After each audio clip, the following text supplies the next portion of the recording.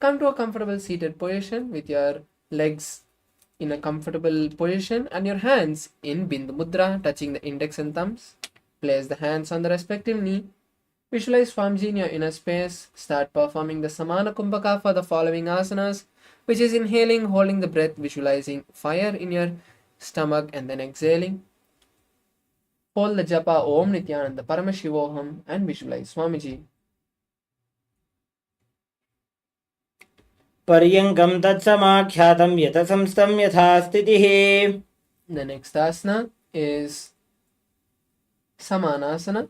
Now come to a cross-leg position and continue to keep your hands in Bindu Mudra. Visualize Swamiji in your inner space.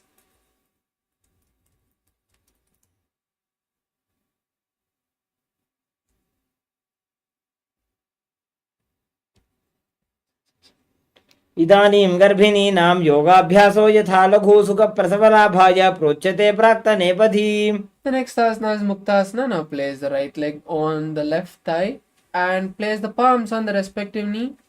Visualize Swamiji in your space, gaze at the nose, and continue to perform the Samana Kumbhaka. निपीड्यसि विनीं सूक्ष्मां दक्षिणेतरगुल्पतः वामं याम्येन गुल्फेन मुक्तासनमिदं भवेत्.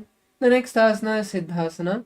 Now continue to keep the legs and hands in the same posture as you just switch the gaze to the third eye. Visualize Swamiji in your inner space. स्थानुसंयमितेन्द्रियोचलदृशा पश्यन् भ्रुवोरन्तरं चैतन्मोक्षकपातभेदजनकं सिद्धासनं प्रोच्यते.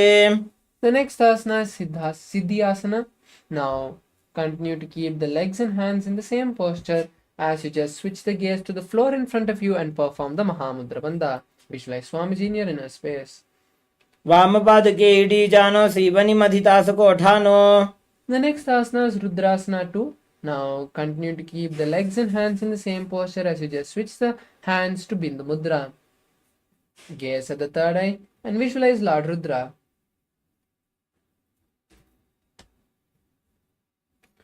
वामचरणपरिदक्षिणराखे एकजुगति ऐसे विदिदाखे.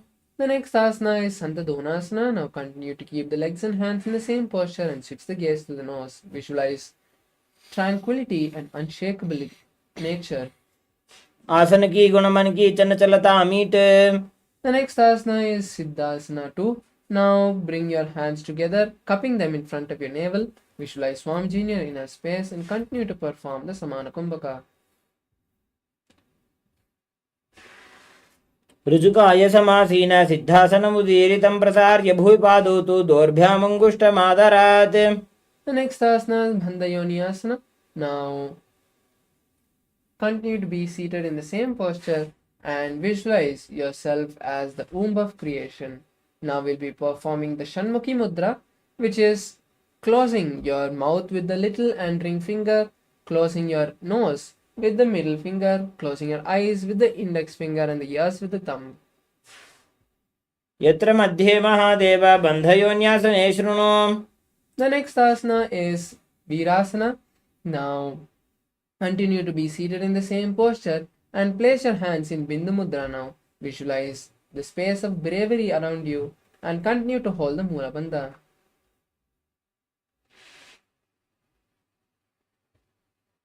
एकं पादमथैकस्मिन् विन्यस्योरुणि संस्थितः.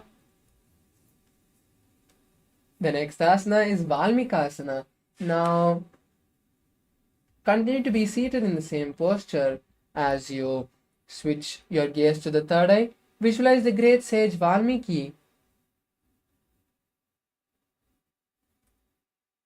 डावा पग की पगथली पुनि एड़ी है जोय.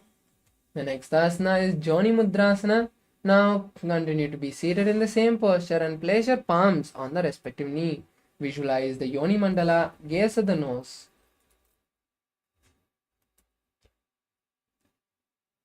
वामपाद की पगतली जाहि माहिली core. The next asana is Yoni Asana. Now continue to be seated in the same posture as you just switch the gaze to the third eye. Continue to visualize the Yoni Mandala.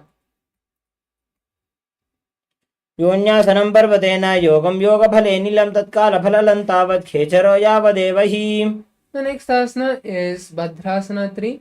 Now bring the soles of the feet together and keep the hands on the respective soles, and interlace the fingers in front of the toes. Then visualize Lord Veerbhadra, gaze at the nose, and pull your stomach in and up in Uddiyana Bandha. गुल्भौ च वृषणस्यादः सीवन्त्याः पार्श्वयोः क्षिपेत् सव्यगुल्भं तथा सव्ये दक्षगुल्भं तु दक्षिणे. The next asana is Aghorasana.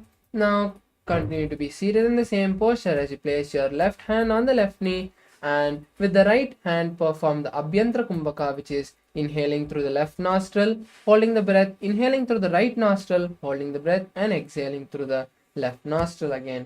Gaze at the third eye and perform the Kechari Mudra, rolling the tongue and touching the back of the throat. पूर्व कहो भिश्रिका जोई बाही विधि जोगी जैसोई.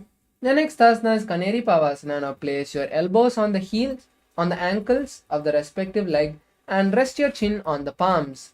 Visualize an elephant drinking water, gaze at the nose, start performing the Rechaka Kumbhaka for the following asanas, which is exhaling completely, holding your lungs empty comfortably, and then inhaling again. Perform the Uddiyana Bandha. बाली पाव आसन कख्यो है जैसे Yahoo में जाने विधि तैसे. The next asana is Parasana. Now bring the knees together, and bring the soles of the feet together, and pull and insert the hands under the knees, bringing the knees together, and then interlace the fingers in front of your hands. Visualize Swamiji in your inner space and gaze at the nose. ततोर्ध्वं रेचयेत् वायुं मृदुनिश्वास संयुतम्. The next asana is Gopi Chandasana. Now relax the legs on the mat, and then now keep the soles of the feet together and the knees on the mat, and then hold the soles with both the hands, and then keeping the hands under the soles, pull the legs towards the chest and balance as you visualize a king and gaze at the nose. पूर्व विधि पगा का अंगूठा कंठ को पराशे. The next asana is Udarasana. Now keep the feet back on the mat and insert the hands from under the shins. Then hold the feet with both the hands and pull the legs towards the chest. Balance as you visualize your body is completely healed and gaze at the nose. दो भूपकतले संपुट ठाने उभय हस्त करी उरद हिताने. Next asana is Bishishtasana. From the same posture, maintain the balance and lift the legs in front of the face. Visualize yourself excelling in everything. दो भूपकतली जोड़ी संपुट करे. Next asana is Bhujasana. Relax the legs down and then place the respective leg on the shoulders, and then from the inside wrap the legs and then interlace the hands behind the neck. Visualize a cobra in your inner space. शिरासनं तु विज्ञेयं कक्षासनम् अतः परं ग्रीवासनं च परमं भुजासनमिहोच्यते. Next asana is Kalyanasana. Keeping the legs in the same posture, bring the hands down and then interlace the hands behind the lower back. Visualize a beautiful goddess and gaze at the nose. दो हाथ पगों नीचे आने तिनको गोड़ा नीचे ठाने. The next asana is Sankatasana. Now place the legs on the mat and then place one leg under the perineum and cross that leg with the opposite leg and place the heels outside of the hip on the opposite side. Visualize a beautiful swan. Place your hands on opposite knees. Start performing the Ujjayi Kumbhaka, which is inhaling and exhaling, making ocean-like sound. Perform the Vaishnavi Mudra. वामपादं चितेर्मूलं सन्न्यस्य धरणीतले पाददण्डेन जाम्येन वेष्टयेद् वामपादकम्. The next asana is Dhenukasana. Now from the same posture, just slide the heel which is under the perineum outside of the hip on the opposite side. Place your hands on the top knee. Visualize a cow and continue to hold the Ujjayi Kumbhaka and perform the Uddiyana Bandha. अनुषागी Nagar पंचडं वृषीलिंद गल्यम्नी. Next asana is Machandrasana.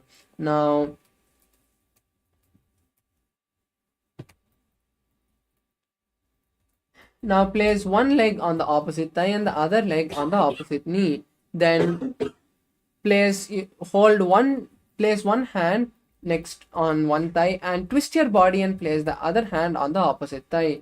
Visualize Swamiji in your inner space and gaze at the third eye. वामजङ्गपरदक्षिणटाने वामहस्तपिष्ठेति स आने. The next asana is Machandrasana 2. Now untwist the body and hold on to opposite legs and lean forward and down, placing the forehead in front of on the mat in front of you. Visualize Swamiji in your inner space.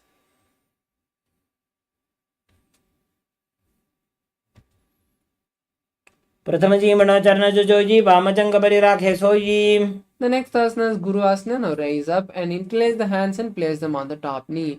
Pull your stomach in and up and lock your chin to the chest and perform the Mahamudra Bandha. Then visualize Swamiji and continue to hold the Ujjayi Kumbhaka. ऊरुमूलेतरपादस्य कनिष्ठिकाप्रदेशगुल्फं संस्थाप्य. The next asana is Sankatasana on the opposite side. Now again place the opposite leg under the perineum and with the other leg raise it over this leg which is under the perineum and place it on the opposite side. Then place hands on opposite knees. Visualize a beautiful swan in your inner space.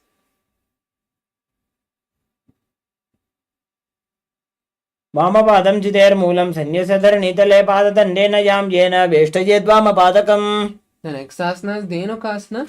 Now release the leg from under the perineum and place it on the opposite side near the opposite hip. Then place hands on the top knee, visualize a cow and perform the Udyana Bandha. अनुषाकी Nagar पंचडं वृषीलिन्दगल्यम्नि. The next asana is Machandrasana. Now place one leg on the opposite thigh and the other leg on the opposite knee. Then twist your body, placing one hand on the opposite thigh and twisting your body, place the hand on the opposite thigh from the behind. Visualize Swamiji and gaze at the third eye.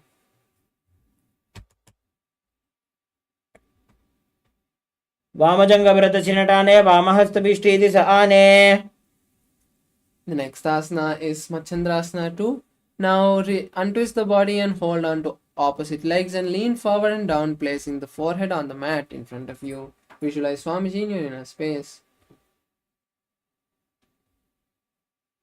प्रथमजीमणचरणजुजोजी वामजङ्गपरिराखे sooji. The next asana is Guru Asana on the opposite side. Now raise up and then interlace the hands and place them on the top knee.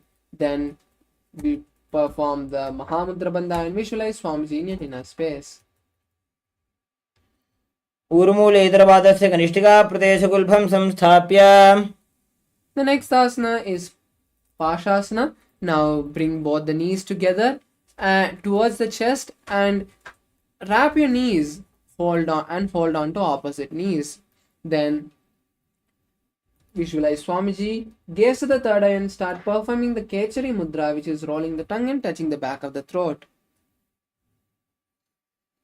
पादतले भूमो निधाय जाननिर्सि निधाय विपरीतहस्ताभ्याम् ऊरुसहितजङ्गे निबध्य. The next asana is Bodha Shokasana. Now leave the opposite leg and hold on to the wrists of the opposite hands. Continue to keep the legs towards the chest and tuck the chin between the gap of the knees. Visualize Swamiji, gaze at the nose and continue to perform Kechari Mudra.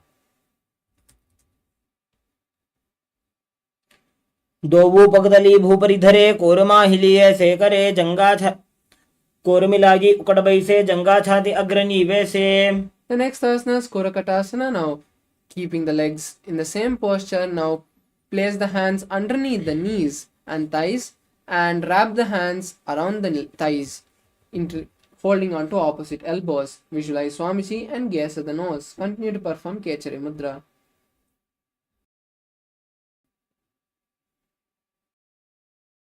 दोवो हाथ पग बाहर लियावे गोड़ा नीचे ले टहरावे. The next asana is Sumati Asana. Continue to keep the body in posture as you cross the right leg over the left. Visualize the great sage Sumati and gaze at the nose. Continue to perform Kechari Mudra.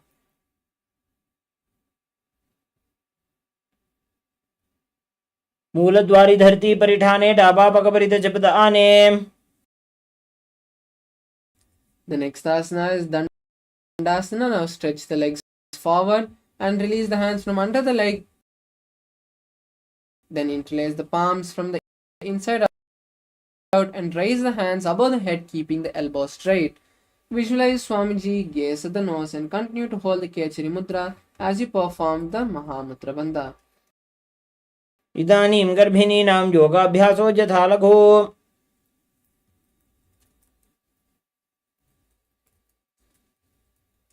The next asana is Arambhasana. Now,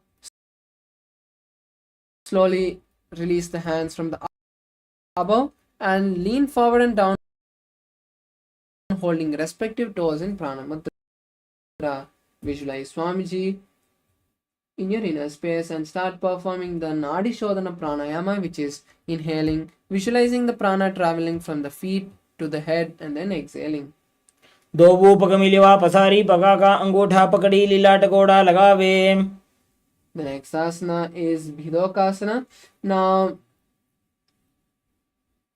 lean forward and down, and as you lean forward and down, open the knees apart and insert the hands underneath the shins, wrap the heels and hold on to the respective soles. Then slowly try to place your forehead on the mat. Visualize Swamiji and gaze at the third eye. प्रथम बेसी दो पाव पसारी कछुक उर्द को गुरुड डारे. The next asana is Jalandhri Pavasana. Now bring the soles of the feet together and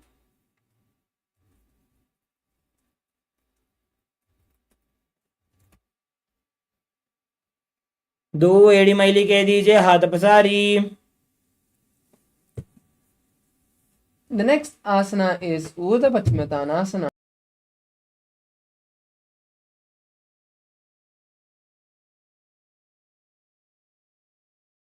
One leg above the head and then behind the neck.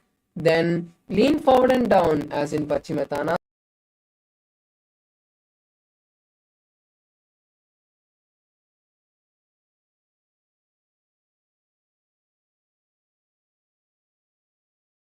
कृत्वा एकं पादं ग्रीवायां धृत्वा तिष्ठेत्. The next asana is Anantasana. Now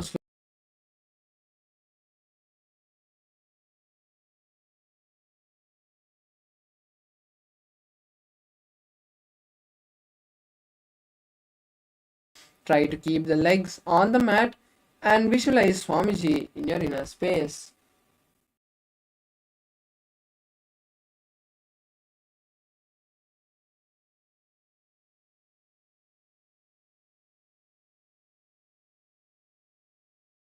Leg behind the head and visualize your body having complete control. Gaze at the nose and continue to perform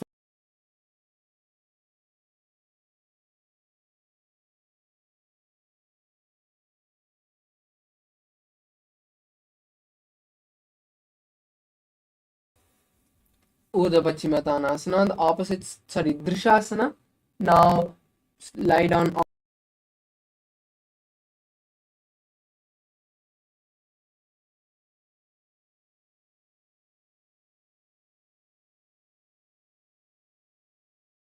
सहितौ ऊरुनिकरद्वये बद्ध्वा.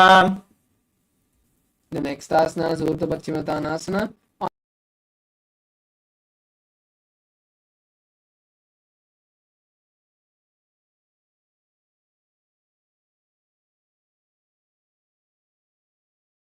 संस्थिं कृत्वा एकं पादं ग्रीवायां धृत्वा तिष्ठेत्. The next asana is Ankushasana. Now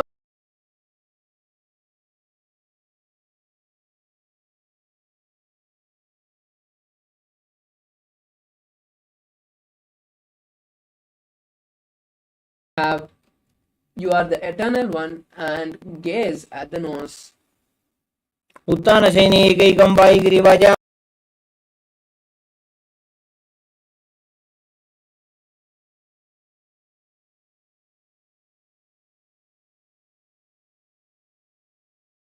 Gaze at the nose.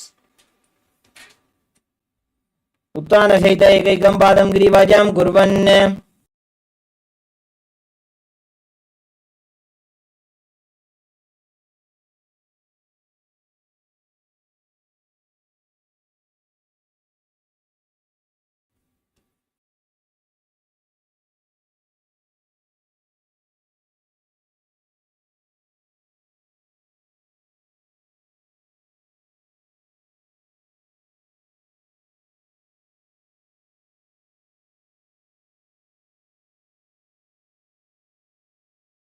Move to the next asana, Atma Ramasana.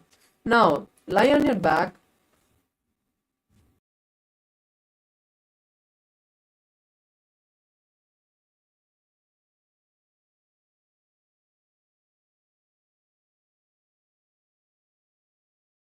Lord Vishnu and gaze at the nose. Atma Rama Asana Pratama Sudhosove. The next asana is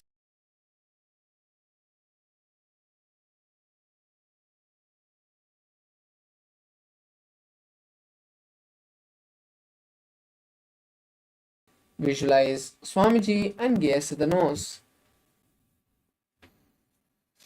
Dovo Hataji.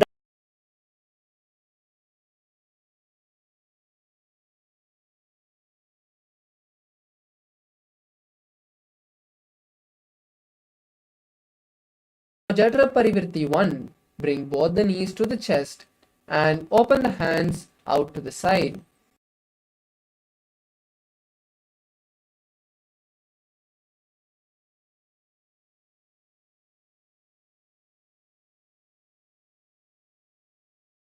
Bring both the legs to one side and keep the legs bent. And Jatra Parivirti 3. Stretch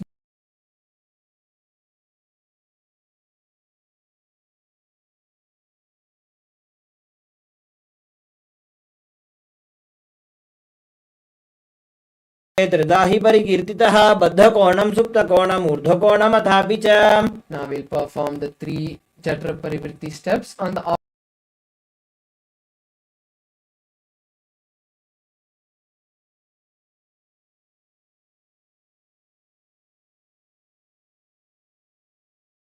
and Jatra Parivirti 3. Stretch the legs to one side and hold them with the hand on the respective side, gazing.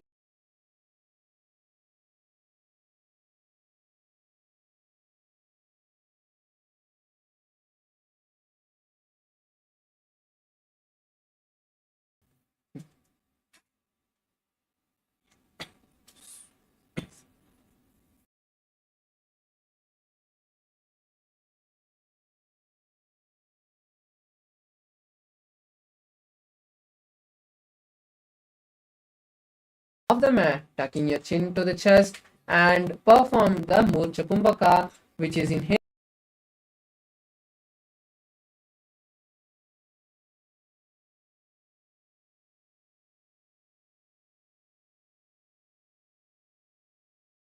दुर्बलानाम् इति Gargi जगादनु.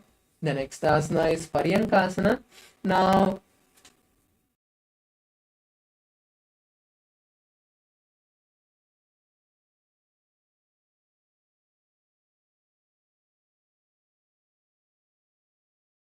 behind the head, facing to with the palms facing the body, and lift your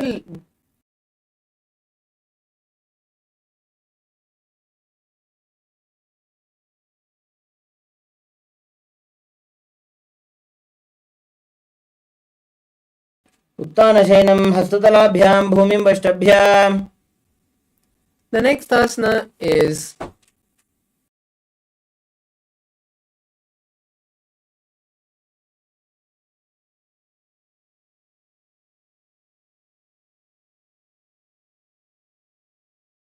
self as a playful dog lying on its back. We shall continue to perform the Saja Kumbhaka.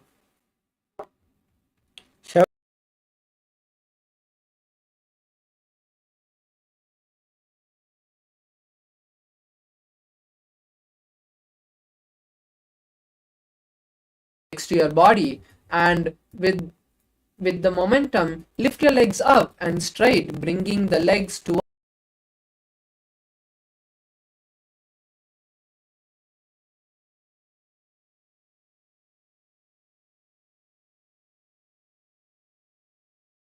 the chest in Jalandhara Bandha, and inhale and exhale in Jalandhara Bandha, which is called Murcha Kumbhaka. Rotate your legs in a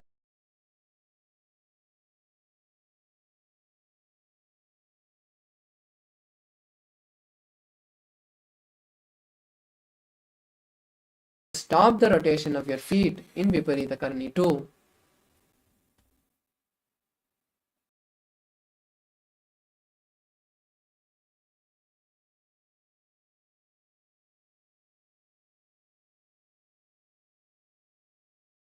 Rest the legs on the mat behind your head.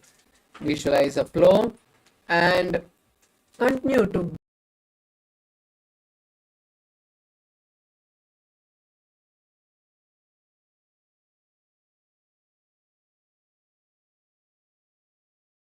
भूमौ पादपृष्ठे स्थाप्य The next is Saita Paschimottanasana. Now keep the legs on the mat behind you and just bring the hands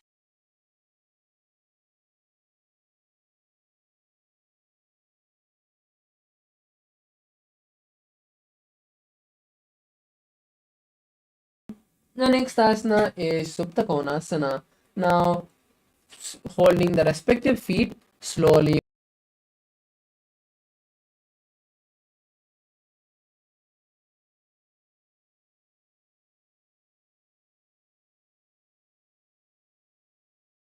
वीरभद्रकम्. The next is Chakrasana. Now, again, bring the feet together and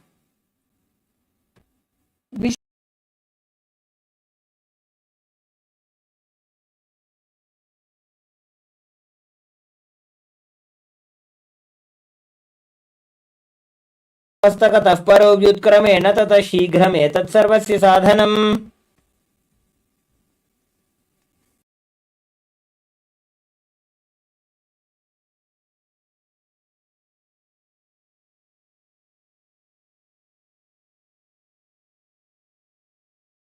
place the feet on the mat. Then raise the feet vertical towards the sky and then hold the toes of the feet.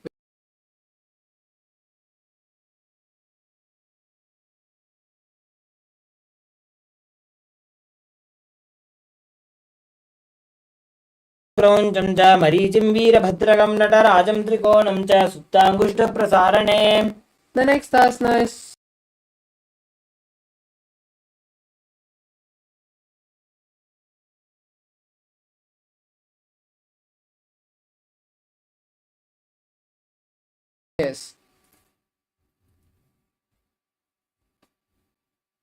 मुक्तपद्मासनं कृत्वा उत्थानं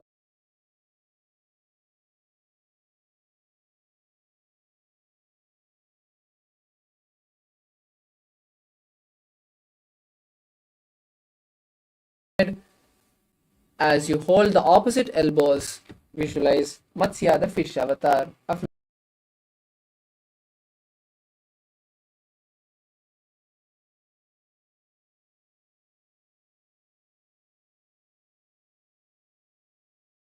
Just place the right hand on the left palm. Gaze at the nose and continue to visualize. Continue to perform the Ujjayi Kumbhaka.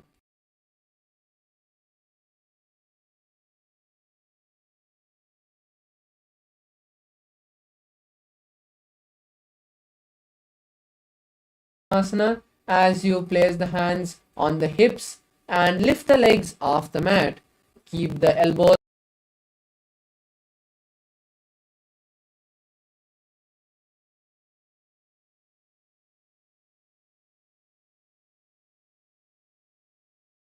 The next asana is Vrishchikasana.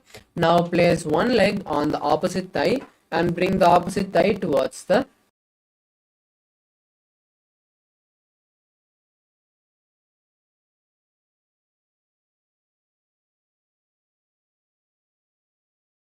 nose. प्रथमशयन सूधो शीर्षकेशिकी सन्धि सुदाखे.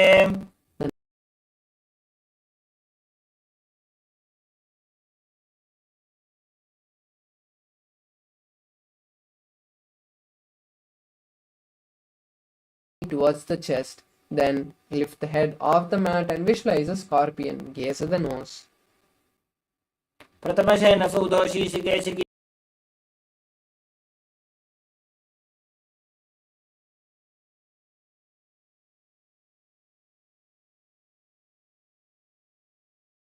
and simultaneously bring one knee towards the chest and with the opposite hand touch the knee.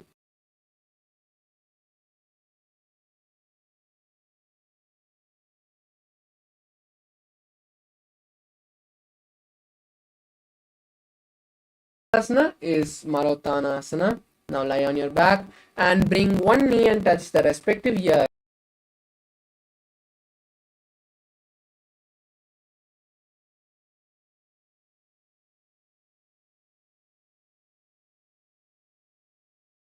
Asana is Brikasana.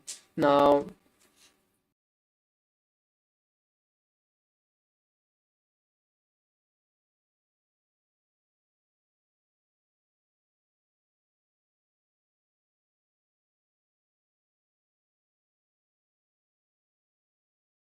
and repeat this again and again.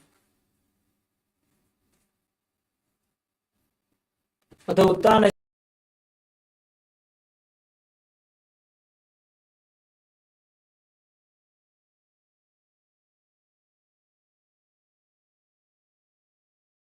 And perform a somersault behind and repeat this again and again. उत्तानशयनं पादोश्रौ लङ्घ्य भूमौ स्थापयित्वा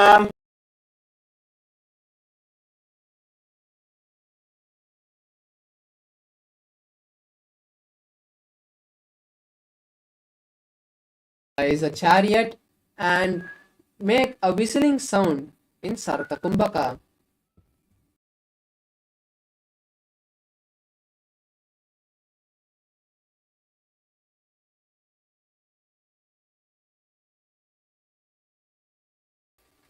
From the lying down position, come to a plank posture and start jumping both your feet simultaneously in between your palms and then backwards. Visualize Swamiji and perform Saja Kumbhaka. हस्तद्वयं बद्ध्वा तन्मध्ये चरणद्वयम् उड्डानेव बहिरानीयाम्. The next is Jatyasana. Now come to a standing posture and then lean forward and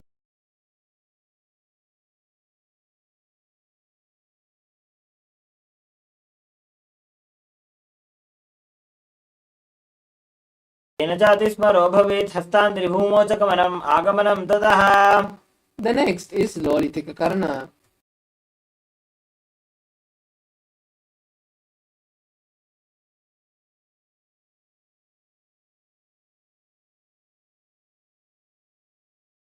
Palm at a time towards the chest, making a circle with the palms.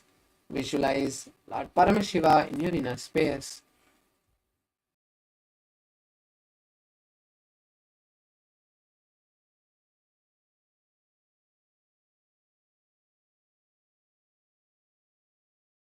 Visualize the Kundalini twirling through all the energy centers and reaching the crown center. Continue to perform the Saja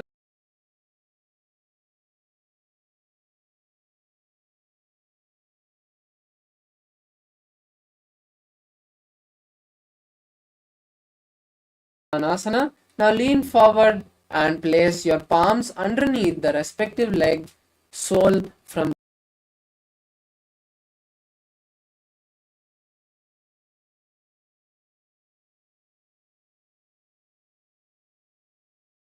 भूमौ निधाय उपरि पादतले संस्थाप्य. Next is Ashwasana. Now raise up and then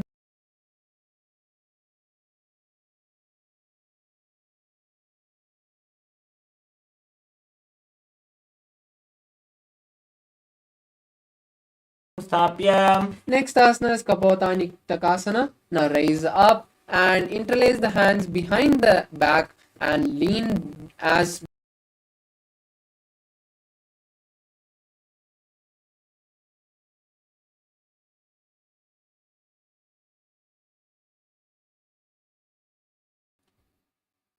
पादतले भूमौ निधाय पृष्ठभागेन हस्तो जङ्घापर्यन्तं नीत्वा कपोतनिटकं भवति.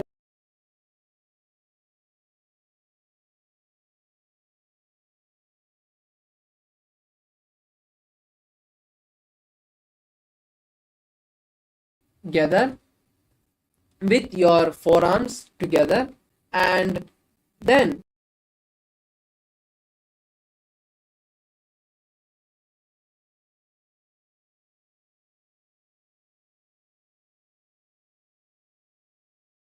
both sides. Relax. Now we move to the next asana, Khadgasana.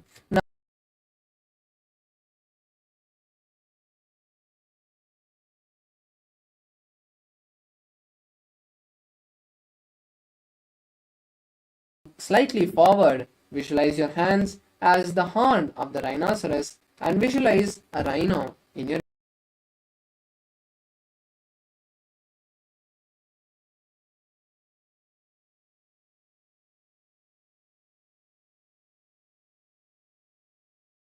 now come to a seated posture. Come to a standing posture with the legs slightly apart and bring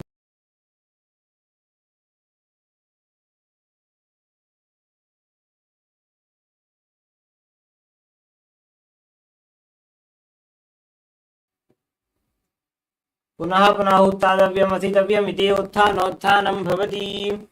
the next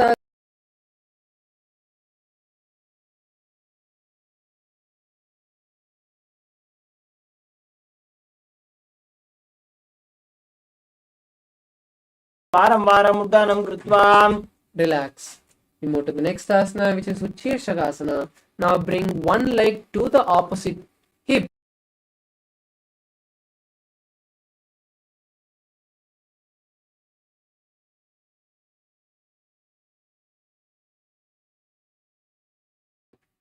एकैकं पादतलं कुक्षौ निधाय तिष्ठेत् उच्छीर्षकं भवति. The next is Parshvajanukarana.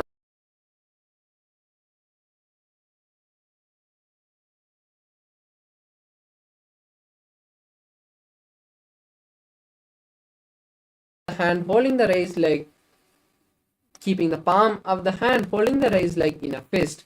Place the opposite palm.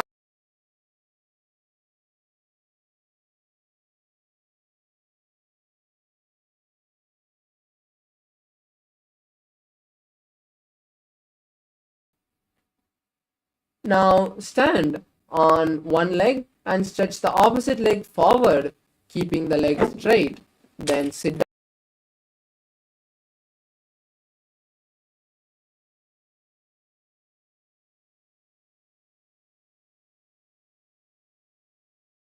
आसनं भवति.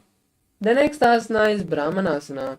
Now place one leg on the opposite side and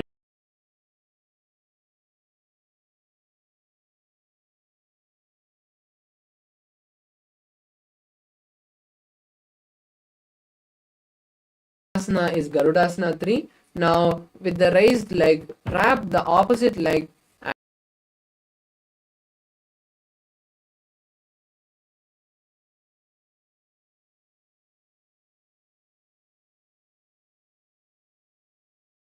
Vikramam.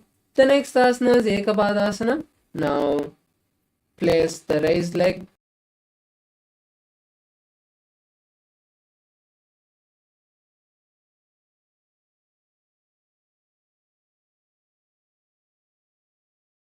निधाय च. The next asana is Dhruvasana. Now raise one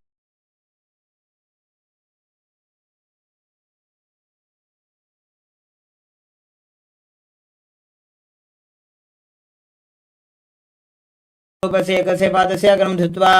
The next is Trivikramasana.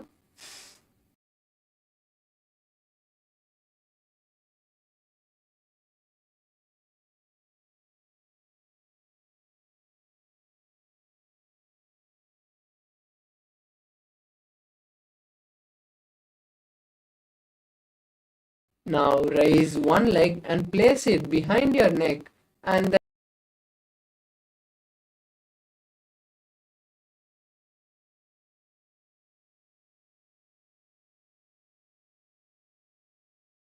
यां पादं संस्थाप्य स्थातव्यम् उत्थातव्यं त्रिविक्रमासनं भवति.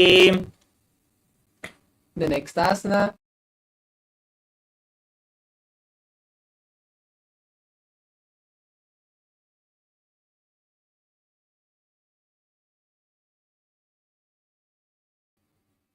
bring the opposite leg towards the chest and hold the raised leg with the respective hand, keeping the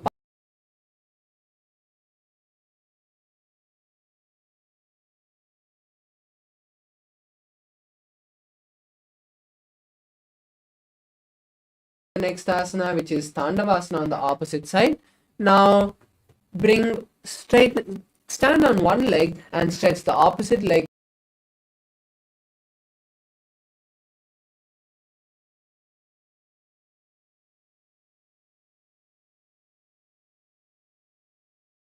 ताण्डवासनं भवति. The next is Brahmanasana. Now place one leg on the inner thigh and keep both the hands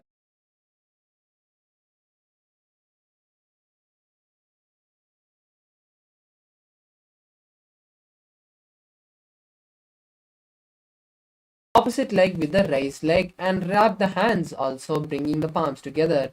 Visualize Lord Garuda.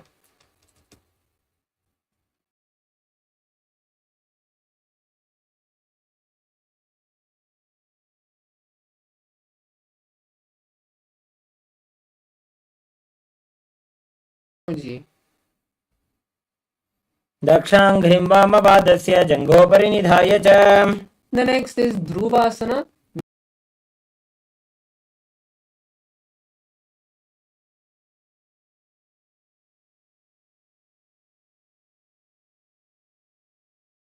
In a circle, visualizing a star.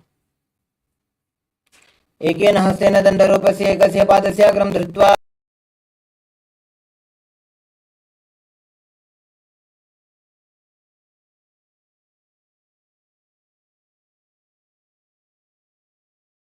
And then sit down and stand up. Visualize Lord Vishnu.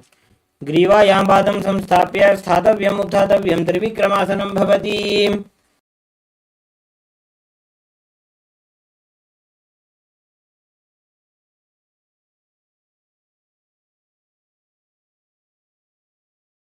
And visualize Paramashiva. Now we move to the next asana.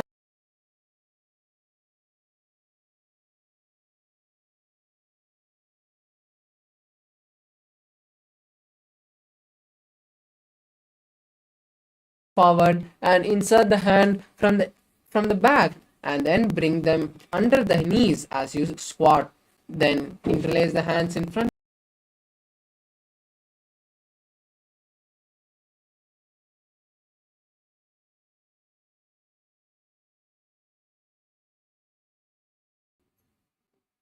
प्रथमैवोः ये बाहुरीनि च मुनिहोवे. The next is Kanchayasana.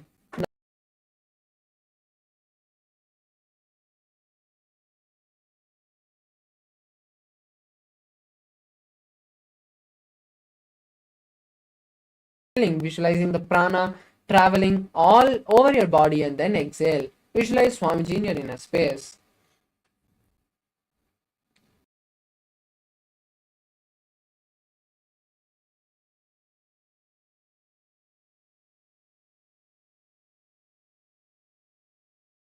Now continue to be in a squatting posture as you bring the feet together. Then again interlace the hands under the buttocks.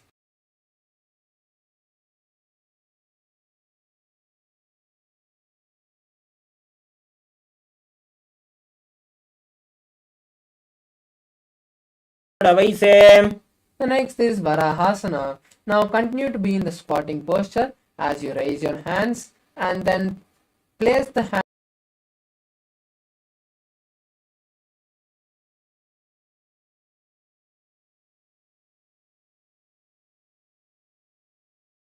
की माहिली core मिलाई फना पानी उकड़ मोड़ वैसे.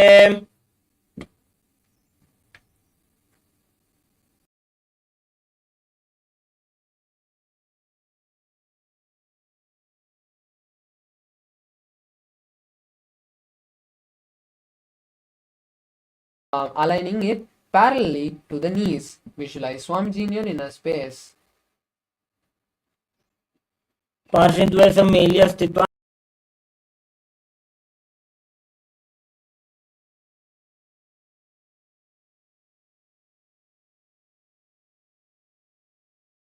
And place the legs on the side of the hands and then lean forward, lifting the legs off the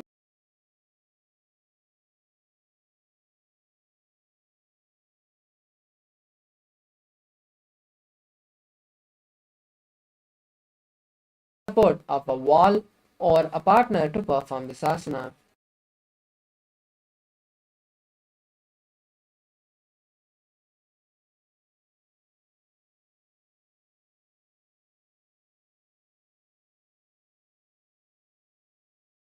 place the crown, making a triangle with the hands and head. Then place the knees on the elbows.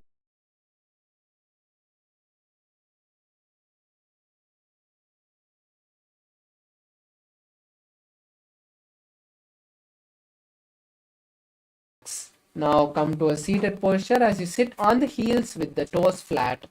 Place your hands on the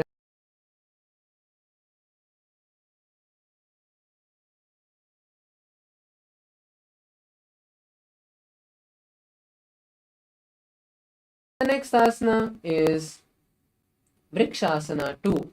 This is also an inverted asana.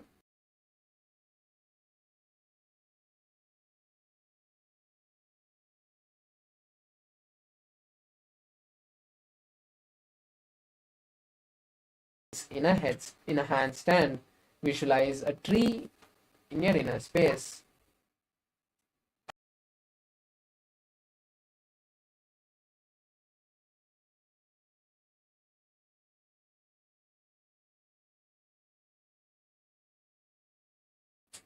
दो पगजोड़ी माही Gulf मिलाए. The next is Matsyasana. Now come to a plank posture and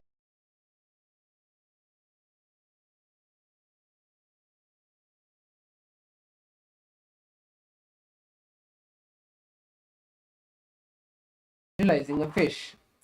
युज्यं शयनं कुर्वरो पार्श्वभागाय मूर्तकृत्य. Relax. We move to the next asana, which is Sarpasana.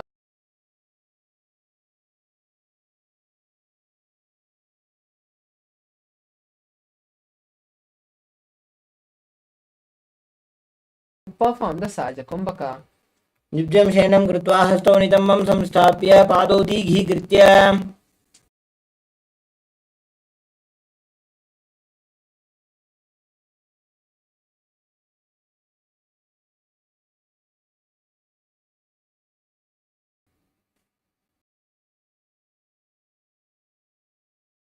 कराभ्यां पंकजं कृत्वा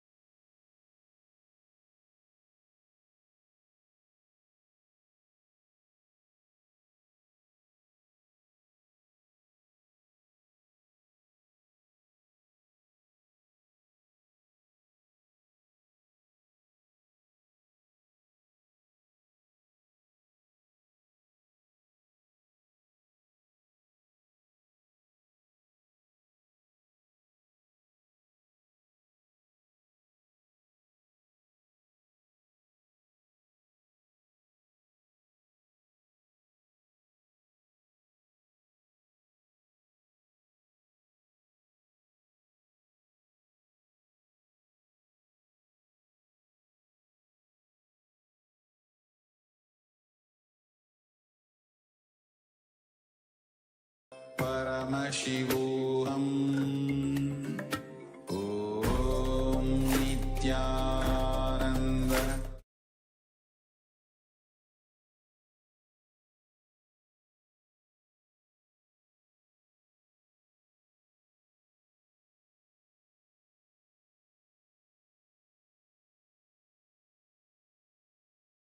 Ananda Paramashivam. Om Nithyananda Paramashivam. Om Nithyananda Paramashivam. Om Nithyananda Paramashivam. Om Nithyananda Paramashivam. Om Nithyananda Paramashivam. Om Nithyananda. Sorry for the technical glitch. Let us now continue with the next asana, Niralambanasana. Now lie on your stomach with your hands, with your elbows on the ground and your neck resting on your palms. Visualize Swamiji in your inner space and feel completely independent and self-supported. कराभ्यां पङ्कजं कृत्वा तिष्ठेत् गुरुपरया सुधीः मुखमुन्नमनुच्चाये निरालम्बनमासनम्. The next asana,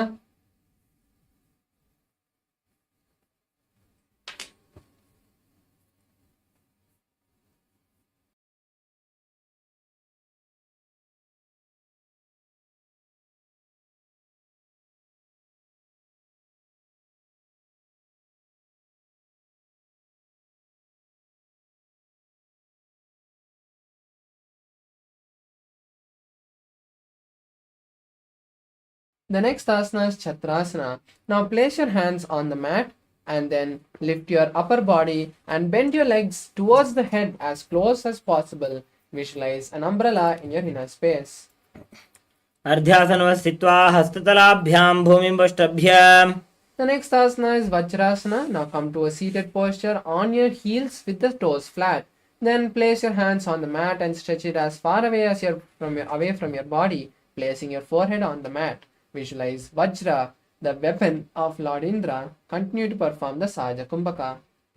इदानीं गर्भिणीनां योगाभ्यासो यथा लघु सुखप्रसवलाभाय प्रोच्यते प्राक्तने पथि. The next asana is Meshasana. Now raise from this posture, raise your hips up and keep the feet flat on the mat. Then simultaneously lift one hand off the mat and place it forcefully on the mat. Visualize a ram in your inner space. गजासन संस्थितो एकैकं बाहुं भूमौ ताडयेत्. The next asana is Ajasana. This is the inverted asana. So I request all the participants, you can take the support of the wall or a partner to perform this asana. Now come to a standing posture and then lean forward, placing the hands flat on the mat.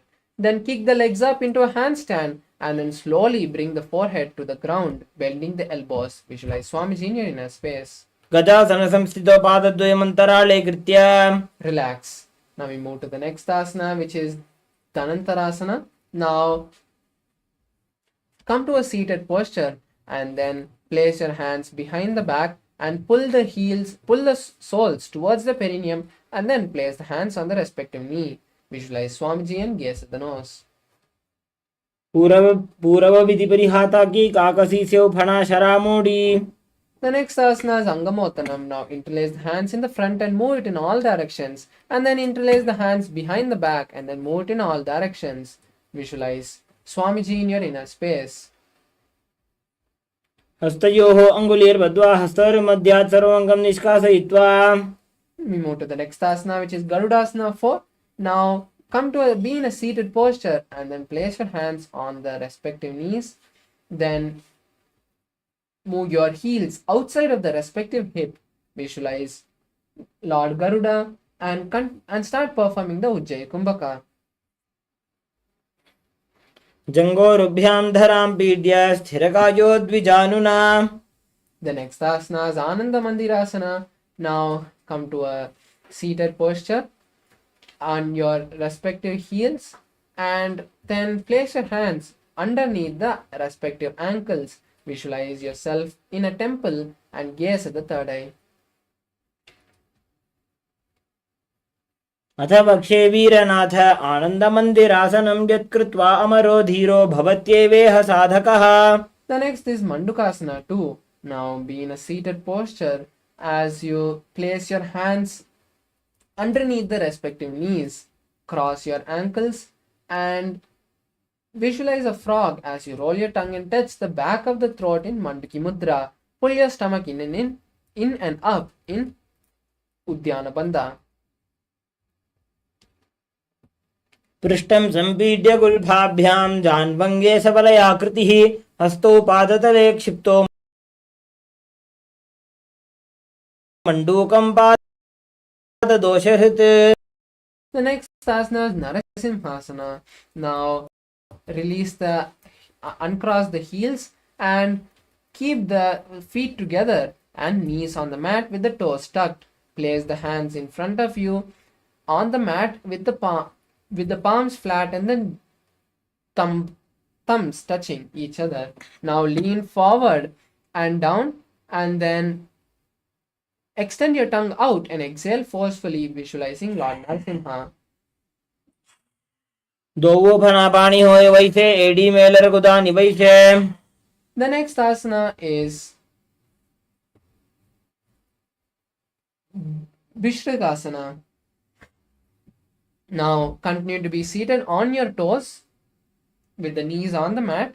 Place both your hands in front of your mouth, making a hollow with the palms, and then perform the Vishrika Kumbhaka, which is inhaling through the nose and left nostril and exhaling through the mouth. Visualize goddess Durga and gaze at the nose.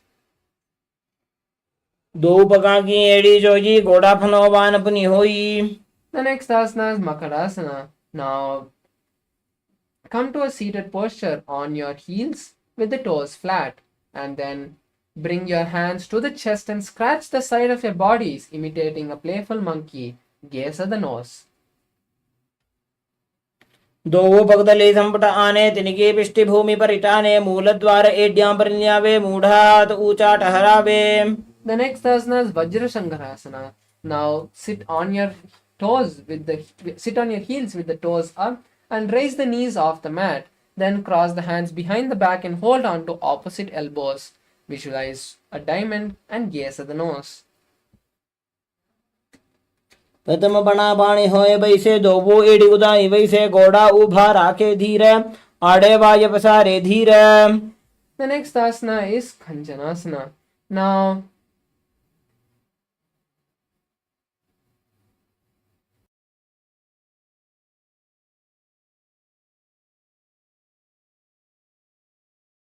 Now cross your ankles and place your toes flat and then place your hands on the respective knees, on the side of the respective knees.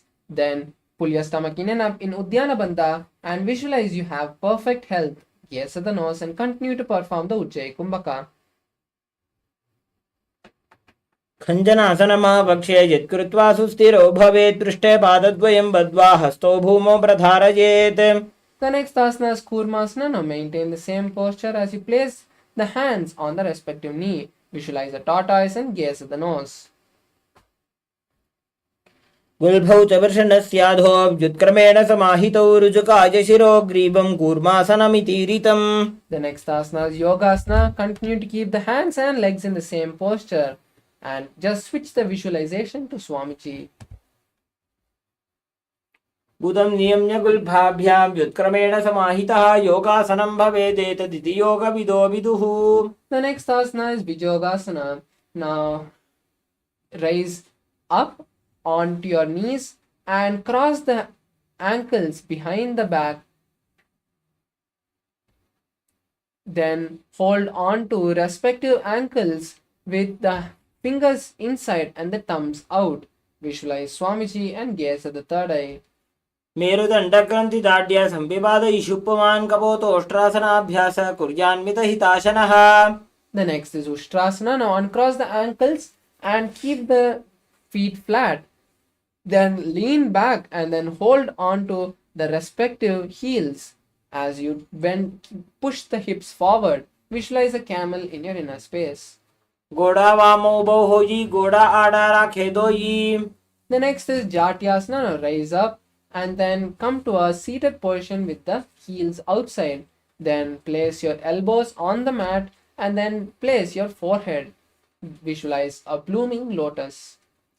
दो एड़ी संपट करे सोले मूलद्वारी तदिधरे. Next asana is Viratasana. Now raise up and then place the back on the mat. Keep the elbows off the mat and you can use your elbows if you need for support. Raise up and down again and again, visualizing Swamiji. Gaze at the nose. जंगा पृष्ठभूमो निधाय जंगोदरयोः ऊरुनि संस्थाप्य. Relax. As we move to the next asana, Kapotasana. Now bring the soles of the feet together and then lift your hips and push the hips as high as possible. Bend your forehead and then hold the respective ankles. Visualize a beautiful dove. मेरुदण्डग्रन्थिदाढ्य संविवादयिषुप्पमान् कपोतोष्ट्रासनाभ्यास कुर्यान्मितहिताशनः. The next asana is Varasana. Now come to a kneeling posture with the feet together. Visualize, keep the hands together, holding opposite elbows in the front of you. Visualize receiving a boon from Paramashiva and gaze at the nose. जानुनि भूमौ संस्थाप्य हस्ताभ्यां बाहु परस्परं धृत्वा सरलं तिष्ठेत्. The next asana is Varahasana. Now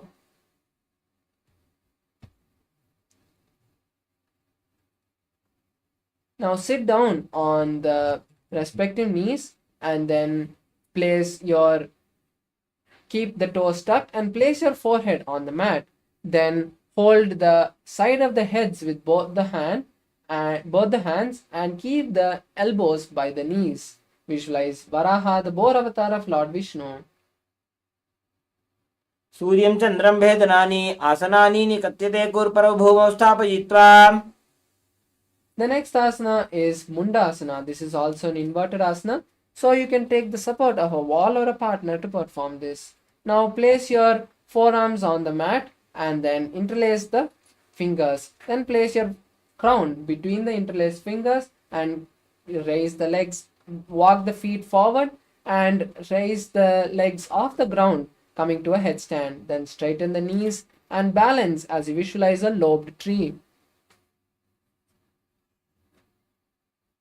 अधो मुंडासनं वक्षे सर्वेषां प्राणिनां सुखम्. The next asana is Andhasana. Now again come to a seated posture as you sit on your heels with the toes flat. Place the forehead on the mat and cover the ears, keeping the elbows by the knees. Visualize Swamiji and gaze at the nose. प्रथम भक्तले समटारावे कोरमाहिली उभे मिलावे. The next is Viparita Shalabhasana. Now lie on the stomach and stretch the hands forward. Then simultaneously lift the thighs, legs and hands off the mat, balancing on your abdomen. Visualize a locust and perform the Saja Kumbhaka. शलभासन भेदाश्च नटभेरुण्ड नामके गण्डभेरुण्ड सहिते शीर्षदण्डासनं तथा. The next asana is Kapalasana. Now lie on your stomach and bring the hands and place them next to the body with the palms facing down. Then lift the legs and thighs off the mat and visualize a skull. कपालं भूमो निधाय ऊर्ध्वं पादौ नजेत् कपालासनं भवति. The next asana is Akasha Kapotasana.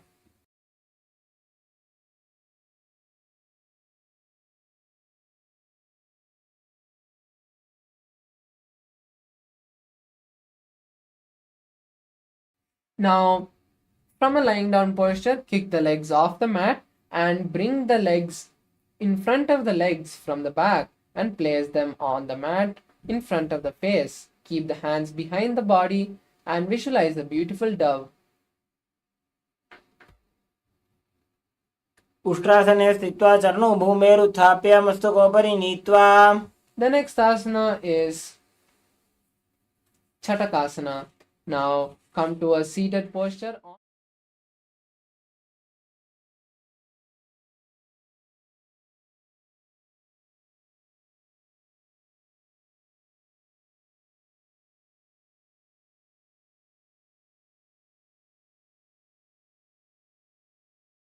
Now place the forearms on the mat and then kick the legs off the mat, slowly lowering the legs in on the head.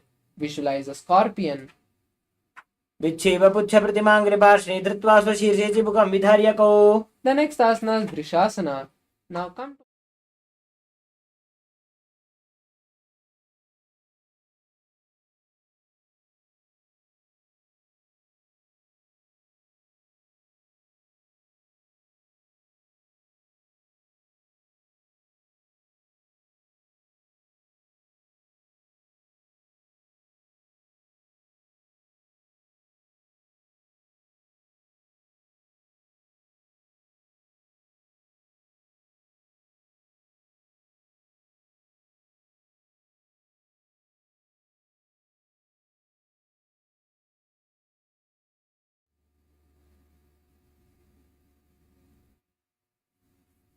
Yes, now we move to the next asana, which is Lolasana. Now sit on both the heels.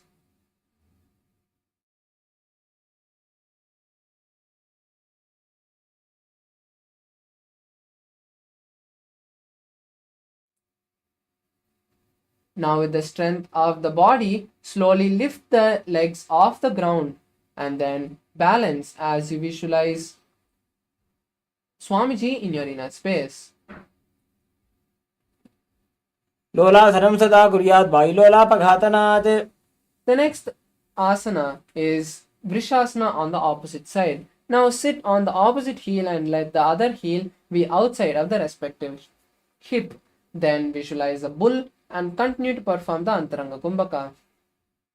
याम्यगुल्फे पादमूले वामभागे पतेतरं विपरीतं स्पृशेत् भूमिं वृषासनमिदं भवेत्. The next asana is Balagunasana. Now come to a squatting posture as you sit on one heel and keep the other foot flat on the mat with the knee by the chest. Place your hands on respective knees and visualize Balaguna, one of the 84 Siddhas.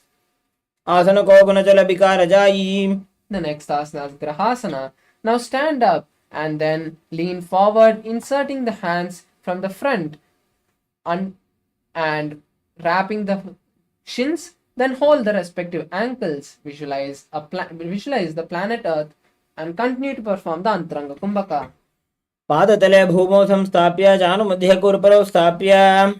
The next asana is Balakonasana on the opposite side. Now again come to a squatting posture as you sit on the opposite leg with the other leg flat with the knee to the chest. Place the hands on respective knees and visualize Balaguna Siddha. आसन को गुणजल विकार जायी. The next asana is Utkatasana. Now come to a squatting posture as you sit on both the heels with the toes tucked. Place the hands on respective knees and visualize Swamiji.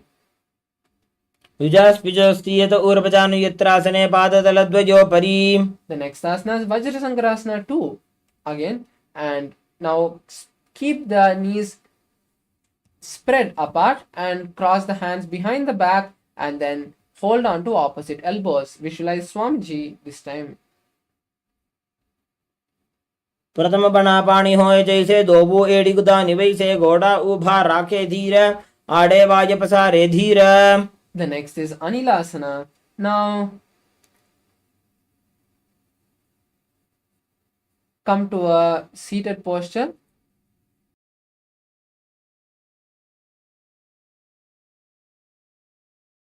Come to a squatting posture as you keep the soles of the feet flat on the mat and the palms, back of the palms under the respective foot with the palms on the mat. Keep the hands inside of the feet and gaze at the nose as you visualize yourself able to exist by breathing prana alone. दोबू हाथ भूमि पर टाने कहुनी जाड़ी ना भी लग आने. The next asana is Padukasana. Now stand up and then place the hands from the front of the feet under the soles, and then walk back and forth in your mat, visualizing you are wearing padukas. We should walk back and forth and perform the Antaranga Kumbhaka.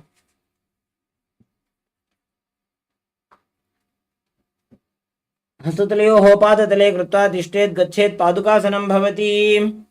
The next asana is Kukkudodana.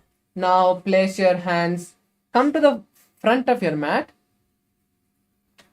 and then place your hands on the mat shoulder width apart. Then kick your legs back and up and let it fall back on the mat again. Repeat this again and again and visualize a rooster. हस्ततले भूमौ कृत्वा पादतले च ऊर्ध्वमुड्डानं कृत्वा. The next is Viparita Nrittasana. Now place your hands on the mat. This is also an inverted asana. So you can place the hands, so you can use the support of the wall or a partner to perform this asana. Now place your hands on the mat and kick your legs up into a handstand. Then dance, shaking your legs in all the directions. हस्ततलाभ्यां भूमिं वष्टभ्य ऊर्ध्वपादाग्रे कुर्वन्. The next is Kunjarasana. Now come to a standing posture with your legs wide apart.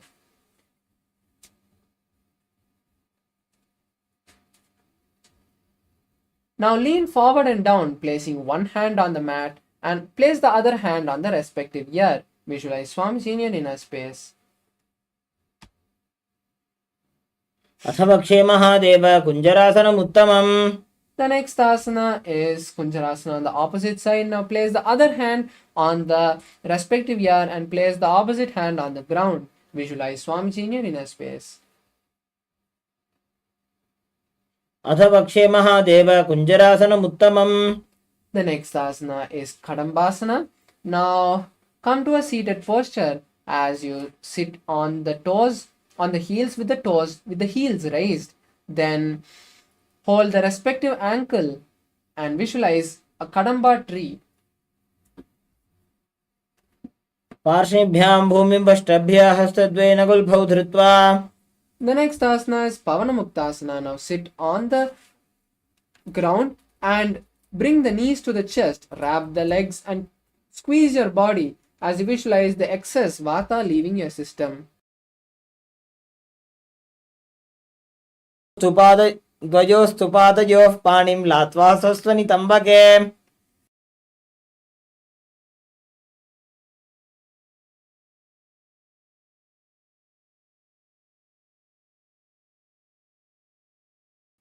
The next asana is Chakorasana. Now stretch both your legs forward and then place one leg behind your neck and then place the hands by the side of your body and lift the entire body off the ground. Then keeping the legs straight, visualize you are a powerful source of energy and gaze to the third eye. पूर्वतानं चतुष्पादपीठं वज्रासनं तथा. The next is Dhanurasana. Now remove the leg from the neck and then hold on to the leg and pull the leg towards the ears and keep the other hand on the respective leg with the leg straight. Visualize pulling a bowstring. पादाङ्गुष्ठौ तु पाणिभ्यां गृहीत्वा श्रवणावधि. The next asana is Ashtavakrasana. Now place one leg on the respective shoulder and then bring the other leg across the body and then place it on the leg which is on the respective shoulder. Then stretch the legs to the side as simultaneously lean forward and down and balance on the hand with the body off the ground. Visualize a flying crane. वासि ऊर्ध्वकुक्कुटवासिष्ठमरीचिहलमत्स्यकं परिवृत्तिं चोदरस्य विविधं धनुरासनम्. The next asana is Pranasana. Now continue to keep the leg on the respective shoulder with the hand under the leg. Then place the opposite leg on the leg which is on the respective shoulder and then place the other hand on the respective knee. Visualize yourself able to exist by breathing prana alone. एतत् प्रभेदं वक्ष्यामि करोति यस्य चामरः. The next is Parshamatsendrasana. Now continue to keep the leg on the opposite thigh and then place the opposite leg by the other knee. Then twist outside of the raised knee and then insert the hand through the gap of the thigh and then wrap your hands behind the back. Visualize the great sage Matsyendranatha and gaze at the third eye. पार्श्वाभ्यां धृत्यते जास्तु पार्श्वमत्स्येन्द्रमुत्तमम्. The next is Chakorasana again on the opposite side. Now place the opposite leg behind the neck and then keep the hands by the side of the body. Lift the entire body keeping the stretched leg straight as you lift the body off the ground. Visualize your powerful source of energy and gaze at the third eye. पूर्वतानं चतुष्पादपीठं वज्रासनं तथा. Relax. Next we move to Dhanurasana. Now keep both the legs stretched and then pull one leg towards the respective ear and keep the other leg straight with the hands folding the respective big toes in Prana Mudra. Visualize pulling a bowstring with an arrow. पादाङ्गुष्टौ तु पाणिभ्यां गृहीत्वा श्रवणावधिम्. The next is Ashtavakrasana. Now place one leg on the respective shoulder and place the opposite leg on this leg, wrapping the feet, then lean forward and down, simultaneously stretching the legs to the side. Balance and visualize a flying crane. वासिष्ठमथ कौण्डिन्यम् ऊर्ध्वकुक्कुटमेव च. The next asana is Pranasana. Now come to a seated posture and place one leg on the opposite thigh. Then place the other leg on the respective shoulder and then keep the other hand on the respective knee. Visualize Swamiji and gaze at the third eye. एतत् प्रभेदं वक्ष्यामि करोति यस्य चामरः. The next asana is Parshamatsendrasana. Now place the leg which is on the opposite thigh on the mat and then place the other leg outside of the leg which is on the mat. Then twist outside of the raised knee and insert the hand through the gap of the knee and then interlace the hands behind the back. Visualize the great sage Matsyendranatha and gaze at the third eye. पार्श्वाभ्यां धृत्यते जास्तु पार्श्वमत्स्येन्द्रमुत्तमम्. The next is Ardha Pachimatanasana.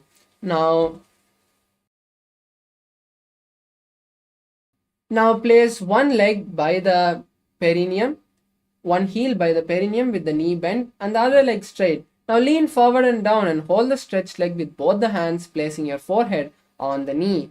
Visualize Swamiji in your inner space. एकं पादं प्रसार्य एकं पादस्य पार्श्वनासीवने संपीड्य. The next asana is Kraunchasana. Now raise up and then hold. Keep the bent knee outside of the hip and then hold the stretched leg with both hands and then pull it towards your forehead, keeping the knee straight. Visualize a crane in your inner space.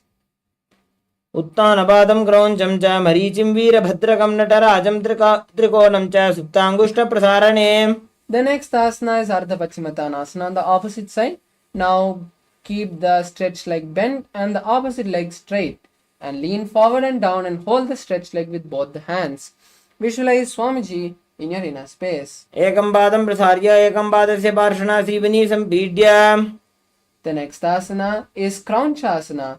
Now place the bent leg outside of the hip and hold the stretched leg with both hands and then raise both the legs towards the forehead and straight vertically. Visualize a crane in your inner space. उत्तानपादं क्रौञ्चं च मरीचिं वीरभद्रकं नटराजं त्रिकोणं च सुप्ताङ्गुष्ठप्रसारणे. The next is Swastikasana. Now come to a seated posture with the soles of the feet in between the knees and calves. Then place the hands on the respective knee and visualize the space of peace. जानुर्वोरन्तरे सम्यक् कृत्वा पादतले उभे रुजुकाय समासीनः स्वस्तिकं तत् प्रचक्षते. The next is Gorakshasana. Now keep the legs in the same posture as you bring the palms and cover the respective heels. Visualize the great sage Goraknatha. Tuck the chin to the chest in Jalandhara Bandha. जानुर्वोरन्तरे पादौ उत्तानौ व्यक्तसंस्थितौ गुल्फौ छाच्छाद्य हस्ताभ्याम् उत्तानाभ्यां प्रयत्नतः. The next is Bhagasana 2.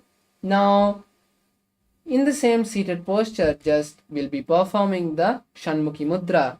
Now, close the mouth with the little and middle finger. Close the nose with the middle finger. Close the eyes with the index finger and the ears with the middle finger. Visualize Swamiji and gaze at the third eye. वामपार्श्वगुलं संस्थाप्य दक्षाङ्घ्रिवामजगने. The next asana is Yogasana 2. Now sit in Padmasana and keep the back of the palms next to the respective knee. Visualize Swamiji and gaze at the third eye. Start performing Kakachancha Kumbhaka, which is contracting the lips and folding the tongue inside the mouth and inhaling and exhaling through the nose. उत्तानौ चरणौ कृत्वा संस्थाप्योपरि जानुनोः आसनोपरि संस्थाप्य चोत्तानं करयुग्मकम्. The next is Urdhva Kukkutasana. Now place the hands, palms on the mat next to the knees and lift the body off the mat. Visualize a rooster. वासिष्ठमथ कौण्डिन्यमूर्ध्वकुक्कुटमेव च अष्टावक्रमथोत्तानं मयूरं सेतुबन्धनम्. The next is Siddhara Triasana. Now insert the hands between the gaps of the thighs and calves. Then keep the body on the mat without lifting it. Visualize Swamiji and gaze at the nose. प्रथम पद्मासन को करे हस्तदो भूगोड़ासन धीधरे. The next is Hamsasana. Now lift the body off the ground and visualize an elegant swan. Gaze at the nose. Kukkutasana स्थित्वा स्कंदपर्यन्तं मूरोनि नीत्वा. The next is Karmukasana. Now keeping the hands between the gaps of the thighs and calves, lift the buttocks off the mat and then push the hands as back as possible, interlacing the fingers behind the buttocks. Keep the forehead on the mat and visualize a bow. प्रथम पद्मासन को करे Ghodasan दिमाहि करिधरे. The next asana is Kurmasana 2. Now raise up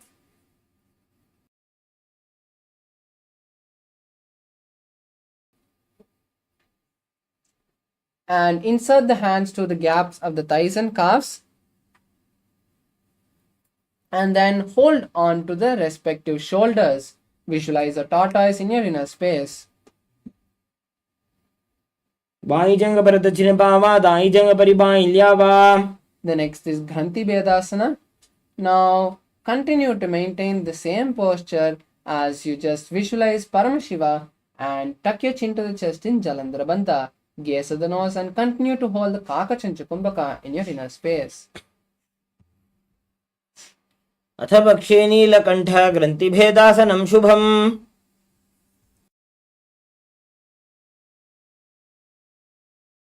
The next asana is Uttana Kurmasana.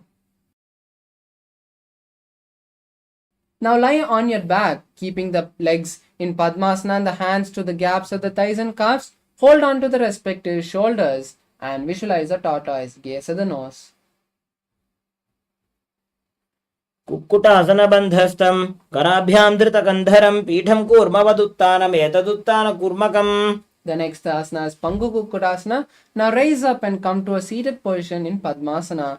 Now insert your hand through the gaps of the thighs and calves and lift the body off the ground on one palm and with the other hand hold the palm which is lifting the body. Visualize a rooster. Kukkutasana स्थित्वा एकेन हस्तेन अन्यस्य मणिबन्धं धृत्वा. The next is Pangu Kukkutasana on the opposite hand. Now with the other hand lift the body and with the opposite hand hold the hand lifting the body. Visualize the rooster. Kukkutasana स्थित्वा एकेन हस्तेन अन्यस्य मणिबन्धं धृत्वा. The next asana is Gridhrasana. Now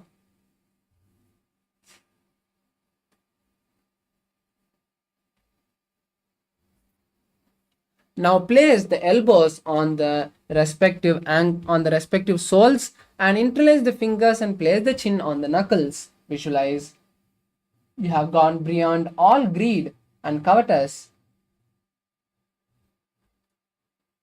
जानूर्वोरन्तरे पादौ उत्तानौ व्यक्तसंस्थितौ गुल्फौ छाच्छाद्य हस्ताभ्याम् उत्तानाभ्यां प्रयत्नतः.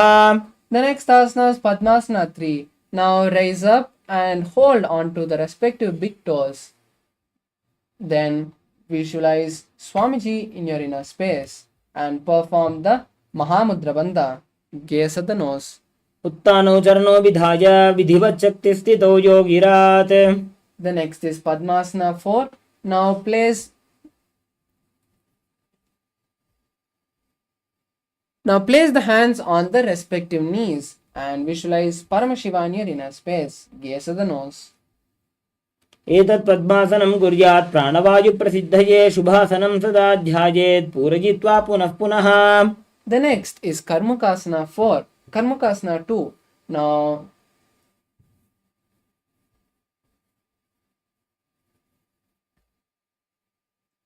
Now place the left hand on the left knee and with the right hand hold the left toe and rotate it, visualizing pulling a bowstring. Then place the right hand on the right knee and with the left hand hold the right toe and rotate it, visualizing pulling a bowstring. Visualize a bow and in your inner space. अथान्यासनमावक्षे योगपूरकरक्षणात्. The next is Karmakasana 3. Now lock your Padmasana even tighter and then cross your hands behind the back and hold on to the respective feet. Visualize a bow and perform the Mahamudra Bandha. Gaze at the nose. कार्मुकासनमाक्षित्य उदरे पूरयेत् सुखं तदा वायुर्वसो याति कालेन सूक्ष्मवायुना. The next asana is Dridasana. Now release the Mahamudra Bandha but continue to keep the legs in the same posture. Visualize Paramashiva's third eye. ऊरुभ्यामुपरि स्थाप्य पादयुग्मं प्रयत्नतः दक्षिणं सव्यदेशे च सव्यं दक्षिणदेशके. The next is Nagrasana. Now try to hold on to the respective legs. If you can't, just lean back and cross your hands behind the back. Visualize a cobra and perform Sahaja Kumbhaka. Gaze at the nose. प्रथम पद्मासन कोठाने दो हाथ पाछाने आने. The next asana is Kandukasana. Now release the Padmasana and bring the knees and thighs to the chest. Wrap the body and rock from side to side, visualizing a ball. वेत्रासने स्थित्वा हस्तपादान् निष्कुष्य. The next is Urdhva Pavanasana. Now place the soles of the feet flat on the mat and interlace your hands behind the head. Completely relax your body for a few moments.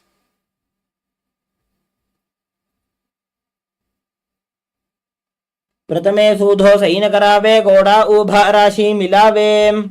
The next is Markata Pitasana. Now place your hands underneath the respective heels and lift the hips off the mat. Tuck your chin to the chest in Jalandhara Bandha and perform Murcha Kumbhaka, inhaling and exhaling through the Jalandhara Bandha. Visualize a ape in your inner space. उत्तानशयनं पादतले उत्तानहस्तयोः स्थापयेत्. The next asana is Uttanashiki Pitakasana. Now place your hands on the hips and straighten the knees. Visualize Swamiji, gaze at the nose. जङ्घोरुबलहीनश्चेत् उत्तानशिखिपीठकम्. Now kick your legs off the mat and raise them towards the sky, keeping the legs vertical. Place the hands flat on the mat behind you and balance as you visualize going through Narakaloka beautifully.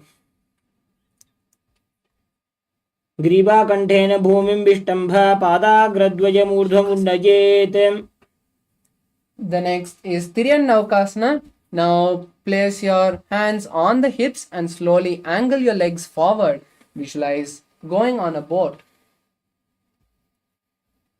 नौकावत् स्थित्वात् ऊर्ध्वं पादाग्रद्वयं नयेत्.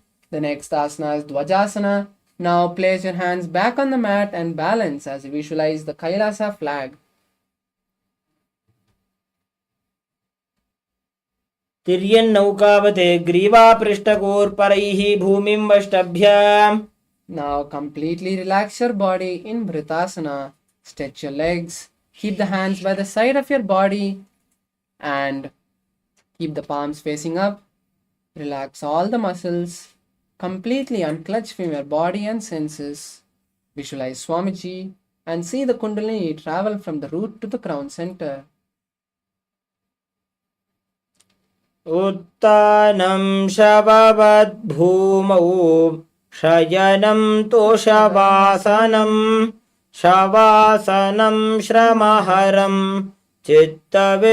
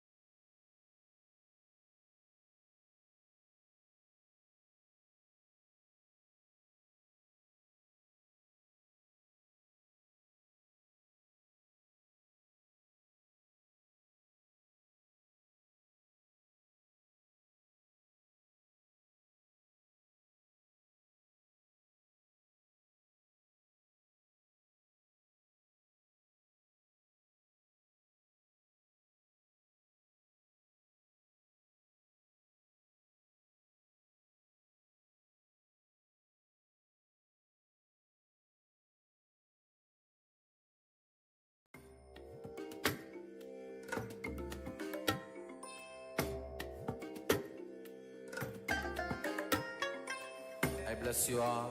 Let you all open all your three eyes and manifest the powers of Mahasadashiva. Om Nithyananda Paramashivam. Om Nithyananda Paramashivam. Om Nithyananda Paramashivam. Om Nithyananda Paramashivam.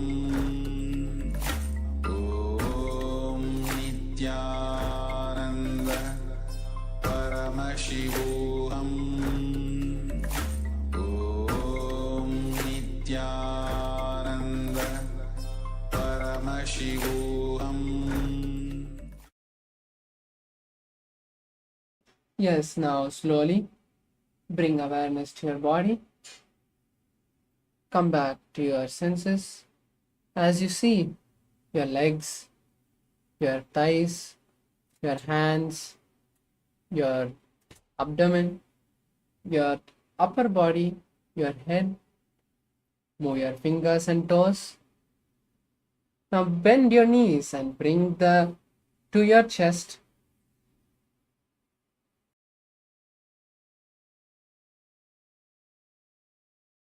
Rock from side to side. Bring some momentum and slowly come to a comfortable seated position. You have beautifully completed the 308th Dvitiya Vinyasa Krama. Let's now get ready to enter into the power manifestation session. The best thing that we can do after this intense asana sequence where our Kundalini has been awakened is to perform the power manifestation, where we can actually use the energy that we have got, this intense Kundalini awakening that we have got, to do something practical and manifest something in our reality. So let's now come to the conclusion with our head, neck and spine in a straight line. Let's bring our hands together in Namaskar Mudra. Close your eyes, visualize Swamiji, take a deep breath, and let's chant the Purna Mantra. Om Purnamadav Purnamidam Purnat Purnamudachyate Purnasya Purnamadaya Purnamevavashishyate. Om Shanti Shanti Shanti. Hari Om Tat Sat. Sarvam Bhagavat Shri Nithyananda Paramashiva Padukarvanamastu. Om Nithyanandam.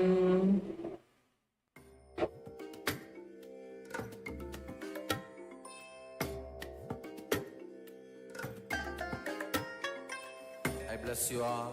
Let you all open all your three eyes and manifest the powers of Mahasadashiva. Om Nithyananda Paramashivam.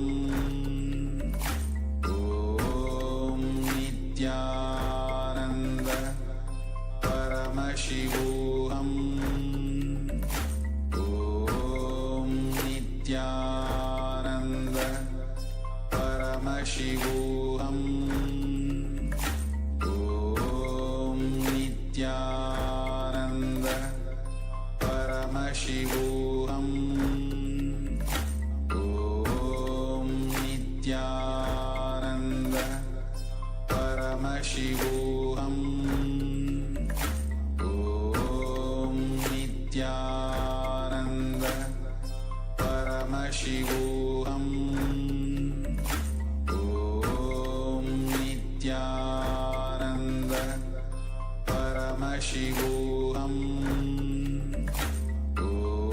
Om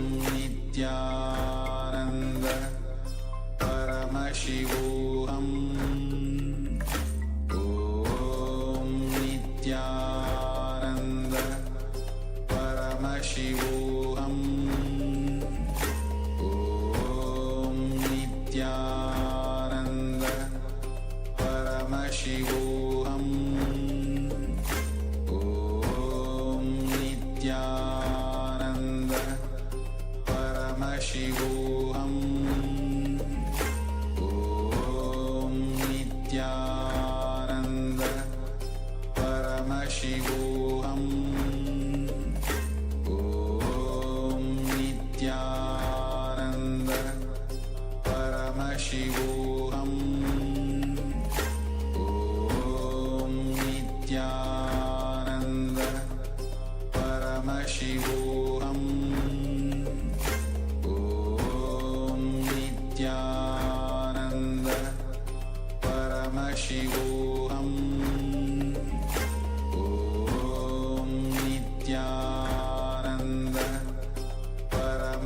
Paramashivam.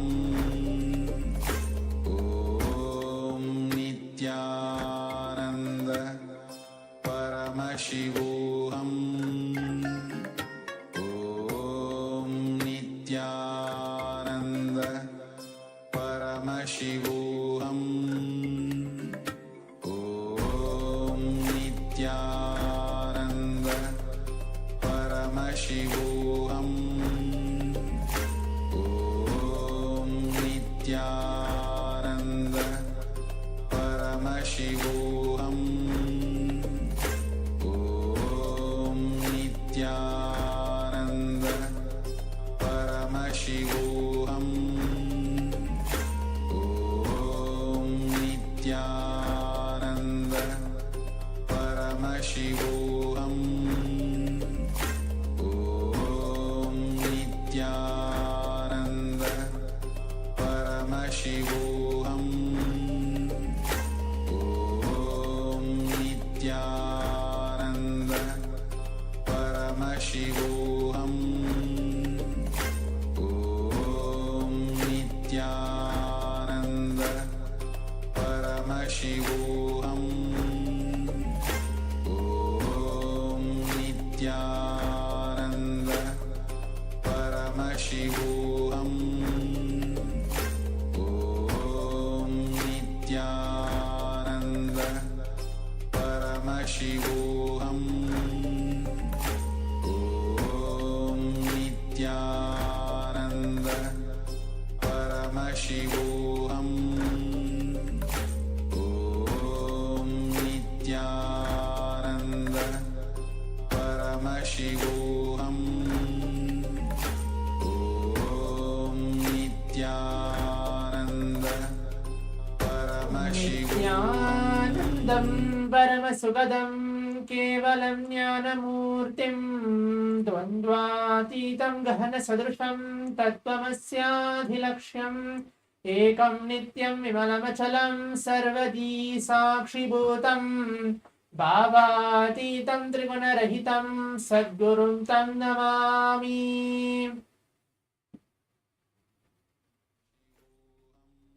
Nithyanandam, I will welcome each one of you for this exciting power manifestation session for the next 21 minutes as we are entering manifest the powers of Paramashiva, as today is the day 4 of this Paramashivam level 1, level 2 and level 3 program, where we're going to receive Swamiji in the form of Bhava Samadhi Moorthy, blessing all of us, healing all of us from all our pain and suffering. So now let us all get ready as we're going to manifest the power of third eye today. Let us all be seated. Please get back and please be seated.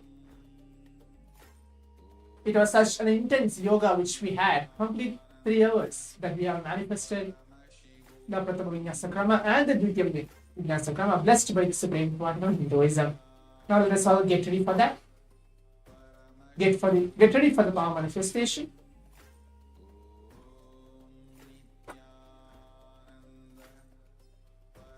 Now please bring your eye bands, pen and paper, and please be seated. Requesting all the participants to please bring your eye bands. If you don't have an eye band, something to keep your eyes closed, please bring that as well, and please be seated.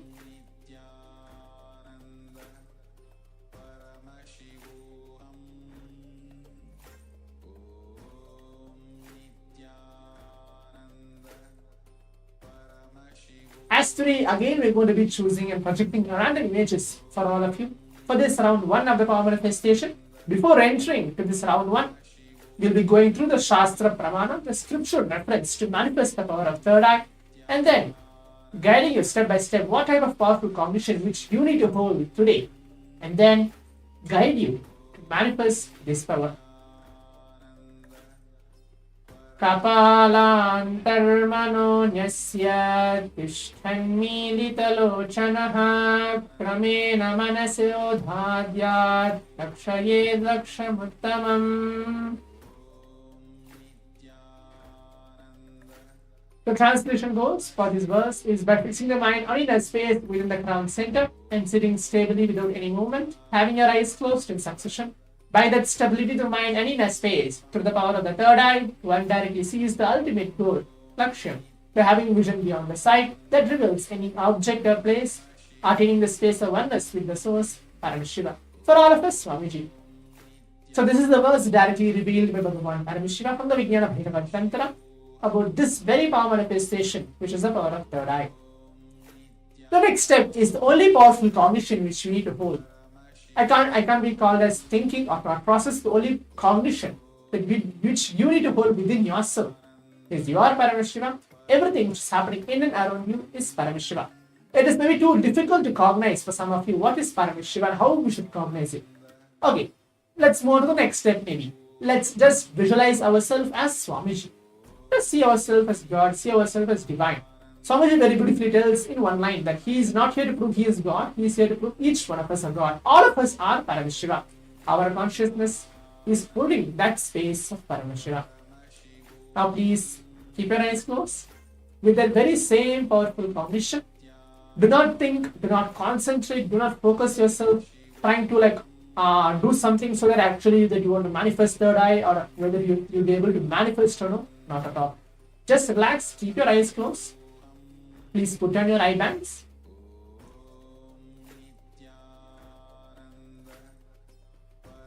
Please close your eyes.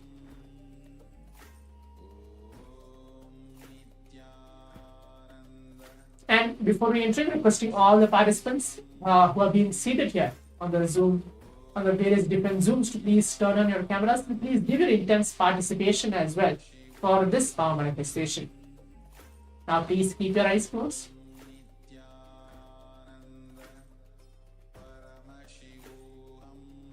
Remember, Swamiji, any form of discipline for your Hinduism. On your third eye,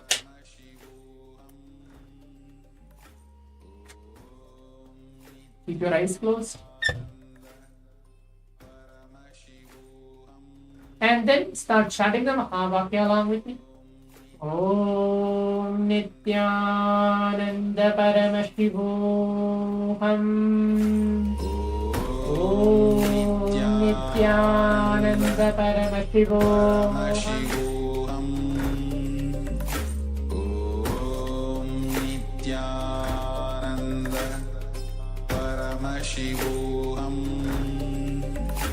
Om Nithyananda Paramashivam. Om Nithyananda Paramashivam.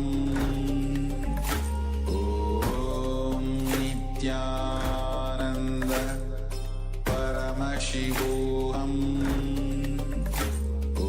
Om Nithyananda Paramashivam. Om Nithyananda Paramashivam. Om Nithyananda Paramashivam. Om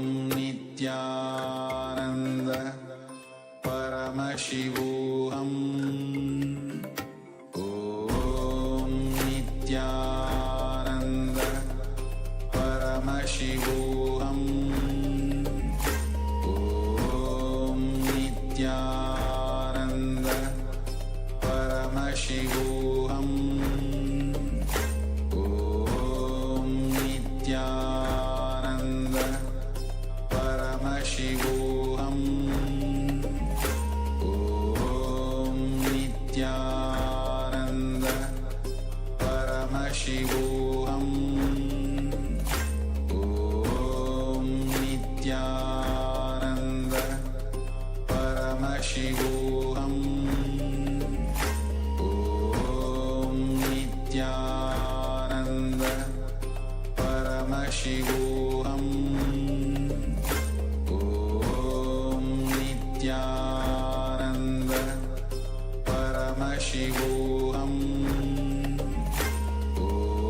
Om Nithyananda Paramashivam. Om Nithyananda Paramashivam. Om Nithyananda Paramashivam.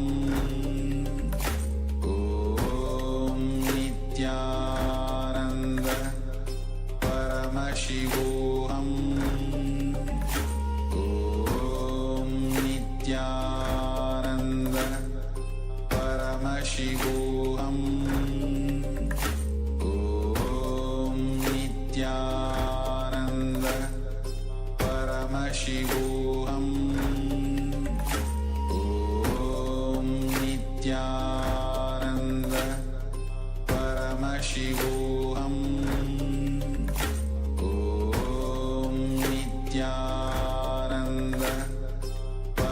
Paramashivam.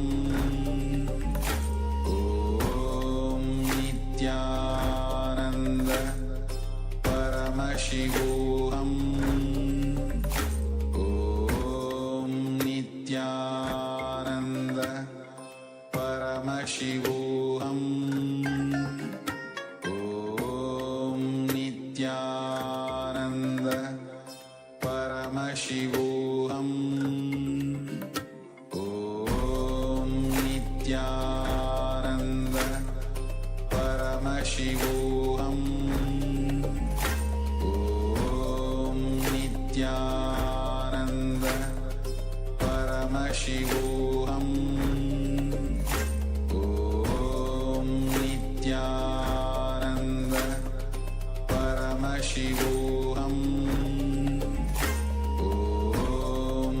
Om Nithyananda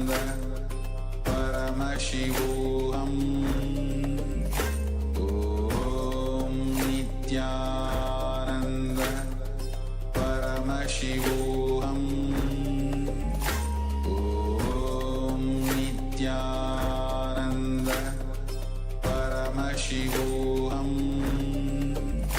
Om Nithyananda Paramashivam. Om Nithyananda Paramashivam. Om Nithyananda Paramashivam. Yes. Now, as a round 1 of the power manifestation has been completed, requesting all the participants to please relax and you can take off your eye bands. Please open your eyes. Please open your eyes as you have completed the first round of the power manifestation. So now let's move to the next step of actually verifying, typing out all our answers, writing down everything in detail, what Swamiji is revealing, or what our third eye is revealing to all of us for this first round of the power manifestation. Make sure you write everything down. Sometimes Swamiji very beautifully tells that third eye doesn't work only when you just close your eyes and you try to able to see something actually through your third eye. But even actually, if you're closing your eyes, it can work either through smell or a touch or even just by listening. You can just keep your eyes closed and you visualize Swamiji and you keep chanting Mahavakya. For example, if you hear maybe a sound of a fish or sound of a dog, for example, you hear and you feel, oh, it might be a dog. It might be a picture, that picture might be a dog picture. And then when you open your eyes, you actually see, oh, that's a dog picture. So you don't know how actually the third eye functions. For each one of us, Swamiji is channeling for all of us in a very different way. When you're keeping our eyes closed, when you're seeing it, either you can see, visualize, or guess. Or sometimes you'll be able to feel, smell something, and you might just catch it, telling, okay, maybe this is the object, or maybe this is the item will be there for me to actually manifest. For each one of us, it might be complete different, unique way how we are manifesting. How Swamiji is blessing all of us to manifest this power of third eye. So make sure you write everything down. Whatever, when you are keeping your eyes closed, it was like complete 3 minutes of this manifestation. Whatever you are able to see, make sure you write everything down. In that span of 3 minutes, whatever Swamiji has shown you.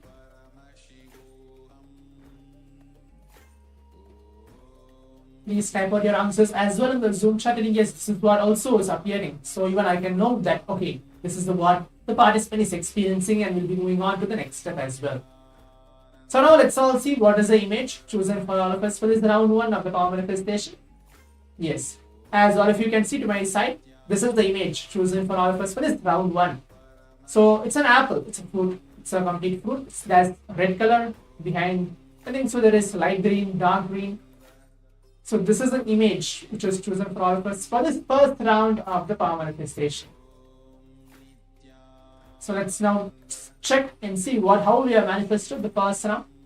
So if you are actually manifesting, go ahead and leave your message as well on the Zoom chat or on the social media telling, yes, this is what I've been manifesting and this is what is the image.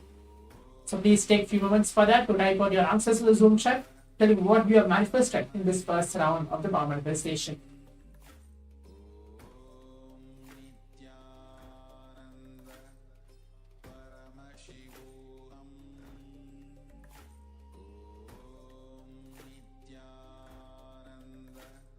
before we move on to the round 2 of the power manifestation, we're going to have even the round 2 of the power manifestation. Make sure that you don't have any self-doubt, or you feel that am I really manifesting, or how should I manifest, any of the doubts and second thoughts which you are experiencing for this power manifestation. Immediately drop it at Swamiji's feet. Just feel that only you and him are there during this complete 21 minutes of this power manifestation. Do not feel confused, do not have the self-doubt within yourself as well. So now keep your eyes closed again as we enter into the round 2 of the power manifestation. For those of the participants who felt that I want to manifest more, or I feel that if I manifest at least 4 to 5 rounds, I'll be able to manifest. So then let's have the second round as well. Keep your eyes closed. Please put on your eye bands. Now let's start chanting the Mahavakya intensely. As we keep our eyes closed, keep chanting the Mahavakya along with me. Om Nithyananda Paramashivam. Om Nithyananda Paramashivam. Om Nithyananda Paramashivam. Paramashivam. Om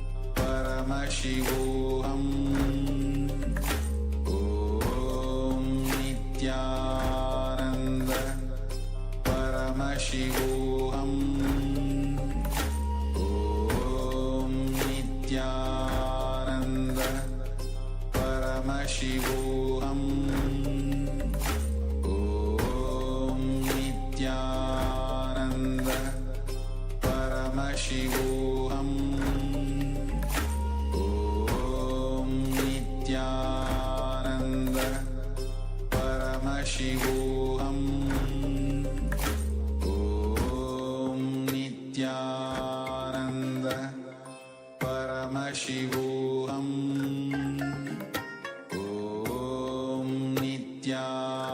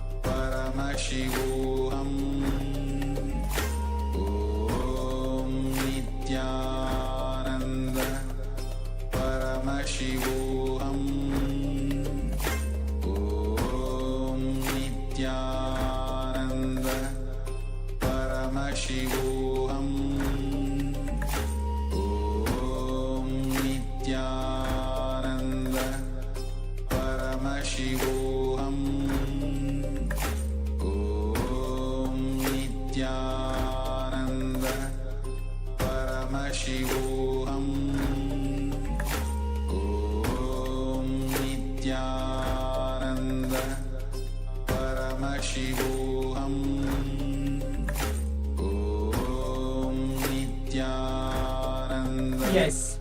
As now we have completed the round 2 of the power manifestation, the second round. Please relax and take off your eyebrows. Please open your eyes. Please open your eyes. And now let's move on to the next step of the power manifestation, is writing down, typing out all our answers on the Zoom chat or wherever you're actually watching this power manifestation session from. Make sure you write everything in detail. Write everything down. Type out all your answers, telling this, yes, this is what Swamiji is revealing to me. This is what my third eye revealed to me in this round 2 of the power manifestation.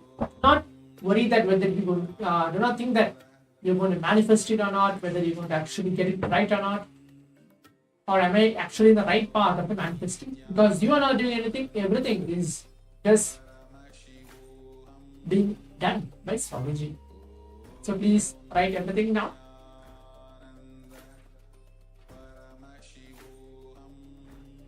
So now I want to see what is the image chosen for all of us for this round 2 of the power manifestation.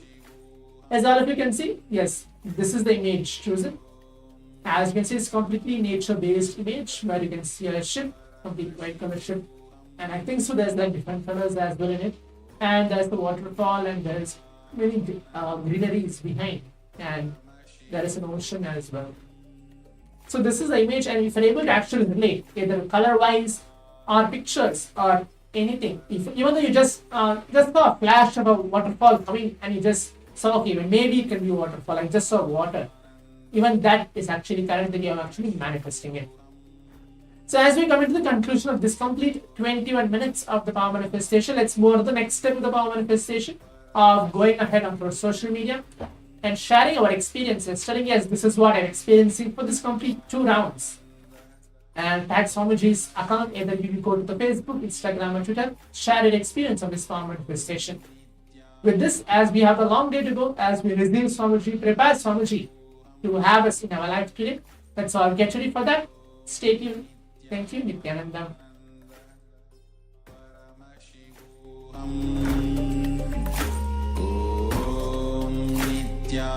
Nithyananda Paramashivam. Om Nithyananda Paramashivam. Om Nithyananda Paramashivam. Paramashivam.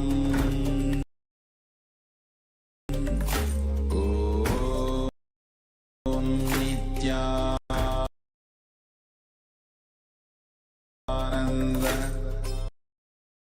Paramashivam.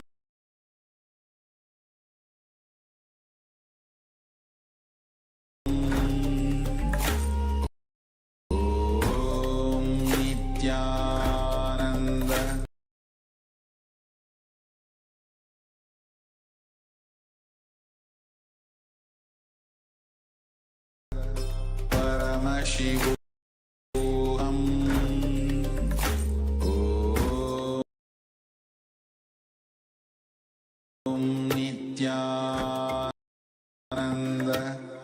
Paramashivam.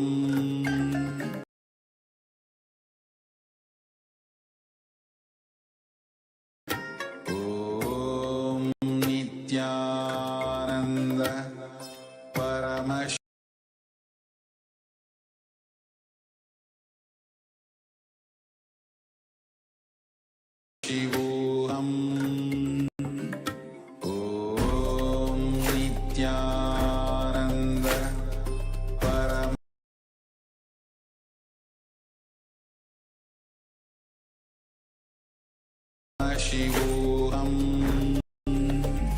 Om Nithyananda Paramashivam.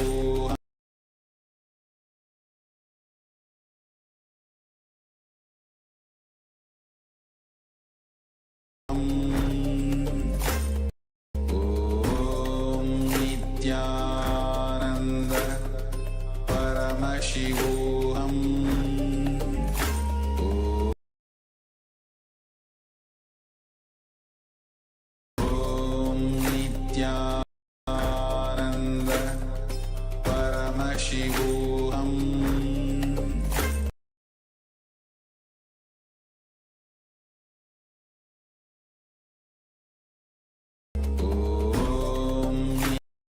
Nithyananda Paramashivam Om Nithyananda Paramashivam Om Nithyananda Paramashivam Om Nithyananda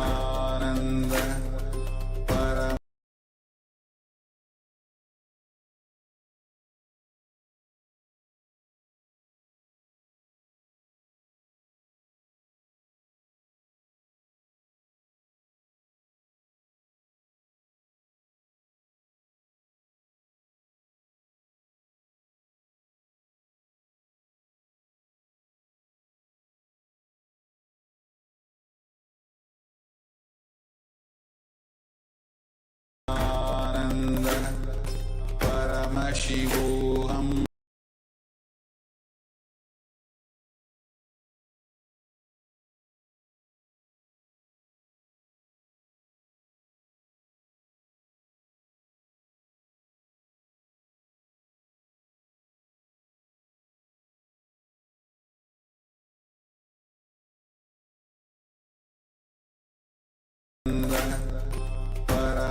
Paramashivam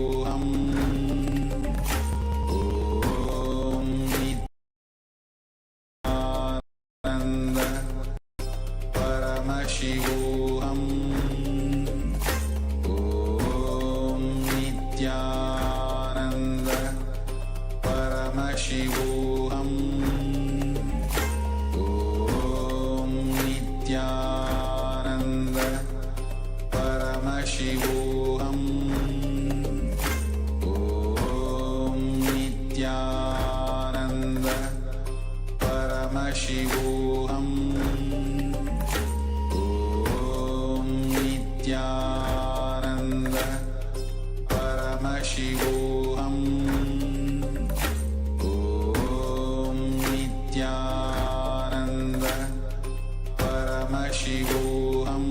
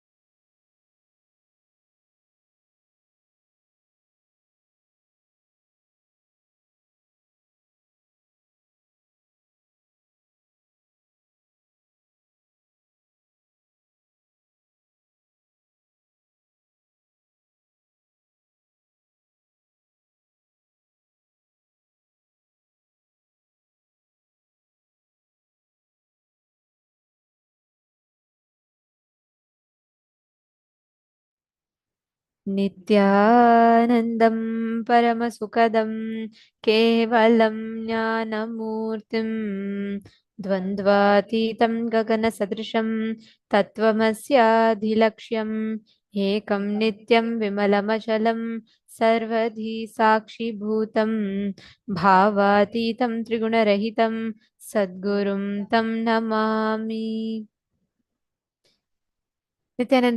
Nithyanandam to all the participants, all the viewers that are watching us on YouTube, Facebook, Kailasa Nithyananda TV, Kailasa TV, and the two-way video conferencing.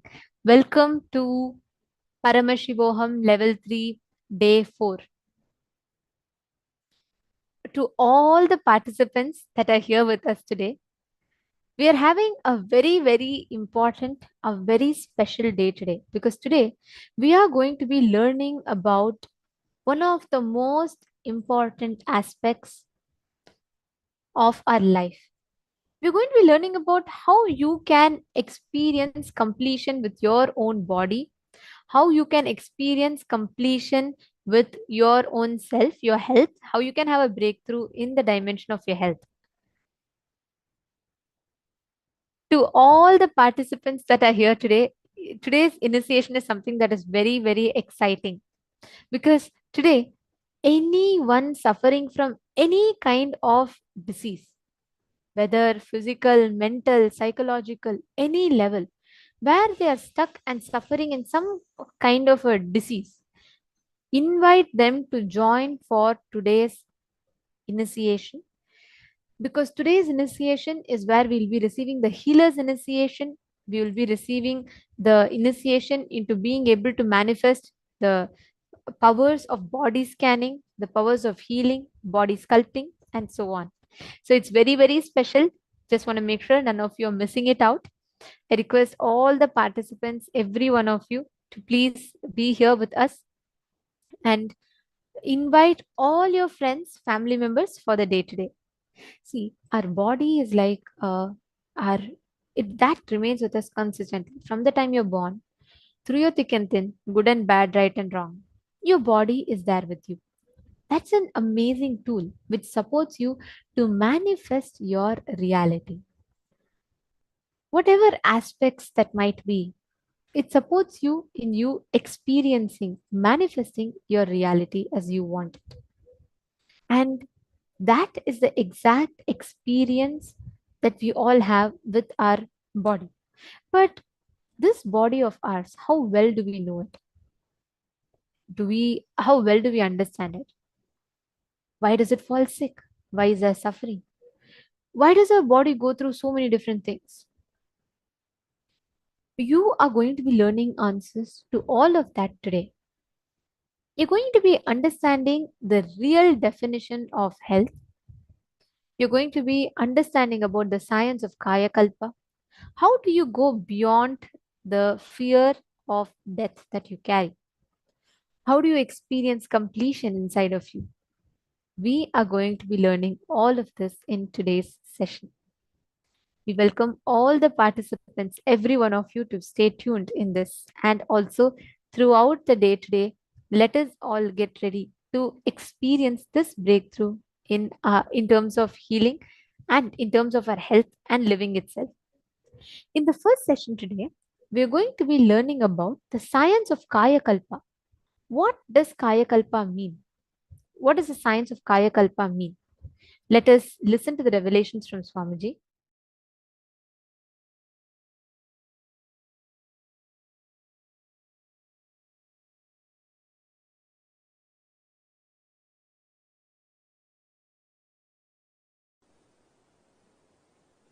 The sacred secret science of Kaya Kalpa is Paramashiva's message directly from Kailasa to the whole humanity, to the whole world today. From today, Paramashiva will reveal the great sacred secret science of Kaya Kalpa. Understand, search for healthy life, long life, healthy long life was done by human beings from time immemorial. Through their seeking, research, experiences, expertise, human beings have discovered many things to have long, healthy life in various civilizations. In Saraswati civilization, in Ganges civilization, in Hindu civilization, in African civilizations, in Egyptian civilizations, in various civilizations, a lot of things were invented, discovered, reinvented, rediscovered.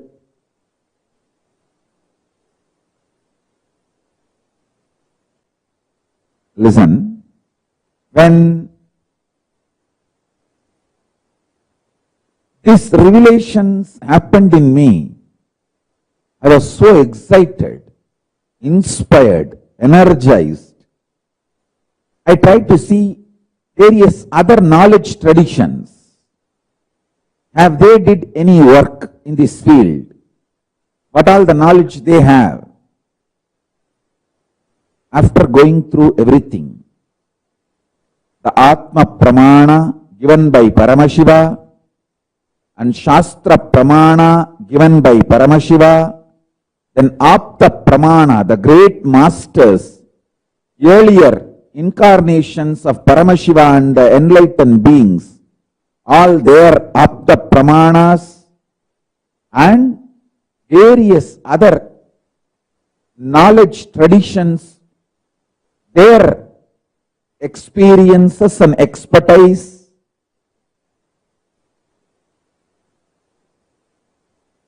After going through all this, I realized the best, ultimate sacred secrets about health, long life, healthy long life. The secrets, the secret science for healthy long life is revealed in its best form in Veda Agamic literatures. In Hindu traditions, Siddha, Ayurveda literatures, the Upa Veda and Upa Agama literatures. Now, I'll start presenting all of it in a very organized way.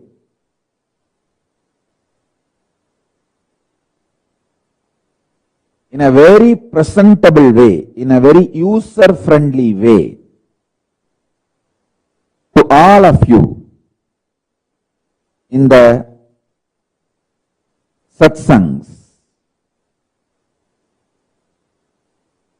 First and foremost, let's bow down to Ganapati, who is the manifestation, the greatest manifestation of Paramashiva.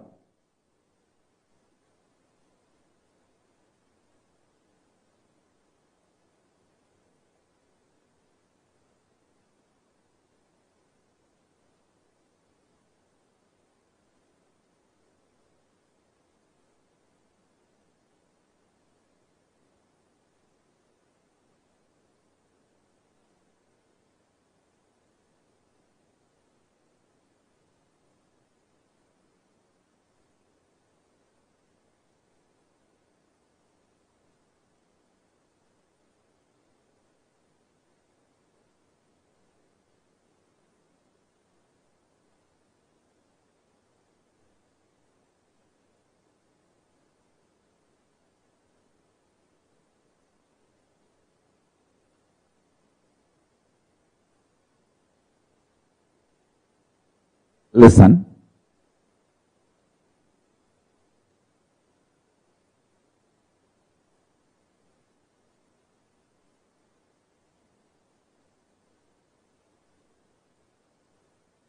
out of your consciousness, you 3D printed, consciously 3D printed this physical structure, Annamaya Kosha, breathing structure, Pranamaya Kosha, mental structure, Manomaya Kosha, cognition structure, Vijnanamaya Kosha,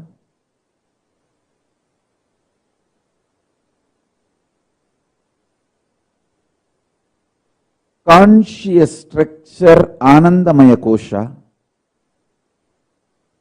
from your superconsciousness, from your core, Paramashiva himself.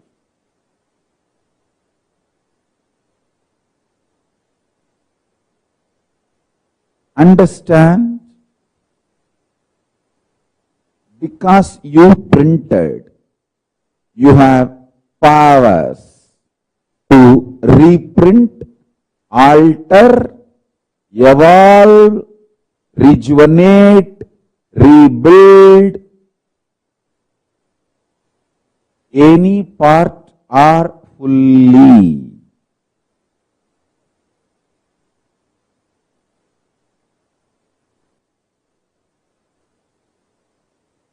I studied everything. First secret I want all of you to know. Continuously give love. You will live long, healthily. Listen to this first secret. Love everyone.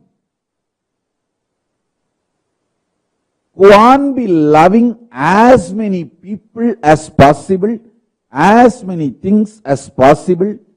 Expand your zone of love. Expand your space of love. I tell you, love is such powerful energy.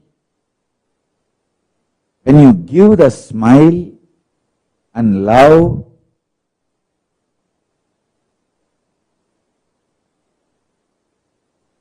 the way others respond to you, react to you, and the way you start feeling about yourself, and the way again you experience you, and the kind of chemicals and hormones you release inside you, and the way you feel secure about yourself and others, it just becomes virtuous circle. Listen carefully. Giving love to yourself, giving love to others, more and more people, more and more situations, more and more beings,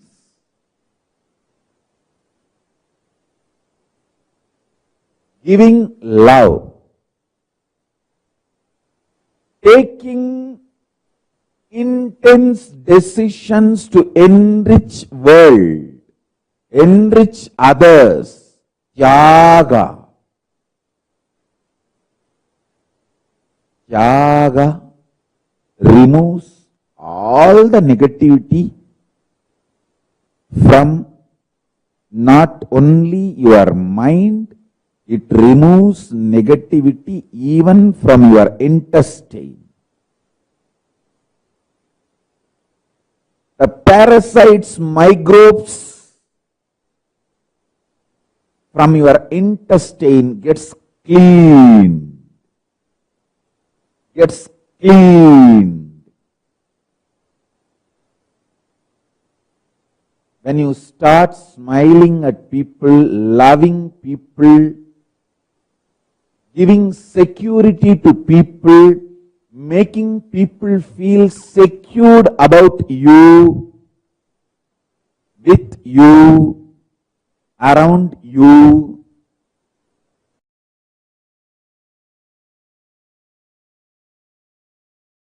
This Kayakalpa Yoga is fundamentally the science of Jiva Samadhi, Swarupa Samadhi and Jiva Samadhi.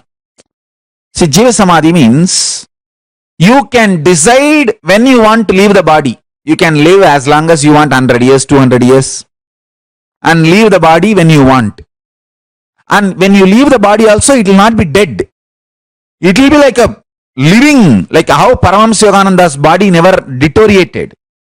There was no signs of death on Paramashivananda's body. Paramashivananda is one of the greatest incarnations and greatest yogis. See, like this Kayakalpa Yoga. This science is to achieve the Jiva Samadhi. Means when you leave the body, the body will not be dead like a normal person. You will sit in Samadhi, you will stop using the body, but the body will be alive. Like that you can sit in Samadhi for 200-300 years also. In India, we have great Jiva Samadhis. My own gurus, Raghupati Yogi and Kuppammal and Isakki Swami, all three of them are Jiva Samadhis. I have seen with my own eyes. Isakki Swami, after he left the body, 3 days after that, we took the body, and when we were putting him in the Samadhi, just automatically his legs got folded and got into Padmasana.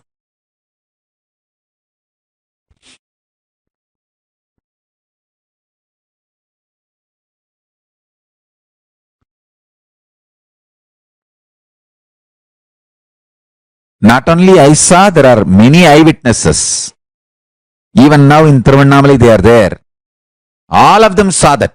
It happened in open place. So this science is downloaded now. I am going to share this science with the world. For this kind of downloading and sharing,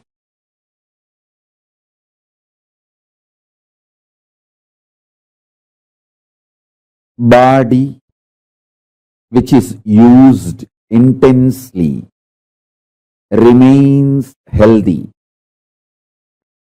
Internal organs which is active intensely remains healthy and continues to function long. Mind which remains sincere continues to be focused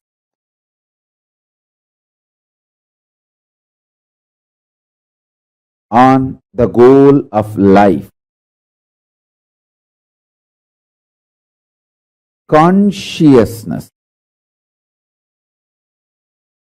naturally, spontaneously, simultaneously, listen to this word, spontaneously and simultaneously manifest through all these three layers: mind, internal organs and body. All these three.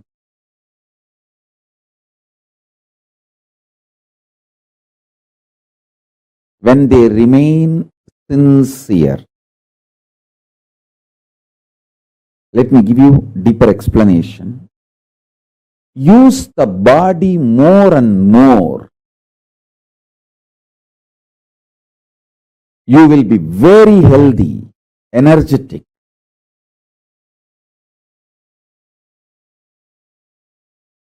Use the internal organs more and more. Every time when you fast, all the internal organs of your body starts working. Every time you fast for 24 hours, the whole system becomes alive, activated. That is why I insist at least 2 times do this to you every week. Understand? Be good to yourself at least 2 times a week. That's the best pampering you can do to you. Anyone who wants to live royal life, listen. Eating like a pig, whenever you can, whatever you get, is the cheapest way of treating yourself.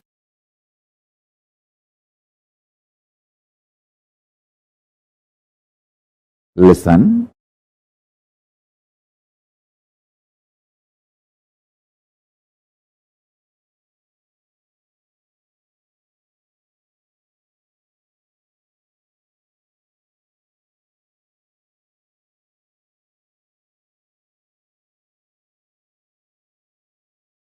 It's like treating yourself like garbage bag, garbage can, dustbin.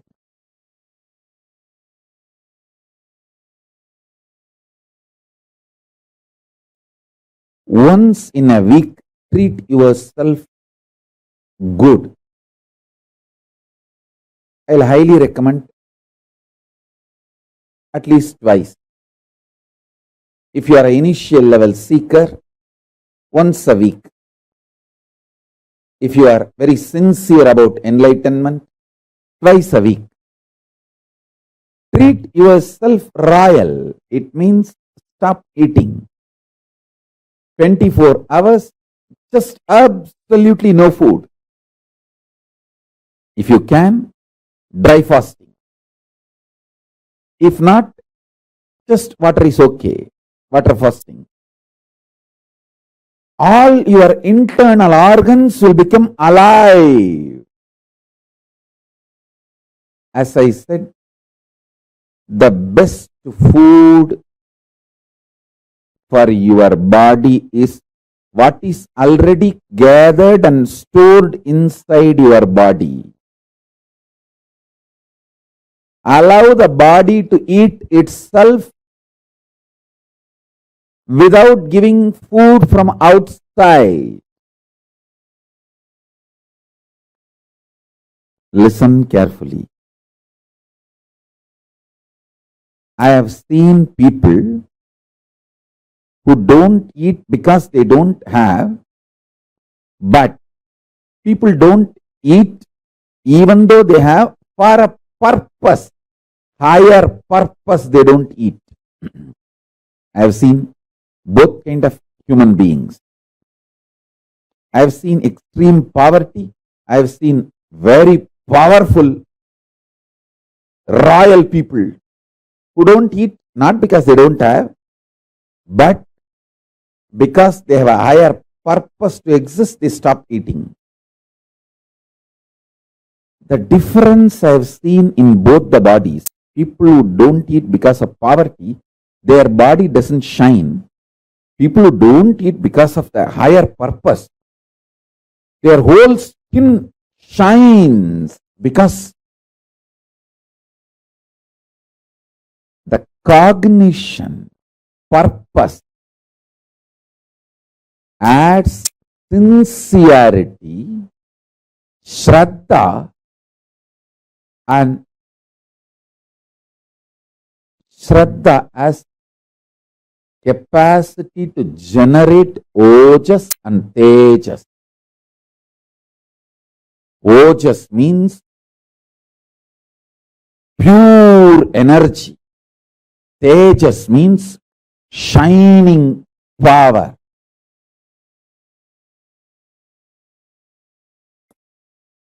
Organic sugar energy needed for his internal organs. Listen, I want all of you to understand this principle of Kayakalpa. Understand? See,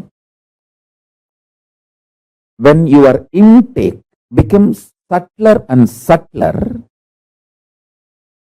the availability becomes eternal. When your food is solid, it will not be available all the time, and digestion is a big job, and excretion, too much of work.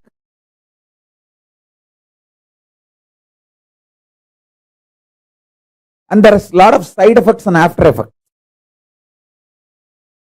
If your intake becomes pure energy, then the internal organs are kept alive, active, without the need for filtering the energy, this whole process. So listen, the food, when it is physical, your longevity and health reduces. When it becomes liquid, your longevity and health increases. When it becomes just pure prana, your longevity and health increases much more.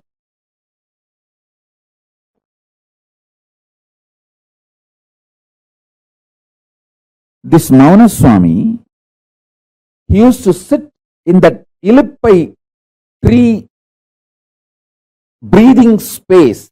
The Ilippai tree, it used to be a tall tree. All trees have their own breathing space. To the level, to the length, to the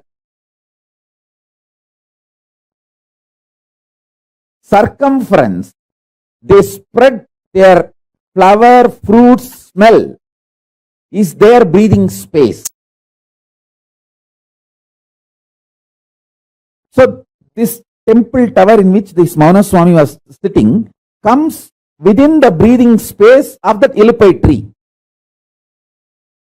So when he sits there and does his pranayama, that Ilippai tree's smell, breathing space, goes into his body, his internal organs receive glucose, sugar, directly just from that prana without taking any white sugar, brown sugar, anything from external source. I tell you, just if you do the detox properly, cleanse all the parasites and microbes, your whole system will become such healthy.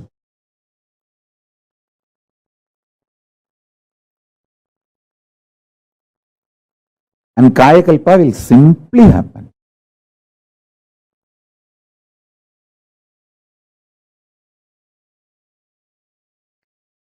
Arunagiri Yogeshwara has given me a very sacred secret about biochemistry of Turyatita. Listen. Rasavada, alchemistry science mapped to your body is biochemistry science.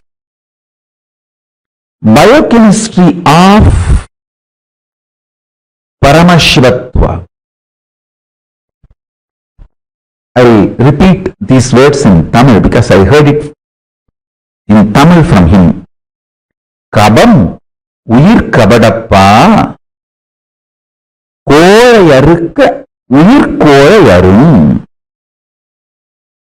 It means the kava energy, kava component of the vada pitta kapha doshas. In Ayurveda there are 3 doshas, vada pitta kapha. The kapha dosha, it's an energy also if you know how to use it. This kapha dosha will destroy the life energy. There's one more word he used, kolai. Kolai, that word has 2 meanings. One, mucus. Another one, coveredness. He said, the mucus in you will make your consciousness covered. When you become covered, you start thinking there are multiple people in your life and there are multiple people paying in your life, and you start continuously blaming others. Understand? Blaming others is the quality of the covered. Even if others are attacking you, if it is reality, even if it is fact, taking responsibility and solving the problem is courage. Whether others are attacking you is your imagination or fact or reality, taking responsibility for it and solving is the quality of courageous being. Blaming others, cognizing others, putting the responsibility on others is coveredness. In Tamil, there is one word, kolai. That word has 2 meanings. One, mucus. Another one, coveredness. My guru told me, kolai உயிர் கோழையப்பா, கோழை உயிர் கோழையாக்கும். It means, I'll give you the gist of what he transmitted to me, what he blessed me. As the biochemistry of science of waking up to Turyatita, if you practice this science for 1 month, Paksha, we can make the Samyama, Turyatita Samyama. For Paksha, do this alchemy. Avoid all food related to kapha and mucus in your body. Mucus-free food. Understand clearly. All the coveredness of your willpower, see, your willpower experiences coveredness in 3 levels. 1, not feeling powerful to manifest what you want.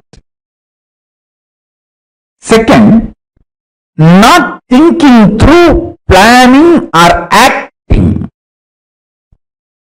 Third, strongly feeling your opposite powers, opponents, other than you are extremely powerful. It may be persons, situations, places. All of them are extremely powerful. They may overpower you. The intense fear. All these are definitions of coveredness of will. When your will collapses into coveredness, these are all the experiences you manifest. I tell you, too simple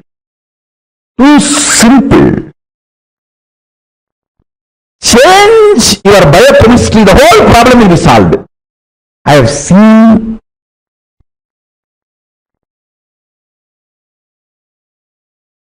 when I applied my Guru's words in my life, I have seen this in my life.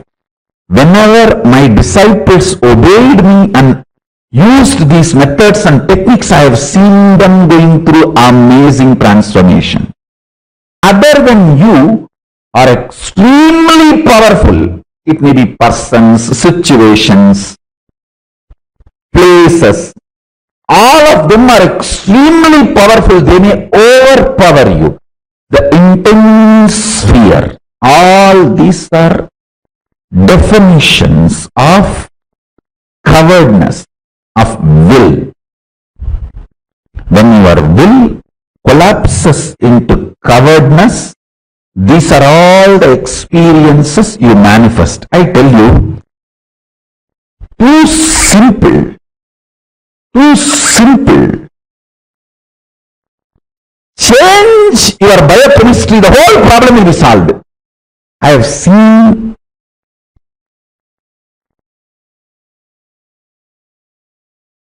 when I applied my Guru's words in my life, I have seen this in my life. Whenever my disciples obeyed me and used these methods and techniques, I have seen them going through amazing transformation. Just two paksha means either Amavasya to Paurnami or Paurnami to Amavasya. See, actually, Amavasya to Paurnami, Paurnami to Amavasya. Each is one paksha. Amavasya to Paurnami is one paksha. Paurnami to Amavasya is one paksha. Have two paksha, one Krishna paksha, one Amara paksha. Sorry, one Sukla paksha, one Krishna paksha. Sukla paksha is growing, Krishna paksha is coming down. So two paksha. It will be almost like a 31 days, roughly.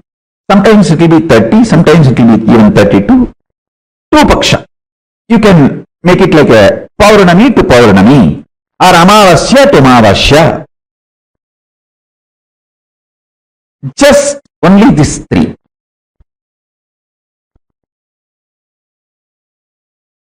No grain, no animal product like a milk or honey, nothing else. Just these three. Fruits. All fruits okay. All vegetables okay. All spinach okay. 1 month, just this diet. Listen carefully. Mucus is not something which affects only the activity, functionality of your lungs. It goes and settles even in other vital organs and starts making the fat accumulation, inflammation. For fatty liver, mucus is the first reason. Fat, you see, inflammation in your liver and fatty liver, mucus is the first reason. Then fat gets built. That's secondary. I have a very powerful natural recipe to cleanse all the inflammation, mucus, kapha from your body. Just take 5 pieces of garlic and 1/4 spoon turmeric powder, all organic. 1/2 spoon jeera. I can project this recipe. I am projecting this recipe.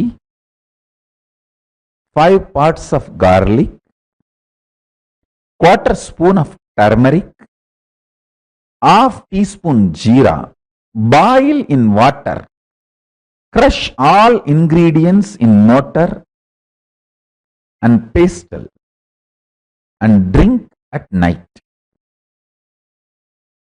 It can really detox you.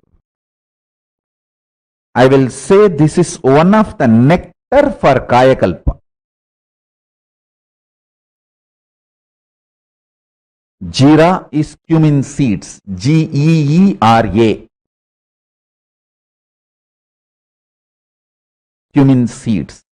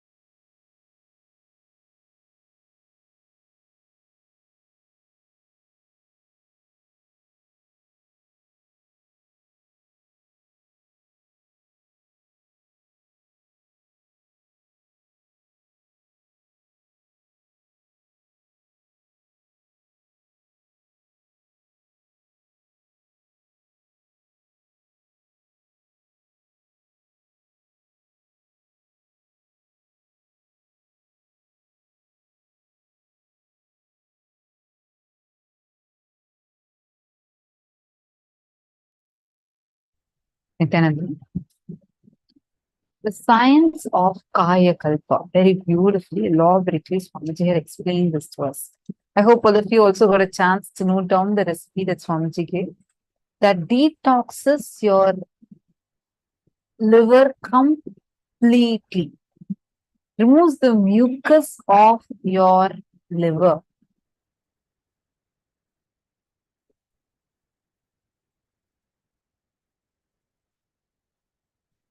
How many of you understood what Swamiji explained as what is Kaya Kalpa? What is the science of Kaya Kalpa?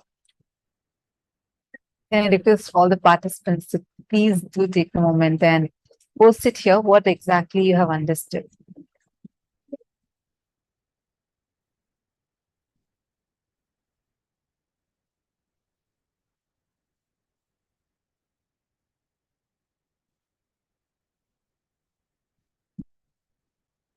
The science of Kaya Kalpa, we all were learning about it today. Swamiji had elaborately explained. What is this Kaya Kalpa science? Why this Kaya Kalpa science was mastered only by Hindus? And even though so many traditions, so many civilizations were looking for immortality, were trying to understand about it. Nobody in the world have mastered it like how Hindus have mastered it.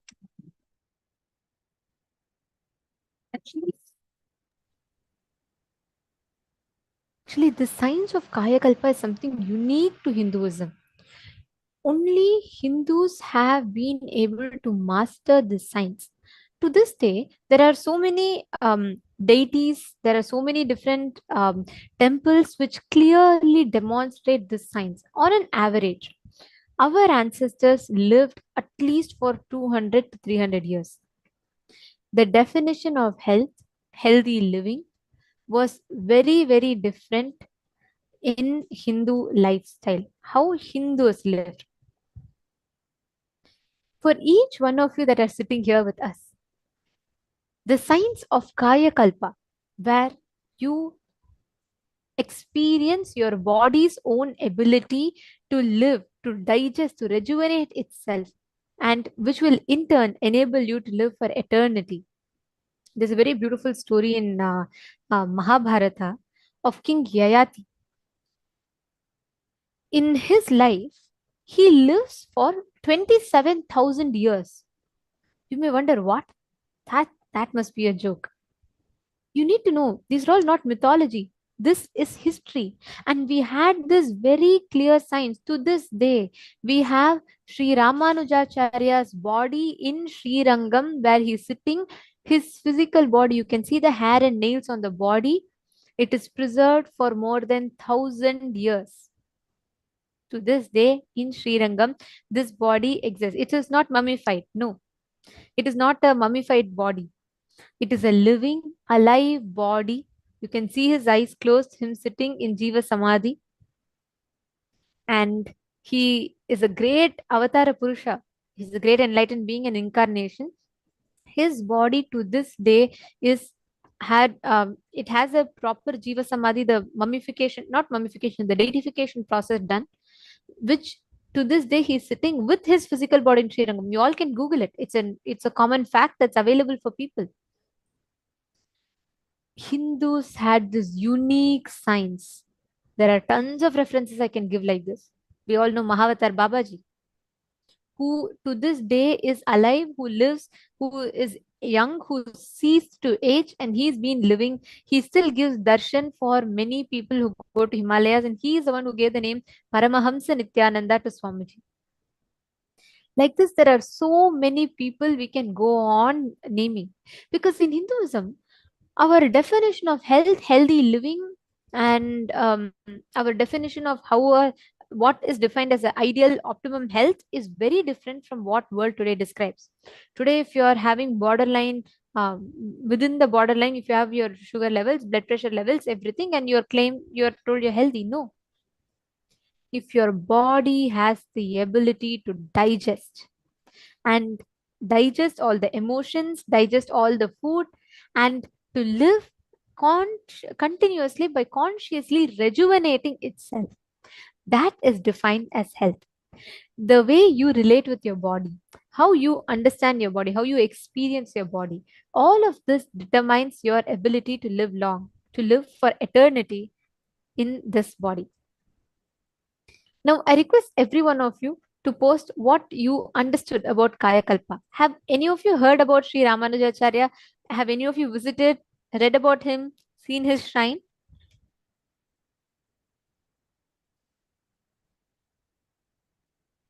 Okay, Ma Karin Shivnadar is asking, I got lost again when Swamiji spoke about ojas and tamas. One of it is making us shine, the other. Okay.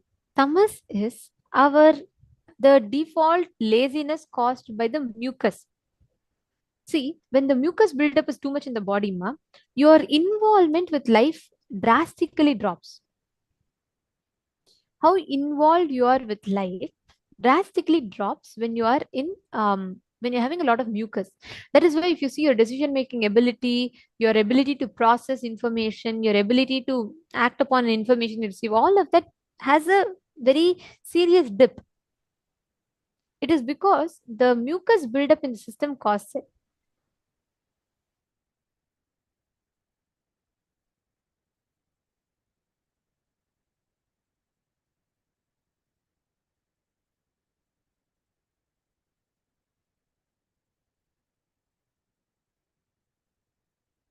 Fasting, Sorry. you can do the fasting.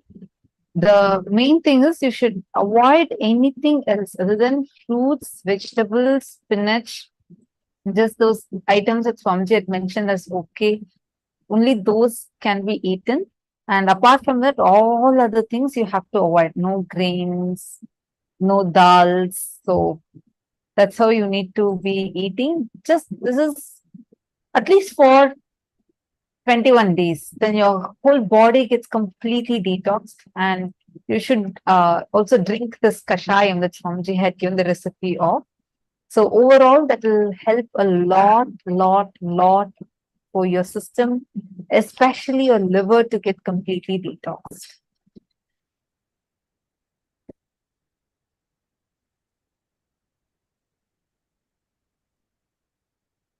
Ma Karin Shivanada, it's Ojas and Tejas. It's not Ojas and Tamas, it's Ojas and Tejas.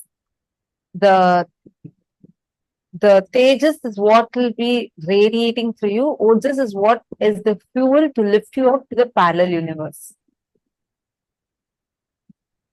All right. Hope the questions are answered. Any other question any of you have? Please feel free to post it and ask.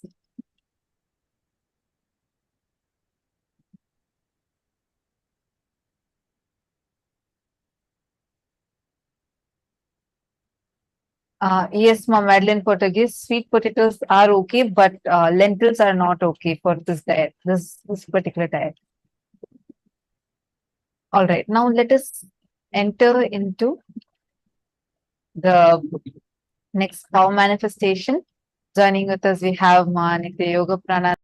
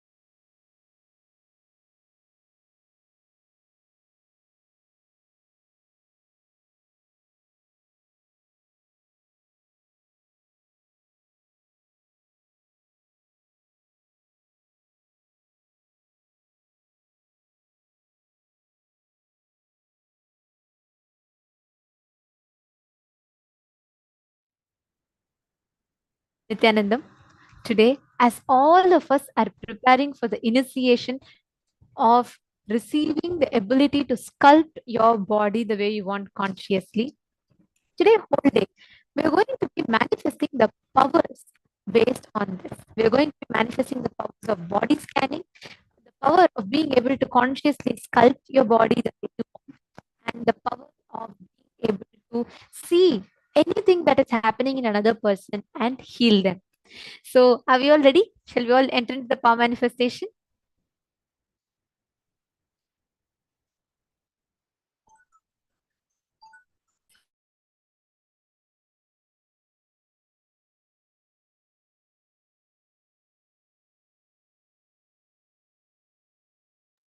Yes. So before we start the power manifestation, let us first enter into the Shastra Pramana, which comes from the Vijnana Bhairava Tantra, Sutra 54, Dharana 31.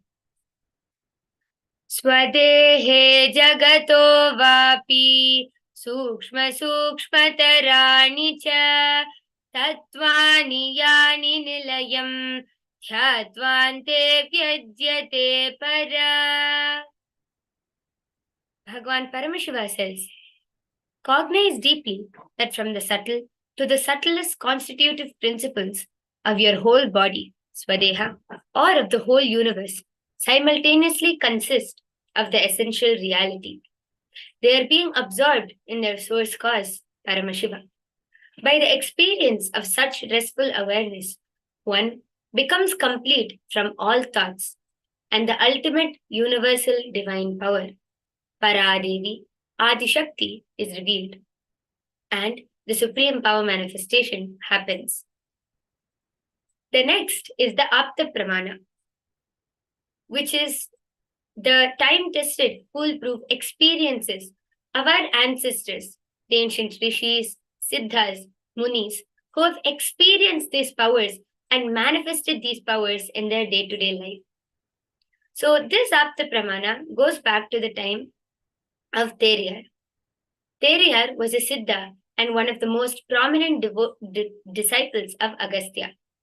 One day, a man suffering from a severe headache comes to Agastya for healing. Agastya uses the power of body scanning and identifies the root cause of the headache. He reveals that there is a small tere, a type of frog, sitting in the person's brain. Agastya immediately instructs Teriyar, his disciple, to perform an open head surgery and remove the frog. After the surgery is completed successfully, the person is completely cured and healed of the headache. Thus, he gained the name Teriyar.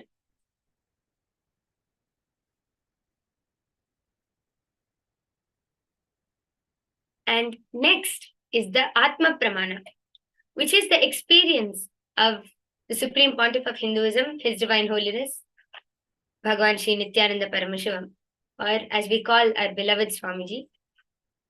So, Swamiji beautifully says in his own words, when I had my hand fractured, if you look inside, I was so joyous, ecstatic. See, I was always told by my Yogacharya, Raghupati Yogi, that I will be in a painless body and have a painless death. But only after I had the fracture and surgery, and Swamiji says, see, actually morning 7 o'clock, I had the fracture and no painkiller was given. And I had the surgery at 2 o'clock p.m. It was such an ecstasy for me that now I know experientially that I have no pain. At the hospital, an X-ray revealed that the Supreme Pontiff of Hinduism had sustained a type 1 open fracture of both the bones of his right forearm.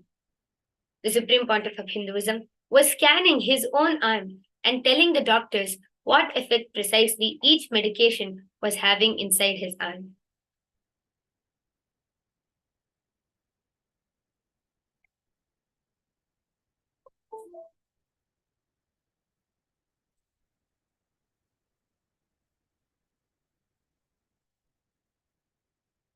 And the last is the Sakshi Pramana, where all of us, including you and me, are going to be manifesting the power of body scanning. So, what is the power of body scanning and how can we manifest it?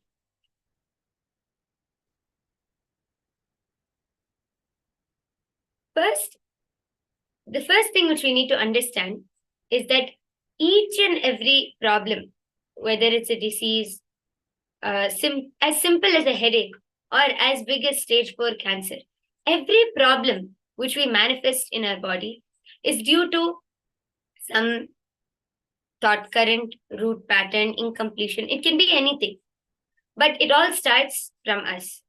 So if we are able to create a problem in our body, we also have the power to heal.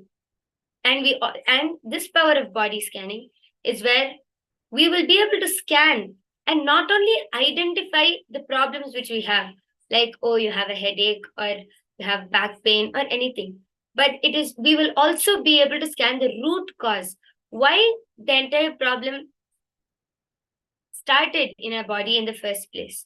That is the power of body scanning. How can it be done? Just the first thing which we need to do is just unclutch and relax.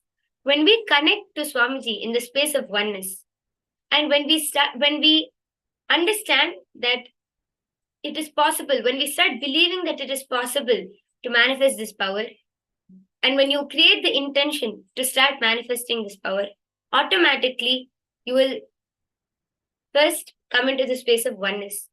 Just simply close your eyes, chant the Mahavakya, connect to Swamiji, and whatever, it can appear in different forms. Sometimes you will see it in letters, sometimes you will see it in pictures, sometimes you will feel as if you are entering your own body and seeing what is happening. It may appear in any way, but never doubt your third eye.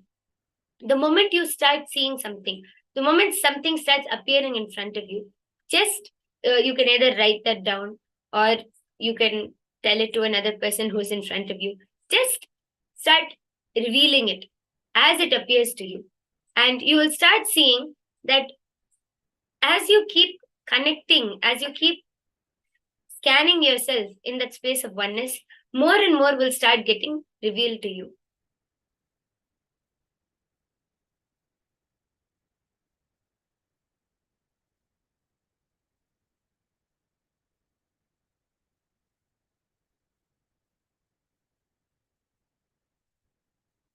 So let's all take a few minutes, sit straight. So what we're going to be doing now is we're all going to be scanning our own bodies. So just sit straight, be relaxed, and let's chant the Mahavakya.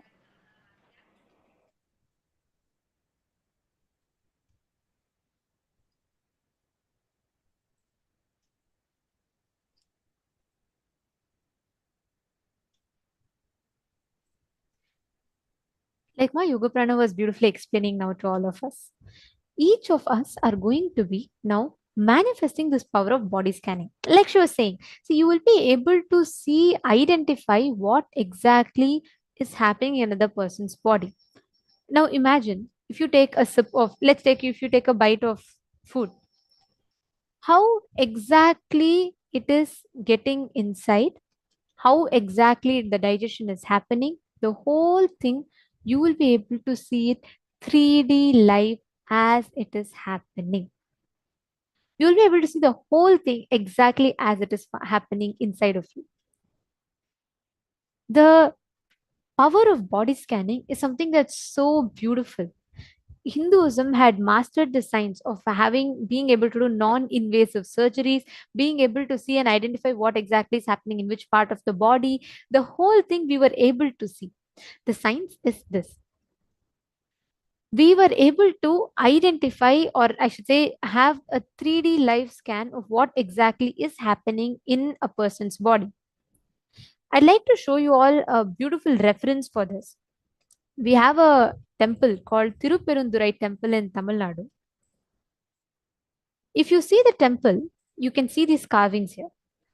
The Tirupperundurai Temple in Tamil Nadu has these carvings in their temple.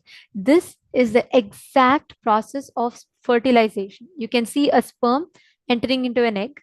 You can see the fetus forming, you can see the baby growing, and you can see the pregnancy, the different stages of pregnancy. They were not just able to tell till few centuries back. People didn't know the exact process of how a baby was formed. People didn't know what was the reason. We have a clear Upanishad on it called Garbhopanishad. Our Hindus were so advanced, they were able to clearly see the stages of fetus evolution, and this is carved. You can claim a book as a mythology.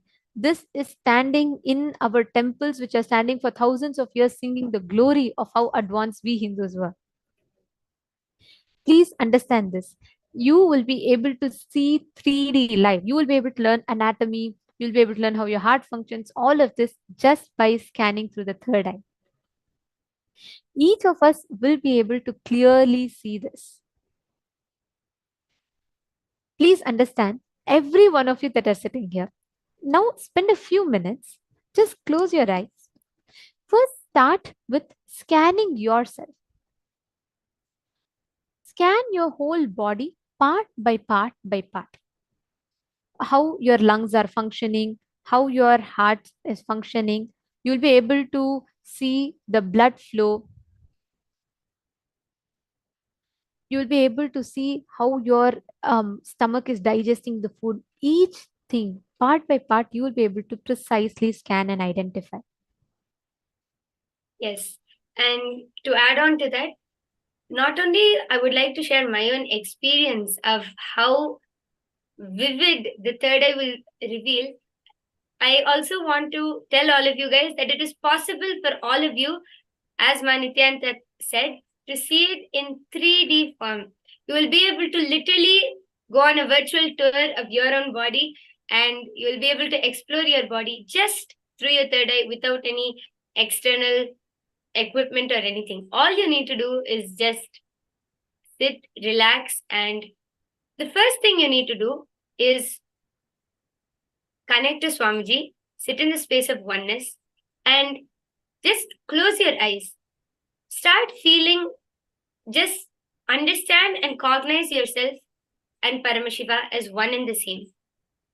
As you start doing that, slowly you will see images or letters, whatever starts appearing in front of you. Just observe it as a third person. Don't think that you have to do something for it. Just sit, relax, and observe it from a third person's point of view. And you will see that slowly more and more images, more and more pictures will start appearing. It will start appearing in color. And however you want, you can ask Swamiji through your third eye, and Swamiji can give you a complete 3D virtual tour of your own body. So just sit, relax, and you will start seeing, even if you want to see how your heart is pumping, how your lungs are taking in the oxygen, or how your digestion is happening, each and everything, you can literally command your third eye and you will start being able to see it. So I hope all of you are excited for this. We can all start by sitting straight and let's chant the Mahavakya. Yes, sit straight. Let's all close our eyes with our hands in the Atmanjali Mudra so we can chant the Mahavakya. Om Nithyananda Paramashivam. Om Nithyananda Paramashivam. Om Nithyananda Paramashivam. All of you. Now, I request every one of you to please connect to Swamiji as my Yoga Prana is guiding. Please close your eyes and start bringing your awareness into every part of your body.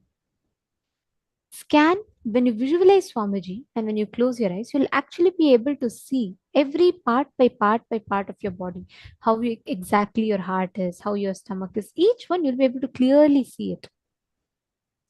Just bring your awareness Visualize Swamiji. Center yourself in your Anandagandha. Start with your head. Scan your head.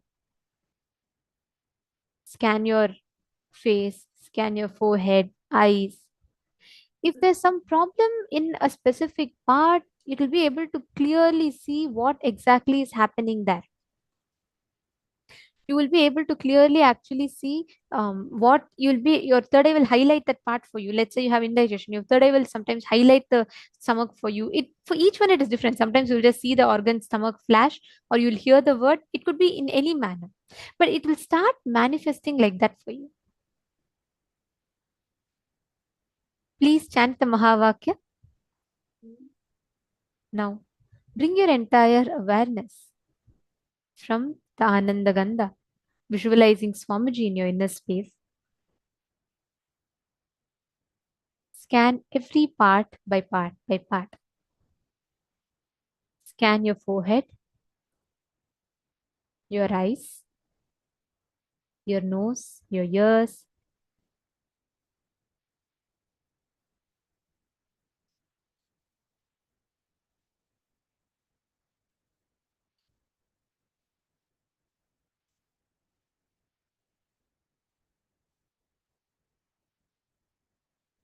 Scan how your heart is functioning, how your lungs are functioning, the stomach. Scan every part of your body. See how each of them are functioning. Your third eye will clearly show you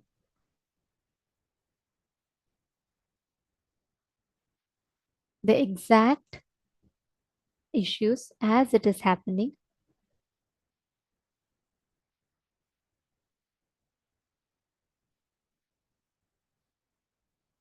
Chant the Mahavakya.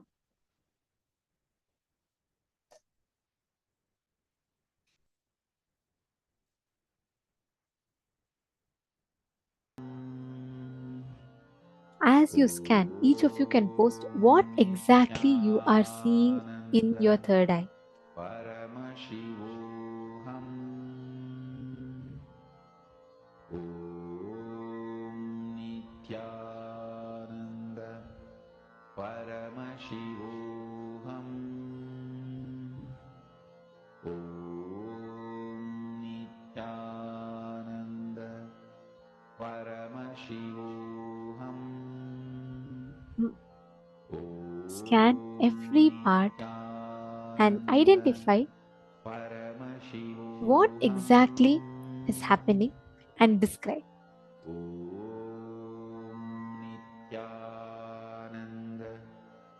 Please relax. I request each of you to post in the chat what exactly you saw. How was the whole scanning? When you closed your eyes and scanned, what appeared to you in your third eye? What did you see? What was the exact way? What did it appear to you, like an image? Did you see it like a 3D live tour inside the body, or what exactly did you see when you closed your eyes? I request every one of you to take a few minutes.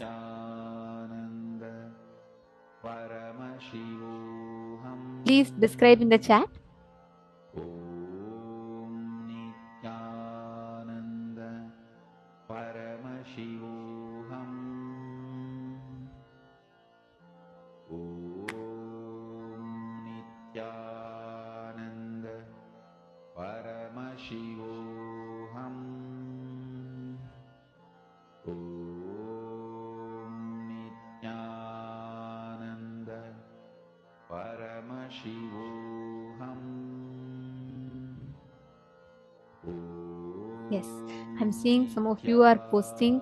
You saw it. Okay, I request you all to describe how exactly it appeared for you. Were you able to, did it come as a feeling for you, or were you able to clearly see what is happening inside the body? Come on. All of you, please take a few minutes and describe Ma Mahabhairava Jnana, Ma Xianging.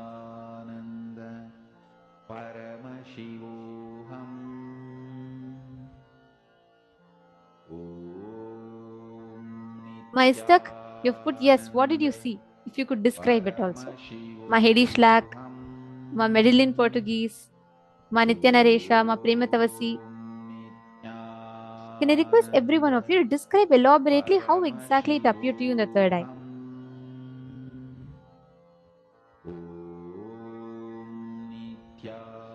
Okay, Mastak is saying it was appearing in different ways. For instance, I start scanning head and I saw, okay, you saw seeing different objects. See, Ma, understand that is the way you start manifesting. When you scan your through your third eye, you're seeing random objects. For every part, you're seeing some nuts or some fruits or something like that.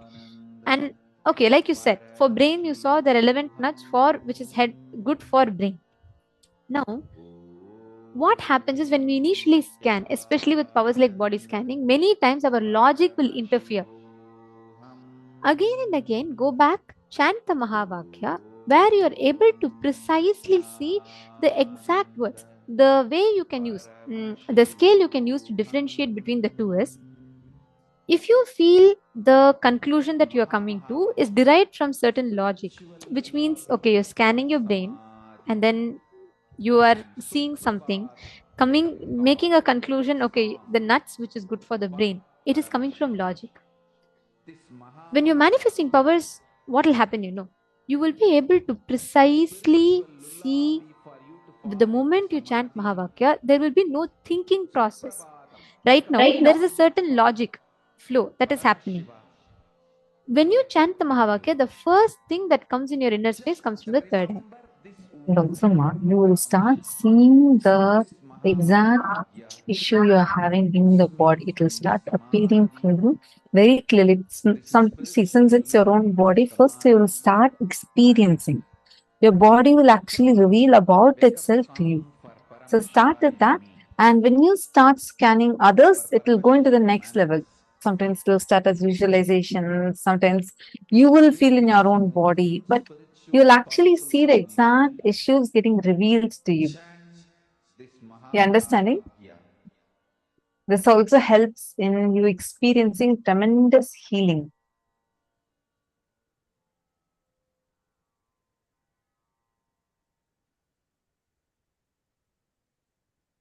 Okay, now this whole day today, we are going to be manifesting this power of body scanning, where you're able to precisely see how exactly in each layer the power manifestation happens one by one by one, by each level. Scanning your own body, scanning another person's body, being able to heal, identify the medically diagnosed diseases, being able to scan blood groups. We're going to be doing all of these powers today.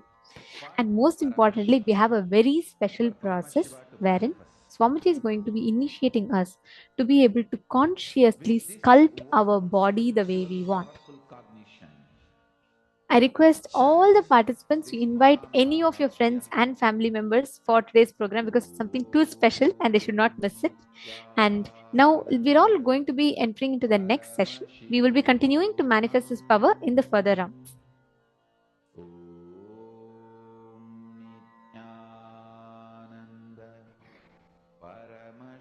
Now, the next session that we're all going to be entering into is understanding the science of Jiva Samadhi. See, right now we all learnt about Kaya Kalpa, the living for the concept of immortality as per Hinduism. How it is not just a philosophy for us, it's a science for us. And Jiva Samadhi is that exact science for living forever. And that is what we're going to be listening to and learning about now.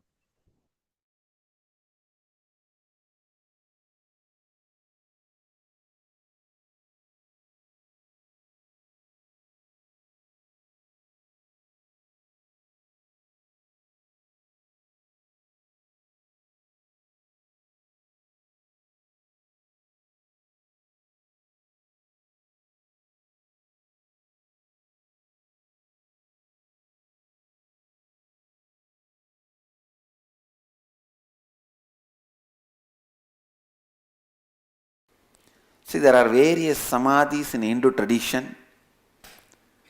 Jiva Samadhi is a place where the enlightened master enters into samadhi while he was breathing. Nobody took his body and put it in that. He himself went and sat. That is called Jiva Samadhi, like Raghavendra Swami. Palaya Swamigal of Tanjavur, Dakshinamurti Swamigal of Tiruvarur, Paramahamsa Yogananda, all of them are Jiva Samadhis. Then there is another type, Videha Samadhi. A Jivan Mukta, enlightened being, he left the body, then disciples put the whole body and built Samadhi, like Ramana Maharshi's Samadhi, Shirdi Sai Baba's. These all will be Videha Samadhi. They are all called Videha Samadhis.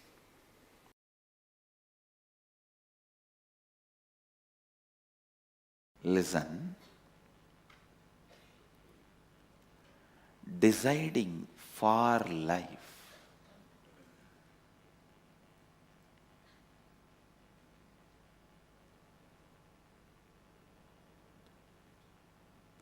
This truth, deciding for life, need to be internalized from multiple angles,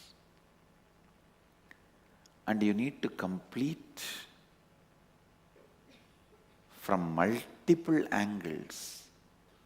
I have seen whenever people get pain, they say, Swamiji, death is much better than this pain, please. People come and tell me, I tell them, no. This pain itself is because you decided many times earlier to die. Now stop. Stop deciding death. Decide life. You will walk out of this pain. You will burn this pain, melt this pain and get out. If you decide always for life, even if your body is not functioning, you will be in Jiva Samadhi, eternal life.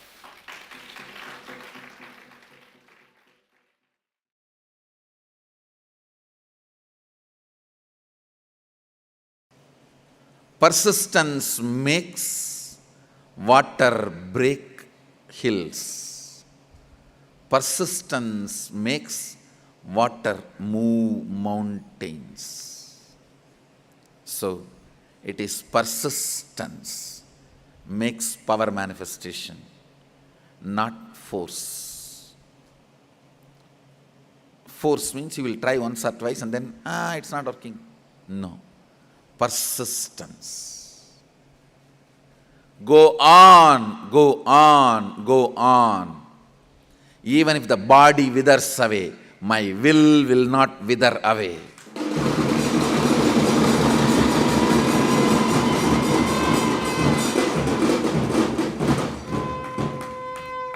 Even if body withers away, my will not wither away. Is living even when you are dead. Jiva Samadhi.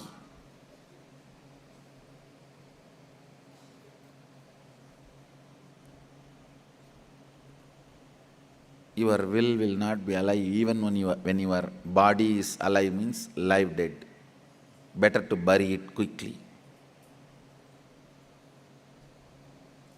Understand, everything boils down to will. Will persistence. It is by persistence powers manifest, not by force. Force can be called as force only if the persistence is added. Persistence is life. Persistence is the best wealth you can accumulate in your life.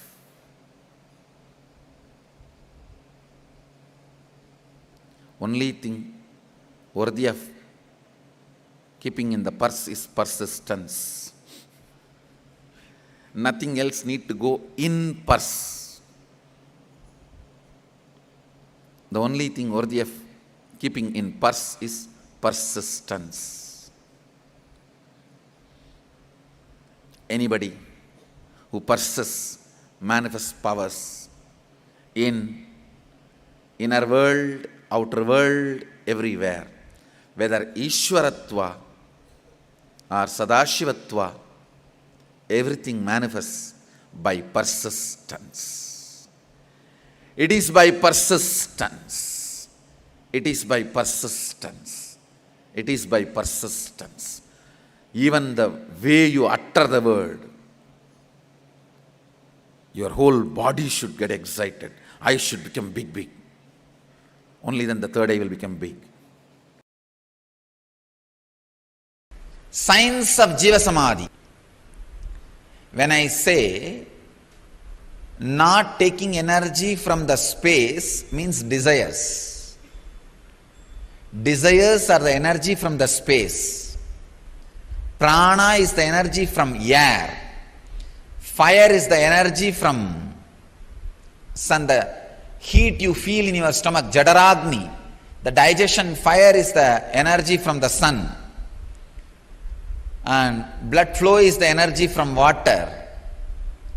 And the mass, bone marrow, muscles, these are the energy from the earth element. Let me give you the process for Jiva Samadhi. Jiva Samadhi means all the 9 fluids which are running your body. See, there are 9 fluids as per the Siddha tradition, yogic tradition. There are 9 fluids, body fluids, responsible for running your body. They are called Navapashana, 9 poisons. Please understand, in Siddha tradition, the word Pashana not just means poison which kills you. It's like a certain high quality alive chemicals are called Pashana. But the Pashana word is unfortunately translated as poison. In English, we don't have any other word. So I am just allowing that word. Maybe I can use the word catalyst agent. Instead of the word poison, I can translate catalyst agent. The word for Pashana means these 9 body fluids, if it is properly handled, will keep you alive. If they are imbalanced, will kill you. Blood and the water in the eyes, saliva and the kaba in the nose, the 9 body fluids, the seminal fluid, these 9 body fluids are called Navapashana, 9 poisons. If you are able to, instead of the word poison, let us use the word catalyst agents. The 9 catalysts, if you are able to produce all these 9 catalysts without any input from the outer world, like desire, please understand, desire is an input that immediately produces the semen, body fluid, and water immediately produces blood flow. Each input from the outer world immediately produces certain catalyst agent in your system. Without any input from outer world, if you can produce all these 9 catalyst agents in your body, you are a Siddha who can sit in Jiva Samadhi. Means your body can be buried, but you will be alive forever. Even without your body, you will be alive forever. Understand this science? Now let me continue on this samyama. So any catalyst agent of your body, if you are able to produce without any input from the outer world, please understand, then you are liberated from that sense. For example, a man whose seminal production or the egg production, in the women's body the egg production, or in the men's body seminal production, is independent of the desire, fantasy. He is liberated from the urge to reproduce, and his love becomes such pure, his love is not controlled by the hormones. If your love is controlled by the hormones, it will always be related to blood relationship. Understand? All blood relationships are hormone relationships, not blood relationships. We are using a polite word, blood relationship. It's hormonal relationship, which came from hormone. Whether you are your wife or the son or the daughter, or all the relationships happened because of the hormones. Then his love is beyond the hormonal relationships. Only he can radiate universal love.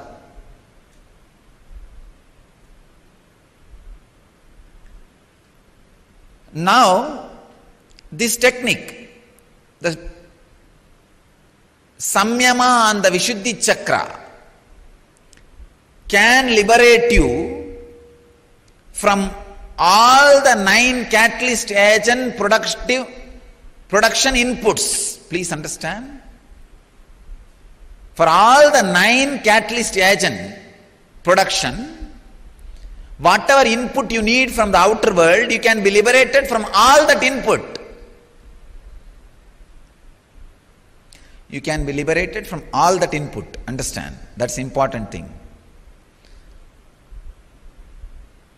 And you can go on be producing it so that your body is, I can say that you are alive. Like Raghavendra Swamigal of Vrindavan, a great yogi. He is still alive, sitting. Don't think he is dead. It is Jiva Samadhi. He is there alive. Still his beats roll. Please understand. If you go in the silent night times, put your ears on that Samadhi, you can very clearly listen the beats rolling and that sound of the Ramanama, that mantra, that some murmuring. You will not be able to hear exact Rama sound, but that somebody is sitting there and humming or uttering some words in rhythmic way, that can be heard very clearly. I am not promoting any superstitions. I am not telling you lies. I am telling you from my experience. If you have intelligence, go and check it. Still, he is there counting the beats. He is in Samadhi, Jiva Samadhi. And the beats are moving just to prove he is in Jiva Samadhi. I can give you thousands of examples of Jiva Samadhi in India. Trilinga Swami, he will be sitting and meditating on the Ganges. Suddenly flood will come and he will be completely covered inside. After the flood recedes, maybe some 5 months, 6 months, then people will search for him and start digging out. He will be sitting inside 10 feet in the mud. 10 feet when they dig, he will be sitting in Samadhi, they will get the body out and he will just shake and come out. Ask, hey, how are you, what happened? Near my native place, Arunachala, there was a Swami, Pundi Swamigal, a great Siddha Purusha. Same way only, he will sit on the banks of the river and simply flood will cover him and the whole body will be covered by the river sand. He will be there inside for 6-7 months. After 6-7 months, when the flood resides, flood settles down, recedes, people will go and dig some 5-6 feet and then bring the body out. He will come out and, oh, okay. He will talk to them and start living. These are not stories. Pundi Swami lived just 30 years before. Only 30 or 40 years before he took Jiva Samadhi.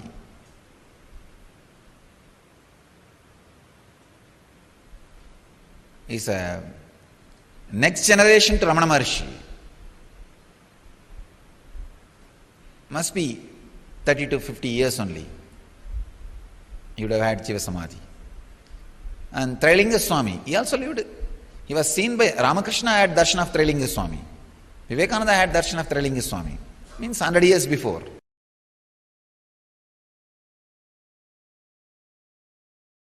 Understand, it is not that in those days, even now, so many beings achieved the space of Mahadeva is just moving around here and there.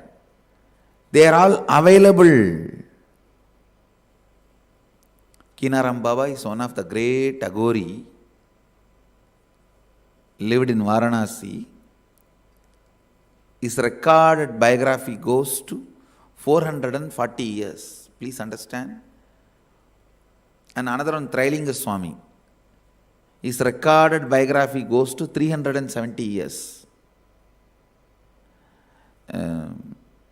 Kinaram Baba and Trailinga Swami, both of them are seen even by recent day people. Ramakrishna has seen Trailinga Swami. And even Rajendra Prasad, he has seen the Trailinga Swami. They were all just in last 100 years names. Maybe Kinaram Baba may be a little older, but historical figures, not legendary figures or mythical figures who lived here now in reality.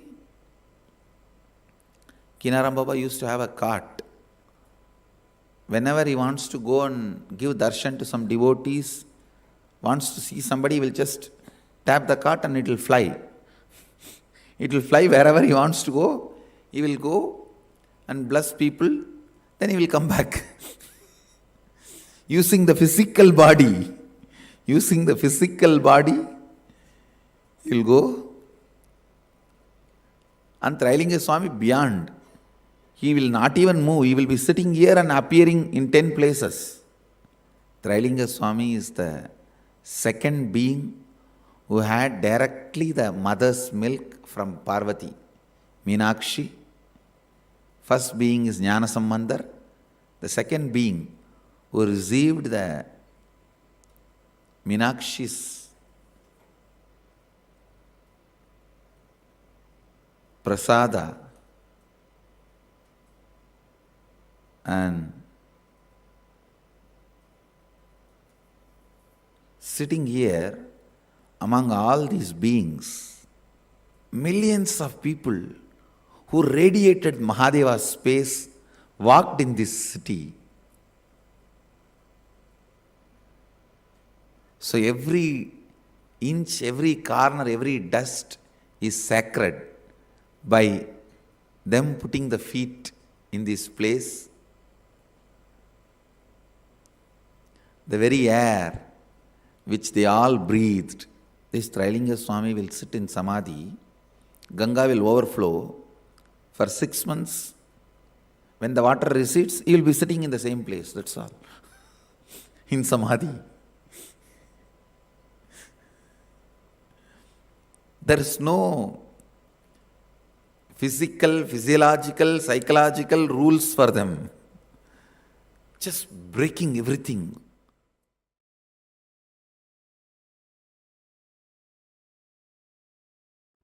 The Jagannath temple is the place where Krishna, Balarama, Subhadra's bodies physically is in Jiva Samadhi.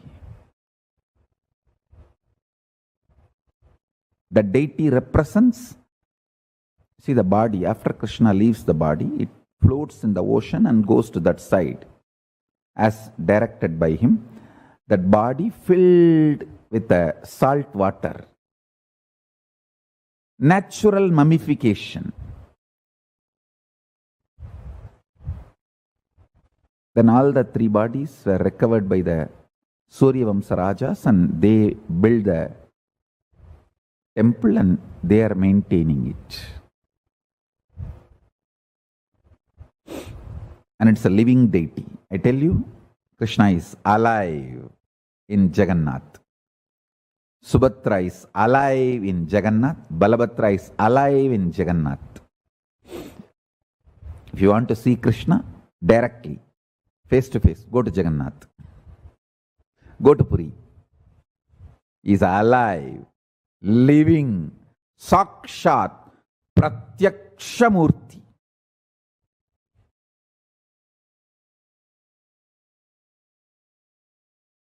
It's a science. Just like mummification in Egypt. That is a smaller level. It is a science which can take you up to Swargaloka. Only deification can take you to Kailasa. Because Hindus have mastered this science in a much grander and ultimate way. Deification is 1,000 times greater, powerful methodology than mummification. Mummification can lead you up to Swargaloka. Bhur, Bhuva, Suva. Not more than that. You can be at the most Indra. Maximum. Not even that. All that. It's not that everyone who goes to Swargaloka becomes Indra. No.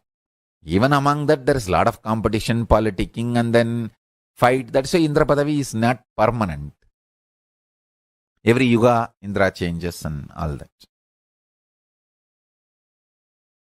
No, I'm not saying Indra is less powerful. No, surely he is much beyond anything you can imagine. And he is worthy of worship and our reverence and everything. But deification takes you directly to Kailasa. It can take you up to Kailasa.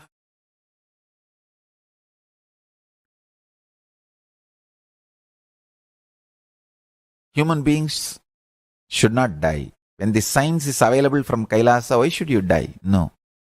No death. Blessed are those who achieve Swarupa Samadhi, but at least Jiva Samadhi. At least Jiva Samadhi. Jiva Samadhi means your body will be left after you stop using. It will be there, but it will not show any of the symptoms of death. It will not decay, it will not stink, it will not go into any deformity. Just it will be there as if you are in Samadhi. Swarupa Samadhi means like Jnana Sambandhar, Andal, Vallalar, carrying the body itself. Body will not be left. It will just dissolve into the light.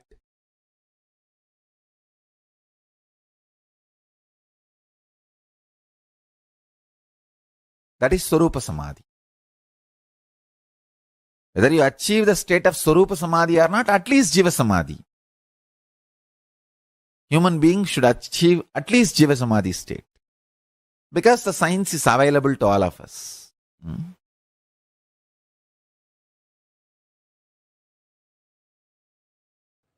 You may have mind, you may have body, you may have all the other things like a wealth, relationships, but you are consciousness.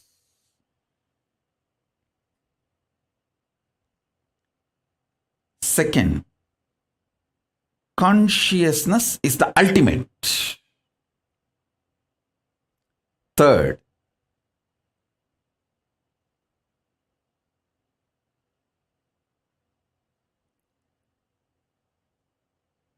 declaring the sovereignty of your consciousness. Declaring sovereignty of your consciousness. Your consciousness is the supreme, most powerful, highest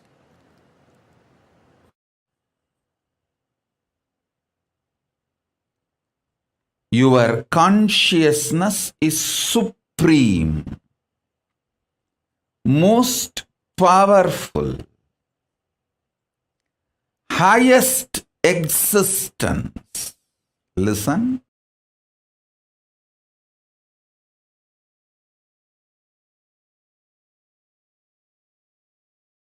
Whether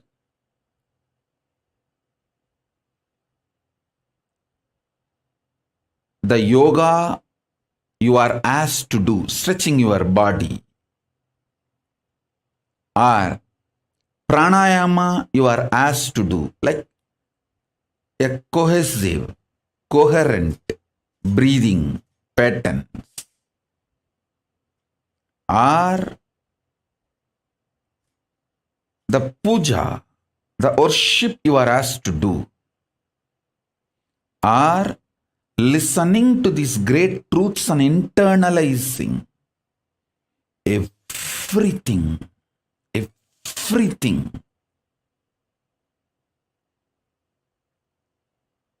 In Hinduism, everything is to make you express your conscious sovereignty, manifest your conscious sovereignty. Listen. From your conscious sovereignty, when you manifest your health, the health becomes eternal, permanent. From your conscious sovereignty, if you manifest economical independence, that becomes eternal, permanent, and good to you and to the society, because a conscious sovereign being will never harm society and generate wealth. Understand? There are many people wealthy by grabbing, centralizing, redistributing, not by generating. The real wealth is always generation focused, generating focused, not just redistribution or grabbing. A conscious being will be wealthy by generating, not by grabbing or redistribution, being part of this redistribution loop. So understand, a conscious being, when he declares his conscious sovereignty and manifests health, it will be an absolute perfect health. He knows how long to live and he knows when to leave. I can give the example of Paramashiva. Even after leaving the body, his body did not go through any symptoms of death, deterioration of death. My own guru, Isaki Swami, 3 days after death, his body was just fresh, alive. My guru Kukumal asked, Bhagavan, please do Padmasana, we have to keep you in Jiva Samadhi. His body just locked itself in Padmasana and we kept in Jiva Samadhi.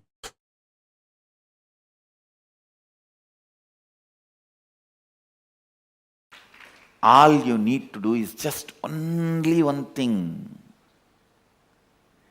Complete with all the incompletions related to life. Any decision you took against the life, dig out that situation, complete it and drop. That's all. Always decide for life.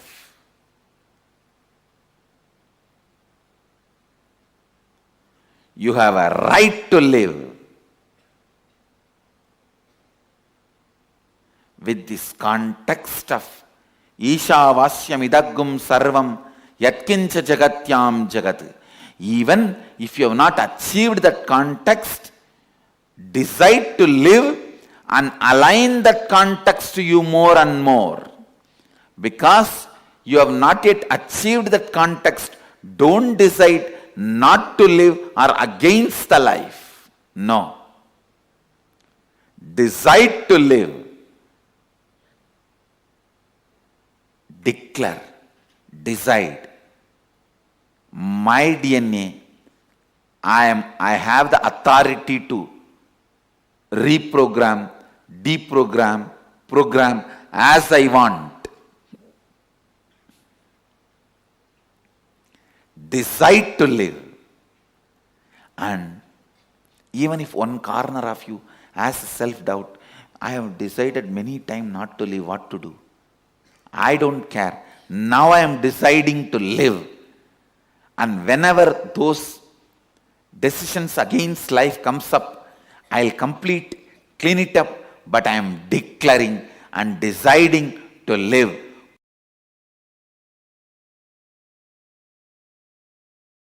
This is the bamboo stick for healers to heal others. This stick has a big story. First time I started initiating others into healing in a Jiva Samadhi, means a living tomb called Neru Sadasiva Brahmendral Samadhi. In Tamil Nadu there is a Jiva Samadhi of a great enlightened master, Sadasiva Brahmendral. I went to his Samadhi after I realized my Sadashivatva to have his darshan. He himself appeared and gave the Dhruva grass and said, with this, start initiating anybody, they will all be able to heal. He gave me that science and Dhruva grass. And I brought the Dhruva grass and put it on in our ashram, the bamboo grove. The bamboo grove was dead at that time. I put the Dhruva grass, whole thing came back to life. And the bamboo came back to life. From that bamboo, you are all given a stick. So, it represents the energy of Sadashiva Brahmendral's Dhruva grass. So, with this, if you touch anybody, they will be healed.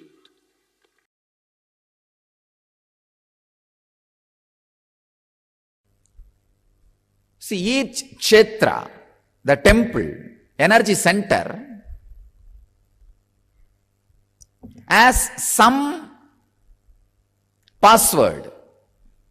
That's the right thing. Some password to access the energy installed in the kshetra. You see, each kshetra, each temple is an energy circuit, energy mandala created by some enlightened being. For example, the Palani is the energy circuit created by a great Siddha called Bohar. Bohar and his Guru Dandamani Swamigal, both of them lived there. That's a kshetra created by Bohar, the energy circuit. And Tanjore temple, the energy circuit created by a Siddhar called Karuvurar. Tirupati, enlightened master called Konganavar. So each temple is energy circuit created by an enlightened master, and always near the Garbha Mandir of the temple that master's samadhi will be there, because that is an energy circuit. Even if you go to Tanjavur, just behind the temple, the Karuvurar samadhi will be there. In Palani, just near the Subramanya Sannidhi, the Bogar's tomb, the samadhi will be there. You see, tomb is not a right word. Tomb is a place where the dead bodies are kept after mummified.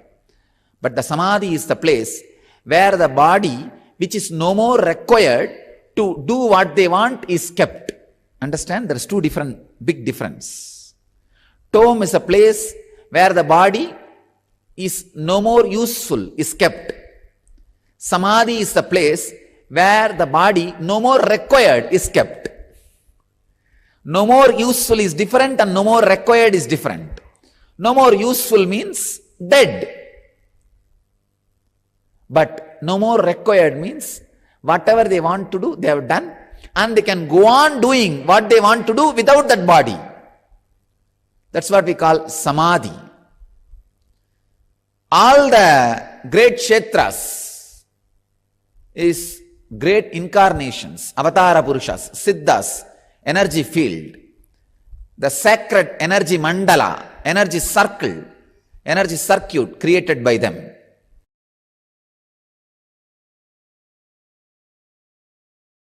That place where the Pondicherry ashram is, it's a 2000-year-old temple. It's a temple from Chola period. So the moment I started the Shivoham process, that original energizing done by Karuvurar woke up. That very energy field woke up, because energy field cannot be killed even if the deity is removed and the temple is removed. The energy field continues to exist as long as the Garbha is there, which is planted usually around some 40 to 50 feet down below the ground. So the Garbha is planted. Garbha means the solidified mercury with other other traditional herbs, 30 to 40 feet depth. As long as that is there, energy field cannot be removed. And in Pondicherry ashram, still that is there. 8 Garbha is there inside. Means 8 Garbha mandirs Garbha is inside. It is there. So the moment I started the Shivoham process, all the 8 Garbhas came to life. It has come back to life. Now it is like a 9 Shivoham process going on. Garbha is a energy battery planted by the enlightened beings before they install deities. All around Biddi I have installed 108 Garbhas. In 108 places the solidified the Garbha is installed in Biddi. Now we made it into compound wall. Earlier, under the each pole I have installed.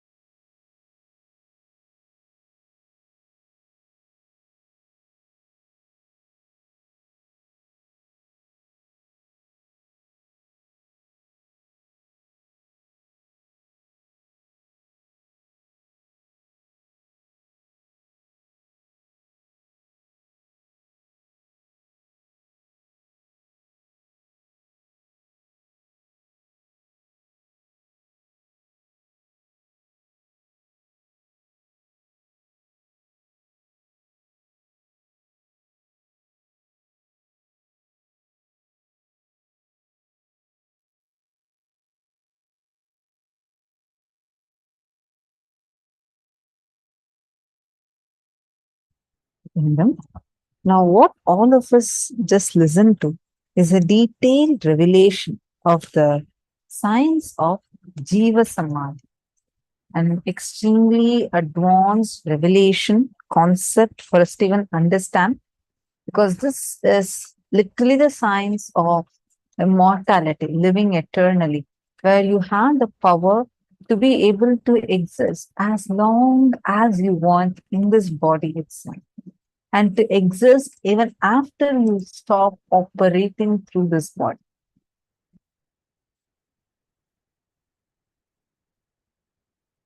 There is no physical, physiological, psychological rules. If you can produce all the 9 catalyst agents in your body, you are a Siddha who can sit in Jiva Samadhi. Means your body can be buried, but you will be alive forever. Who all has seen these Tibetan monks or many different traditions, actually mainly the East Asian traditions, many of them having this as a, like you come across news where suddenly a 400-year-old mummified monk was found buried, but he still seems to be alive. All have read news like this.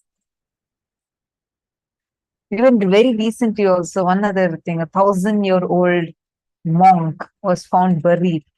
And when they put him under the scanner, his heart was still beating and he was still existing. So this baffled the scientists, and till date, the modern day scientists have zero explanation for what is causing this. How is it even possible?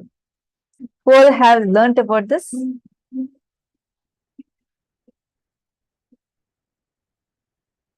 Like who all have heard about this?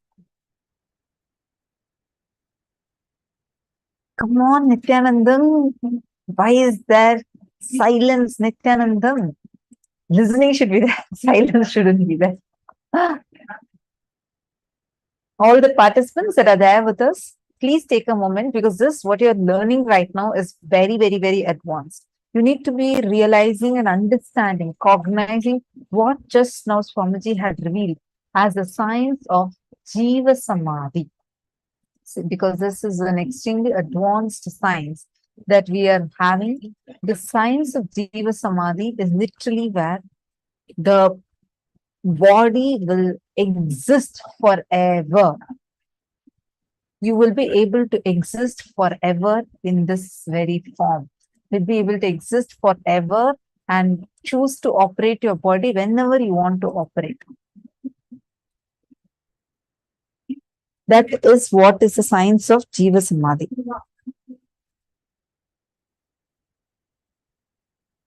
Mummification, or like how the Egyptian mummification is there.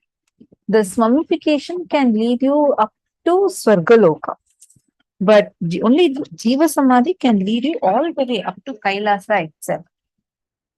It can directly open the gates of Kailasa itself for you. So that is what is the science of Jiva Samadhi.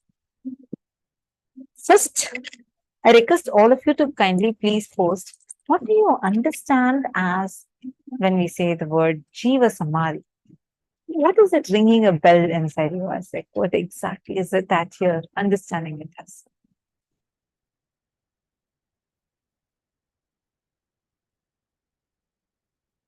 See, we need to understand it very, very, very deeply. It is first and foremost, this Jiva Samadhi is a place where an enlightened master who is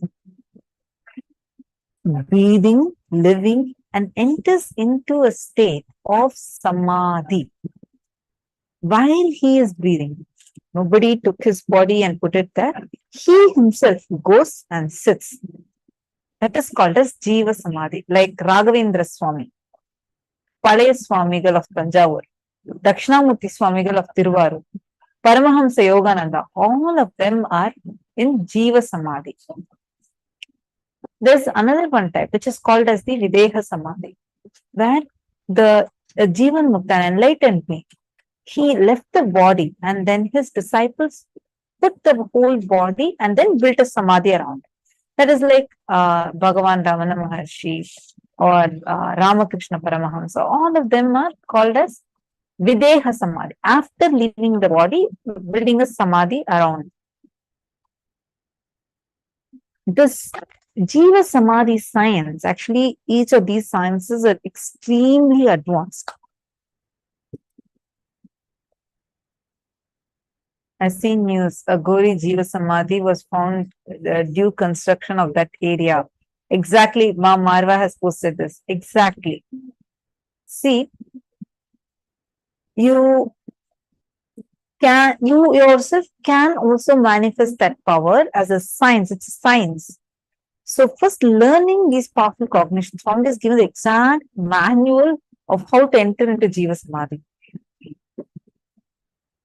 Ma Vinita Nagaraj has posted, Ma, in one video, Swamiji said to see everything happening as auspicious and miracle. However, I listened to the other talk of Swamiji, where he said, whatever happening is your own mistake. I was practicing what Swamiji was saying, but this place I am stuck. Okay. I just wanted to clarify this to you, Ma Vinita Nagaraj, if you're listening, could you please wave your hand? Okay, I don't see you on camera. Can I please request you if you could please come on camera? Ma Vinita Nagaraj. Nithyanandam, nice to see you. Okay. See, first thing, when Swamiji is saying, see everything as auspicious, it is absolutely true reality. See everything happening in your life as auspicious. Does not mean you can disown something as not being your responsibility. Understand? Taking responsibility is not called as taking blame on yourself. The context of life should always be absolutely life positive. See, that is why Swamiji even told now in this revelation, right? When you constantly say yes to life, even during your death, you will not die, but you'll enter into Jiva Samadhi. Saying yes to life. Every cognition you should only operate from saying yes to life. When you say that you should take responsibility for all your actions, it is not actually contradicting with seeing life as auspicious. Every moment, when you take responsibility for every action of yours, saying that, okay, this thing I'm doing, this is all I am responsible for it. I am the source, therefore I am responsible for it. The way you approach life will be from the angle of solving it, from the angle of fixing it. Okay, you will be like a person who will want to fix it, find solutions. I've always seen Swamiji, even in the most difficult situations. I can never forget this. How in 3 days, program is starting. In Vidhi Adi Kailash, program is going to start. The whole construction team had actually planned, like Swamiji had given detailed vision. Swamiji's vision will never even be a vision statement. No, it will be a vision document, because Swamiji will give like step-by-step detailed micromanaged level instructions. Like you will see, for example, this particular incident happened during Mahasadashiva program, 2017 Mahasadashiva, December it happened.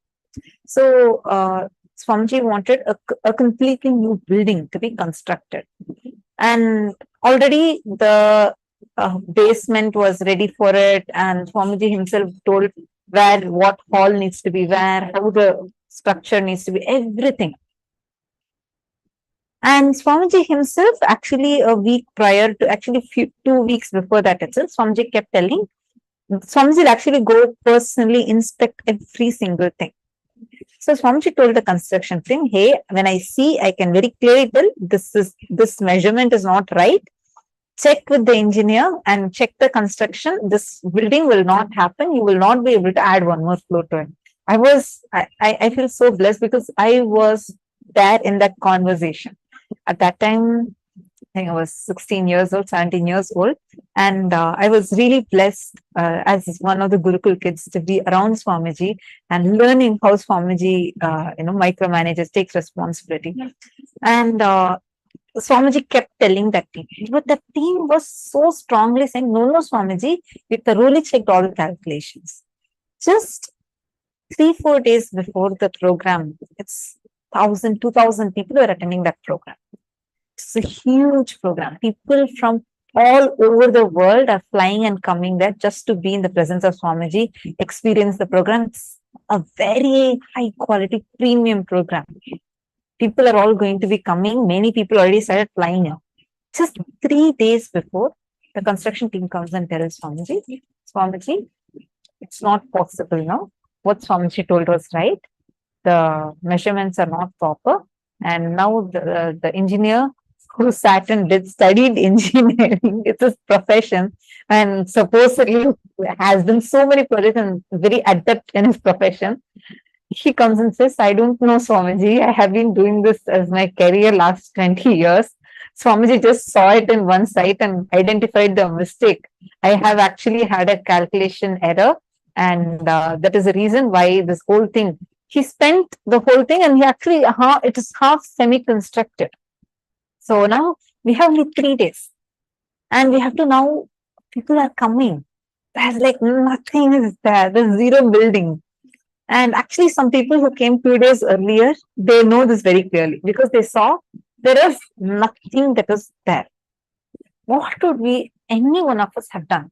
We would have fired the people who did that. We would have sent them out or done something, right? Like, it's like they spend so much money and they waste the whole thing. The infrastructure is not ready, and they are supposed to be the construction team. They are supposed to be the infrastructure department.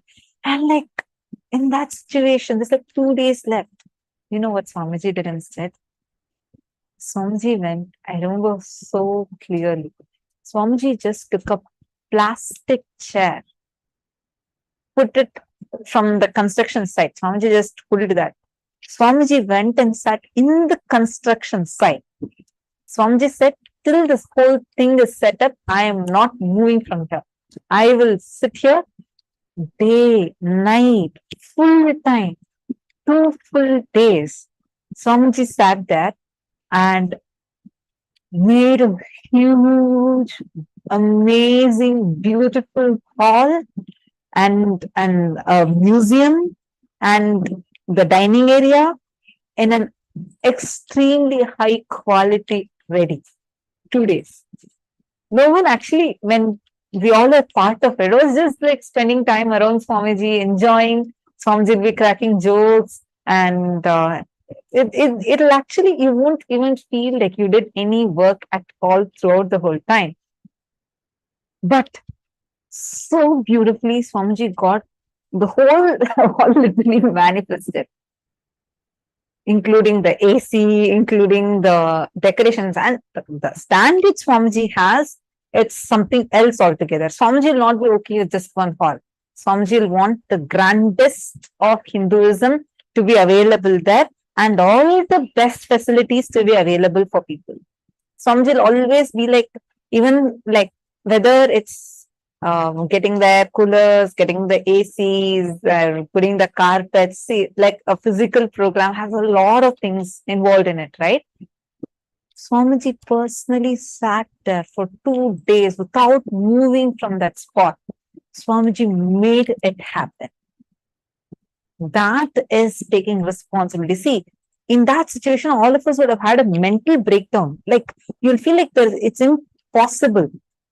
And there's one more team coming and saying, oh, Swamiji, air coolers are not possible because the vendor is not picking the call now. We have already spoken to this vendor. He's not answering now.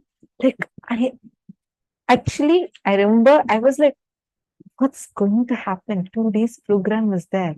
Are they kidding? Like, they're coming and telling this the last minute to Swamiji like this. But Swamiji did not back off. Swamiji said, I'm going to stand here, make it happen. If one vendor didn't pick up the call, come on, call the next vendor. Let us go all out. We have to give the best for people. Swamiji didn't want to compromise on quality even one bit. And Swamiji made the whole thing happen. When something bad is happening, we consider it as auspicious as well. Whenever something bad is happening in your life, tell yourself clearly, Swamiji, I know very clearly this again is also part of your Leela. Right now, I may not be knowing why this is happening to me. Right now, I might be feeling that this is such a bad thing, such a worst thing happening to me. But I know there is an auspicious reason why this is happening. And I'm going to open myself up for it. Be open for it. That's all. Just open yourself up and tell very clearly, you know, this is all. You are just waiting to be showered, auspiciously showered. You know very clearly this is going to be auspicious, whether now you realize or not. Take any 10 situations and write down and see. You yourself will understand. 10 situations where while it was happening, you felt it was so bad, really cruel happening to you. This should have not at all happened. But now you see how that same situation actually only became a good for you. Either you learned a great lesson for your life, or suddenly it turned out to be something good, like you lost your job, but you manifested a best job for you. See everything from that context. Identify, if not even 10, at least 5. Then you yourself will start having this as your understanding, and you will cognize how even now what's happening is for auspicious. I hope I answered your question, Mama Vinata Nagaraj. Wonderful.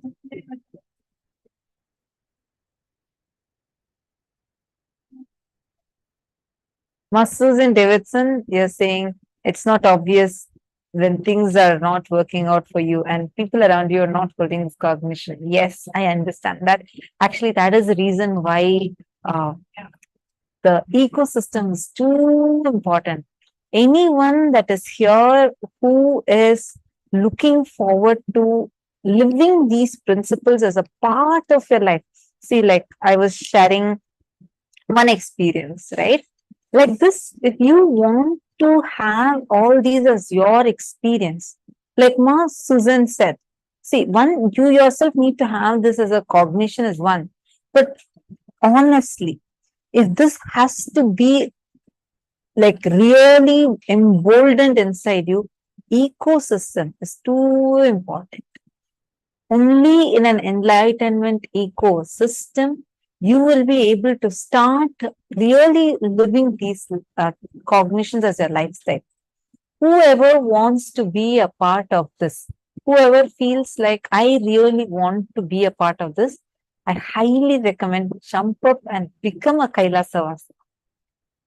We're actually having opportunity opening up for sannyas. Anyone, whoever wants to take up this lifestyle, you feel like you want it. You may be having some problem, you may be wanting to talk to someone, all that is okay.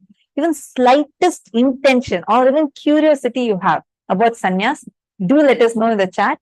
We will connect with you and we will help you understand about it a little more, and you can take your decision, because this time we're having really many auspicious things happening, and being part of Kailasa, especially as a sannyasi.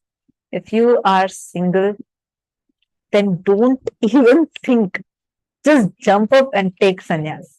Sannyas is the best, coolest, royal way of life. See, when I joined Gurukul, I was just 14 years old.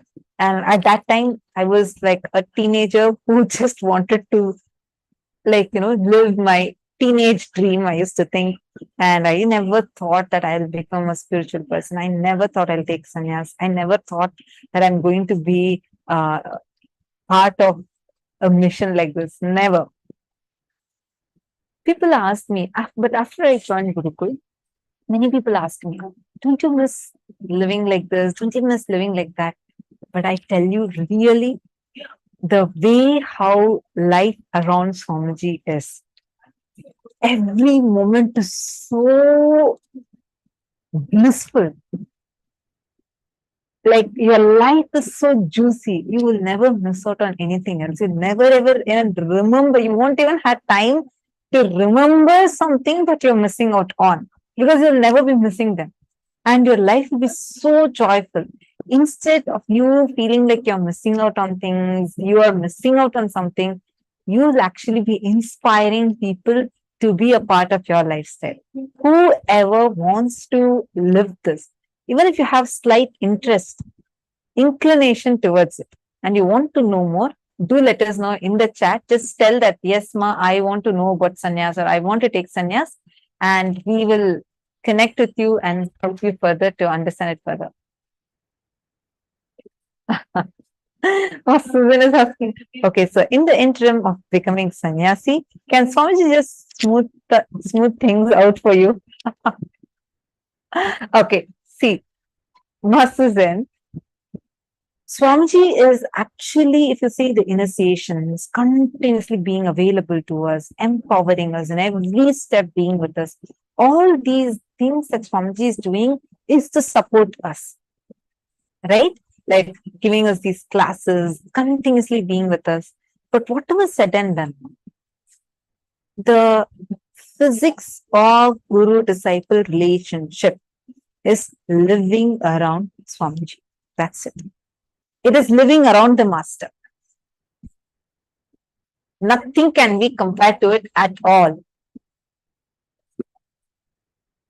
Anyone that wants, that has even slightest inclination, like you have slight interest, let us know. We will immediately connect with you and help you. Yes, Ma Sarlananda, to be a child of Gurukul is an immense opportunity in life. Actually, anyone who wants to join your kid in the Gurukul, you also can let us know. It is only on invitation only basis. So anyone who is interested in that, please do let us know. We will connect with you and we will guide you further regarding that. Okay, Ma Vinuta, you opened up a new topic altogether.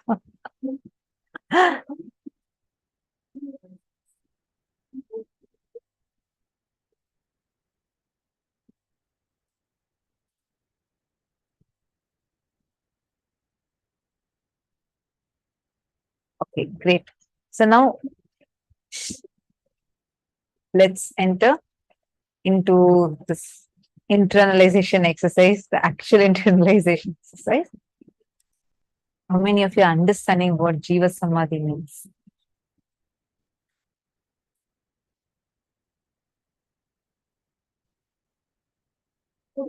The Jiva Samadhi science is much advanced than the mummification science. In mummification, they're only mummifying a dead person and preserving that body. But in Jiva Samadhi, the person is alive, breathing, and they themselves enter into Samadhi and a whole building is built around them and they still exist inside that building. They'll be meditating, you'll even now find their bodies intact and existing.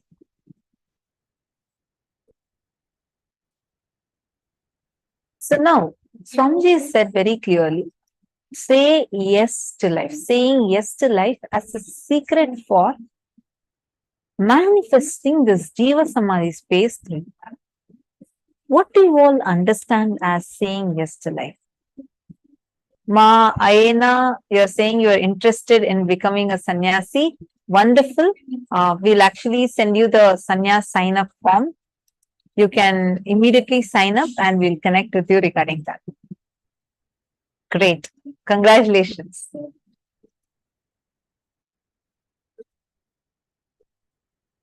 Ma Vinuta Nagraj is clapping. Ma Vinuta Nagraj, even you should jump up and sign up. Actually, you, Ma Sadashivamai, all of you have such immense sincerity. When you take up, just jump. I understand something might be holding you back. But if you have even slightest intention, just jump up. And then you sort out everything else. But the first jump will always give you a breakthrough. All right. See, now let's understand what it means by saying yes to life or saying no to life. The decisions for life. whenever opportunities happen in our life, not just opportunities in anything, even a simple decision whether to eat certain food or not eat certain food, are you doing it from the context of saying yes to what you cognize as life, or is it against what you cognize as life? Look into that. First, you need to go deeper. You need to identify situations. Many times, very casually, we say, I better let me die. These cognitions, sometimes you don't even, most of the times you don't even mean it. But telling those words again and again and again, you are empowering anti-life thought currents. You are saying no to life. So now take a few minutes. You're going to sit with yourself, spend a few minutes, and pen down at least 11 situations when you made decisions against life. The thought currents you entertained against life, the thought trends that you entertained against life. Pen down all those in conclusions. Please take a few minutes and please start.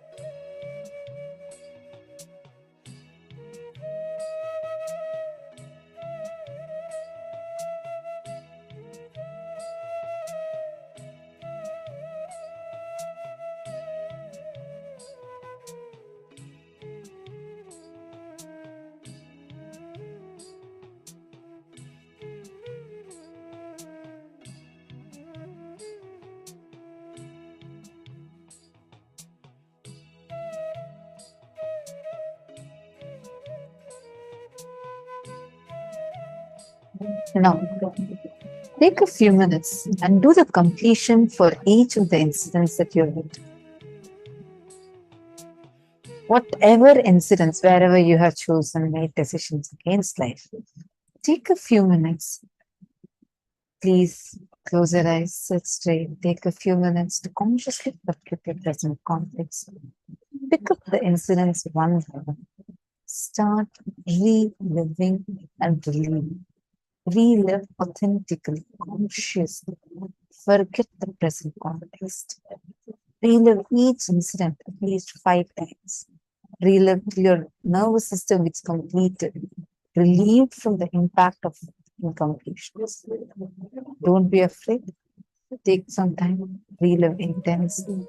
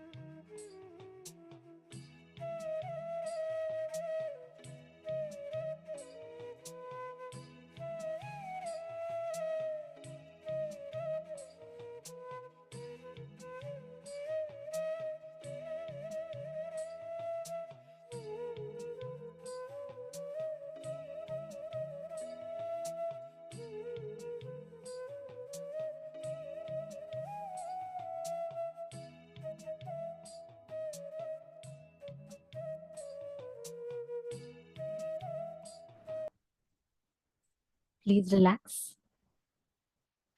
Now, all of us did a very beautiful exercise on saying yes to life.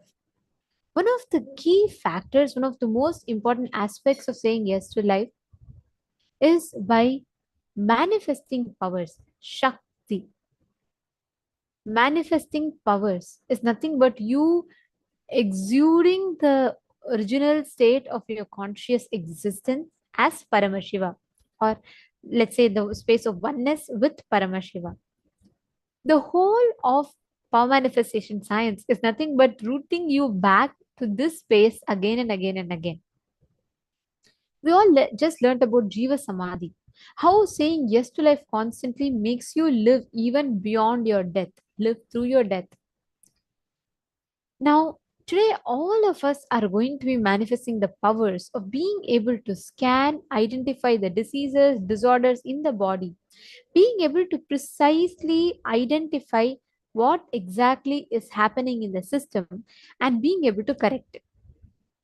And in this round, now all of us are going to be manifesting this power of being able to scan what is happening in another person's body.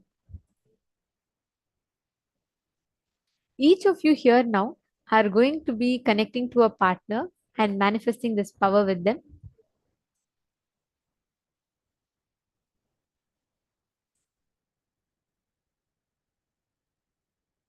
This whole power of body scanning happens where you will be able to scan, identify what exactly is happening in another person's body, and you will be able to describe the whole thing in elaborate detail, right? Let's say, for example, someone has stomach problem, or someone is having toothache, someone is having cavity. You'll be able to precisely identify this issue that is happening in them, and you'll be able to tell the solution as well.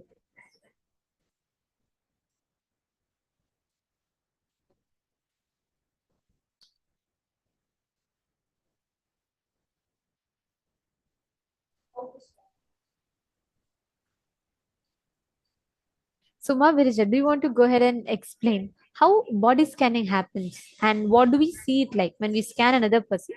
What is the exact process that we do and how exactly do we see the issues in another person's body? Yes. So actually, when you connect in oneness with Swamiji just by chanting the Mahavakya, you can actually, for me, how it appears, like for example, I see a body of a person and the places where the person is experiencing illnesses, that will come like red spots, like a red light on the body. So I have like a silhouette of the body in front of on my third eye, and Swamiji shows like red spots on the areas which has the illnesses. So and then after that, I zoom into that area, and then Swamiji shows exactly like, for example, if the person is having a block in the heart. So I see the heart, that exact region in the heart, and I zoom in, and I see the heart come, the picture of a heart, and after Swamiji shows, okay, person is experiencing a block. Or sometimes Swamiji will just let it appear, like I'll be able to see the word this person is experiencing a heart block. So it can be anything. Like for some people, like many of the Balasins, they hear Swamiji's voice when they're doing body scanning. For some people, Swamiji showed to them in visual manners.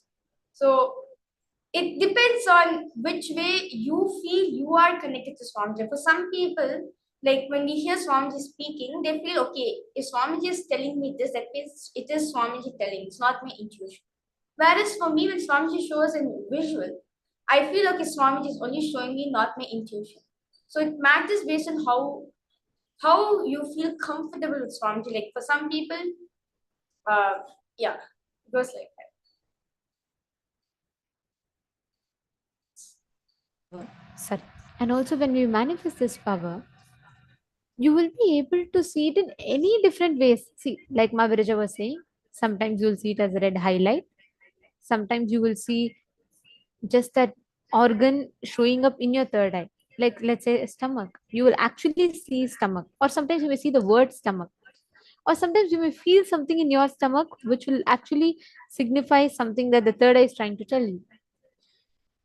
Start playing with this power. See, only when you become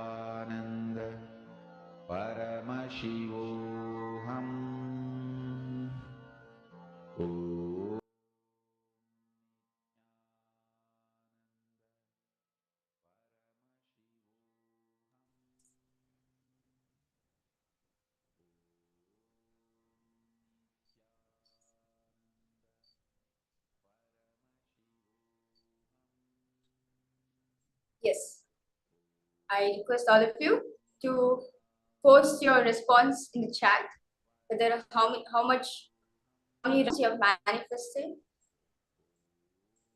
See the power manifestation is nothing but you experiencing you experiencing the state of Paramashiva within yourself. For how many minutes you're enjoying that space. It's not about how much of rounds I'm getting manifested, how many rounds I'm not manifesting. No. It's about how many times I've been connecting back to Paramashiva. How many times I'm reminding myself I am Paramashiva. So the whole power manifestation is nothing but you experiencing the Paramashiva within yourself. That's it.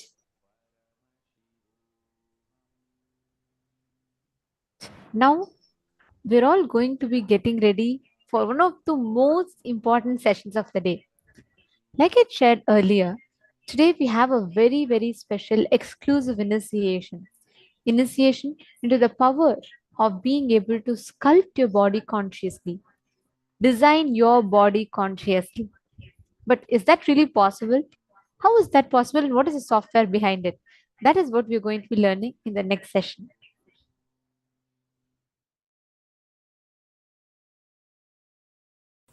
We always take our body for granted and exploit more than what it can do.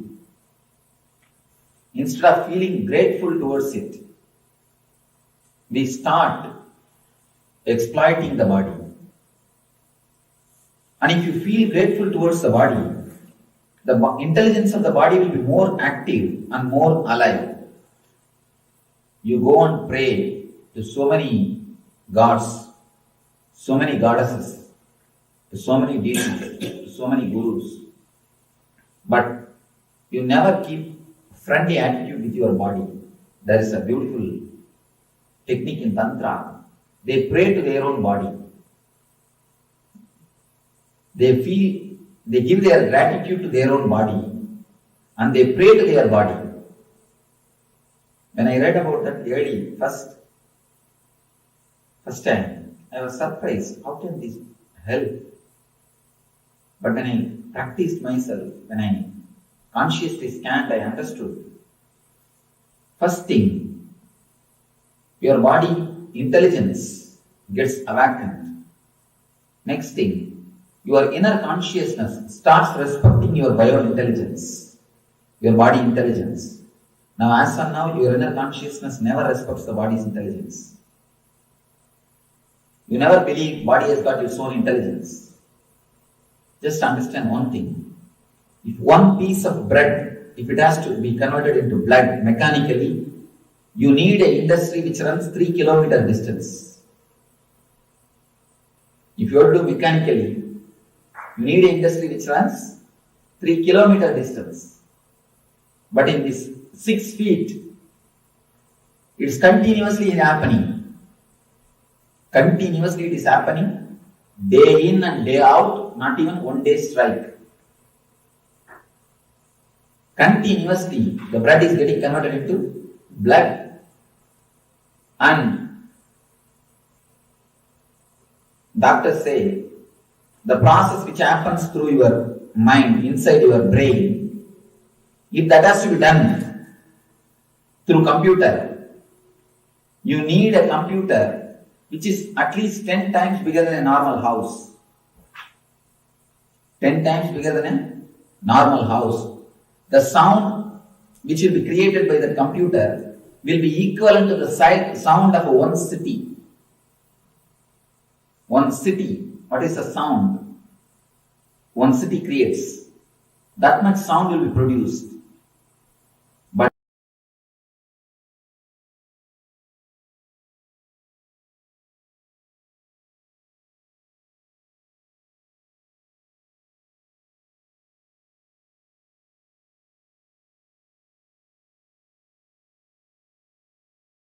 it's a temple of consciousness. So, before going to hundreds of temples, hundreds of gurus, start feeling grateful to your body for accommodating your being on this planet Earth. And start praying to your body to be more happy and to guide you more clearly in the path of sadhana. You may feel strange because always you only look down upon your body. Always you disrespected your body. And the so-called spiritual people also continuously teach you to condemn your body. Condemning the body only makes you schizophrenia. It's like you try to pull your own shoes and you try to fly. Can you fly by pulling your shoes? You can only fall. So feeling grateful to your body is the ultimate devotion. Praying to your body is the ultimate prayer. Because consciousness is Atman. Consciousness is God. Which is the object available to you, which is nearest, very close to the consciousness. Your body is the only object which is available to you, which is very close to consciousness. The deity in the temple is also close to consciousness. but your body is much closer to consciousness than the deity in the temple.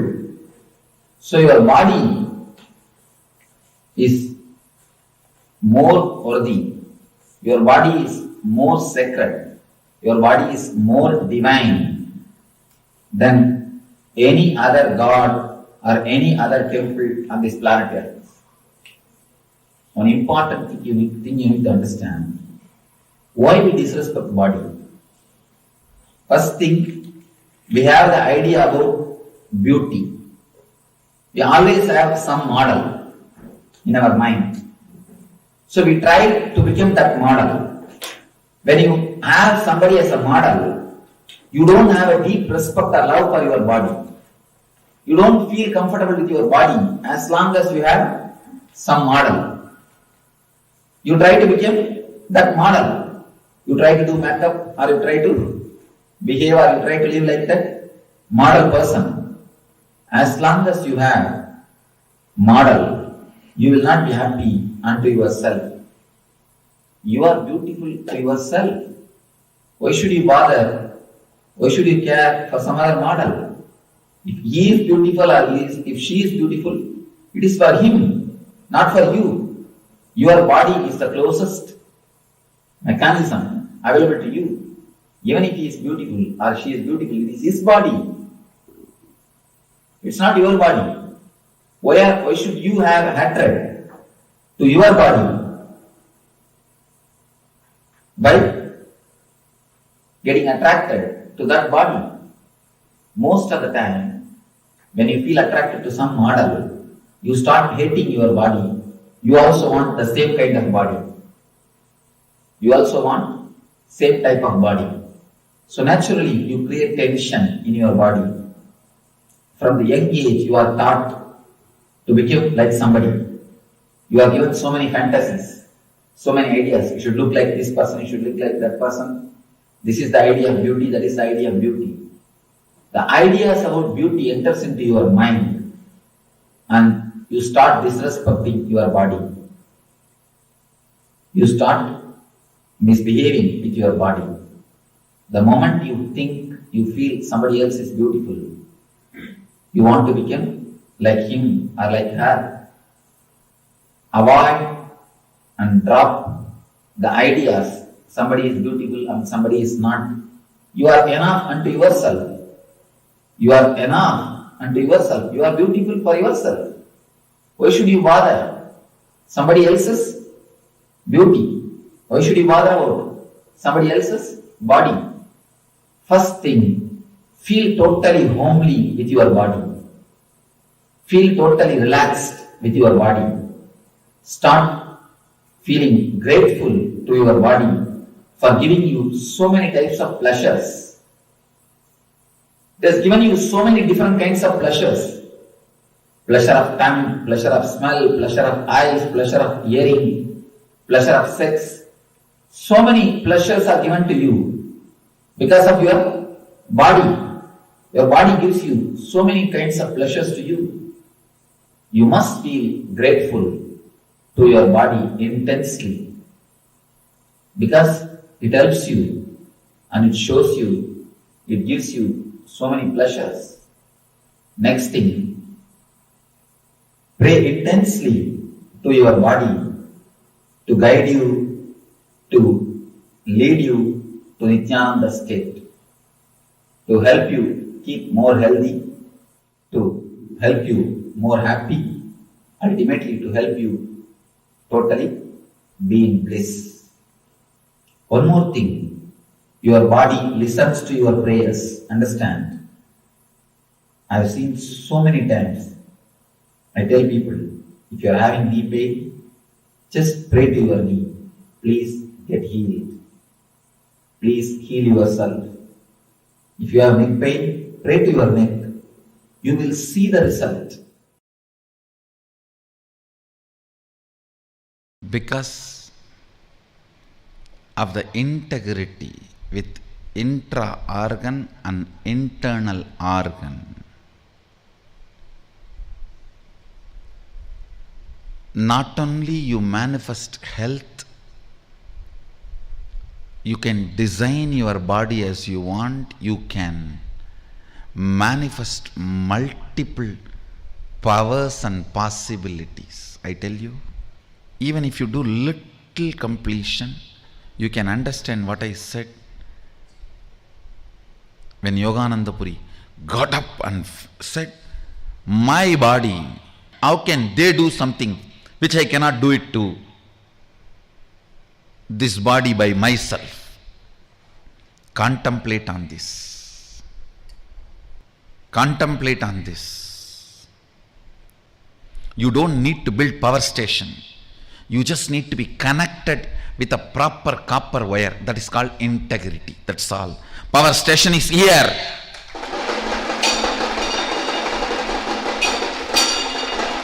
Eternal atomic power station.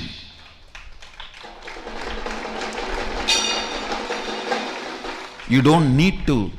You always felt all this Sadashivoham or the spiritual enlightenment, everything was very difficult because you are planning for building a power station which you don't need. I did it already. You just need connection.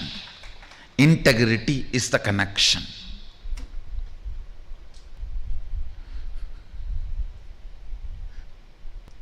I'll give you a little detail when I say what do I mean by integrity to your internal organs and intra organs. When I say integrity to your internal organs, feel all the time you own them. You own them. So whenever there is a food taken which puts you in depression, low mood, do not eat that food again. When there is a action done by you which disturbs that internal organs, don't do that again. It may be as simple as smoking or as difficult as heroin. It can be as simple as smoking to as complicated as heroin. Whatever. Anything which is putting you powerless space, don't do that again. That is what is integrity to your internal organs. Same way, when you utter a lie knowingly, or when you give a word knowingly that you are not going to fulfill, the harm you cause for your walk, you can see it very clearly. Don't do that again. Sit and finish completing all the past. No need to have a lifestyle where you are hurting your walk and internal organs. No need. You don't have to take up that kind of a profession. Knowingly. There are tons of professions where you can do sweet things, make money, live your life happily, blissfully, be out of the matrix. There are thousands of things you can do it without harming your walk, harming your intra organs, anandagandha. Integrity to the internal organs and intra organs. For example, if you eat non-veg, you feel dull, tired, heavy. Then decide, I am going to complete with this pattern. What is it that pulls me to eat non-veg? Is that the food, the way it is presented, or the tongue, the experience of the tongue when I am chewing? What is it? Find that pattern and complete.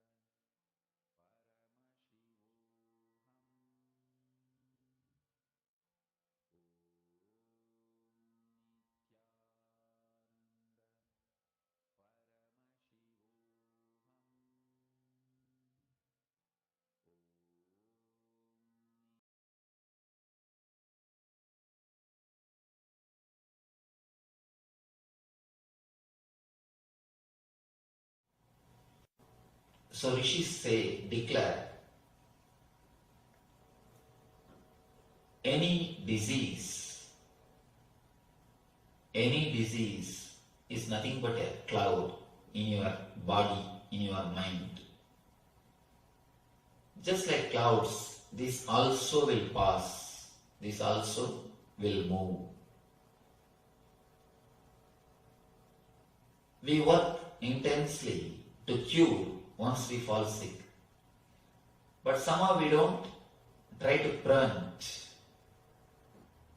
Because when you are healthy, you take your body for granted. You take your health for granted. When you are healthy, you don't even remember your body. The definition of health is, if you are able to forget your boundary, you are healthy. If you are able to forget your body, you are healthy. There's a beautiful saying in Taoism, when the shoe fits, leg is forgotten. When the belt fits, belly is forgotten. When the chain fits, neck is forgotten. You forget. If you are healthy, you forget your whole body. You don't remember your body. You don't remember your boundary. You don't think that I should do something to maintain my health. One more thing. We always think no diseaseness as a health. If you are not going to any hospital, if you are not taking any medicine, if you are able to manage your day-to-day routine without any medication, you think you are healthy. But according to me, the definition for health is a positive well-beingness. It is not only no diseaseness. No diseaseness is only one part of health. There is something more to health than simple no diseaseness. The positive well-being. Positive well-being more than no diseaseness is what I call health. Life. If you look at the life from the point of view of the masters, ancient masters, the rishis, they say it is just to be lived in a blissful way. They say Anandam Brahma Nabhyajanat. There is a quotation in Sanskrit. It means existence is bliss. Don't waste it by missing it. Existence is the very existence. Your very life, your very breathing, your very living in this body is bliss. They say the body is filled with nectar, with bliss. The very life is bliss. And then they advise, please don't waste it by not enjoying it, by not experiencing it. Once you start feeling I am the body, you start feeling the boundary. Feeling the boundary is nothing but sickness. When you forget the boundary, you are in health. When you are totally healthy, you don't walk, you just feel like flying. In Zen Buddhism, they say if somebody walks, he cannot be Buddha. Buddha floats. Means don't think you'll be flying, literally. It more means not a physical flying, it's a being which floats. When you are really healthy, when you are really blissful, when you are in ecstasy, you don't walk, you just float. Because your being is so light, so beautiful, just like a flower, you float on the planet Earth.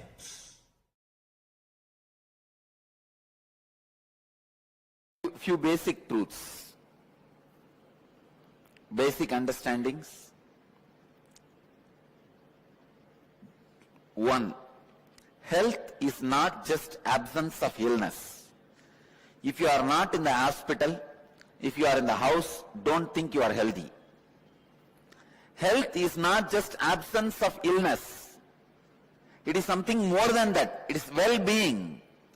Just because you are not in the hospital, absence of disease does not mean you are healthy. First truth. I want you to internalize these few truths so that we will further work on some homeworks. Second, health is a state of physical, psychological, emotional and spiritual well-being where you feel life is good. Rarely, sometimes when you wake up in the morning, maybe for 10 minutes or less than 10 minutes, you will feel life is good. Wow. But very rarely you feel that. Those are the moments you are healthy.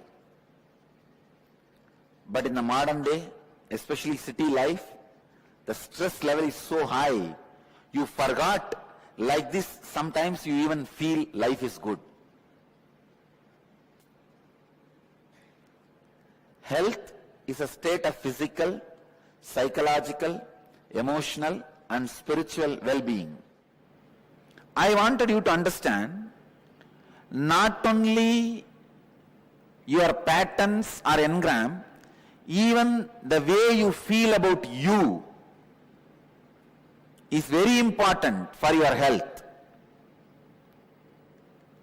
Even if you don't have any external stress, but if you have a wrong idea about you, that itself can destroy your health. I have seen many villages. They don't have any stress. They are not in corporate companies. They don't need to get up and just eat their breakfast while driving and land in the corporate office and whole day get kicked by the boss, and the evening come back and just sit in front of TV for 1 hour and fall asleep. No, they don't live that life. Many Indian villages still retain their innocent life. Morning slowly they will wake up around 9 o'clock, come and sit in the village tea shop and drink the tea and talk the whole politics and story, everything till 12 o'clock. Then slowly 1 o'clock take bath and go around and see the land, the agriculture happening, come back 7 o'clock and sit in front of TV till 10 in the night, fall asleep. There are people, even they fall sick and they also don't live long because the concepts they carry about themselves, the ideas they carry about themselves. Not only the active pattern, the passive beliefs you have also affects your system, also affects your health. I can define health. Physical health means the stomach which can digest anything. Mental health means the mind which can digest any concept. The mind which can digest any concept is mental health. Stomach which can digest anything is physical health.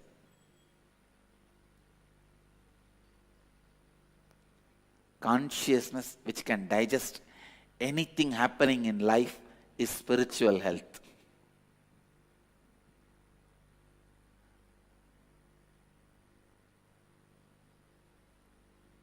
I tell you, with these 4 tattvas, integrity, authenticity, responsibility and enriching, first thing will happen, you will have physical health. You will have physical health.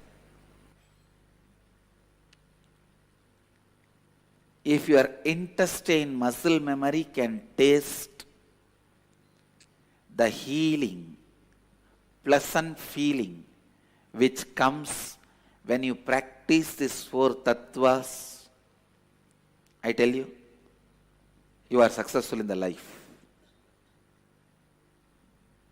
You will be successful in the life.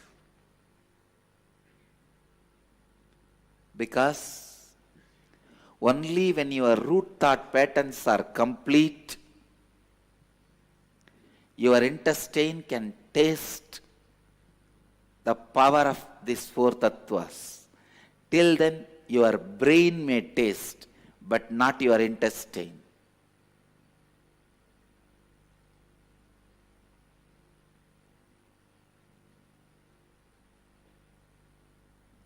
Only when you are in completion, your stomach can sit in a relaxed way.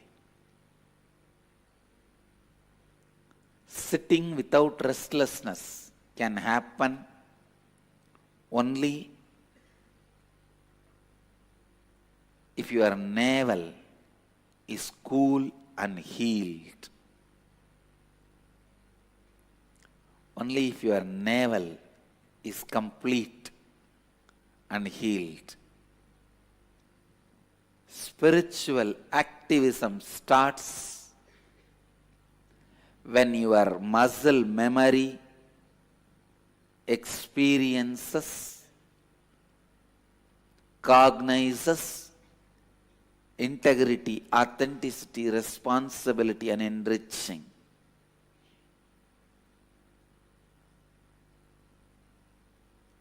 I tell you, if you start living integrity, authenticity, responsibility, and enriching, first thing, the hundreds of questions you have, you will discover answers. So first thing, physics of conscious sovereignty. Conscious sovereignty is the ultimate of life. Physics of conscious sovereignty is building a body with a spiritual stamina. Listen intensely. Listen carefully, deeply. Every word now I utter can become your realization, your experience. So listen. Building a body with a conscious stamina. Actually, building a body with a spiritual stamina, conscious stamina, is very easy job. Too easy. I can give you just some 10-15 simple tips.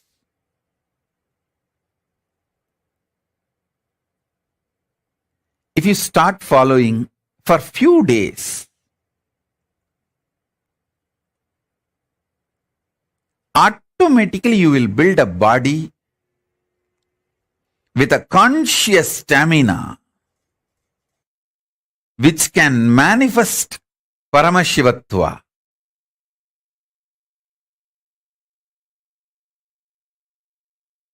Because my gurus have done it for me. I know the precise methodology.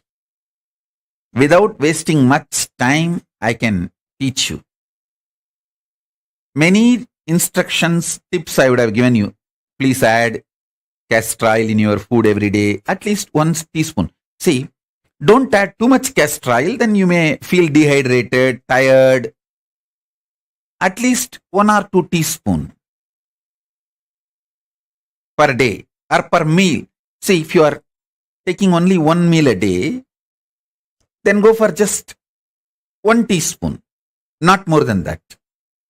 So based on the food intake, choose. These are 2 simple instructions. It's not something very difficult, complicated, very simple. I tell you, I can give you 1 or 2 examples. When you start having spiritual stamina, conscious stamina, You will carry such an amazing space. Anyone can ask anything.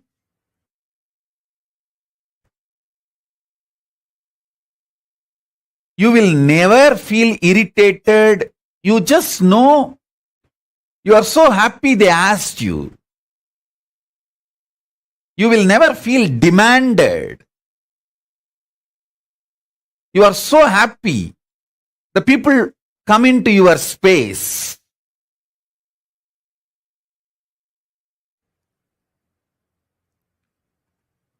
More and more people you enjoy in your space, more and more you are a successful being. Because you know your pure space never gets trampled by even millions of people entering into your space.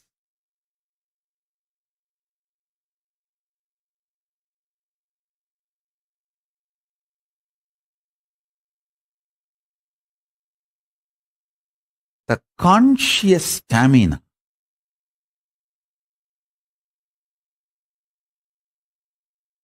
triggers, snowballs, initiates thousands of good things in your life. I tell you,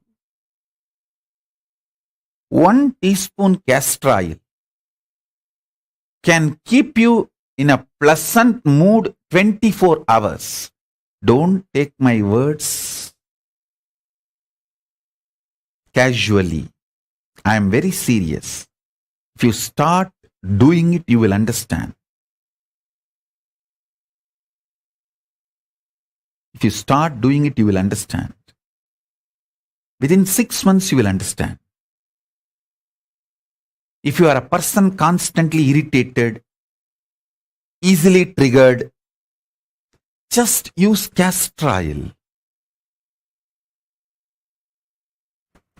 You may think, what, castor oil?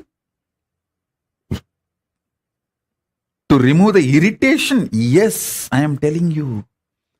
Castor oil will remove the parasites sitting inside your stomach, which triggers irritation continuously. The castor oil and parasites are anti.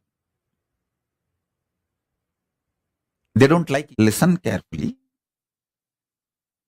Your pitta is responsible for making you doubt about yourself and about your future.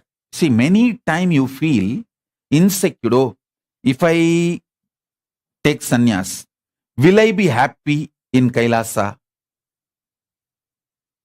If I take up this commitment, will I be happy in my life? Not being sure about yourself, you destroy your life so much.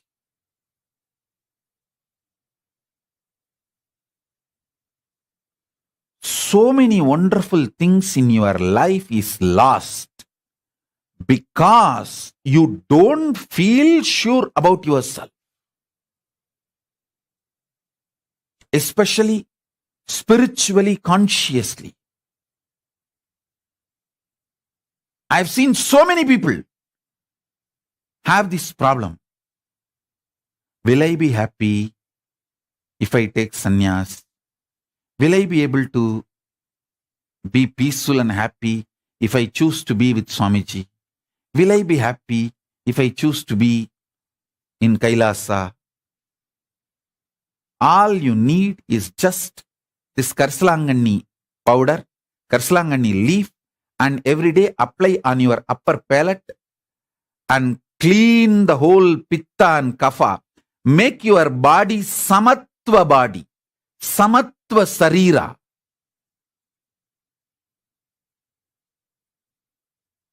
I tell you,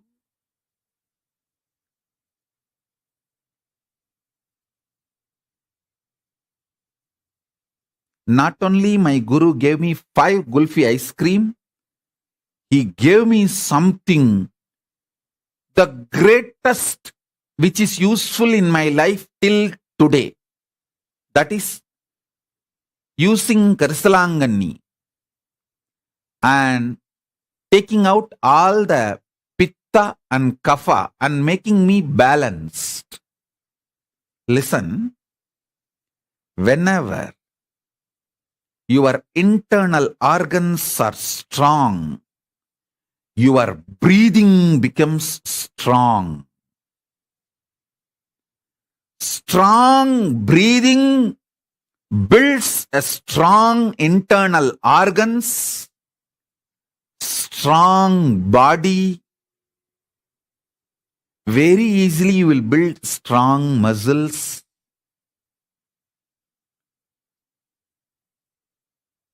Karsalanganni powder, taking it in your thumb, applying on the upper palate and cleaning all the kapha and pitta is such a simple act. It's not at all difficult. Karsalangani is available even in Amazon nowadays. That powder. And it's available in every village home. In India, in every village, you will see Karsalangani, Ponnangani, Murungakira. Add all this stuff in your life every day. Karsalangani, Ponnangani, Tooduvala, Murungakira. Just the simple instruction. I tell you, strong internal organs, when the kapha is cleansed, you get the stamina in your breathing, strong breathing. When pitta is cleansed, you get the strong visualization. You will not have doubt about yourself. When sometimes people tell me, Swamiji, I can't handle, I don't know how to care about how to carry on with my life. I feel like I may have a mental breakdown. This problem is because of the pitta. If you ever had the feeling, oh, I may have a mental breakdown, I cannot handle this, I'm feeling suffocated. If you had this problem, your problem is simply pitta, nothing else. Apply Karsalangani on your upper palate. Clean your pitta.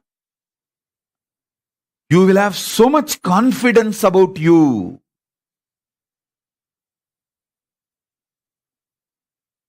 You will have so much confidence about you. I tell you, you may never imagine such a simple acts can solve such huge problems in your life.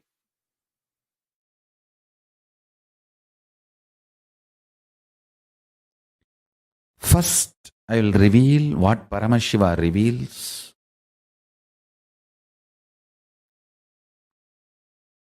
The sacred secrets to have successful relationship with yourself. Listen intensely.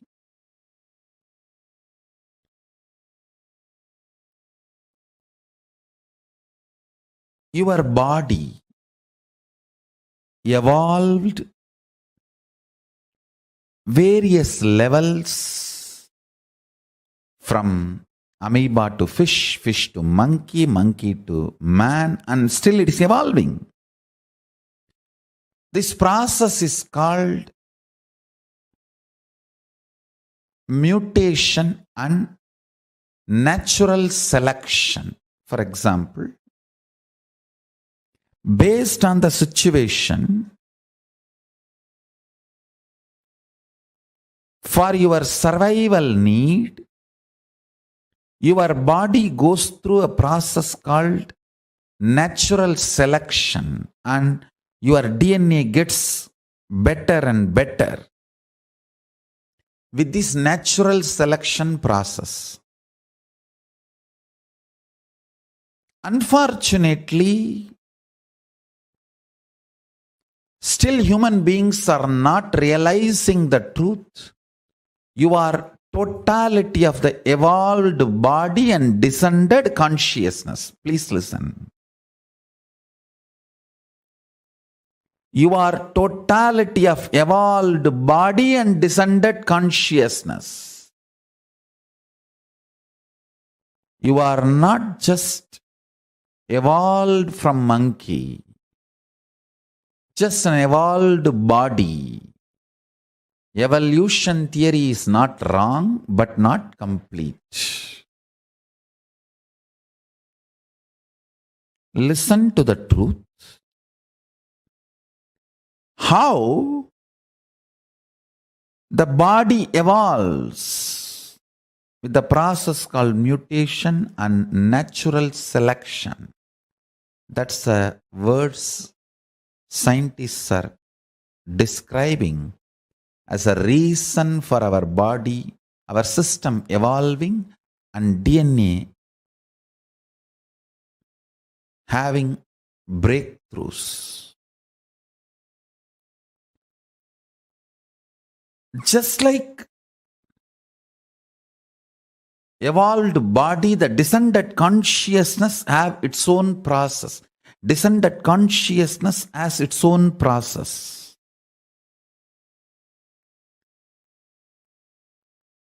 In the body, it's called natural selection. In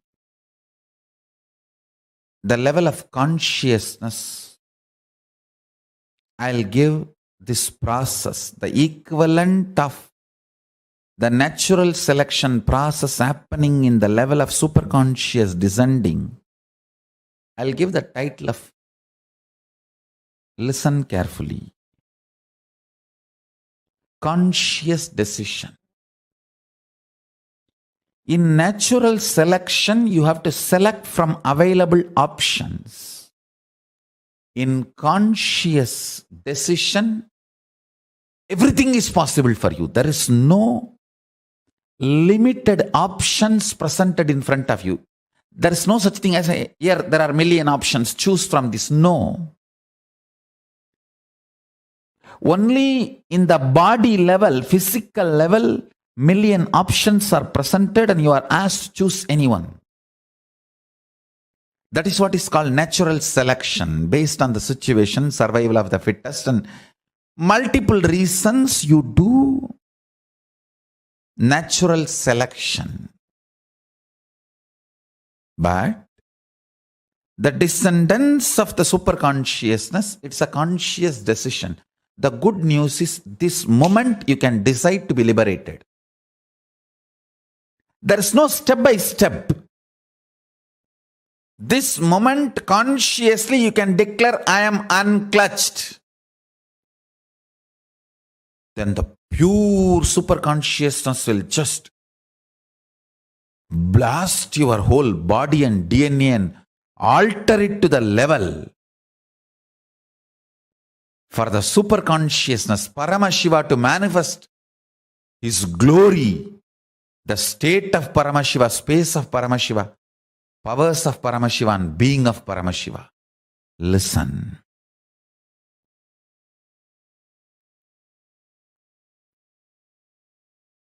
Natural selection and conscious decision, if you understand these two, you know how to create a right communication and relationship with you.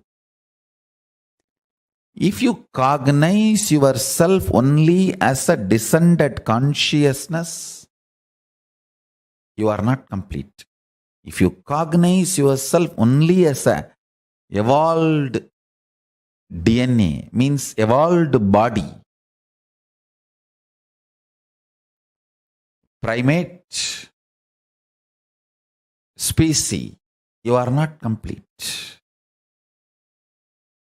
You are neither just an evolved body nor descended consciousness. You are both.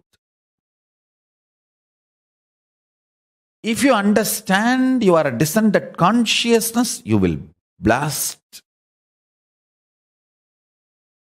yourself within the system you are carrying. You will explode yourself within the system you are carrying. You will alter the whole system from natural selection to conscious decision. Understand? If you are too much cognizing yourself as a body, you will push even superconsciousness to the natural selection process. If you cognize yourself too much as descended consciousness, you will liberate even your body with a conscious decision process. Understand these two: natural selection and conscious decision.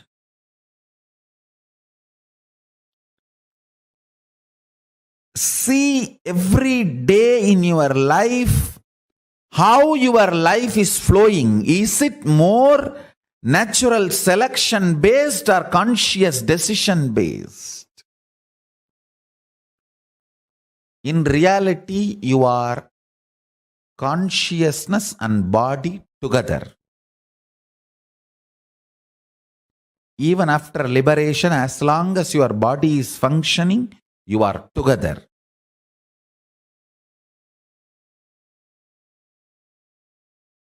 The good news is you can open the floodgates of consciousness and blast your whole system with that super consciousness.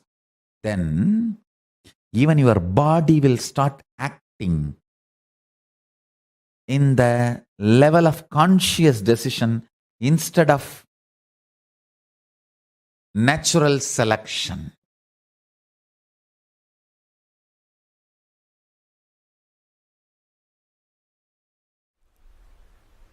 Actually, I feel that whole thing, all of you in front of me, and this whole hall, this mic,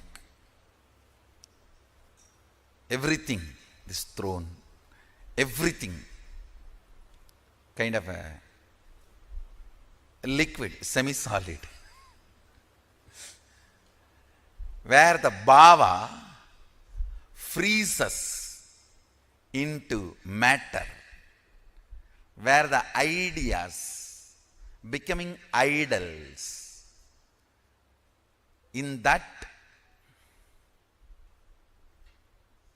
space, I can see the whole operation happening. From this space, I want to give you one advice. Please understand.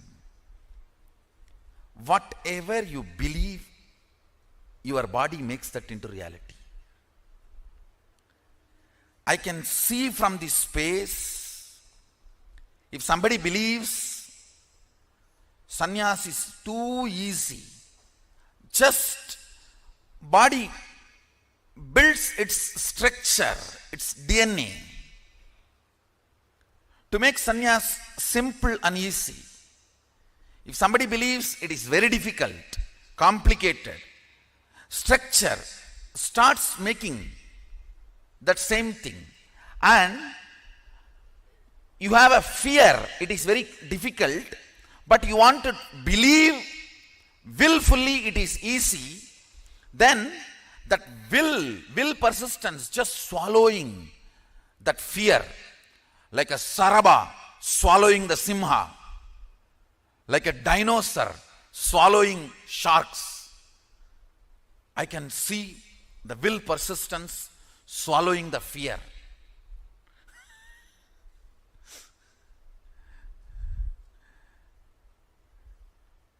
If you feel living in this place is the best, I am seeing you manifest that. If you feel there is problems here, I may not be in tune with this now, then I see that same thing getting manifested. If you feel the fear is there, I may not be successful, I may not fit in, but with will persistence you want to feel, no, I will fit in, this is the best place. Then I see the will persistence behaving like a sharaba listen.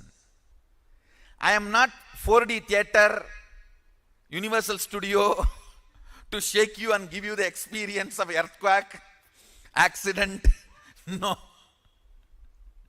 I don't need to do any of that. My words are enough. I tell you, really I tell you, today I'll make you experience how liquid you are.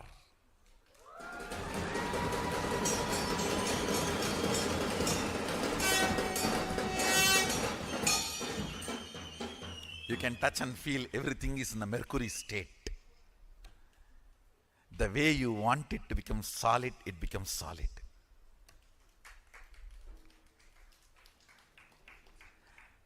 Your cognition solidifies it. That is what is consolidation.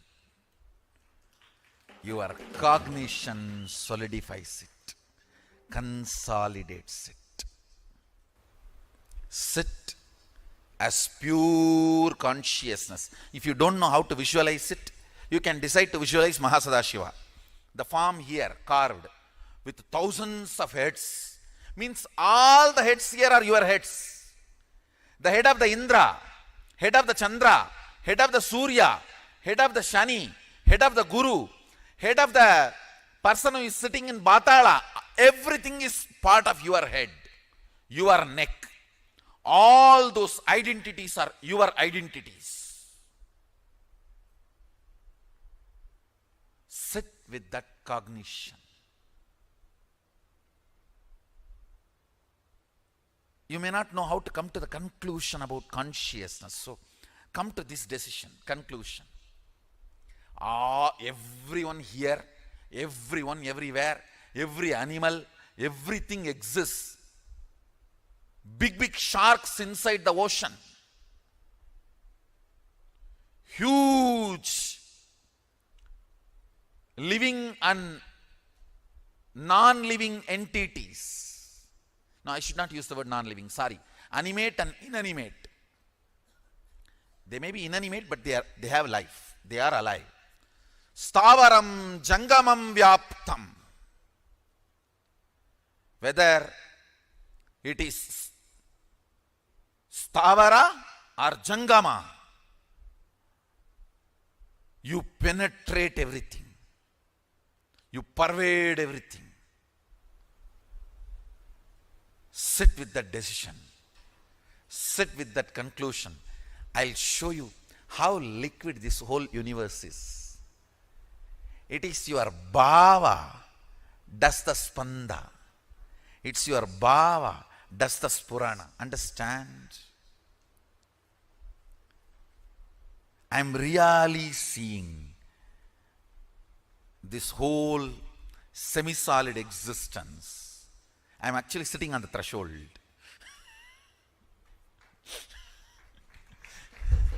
Because I have to be with the reality and I have to relate with your reality. I have to be with my reality and relate to your reality. Powers are nothing but your brain deciding to believe the magical existence of you against the logical existence of you, which is taught to you by your society. See, your society taught to you only the logical existence. Your brain deciding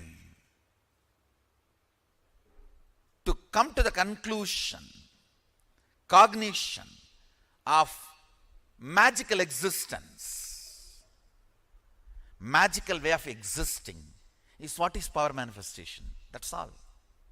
I tell you. You are not the body. You are not the mind. You are consciousness. Sit with this one truth. Trusting just because I said, you will not perish. Name bhakta pranashyati. My devotees do not perish.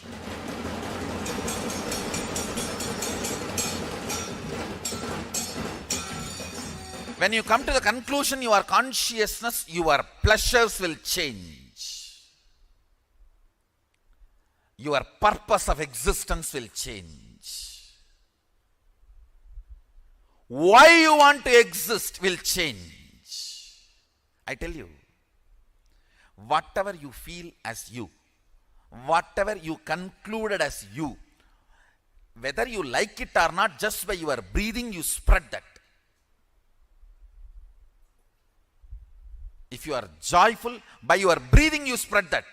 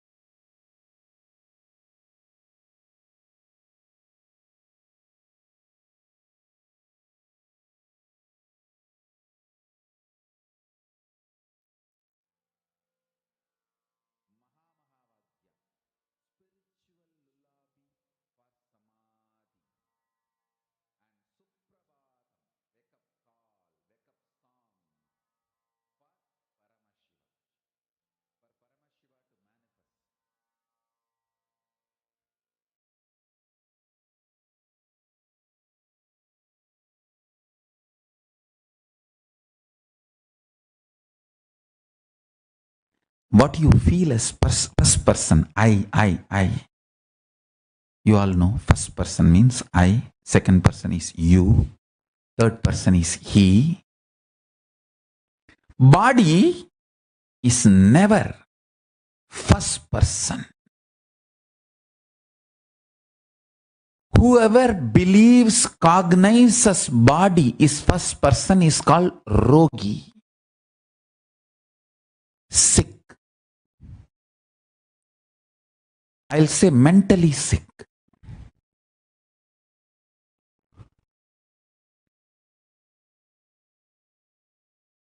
Not just physically, mentally sick. Body is never a first person. That is a first cognition you need to have.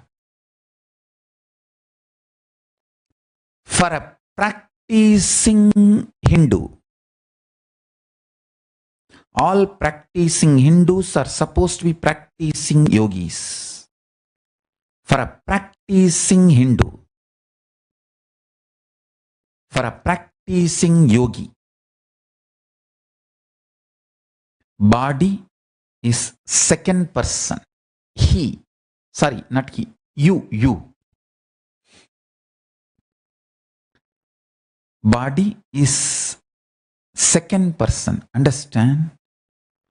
Whoever looks at the body as the second person, you will be free from all sickness. The fundamental disease as per the Ayurveda, Paramashiva's medical science, hunger and sleep, even that will disappear if you cognize body is second person. Understand, body is really not first person. You being taught body is first person is the fundamental delusion. And from there starts all exploitation and bondage. Society starts exploiting you. Everyone starts exploiting you. The moment you are tied with this fundamental delusion, body is first person. I tell you,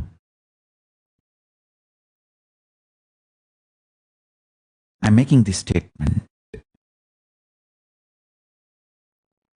Just this one realization, your body is not first person, it is second person for you. You will conquer all diseases, disorders. You will never be a rogi, you will be bogi. Means a person with a lot of pleasantness. Understand? Surely bogi is lesser than yogi, but much, much higher than rogi. Rogi is person with sickness forever.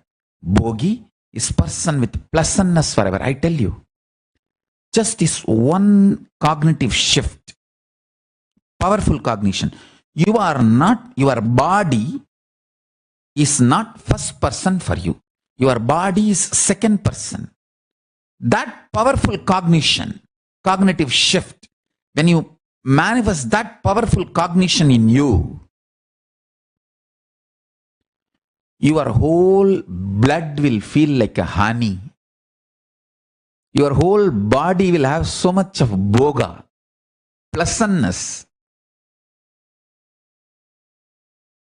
You will become such charismatic person. Anybody who comes around you, you will seduce them. They will fall for you. Understand, just this one cognitive shift can heal all sickness. When you see body as a second person, you will eat so less.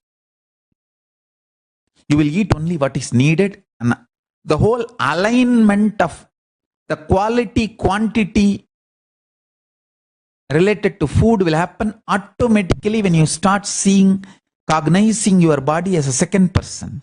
And the sleep will drastically reduce. The quantity will reduce and quality will increase, and the depth of the sleep will become turiya. I tell you, please understand.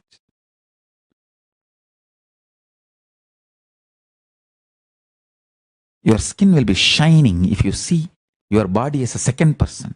You will become a most handsome, glamorous, beautiful,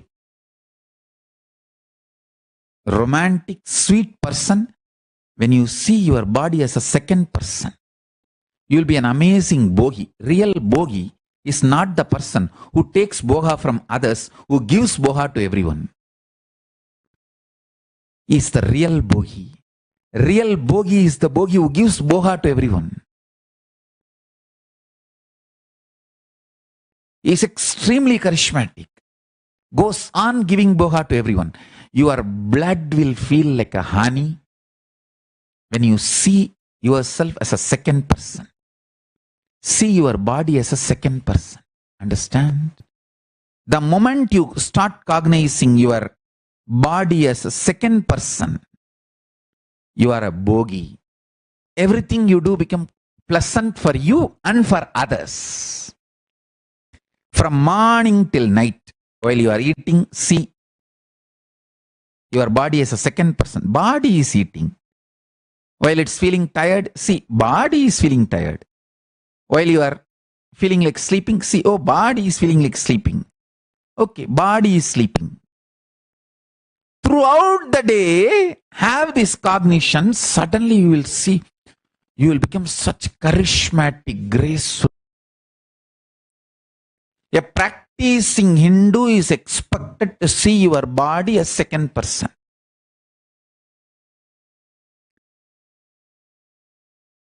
Practicing yogi should cognize body as third person, not even second person. If you start cognizing your body as the third person, you will manifest all kinds of possibilities. Extraordinary yogic fiats. You will not have fear in the muscles. Fear in the muscles is called pain in modern medicinal terms. Understand? Bhaya in the muscle memory is pain as per modern medicinal system. If your muscle memory do not have bhaya, it just will do anything it wants. If you see your body as the fourth person, what is fourth person? Means cognizing all bodies are your bodies. You can spontaneously, simultaneously operate all bodies through your will or free from the will. While you are operating the body you are holding. Just like the body you are holding, how you can operate simultaneously, spontaneously, you can operate all the bodies all the time. That is what I call incarnation. Understand? If you see your body, if you cognize your body as the fourth person, you are an incarnation. The Meenakshi Sundareshwara's body is an incarnation body. They were seeing their bodies as fourth person. Then you manifest all powers. Whoever manifests powers for those few seconds, when you manifest powers, you are in the state, you see your body, you cognize your body as fourth person. Understand? If you can read through others' third eye, if you can manifest powers through others' body, those few chanas, seconds, you are in the space of fourth person. That is how you manifest powers. Whoever manifests powers through other bodies, cognize themselves as fourth person for those few seconds. Understand? Yoga is all about raising yourself next level. From the first person, move to the second person. From the second person level, move to the third person. From the third person level, move to the fourth person level. That's all is yoga. Yoga, as per Paramashiva, is helping you, supporting you, step by step to move from the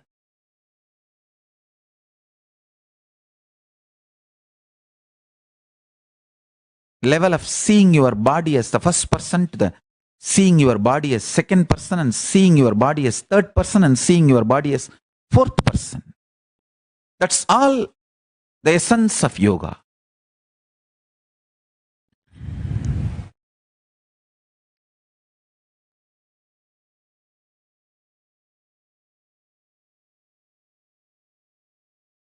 You can use multiple methodology for this progress. For example, when I see myself from fourth person, I know the chemistry of my body, how it functions.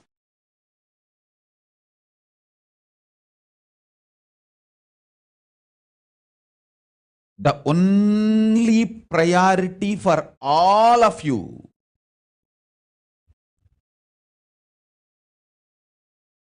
please understand, I am talking to anyone who has a little love or sympathy for me. For all of you, take this as a guru walk. Make your body consciously strong. Listen, gym will build muscles, but only yoga and Ayurvedic lifestyle will make your body conscious. See, only yoga will make your internal organs strong. Just see all over the world, especially in India, all these gym bodies are just dropping dead. All these gym body fellows, top, dying. Because gymming builds muscles. Makes you look very nice in the outside. Yoga makes your internal organs strong. And your ability to manifest consciousness strong.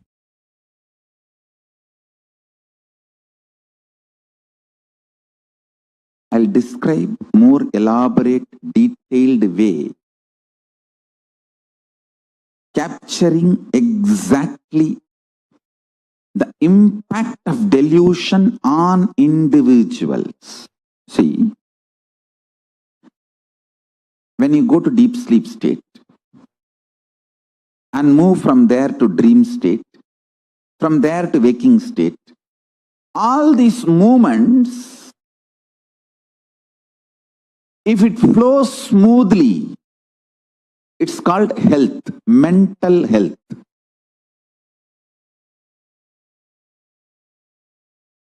Your nervous system is strong enough to handle your identity. Understand? Stress means your nervous system's inability to handle what all you consider as you and yours. That is stress. I am giving you the definition of stress as per yogic tradition, as per Hinduism. Hindu definition of stress. Whatever you consider as you and yours, your nervous system's inability to handle it is called stress. I tell you, every situation you feel irritated, angry, violated, intruded, just don't react. Be calm and look in. What is making you feel violated? What is making you feel irritated? What is it that is getting into your nervous system? What is it that constantly shakes you? If you see, you will understand it has nothing to do with what is happening externally. It is something triggered internally. I tell you. Getting triggered internally and reacting for it externally and making stupid decisions is called delusion. Delusion is worse than death, because death is only 1 minute happening. Delusion destroys you, which is like a continuous suffering. The decisions you make in delusion is worse than death. Death is actually nothing. It's just changing clothes. I can give you one very powerful technique, method. Just decide to go liquid diet. See, when you don't give solid food, your body, when you don't give solid food to your body starts eating itself. Then it throws all kinds of anger, violence, tantrum, everything. It literally tries to make you mad. During that time, sit and do completion, read my books, Bhagavad Gita, Living Enlightenment. These are the best books. You will master your biochemistry, means the chemicals of your biology. See, the impact of the chemicals on your biology, if you master that, you will live such ecstatic life. See, Nirahara Samyama is nothing but you becoming Mahabhairava. See, Mahabhairava is described to be a human flesh eater. Naramamsa Bhakshini. That doesn't mean you will kill human beings and eat. No. Your own body eating itself is Naramamsa Bhakshini. Your own flesh is eaten by your own body. When you don't give solid food, you are Mahabhairava, Akasha Bhairava. Sit as Akasha Bhairava.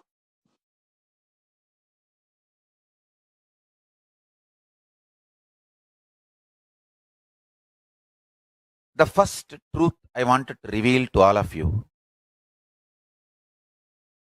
Our biology thinks. Listen. Thinking is the activity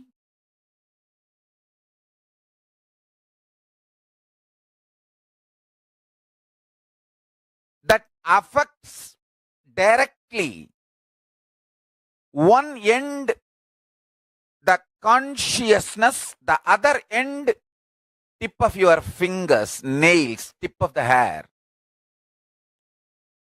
I mean, the whole thing is directly involved, affected in thinking. Understand? I'm using two words.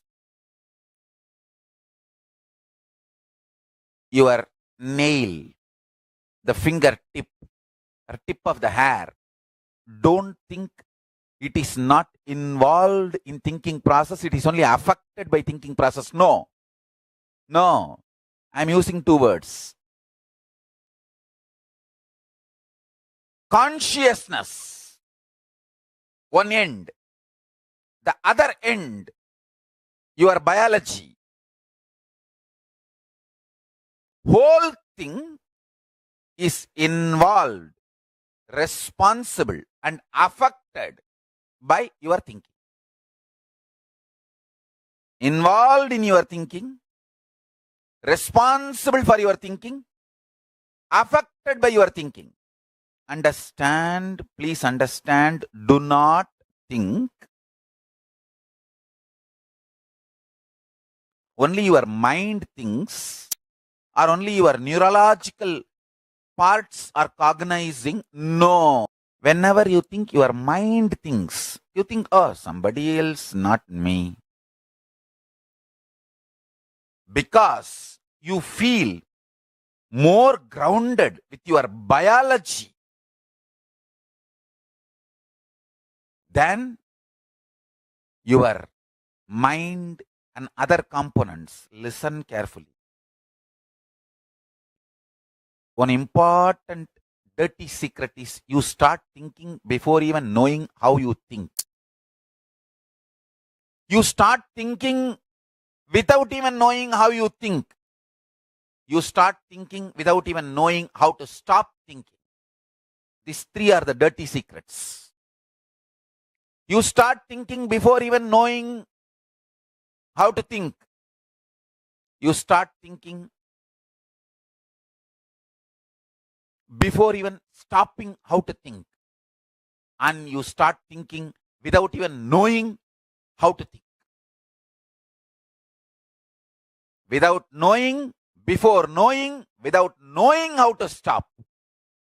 All these three is responsible, sure shot, sure recipe for this. You need to understand your biology thinks. Means the whole system thinks. That is when, only if you understand your biology thinks, you will bother about the food you eat. Otherwise, you always think you are eating and your thought currents are completely disconnected acts. You eat all the dash, dash, dash, and you think you should be blissful. And you are supposed to be blissful. And you eat all the dash, dash. Only if you understand your biology, whole biology thinks. Length of your hair matters. It impacts your thinking. That is why the jata. Jata is directly involved in awakening your consciousness. Paramashiva is not sadist. He will never give any instruction if it is not absolutely required for your enlightenment. If it's not going to be absolutely supporting your enlightenment process. Listen carefully. Your biology thinks. Consciousness to biology. Whole spectrum is involved, responsible, gets affected by your thinking.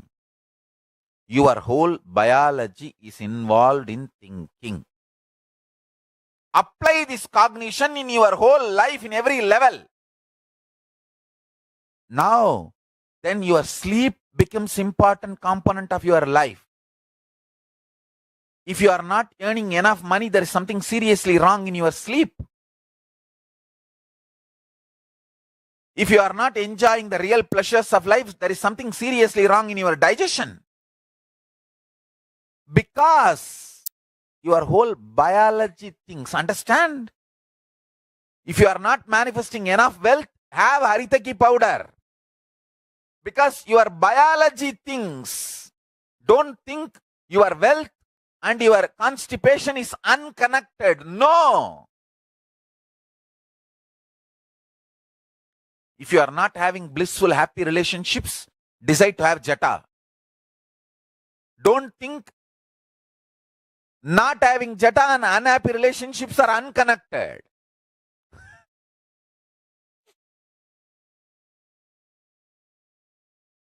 If you are not having enough fulfillment in your life, start applying bhasma. It will bring fulfillment every time you apply bhasma and enter into some activity. Even now, the moment I wake up from samadhi, the first act is I'll apply bhasma. Paramashiva. Your bank balance and the length of the jata is directly connected. Your pleasure, your ability to enjoy the pleasure and the way you apply bhasma on your forehead is directly connected. The cleanliness of your stomach, inside, I am talking, not just outside, inside, is directly involved in your job promotion. Sometimes when somebody comes for promotion, Kalabhairava says, have Haritaki powder for 10 days. You may think, Haritaki and promotion, how they are? You do not know. You may know logic of life, you may not know the Sankhya of life. Sankhya is multi-dimensional logic of life. Multi-dimensional rational of life is Sankhya. Your whole biology thinks. The whole spectrum, one end consciousness, the other end tip of your finger, tip of your toe, tip of your jata. The whole spectrum is involved in thinking, living. The whole spectrum is responsible for living, life happening.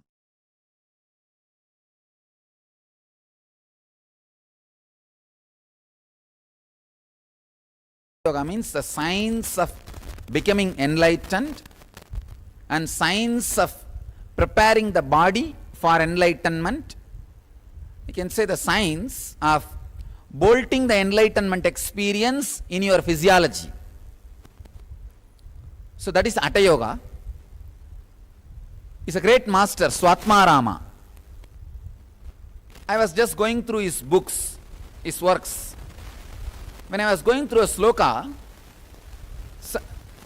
it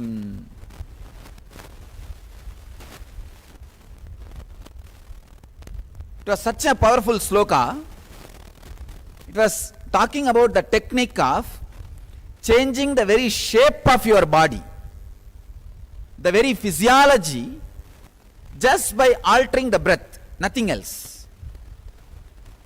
Just if you stop the one side nostril and shift the flow to the other side, just stopping the one side and shifting the flow to the other side, just playing with the flow of breath, flow of breathing, very playfully, the very physiological structure can be changed.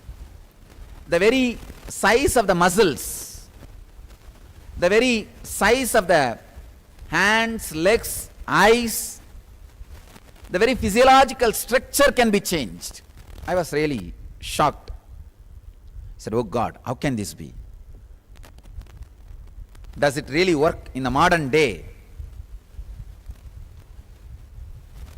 Please understand, any technique, any process, any method, first I apply it on this physiology which I am having. See, this physiological structure, this body is born and brought up in this modern day, went through all the ups and downs of this modern day body, whether food or lifestyle or system, everything. So I apply it on this physiology. Only if it works on this body, it will work on those bodies. Actually, only if I apply it on this body and experience it, I will get a right word to transmit that experience in you. Transmit that technique on you. Transmit that process to you. That is an important thing you need to understand. I decided to apply that process on me. I'm just seeing how the whole flow happened. See, for example, if you lift 10 kg with your right hand, some changes happens in your muscles. Some changes happens in your breath, breathing. Some changes happens in your chakras, energy centers. Understand? When you lift 10 kg, some changes in your muscles, some corresponding changes in your breathing system, corresponding vibration changes in your 7 chakras. So I was trying to do this reverse, trying to reverse this whole thing. I tried to create the same vibration in the chakra. I saw very clearly the same breathing changes are happening and same muscle changes are happening. So now I know the formula of shaping your body without working out.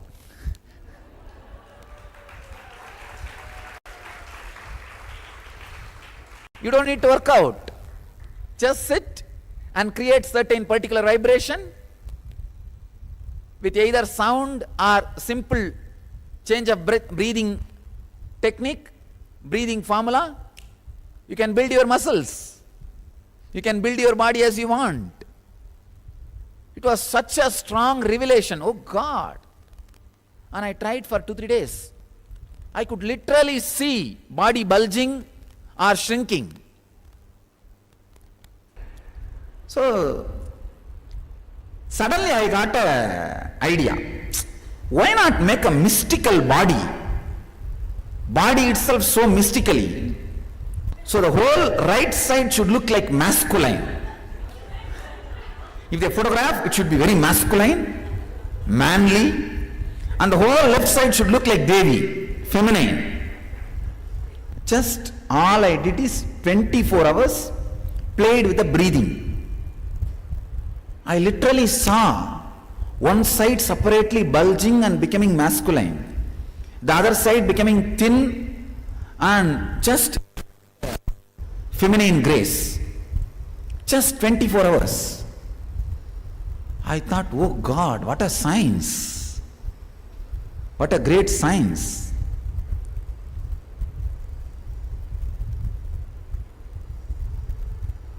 That surprise and shock. See, I always know Hatha Yoga was great science, but I never thought it is alive even to this body. It works even on the modern day human bodies. Then this surprise became excitement. I went on scanning 200 different techniques from Hatha Yoga.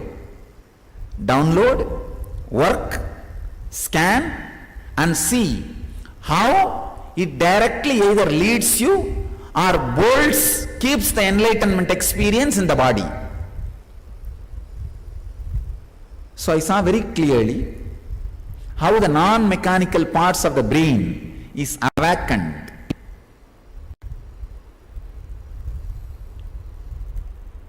How that enlightenment experience can be stored in the body. The intelligence can be stored in the body. So every day it was such an excitement. Free time, 53 days. Where will I get? Every day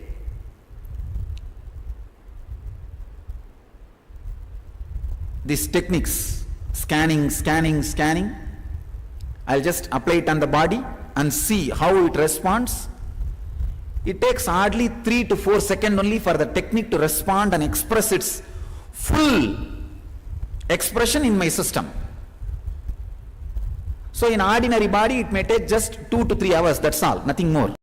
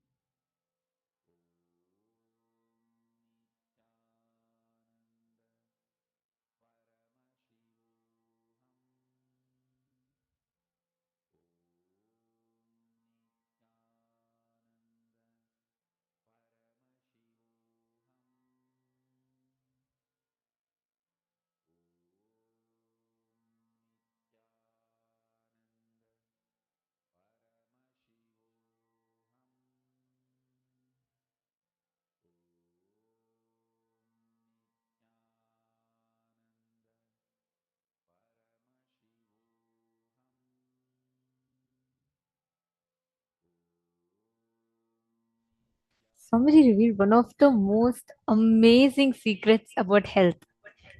Actually, what science Swamiji revealed in this, right?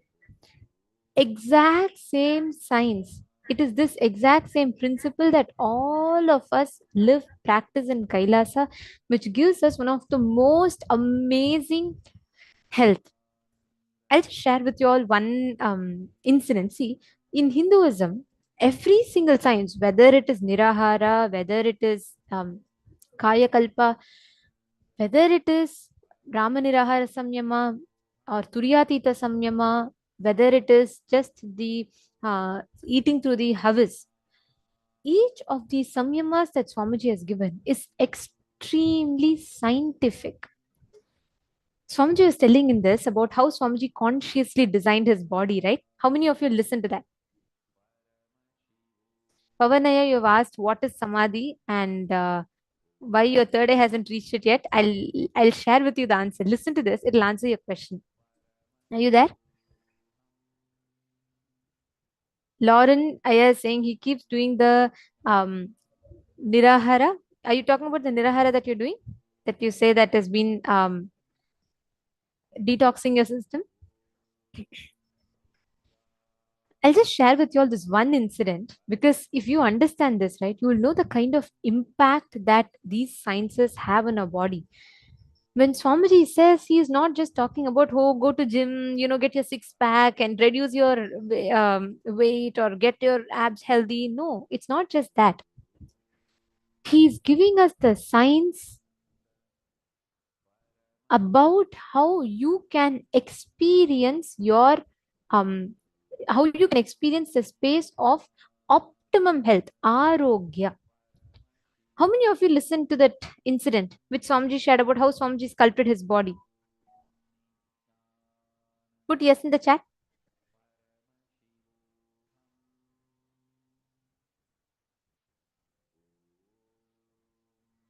Okay,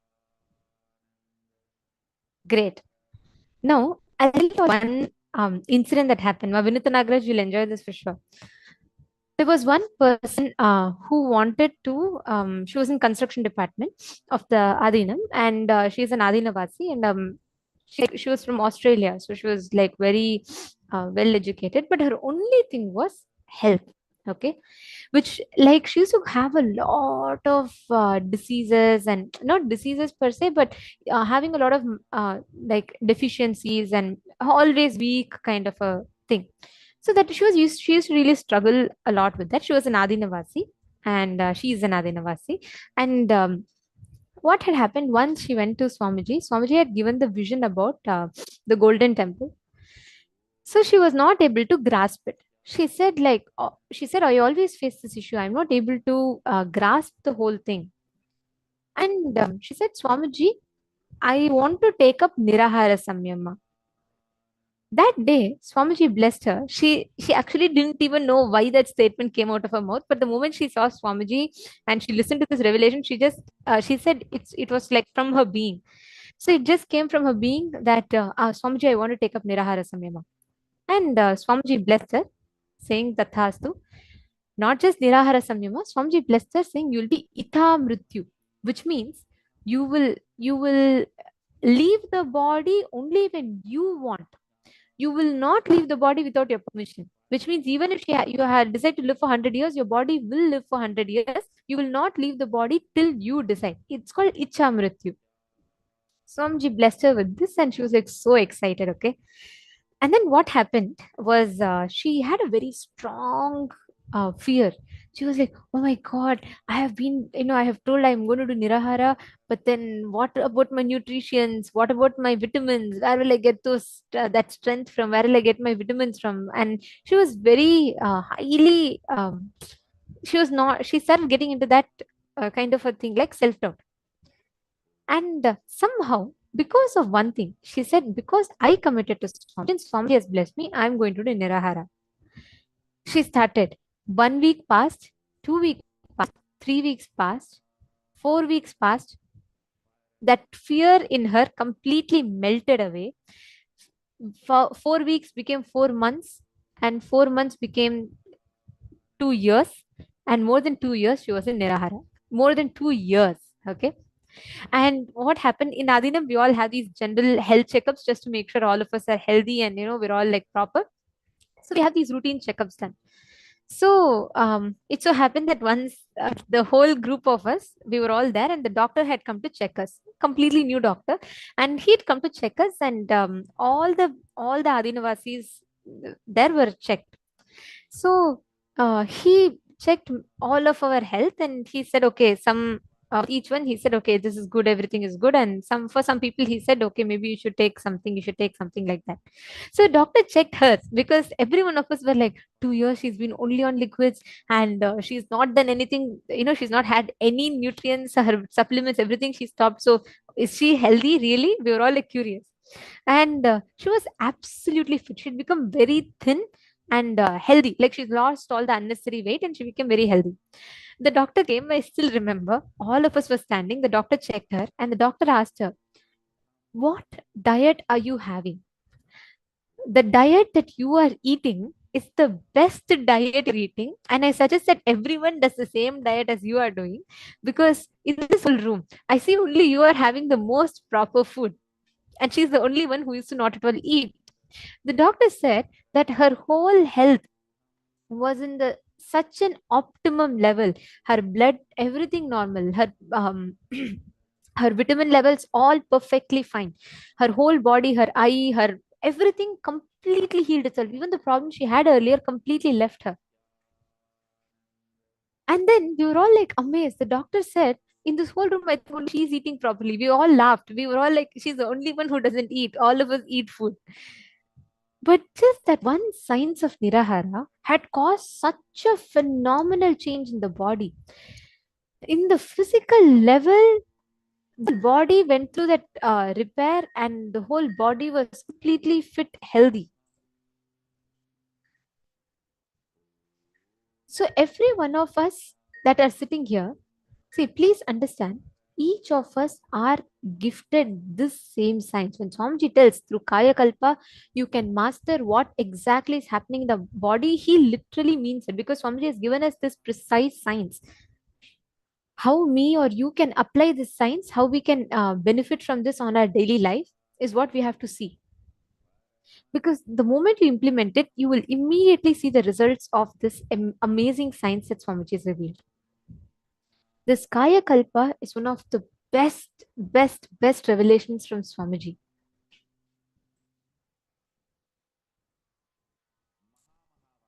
Ma Vinuta Nagaraj is saying, yes, this happened to me as well. I wanted to do 9 days of water fasting for this year Navaratri, and I do it every year, but I crave a lot and struggle very much.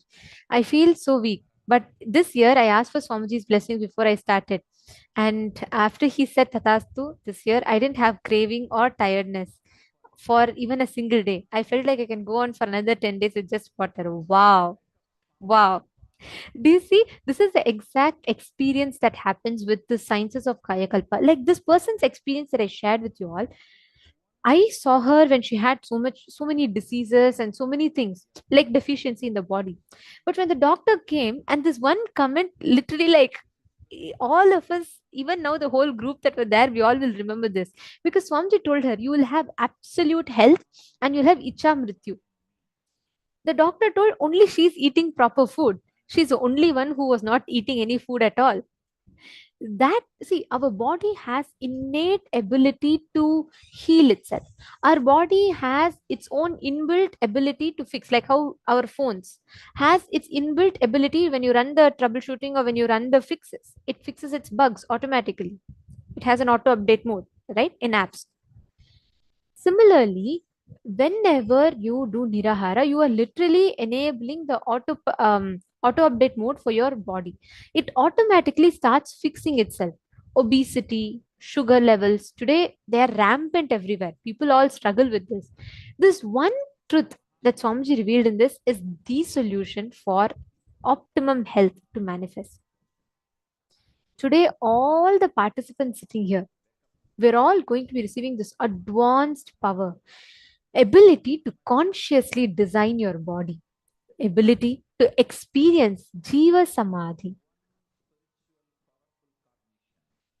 When you bring integrity to your internal organs and intra organs, you start manifesting the power.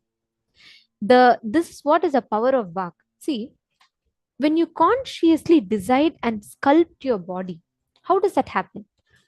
When you bring integrity to your thinking, when you bring integrity to your existence, you start tuning your body into it. I'll give you all an example, okay? Ganga, right? River Ganga. She is flowing continuously. When you bring the space of completion, when you stop deciding to stop abusing your vak, it'll become pure. Same like Ganga, like continuously she's flowing. All of you should know Ganga is extremely polluted continuously by the factories, the industrial waste, the stubble burning, the waste of stubble burning. All of these go into her, and continuously this chemical dump, all of it pollutes Ganga so much. You don't need to start any cleaning campaigns. You don't need to do anything like that.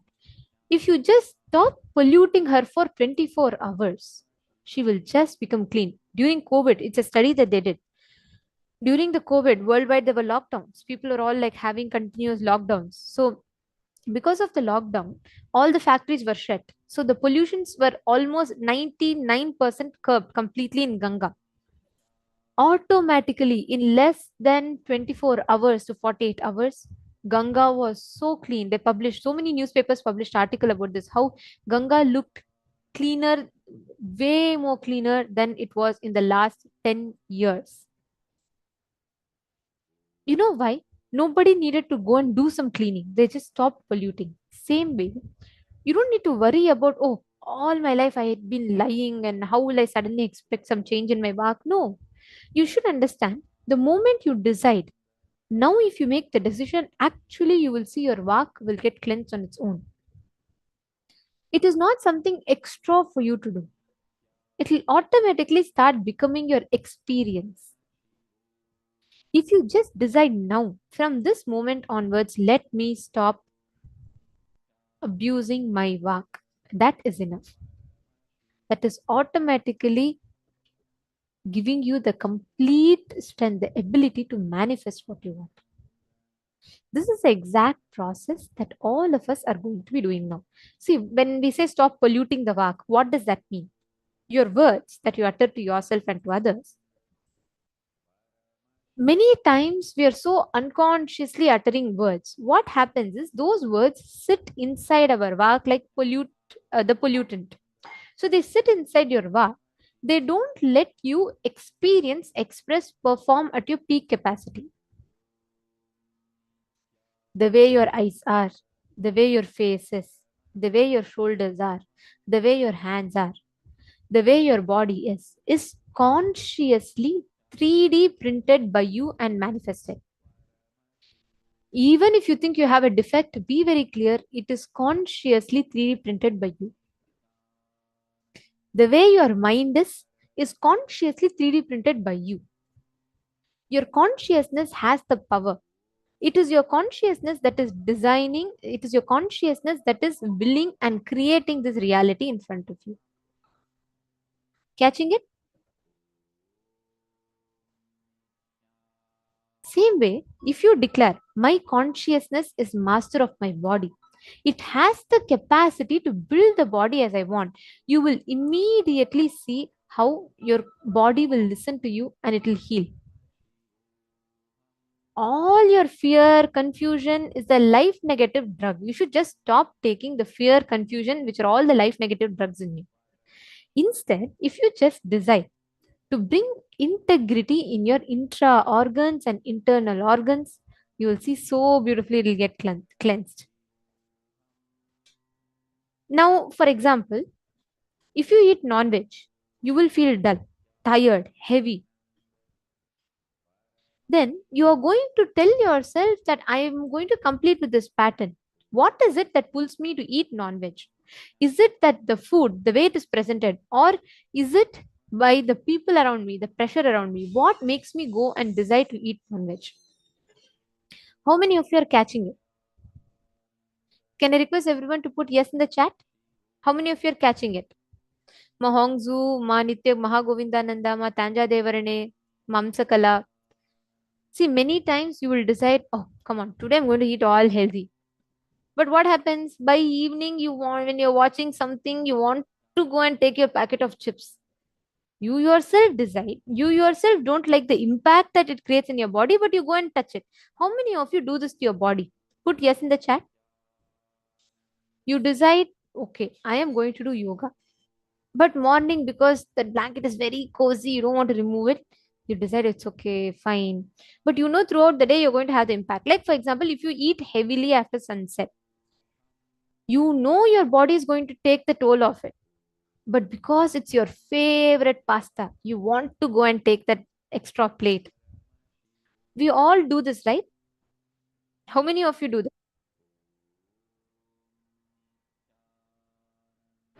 I'm seeing many people are thinking slowly, should I put Ma Kerin, Ma Mahaganapati, Ma Mala Bisun, Ma Lita Sege? Same way, when you watch your favorite movies, your eyes will crave for rest. They'll beg you for rest. They'll be like drooping. But still, you will have to forcefully sit up and you have to finish that climax. You want to know what is happening in that movie. We all take our body for granted so much, isn't it? Now, it is time that we complete with it. Ma Christy Garcia, Satyojata Ayya. Are you all catching it? All those that are watching us on YouTube? Now, it is time that we take responsibility and consciously complete this abuse that is done to the body. I'm seeing Ma Prematavasi, Ma Saroja Plush. Okay, I'm seeing all of you clicking with here. Very nice. Now, if we all take responsibility to complete with these non-integrities, these are the ways we pollute our vak, our body. Now, take responsibility to go back and fix it. Take responsibility to identify these non-integrities you do to your body.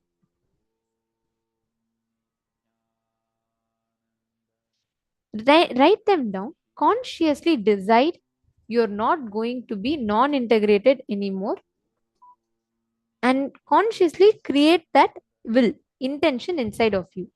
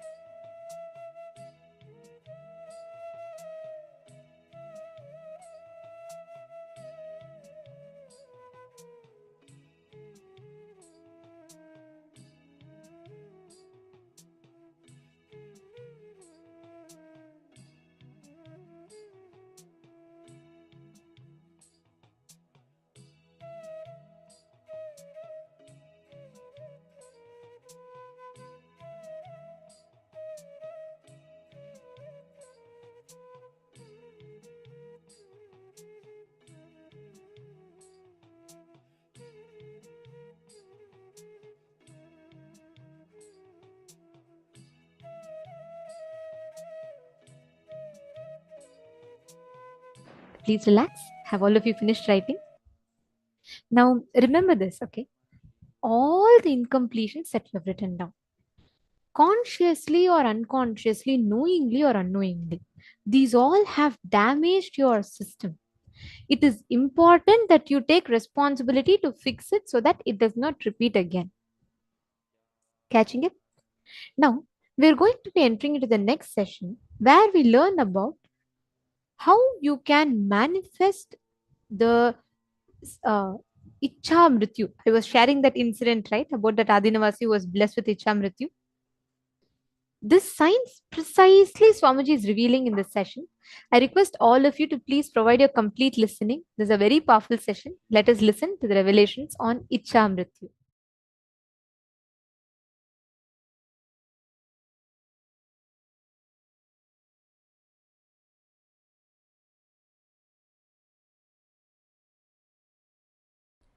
Understand, I wanted to tell you a fundamental truth. I am not claiming anything. I don't claim. With all my integrity, I can stand in front of Kalabhairava. With all my integrity, I can tell you, in Hindu tradition, we achieved immortality.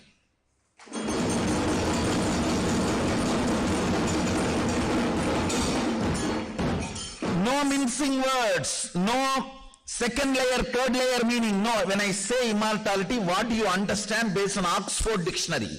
Means you will be living with your body beyond time. I am talking about that immortality, not like, oh, your consciousness will be there forever in the peace. No. I am not talking the metaphorical immortality. No. I am talking about physical, what you perceive as you, even though you are confused. Even in your delusion, what you associate as you, that component, the matter, the bone, flesh, blood, muscles, which you are operating, with which you perceive, you enjoy, senses, pleasures, relationships, concepts, ideas. This body, in Hindu tradition, we achieved immortality. Understand, we have not commercialized. We did not work on making that available irrespective of any psychological commitment from the human beings. No, understand? We have not commercialized. That does not mean the science was not discovered.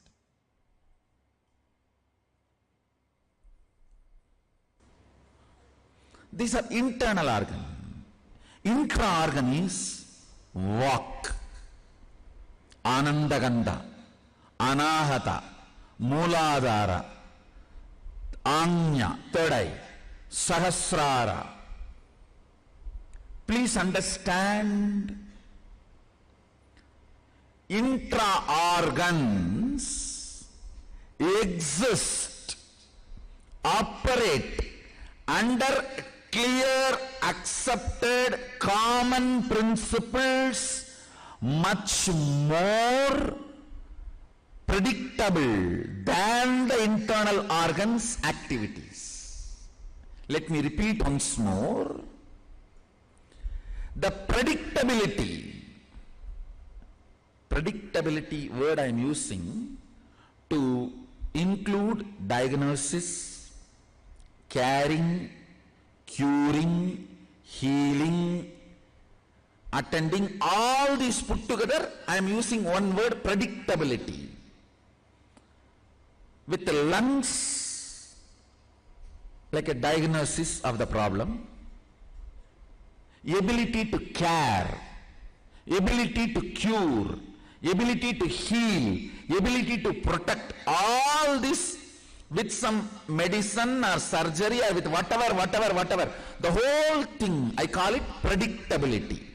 Means it functions in certain logic.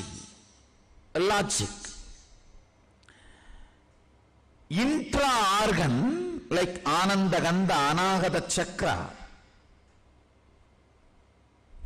112 minor chakras and 14 major chakras, and Ananda Gandha, the master key, all these chakras function a precisely defined logic, and their predictability is much more sharper than the internal organs like lungs, heart, kidney, brain.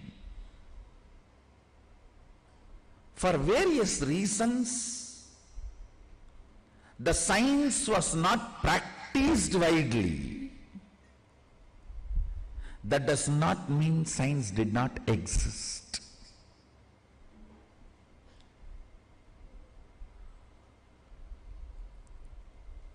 Internal organs were treated with herbs, intra-organs were treated with understanding.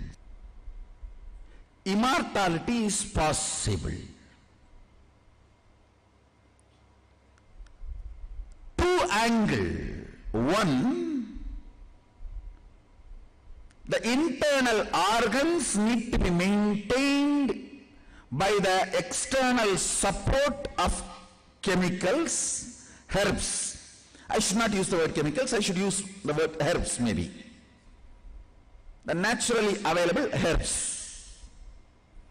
Intra-organs need to be supported by the strongly cultivated cosmic understandings. And again I am reminding you about the result. I am not talking about the way the consciousness is immortal. I am not talking about the amritatva of Vedanta. I am talking about the amaratva of Agama.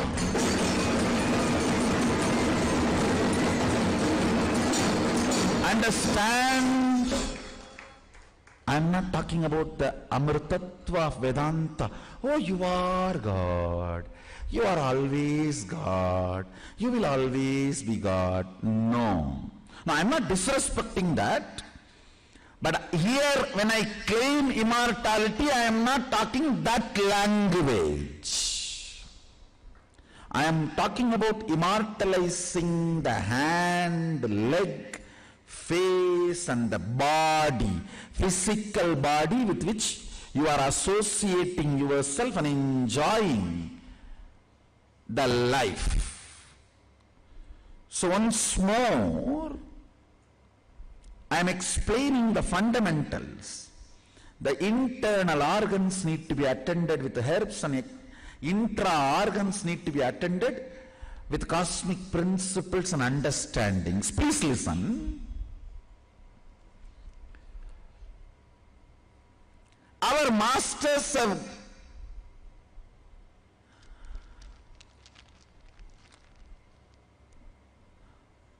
gone a step further.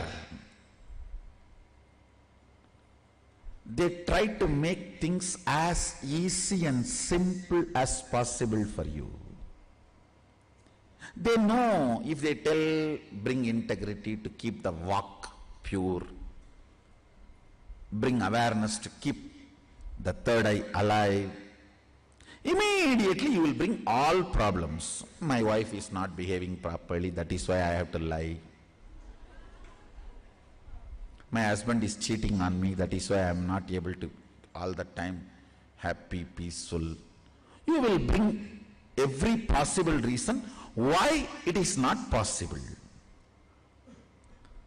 So that is why the science of Aushadha, understand?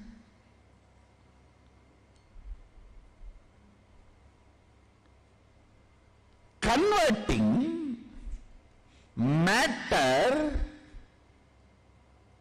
into energy or energy into matter forms the foundation of the principle of Aushadha. Let me explain more precisely. Your various glands. There are certain glands in your system responsible for release of male hormone or female hormone. You don't need any extra chemical from outside.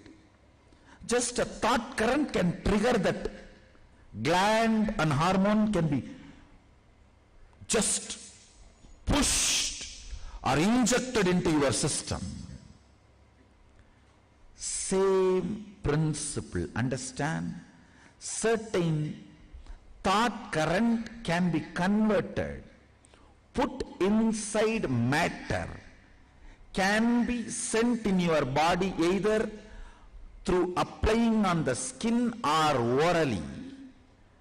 That can generate that thought current into your intra-organs and keep your intra-organs active, in turn keep your internal organs active, in turn keep you immortal. I'll give you the essence, few lines I wanted to utter. 1. Immortality is possible.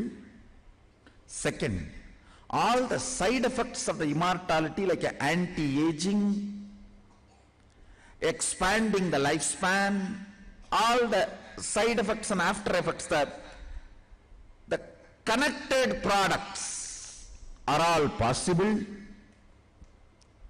Our Hindu rishis have cracked the code of the problem.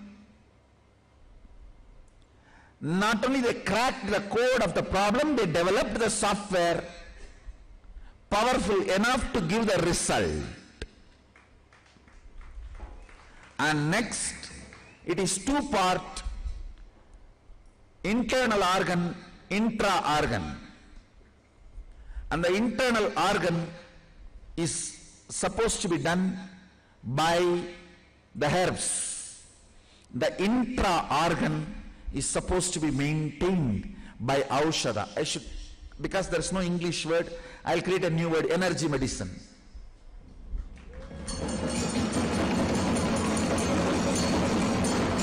Where, as per the Shastra Pramana, without deviating, the precise thought currents are infused into certain herbs and processed, which has the power to infuse the same thought current in your intra-organ when it is taken in either by through the skin or orally, whatever the prescribed method.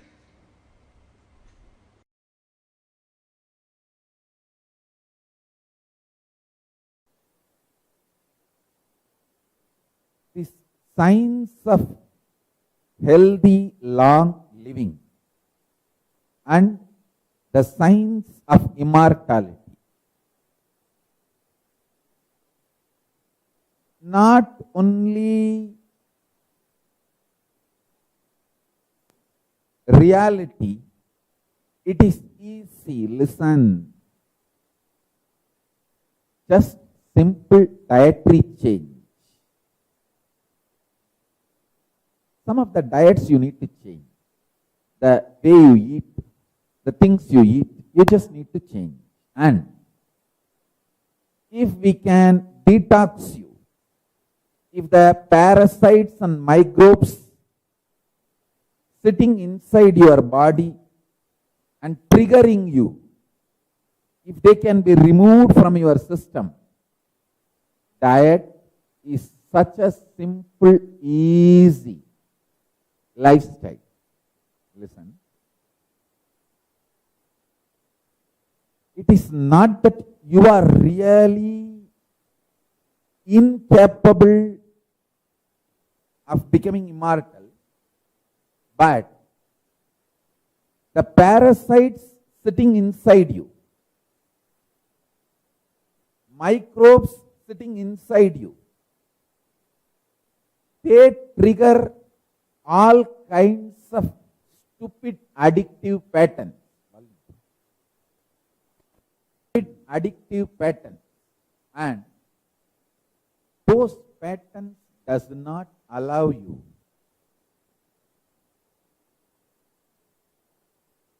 to systematically evolve your body. It is like a internal imploding mechanism you carry inside your gut and inside your brain.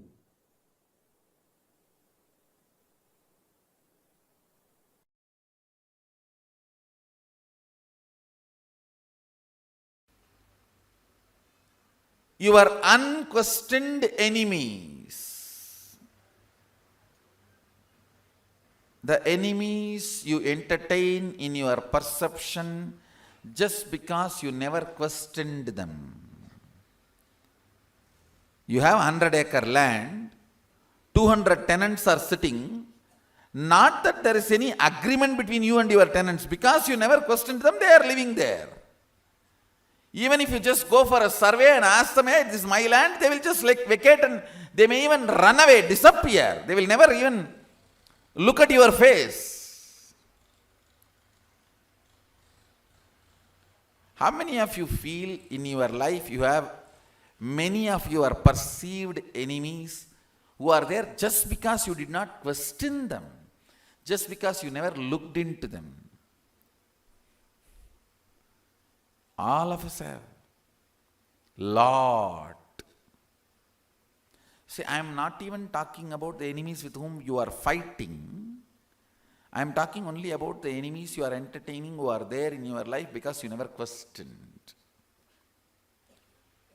Your purpose of life and your perception, you have not achieved your purpose already, and you need to work towards it. These three criminal cognitions, listen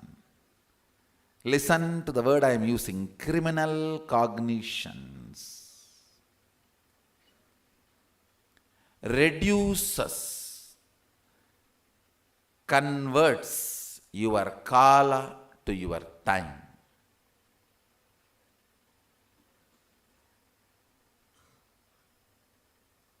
Aligning many of the fundamental understandings with the first principle of life. The first principle of life is oneness. Using the first principle, oneness, when the problems and questions are handled,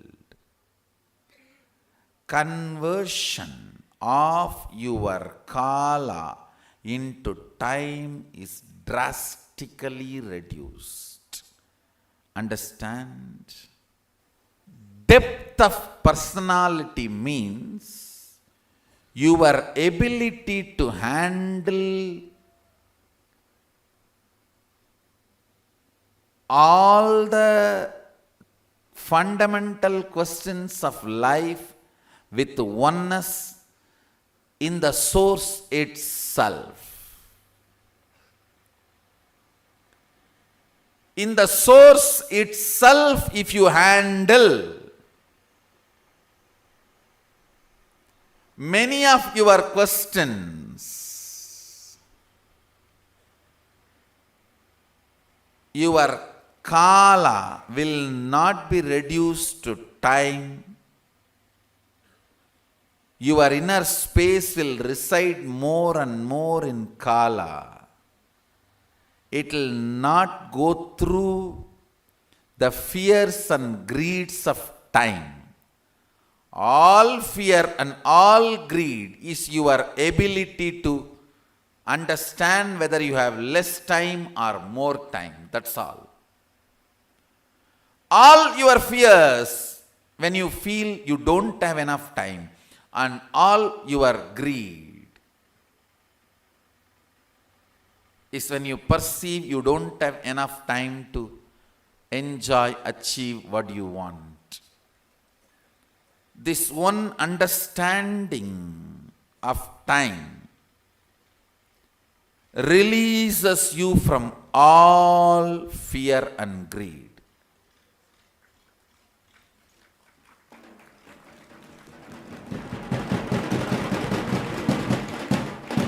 If you know,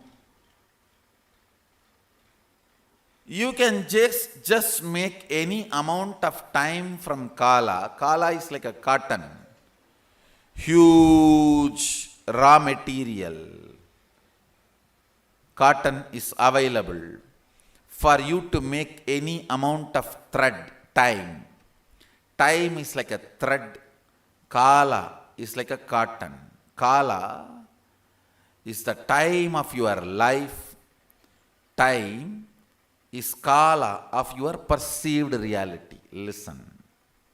If you know you can make years out of your inner space, that's what I call Icha Mrityu. Bhishma was given a boon of Icha Mrityu.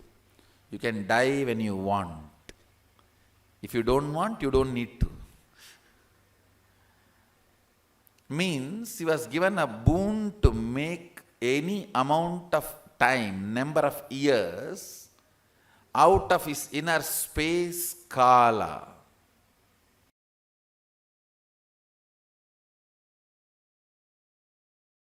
Nothing else is required other than this basic clarity and will persistence. Hey, I tell you, even Yama could not do anything to a 16-year-old boy, Markandeya. He's just 16-year-old boy, Markandeya. He held himself with Paramashiva, with his will persistence, which was more stronger than the Yama Pasa. Yama's rope. Yama has a Pasa rope through which he can get any life out of any body.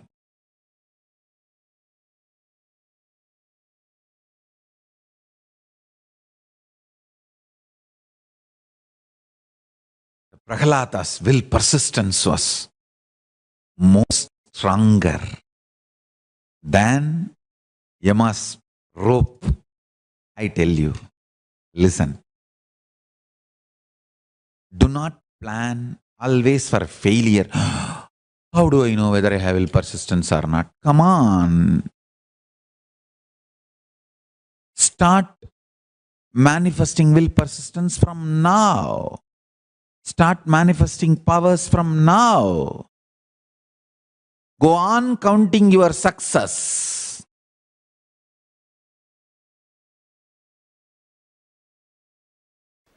Even in Markandeya's issue, when he was trying to take the life of Markandeya, Mahadeva appears and intervenes. Yama says beautifully, "O Prabhu, it is you who ordained me in this flow of life and law of life.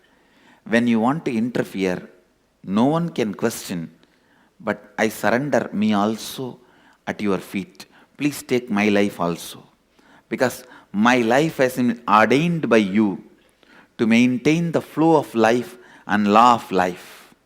Now, when I am not able to do that, I am surrendering my life also at your feet." Mahadeva accepts his life into him, reprograms and says, "You will maintain the flow of life and law of life, exempting my devotees," and gives the life back to him. Understand? He is so sincere, authentic, integrated to his programming. Even when Mahadeva interfered, he said, "Prabhu, I can't question your interfering. You are above all this. You have every right to interfere, but take my life, for which you programmed me. You programmed me to maintain the flow of life and law of life, Yama and Dharma. Now, when I am not able to do that, I surrender my life itself at your feet." So death was killed once in Tirukadayur. Death was killed. Yama was killed. Then Mahadeva reprograms him and gives him life. Gives life back to him, saying, yes, you will maintain the flow of life, Yama, and law of life, Dharma, exempting my devotees. Name bhakta pranashyati. My devotees never perish. With this vow, which Krishna repeats in Gita, in the same state of Shivoham.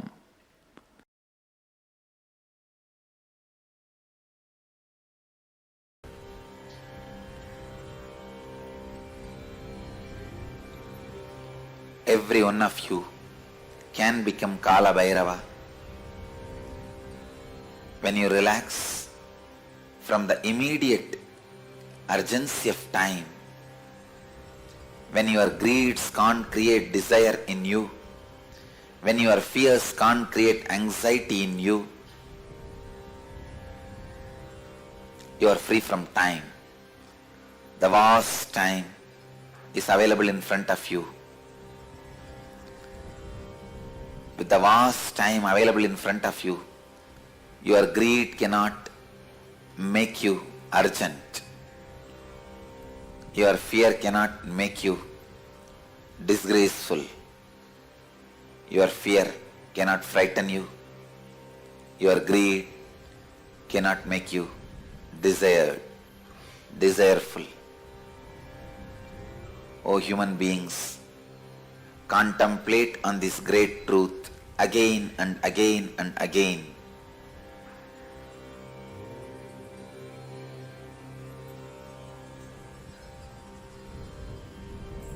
The brain which I am using to radiate this truth to all of you is capable of transmitting that very truths to all your brains, as brains do not have individual consciousness. It is just a biomemory chip in human body. I bless you all to receive the truth, to relate with the truth, to be receptive to this truth. It can be transmitted just like that. It can be easily transmitted. It can just be downloaded.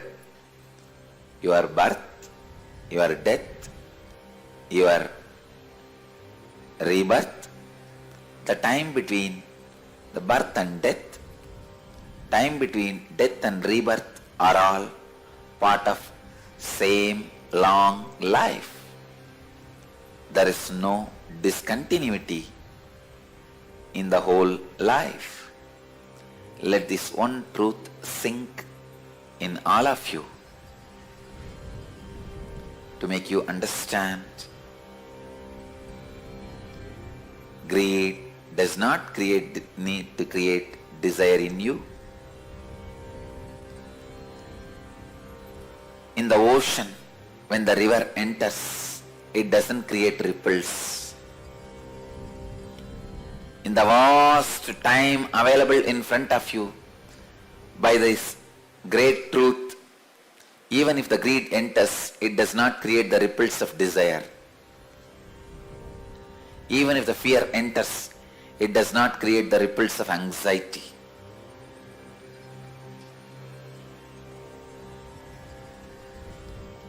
I bless you all. Kala Bhairava puts his footprint on all your brains. Let your biomemories be awakened to this great truth.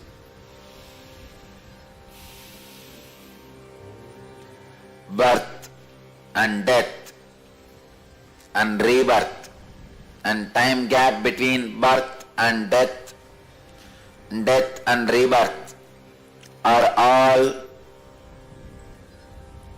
part of same long life.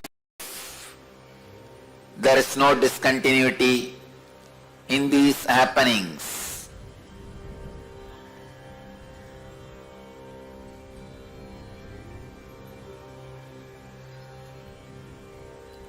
Kala Bhairava blesses you all with this great truth.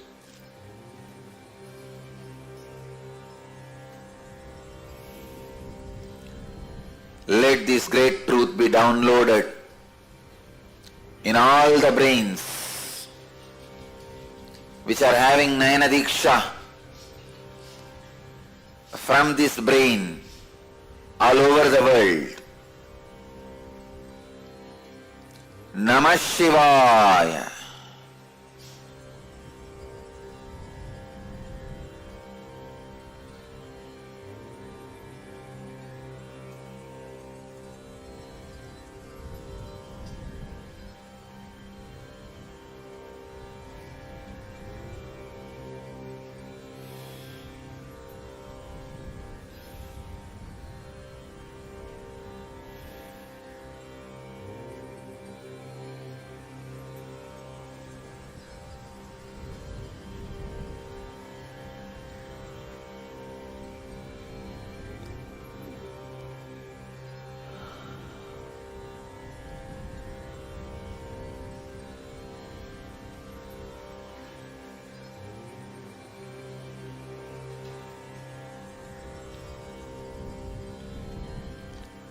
This is the secret of death through which Markandeya conquered Kalabhairava.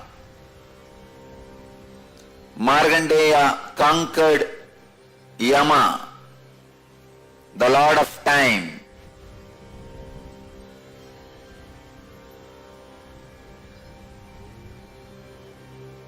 Lord of Time, when he conquers you,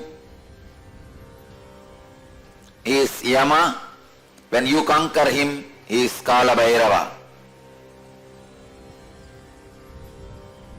When you conquer him, you become Kala Bhairava. When he conquers you, he is Yama to you. Let this great truth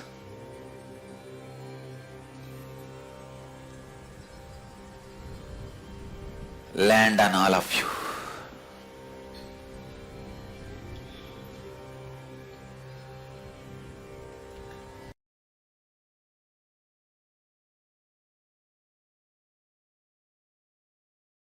Understand, whenever Guru shows you the ferociousness, Master shows you the ferociousness, he is showering the real love. Don't think Adi Guru, the great Master Dakshinamurti and Kala Bhairava, all the ferocious forms of Paramashiva, like Kalantaka, all the ferocious forms, and Adi Guru Dakshinamurti, all of them came from the same face, south face Agora. Don't think it is coincidence.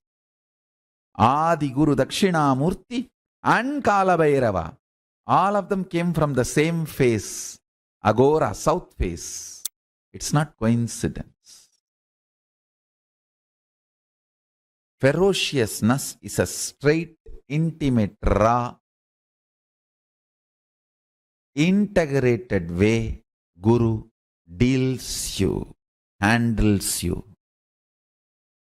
If he has to strategize and present himself very sweetly to you, understand you do not have an integrated relationship with him. You have a strategic relationship.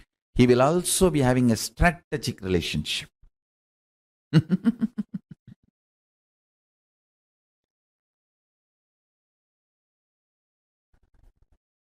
Ferociousness is Paramashiva dealing you with his own hands, with his empty hands, bare hands. He will never kill you.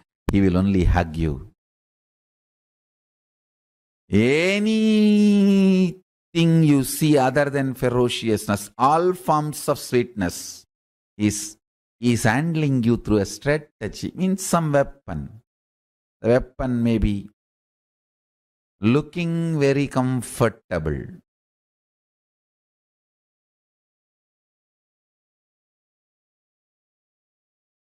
but not good for you.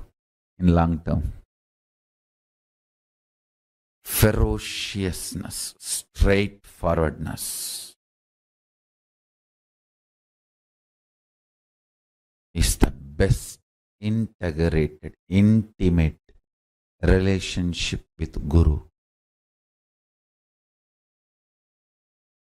Understand, my love is lubrication for your machine. My ferociousness is energy, fuel, power for your machine. Any machine can run without lubrication, but it cannot run without power, energy. My ferociousness is as important as power is needed for the machine to run. My love is lubrication, optional, which is not compulsion. Don't even expect lubrication.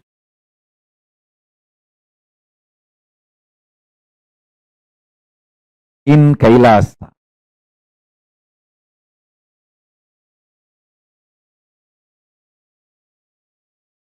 you will feel empowered by every being seeing you as Paramashiva.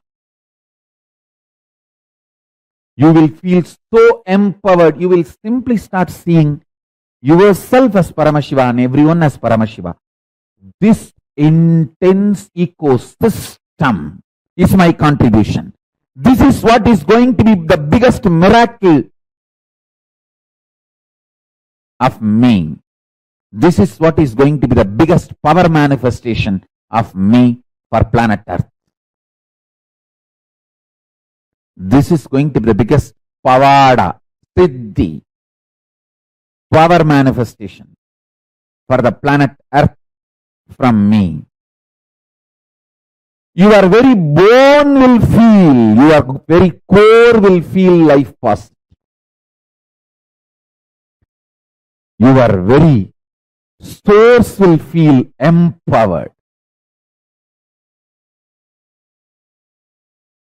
Your very kundalini will feel inspired, excited.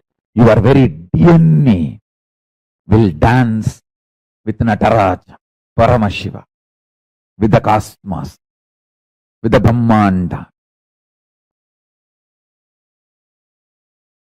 Life is the greatest miracle. Life is the greatest contribution. Life is the greatest manifestation of Paramashiva. Let's celebrate it. Let's enjoy it. Let's radiate it. Let's be excited about it.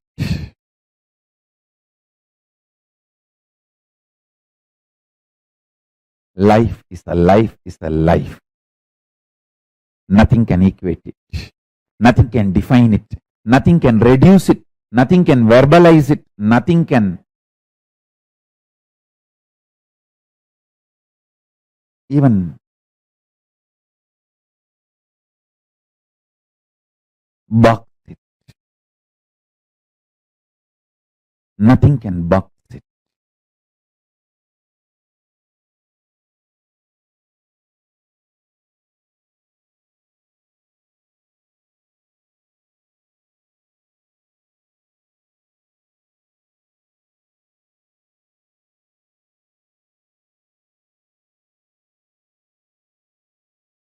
Let's celebrate life, life, life. Paramashiva as Kalantaga, Mrutyunjaya, Yamantaka, who manifested life beyond even death. Let's celebrate Paramashiva, Kalantaka, Mrutyunjaya, Yamantaka.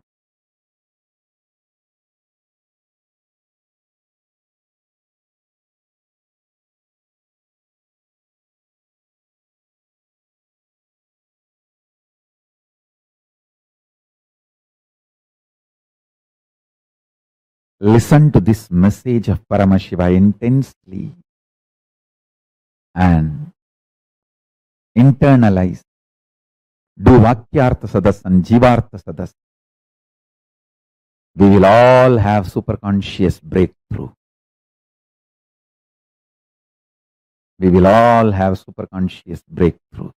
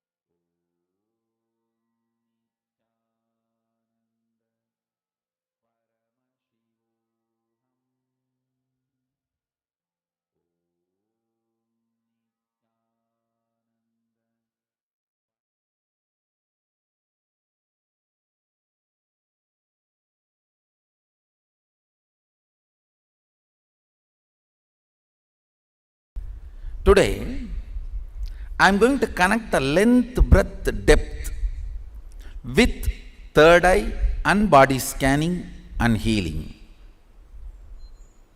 Listen, still some of you may not be completely manifesting the earlier initiation, but you don't have to worry. That is the way sometimes your system functions. After I tell 50 jokes, you will start laughing for the first joke. You will understand the first joke. No, that goes on, that happens, what to do?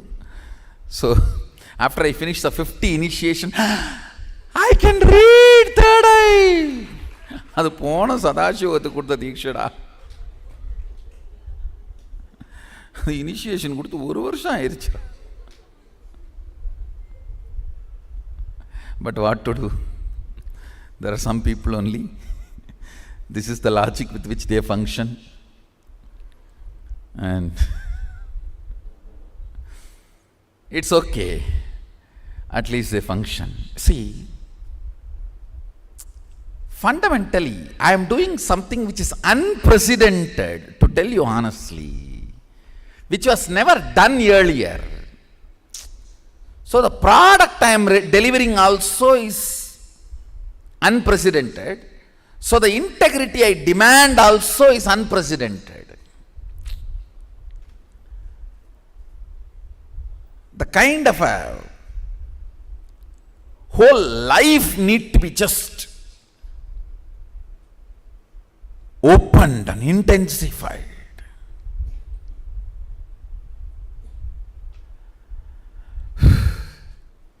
kind of intense connection I had with Arunagiri Yogeshwara. Even with that connection, it took 9.5 months to fully download the whole thing and to fully start manifesting the whole thing. With this initiation, you can change the size, shape of the organs. Understand? Just this one initiation, if you all master, you can just go on living whatever time you want. Because you just need to alter your organs and rejuvenate and freshen up, that's all. It's like every morning, if you just switch the reboot button, press Control Delete and reboot, over. You go on living.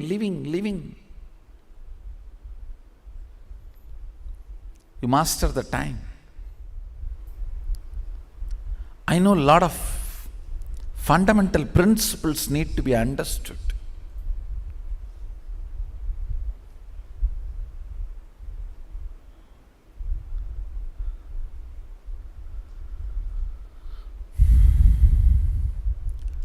Unfortunately, humanity has moved so much away from nature.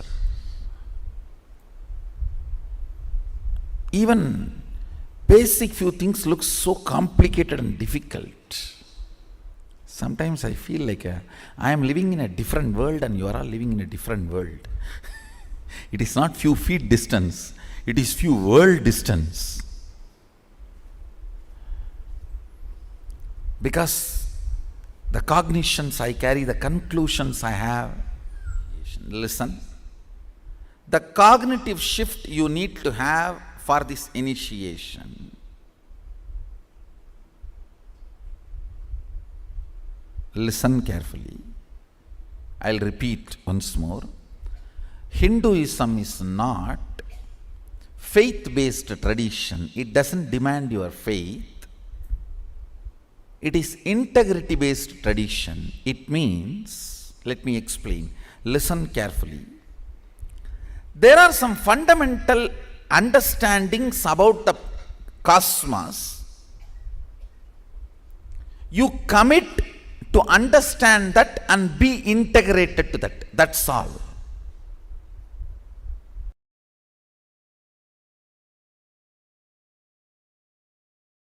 First time I started initiating others into healing in a Jiva Samadhi, means a living tomb called Nerur Sadasiva Brahmendral Samadhi. In Tamil Nadu there is a Jiva Samadhi of a great enlightened master, Sadasiva Brahmendral. I went to his Samadhi after I realized my Sadashivatva to have his darshan. He himself appeared and gave the Dhruva grass.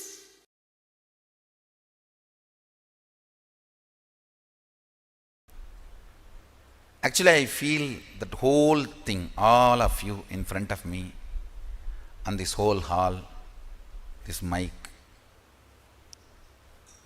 everything, this throne, everything, kind of a liquid, semi-solid, where the Bhava freezes into matter, where the ideas becoming idols, in that space, I can see the whole operation happening. From this space, I want to give you one advice. Please understand. Whatever you believe, your body makes that into reality. I can see from this space, if somebody believes sannyas is too easy, just body builds its structure, its DNA, to make sannyas simple and easy. If somebody believes it is very difficult, complicated, structure starts making that same thing. And you have a fear, it is very difficult, but you want to believe willfully, it is easy. Then that will persistence, just swallowing that fear, like a saraba swallowing the simha, like a dinosaur swallowing sharks. I can see the will persistence swallowing the fear.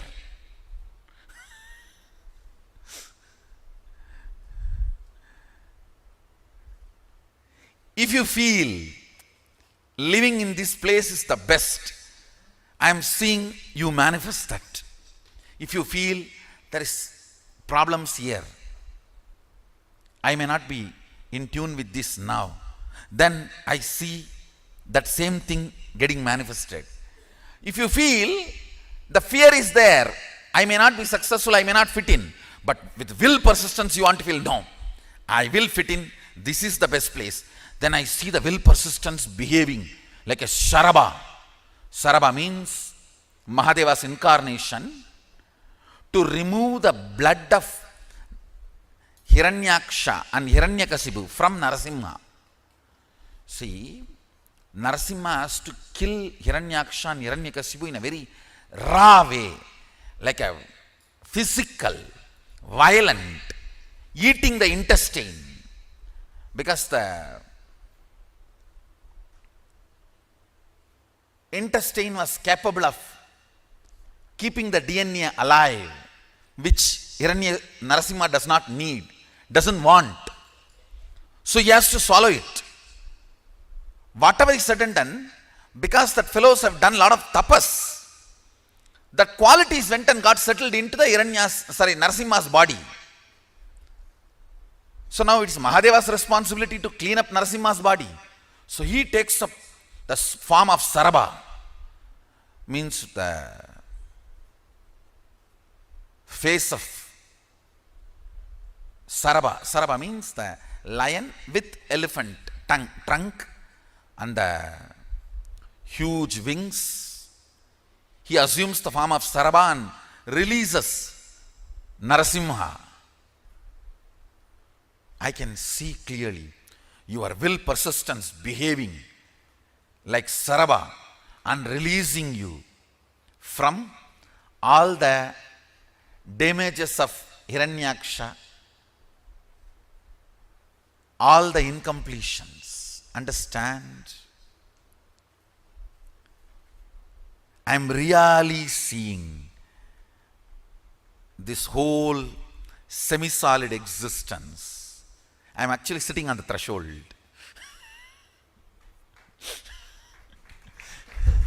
Because I have to be with the reality and I have to relate with your reality.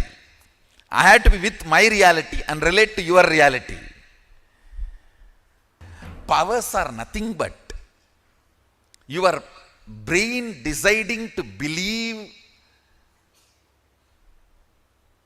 the magical existence of you against the logical existence of you, which is taught to you by your society. See, your society taught to you only the logical existence. Your brain deciding to come to the conclusion, cognition of magical existence, magical way of existing is what is power manifestation. That's all. I tell you. You are not the body, you are not the mind, you are consciousness.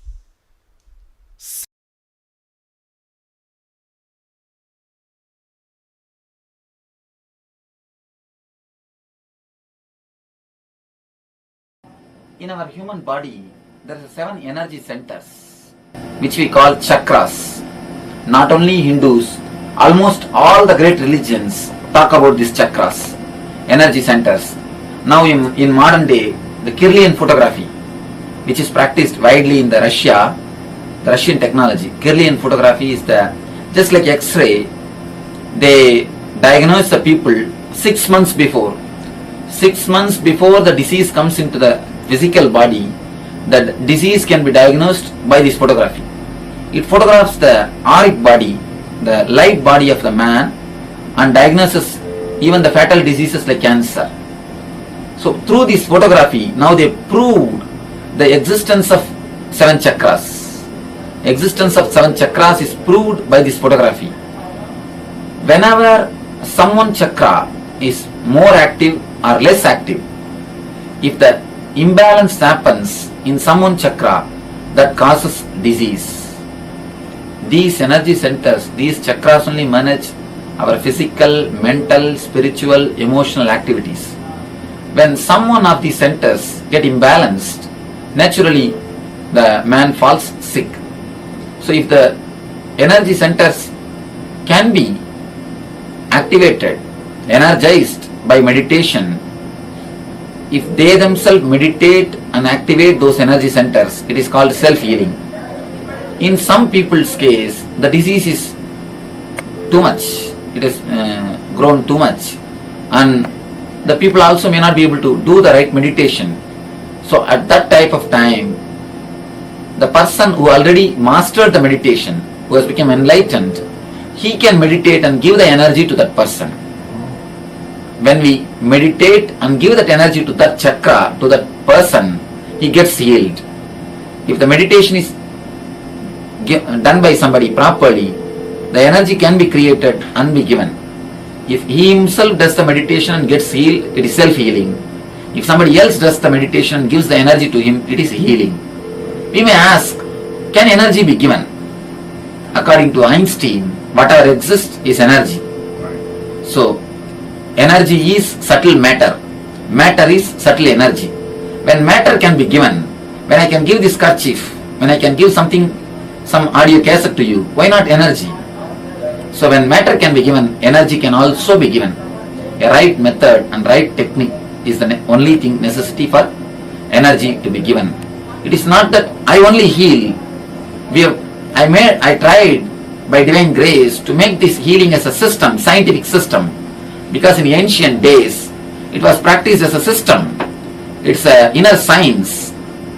I always tell the people, just like an outer science is a science, in outer science you can prove A plus B is C. The same way in inner science also, things are readable, provable facts. Just like Newton's theory speaks about the gravitation force. You can prove the force of levitation. The spirituality I call levitation. The outer science is gravitation, inner science is.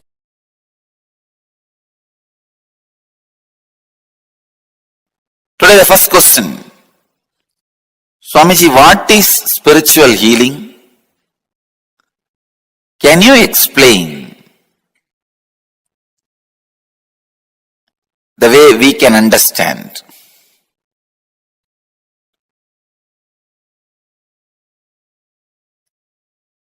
First, I wanted to say few basic truths about the spiritual healing scientifically. See, the other day, I was reading an article by Dr. Bruce Lipton, who has done some of the breakthrough scientific discoveries connecting the science and spirituality.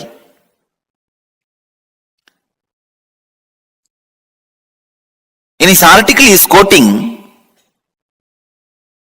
a term called entanglement from quantum physics. In quantum physics, there is a term entanglement. Means, when one energy source entangles with another, they interfere with each other. This interference can be highly positive and transformative and harmonious. Please understand, if one energy source comes in contact with another, if one energy source entangles with another, they interfere with each other. That interference can be harmonious and highly positive and transforming. Another one physicist, Amit Goswami, he published an article in Physics Journal. In that he very clearly proves entanglement directly affects human beings. Please understand, entanglement affects human beings. There are thousands of examples for entanglement. If you have some 200 pendulum clocks put on one wall, the wall can be any length. It does not need to be within certain length. It can be like China wall, any length.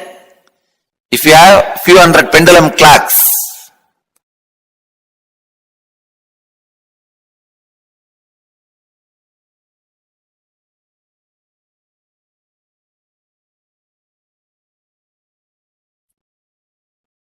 even if it is a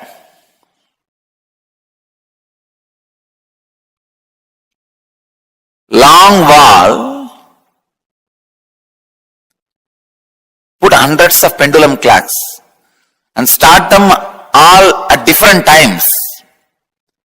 See, within next few minutes, all the pendulums will swing in synchronicity.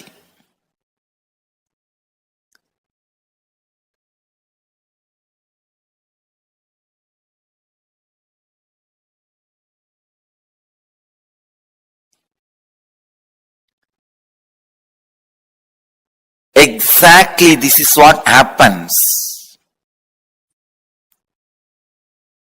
when you come in the breathing space of the healer.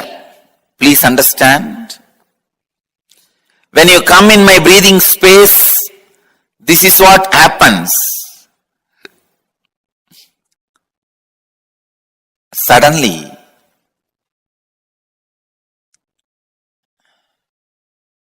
your mind gets entangled with my no mind.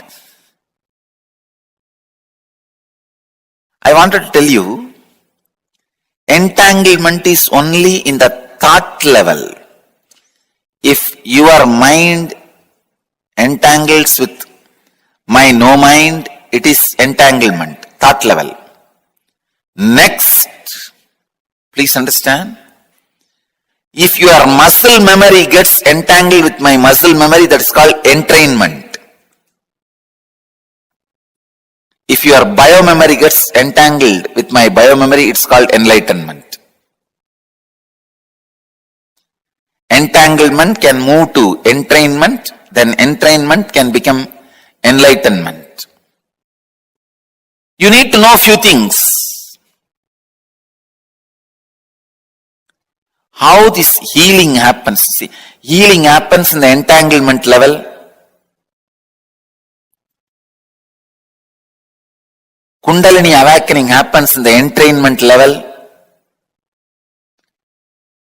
Levitation happens in deeper than entrainment. I can say momentary enlightenment.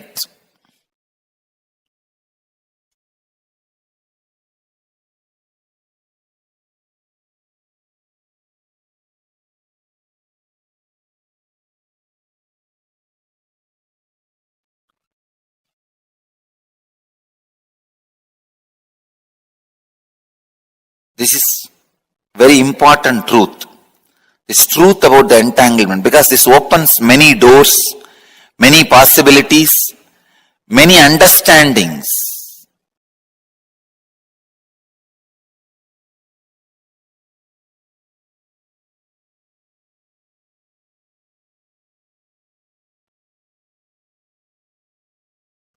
How I heal through healers? Because all my healers are pendulum clocks. Any other broken little altered pendulum clock, I add it in one wall. Both clocks start swinging synchronistically. Understand? That's all. Each one of my healer is my pendulum clock. If you are little broken, disturbed, pendulum clock, if both are hung in one breathing space, your pendulum also starts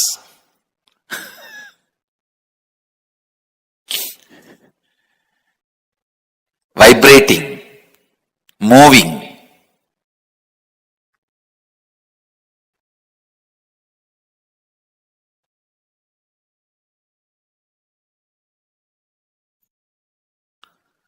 The same tune. And a living practicing healer, please understand, living practicing healer is continuously in entanglement with me. He may be wherever he is. A living practicing healer is continuously in entangle with me. This is what I call physiology of feeling connection. A practicing healer, a healer who lives whatever I am teaching, as long as he retains a feeling connection, the very physiology becomes different.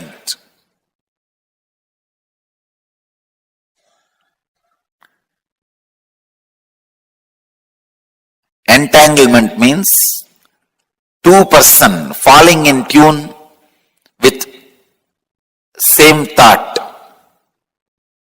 Entrainment means two persons falling in tune with the same idea. Enlightenment means two persons uniting beyond ideas.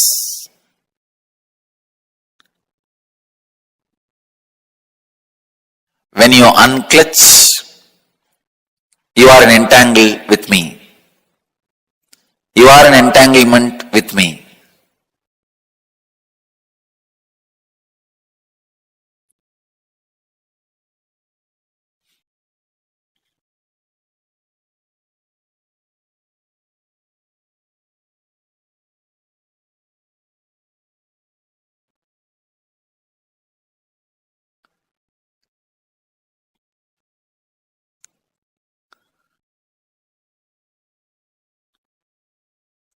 This again opens a huge door. Then is the thoughts of a healer going to affect us? I say yes. That is why I am telling you, go to a person only who is thoughtless and beyond mind. Do not receive healing from ordinary Reiki healers, this healers, that healers. No. Receive only from enlightened being. And all my healers, during the moment of healing, because they are entangled with me, they represent me, and it is equivalent to you receiving healing directly from me. You don't need to worry at all, doubt at all about my healers. Understand? This is the physiology of feeling connection. When you have a feeling connection, your very physiology is different. And feeling connection has its own physiology. When you have feeling connection, your physiology is different. Feeling connection itself has its own physiology.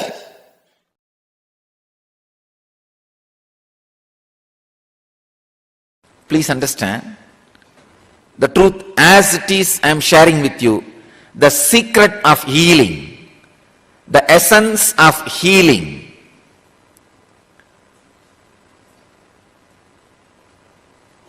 The definition of healing, just be.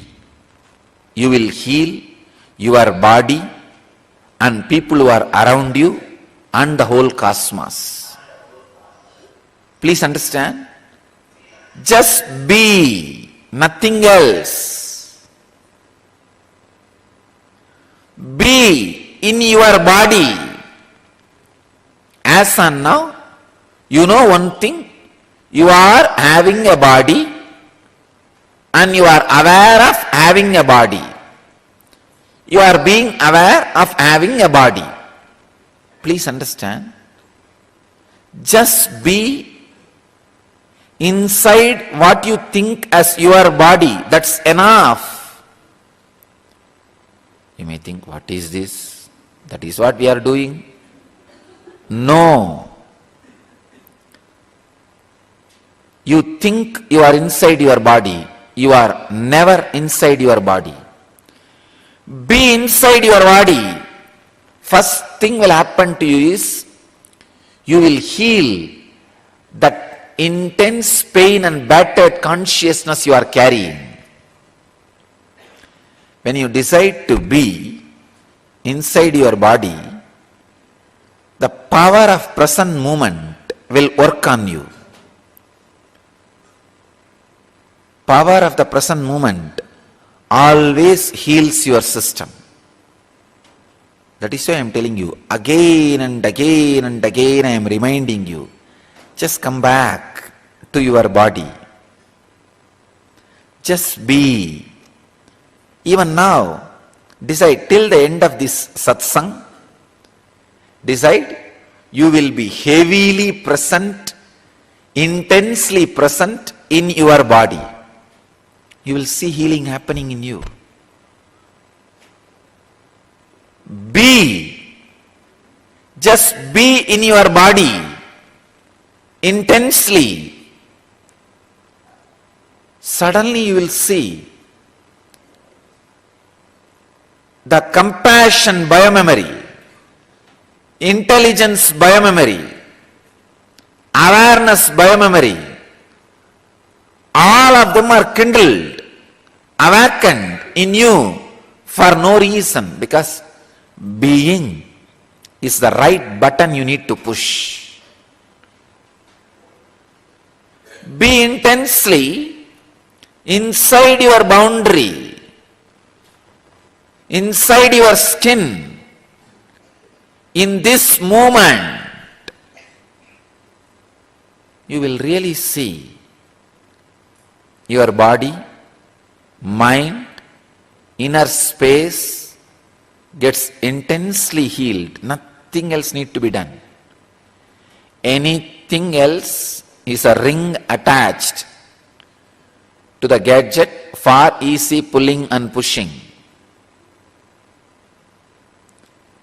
To heal the cosmos and to heal yourself, you don't need anything else. Just be. Biggest problem is, we think that be is too simple or too difficult. Don't decide it is too simple and think it will not bring the result. No. Don't think it is too complicated because you failed last few times and stop making effort. No. Neither thinking it is too simple, it will not bring effort, bring the right effect on you, nor thinking it is too complicated, it will not be possible for you, is going to help you. Just try to be now.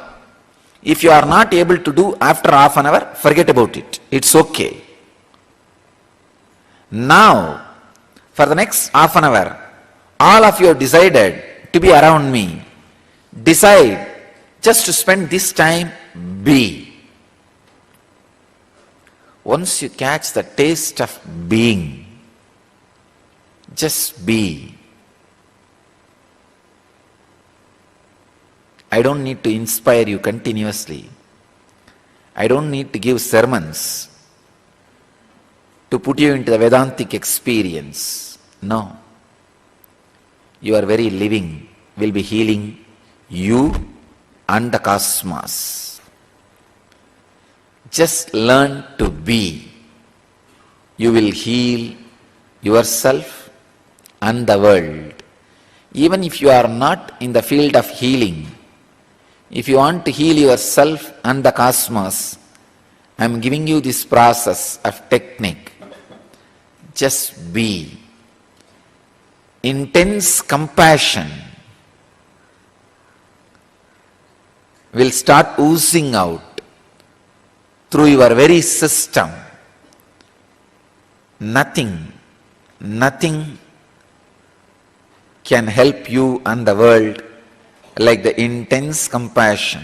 I can say, intense compassion which oozes out when you are just in being is the Sarvaroga Nivarani, cure for all diseases in the world.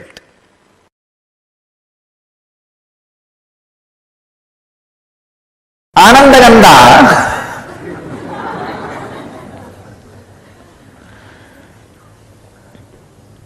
the science delivered to planet Earth only when incarnations land in planet Earth. I can say this is the ID card of incarnations. Social security number. Driving license, maybe I can say flying license.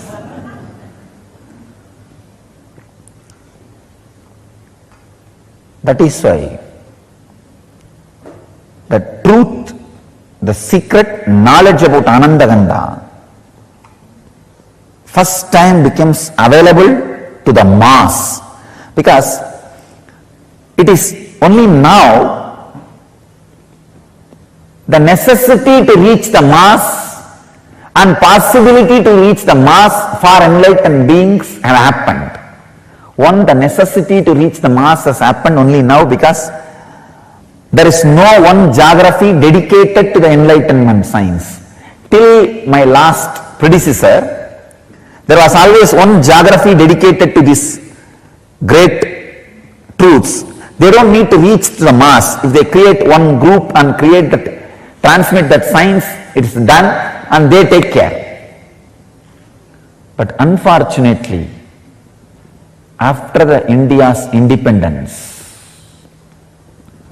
worst calamity happened to the planet Earth is the geography dedicated to enlightenment is destroyed.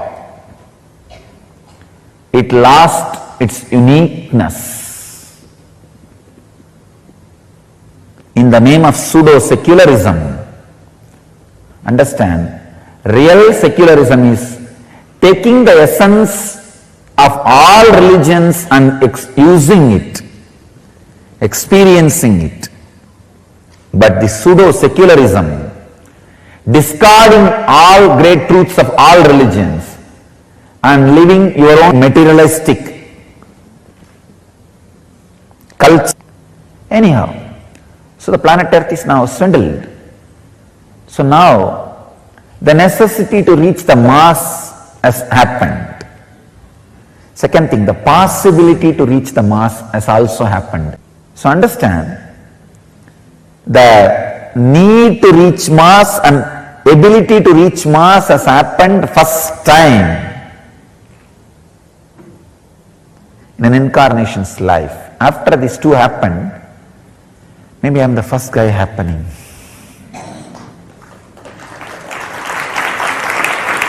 So,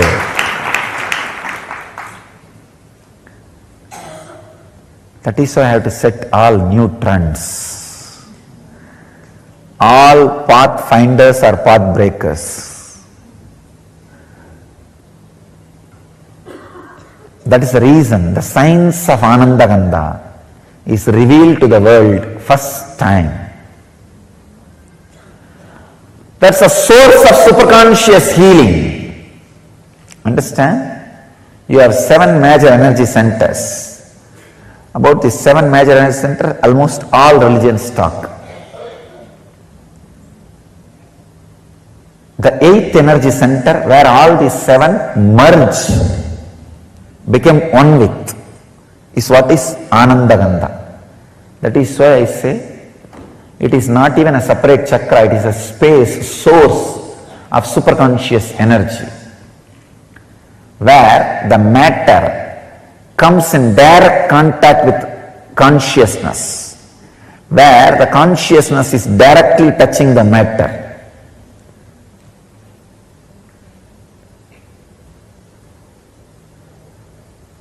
It is the experience where the consciousness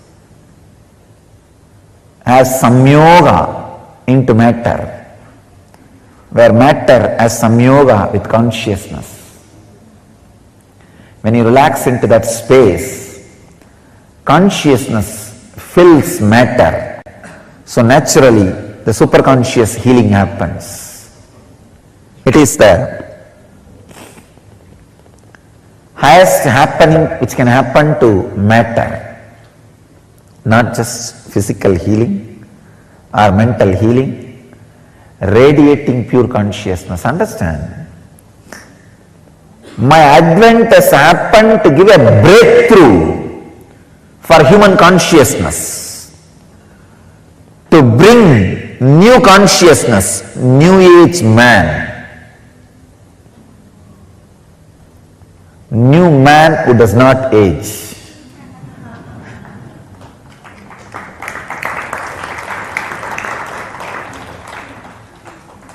New consciousness, the source of Anandagandha,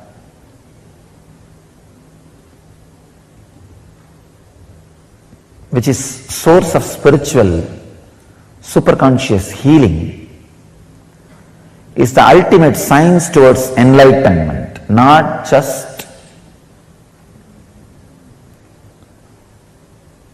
physical healing or mental healing. Physical healing also happens because your very DNA structure gets re-altered when you relax into superconscious state. The other day I was reading a book, The Biology of Belief. A great scientist who has done a great service to spiritual tradition.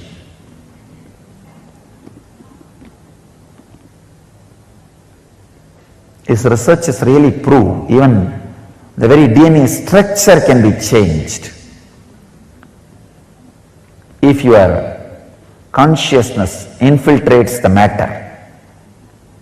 Anandagandha chakra is the door where consciousness can infiltrate matter, where it can fill you.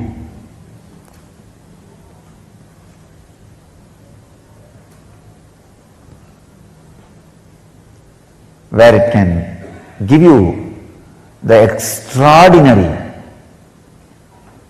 conscious experience, means breakthrough in human consciousness.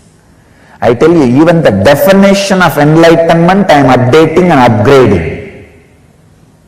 Understand, I am not only updating the definition of enlightenment, I am upgrading the experience of enlightenment to human bodies.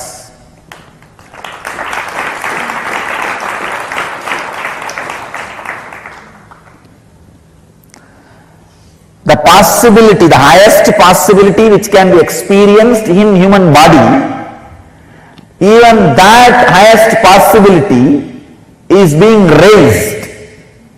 That is why I am saying, I am upgrading the highest conscious happening on the human body. I am breaking the very consciousness on which they are standing. I am giving a breakthrough to the whole human consciousness.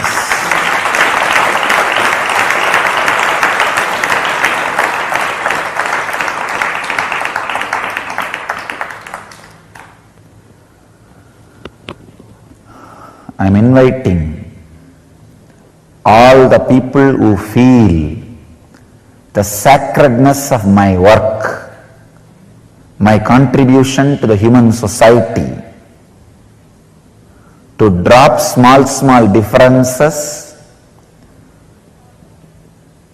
to drop all these petty ideas, one or two if you carry, and gather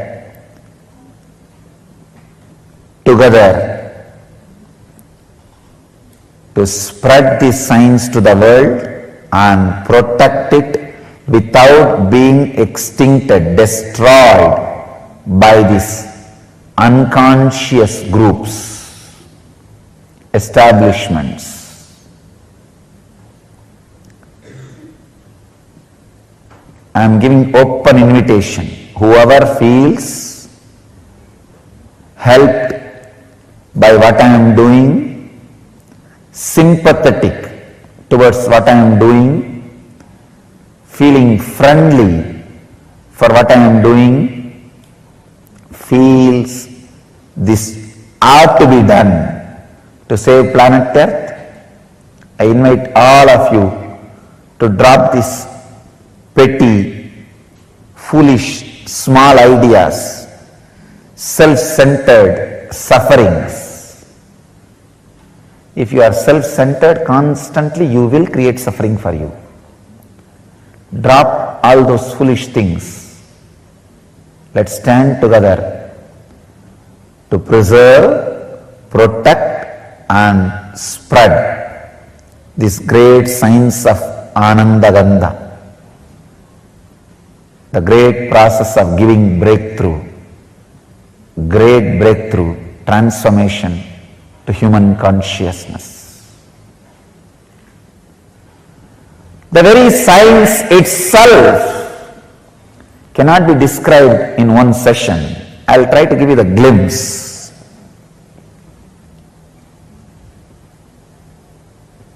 The higher you move in your chakras, the more subtle you become. The subtlest possible chakra is Anandagandha chakra, where you are no more ordinary human and just disappeared into the extraordinary superconsciousness.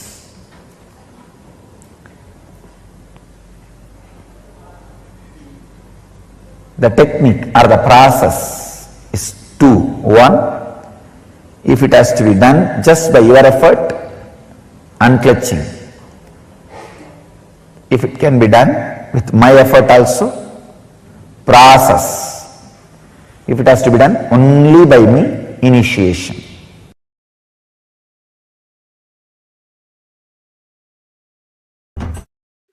This is the bamboo stick for healers to heal others. This stick has a big story. First time I started initiating others into healing in a Bhava Samadhi, means a living tomb called Neru Sadasiva Brahmendral Samadhi. In Tamil Nadu there is a Bhava Samadhi of a great enlightened master, Sadasiva Brahmendral. I went to his Samadhi after I realized my Sadashivatva to have his darshan. He himself appeared and gave the Dhruva grass and said, with this start initiating anybody, they will all be able to heal. He gave me that science and Dhruva grass. And I brought the Dhruva grass and put it on in our ashram, the bamboo grove. The bamboo grove was dead at that time. I put the Dhruva grass, whole thing came back to life, and the bamboo came back to life. From that bamboo, you are all given a stick. So, it represents the energy of Sadashiva Brahmendral's Dhruva grass. So, with this, if you touch anybody, they will be healed.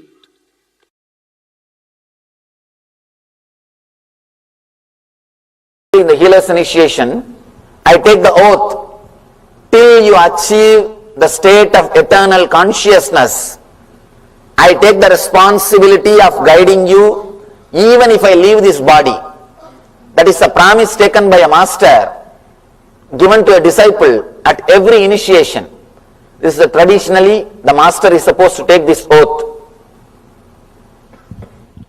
When he initiates a disciple, and not only traditionally, it is a responsibility of the master. Master will see that you achieve that state. Till you achieve that state, constantly he guides you to that, and it's a big responsibility. When you take that responsibility, even if you leave this body, even if I leave this body, it is my responsibility to guide them, to help them, so that Sangha, the people with whom I am involved, with them I live 33%. Means, even if I leave this body, it is not that I will stop working. It will continue to, my energy or the energy which is operating through this body will continue to work through the teachings and through the Sangha. You may just miss the physical presence, but you will not miss the being.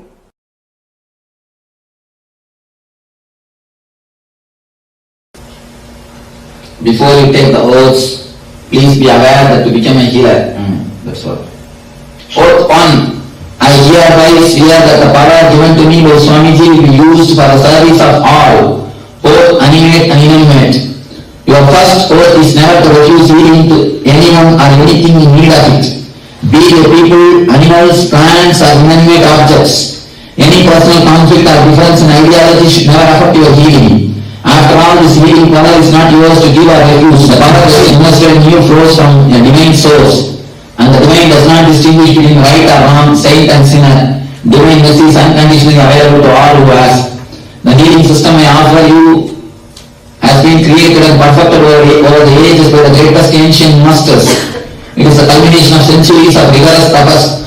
In fact, the original system developed by Patanjali was so sophisticated that it was beyond the comprehension of all.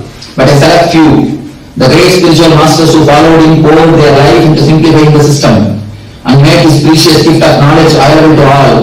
In order to cherish this legacy and truly be benefited by it, you must be willing to drop your ego and share this gift with joy and compassion.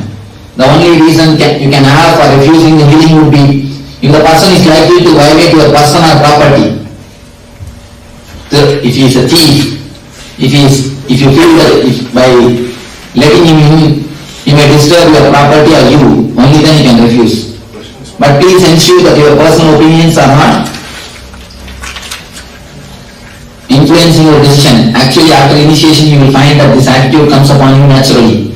In the presence of this tremendous healing energy, petty considerations like differences in religion, ideology, or personal conflicts simply won't come anymore. For starters, try this exercise. For a moment, close your eyes and imagine that your worst enemy, mother-in-law, someone who has really hurt you in the past, has approached you for healing. Can you bring yourself to consent? If you feel certain, can you heal him? Without hesitation and humility and love, you are ready to take the next oath. Understand? Even if the worst enemy comes and asks for a healing, you cannot say no. Because this is a gift created by the divine masters, not for one family or one group. It is created for the whole world. One thing, we always have our own prejudices. He is right, he is wrong, but from his view you are wrong. So you cannot hold on to your views that if somebody is right or wrong as far as healing is concerned. It is for the whole world. It is for the whole world. You cannot say no to anybody, even any animals or the plants. So many animals or plants are having the benefits of healing. I have seen so many cases. When I go and touch the plants started giving flowers, started giving what to say, tree, it wasn't giving fruit. She healed and it started giving fruits. And there are thousands of instances.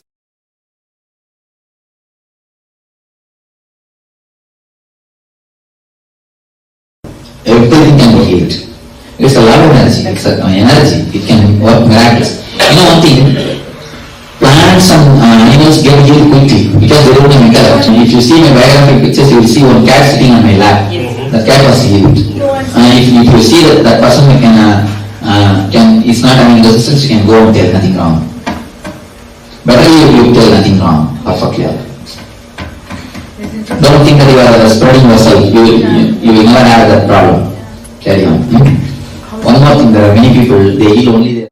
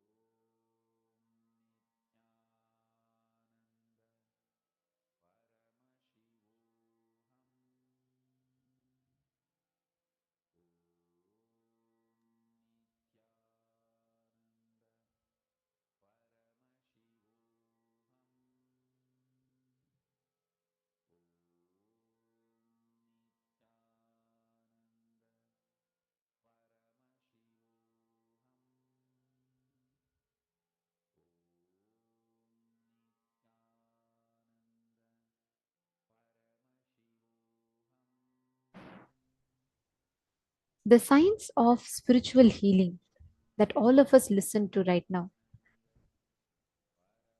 This is the initiation that all the Paramashivoham level 3 participants are going to be receiving today. Swamiji so elaborately revealed to all of us about what is healer's initiation, how does this science work, how exactly does this energy transfer work. Now, we're going to be understanding the lifestyle of a spiritual healer. What is the lifestyle of a healer? And what are you supposed to do? What are the do's and don'ts, and how you can experience this in your life? So, today we are going to be receiving two types of initiation. One is healing yourself, which has no restrictions, and the second is healing others. So, there are two types, like Swamiji explained beautifully, healing yourself and healing others. So, if you are healing yourself, then you would not have to do any lifestyle changes necessarily. And healing others, if you are taking up healing others, initiation to heal others, then strictly say no to drinking, smoking, and eating non-vegetarian food. There's a very clear scientific reason for why you should not eat non-vegetarian food. It is not just for a moral value. It is not just, oh, okay, we should not harm animals or karma. No. Even scientifically, see, when you meditate and practice healing, right, you'll have a beautiful and continuous energy flow in you. In that high level of energy, if you drink the low energy alcohol, this high energy of meditation and the low energy of alcohol will start opposing with each other. And indulging in these practices creates a negative energy in your body. So you don't need to suppress yourself, or you do not have to fight with yourself. Please understand that it is not good for you.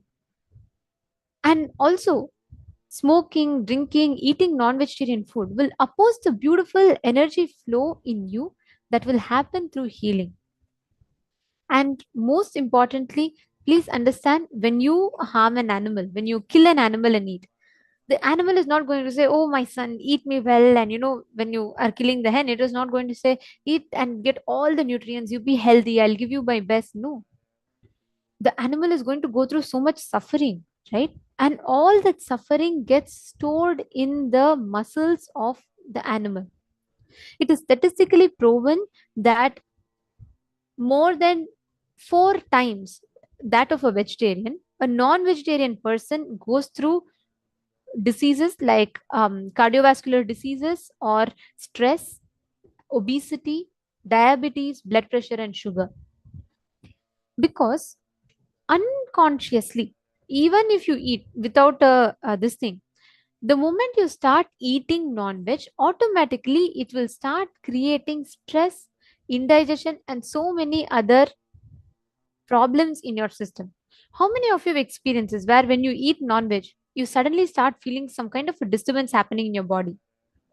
How many of you have experienced it? Okay, I am seeing yes, me. Understand, every one of you that are putting yes.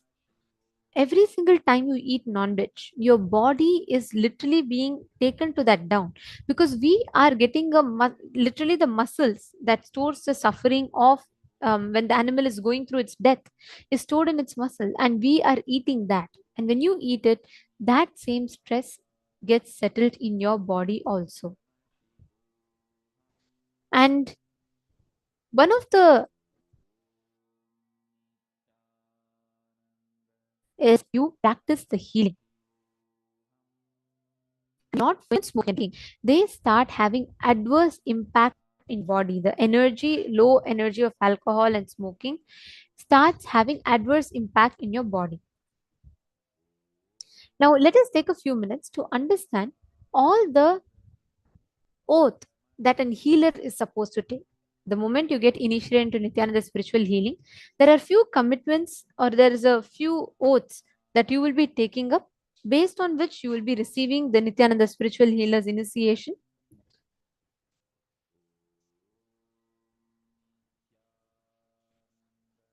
We will be taking you through that now. The first and foremost thing is you will never refuse healing service to anyone or anything in need of it, be they people, animals, plants, or even inanimate object. Let's say your laptop is not working or your pet animal is not well. You should never refuse healing. You cannot say, I don't like you, I just had a fight with you, so I'm not going to heal you. No. You can never refuse spiritual healing service to anyone. Any personal conflict or difference in ideology with a person should not come in the way of you providing the Nithyananda spiritual healing service to the person.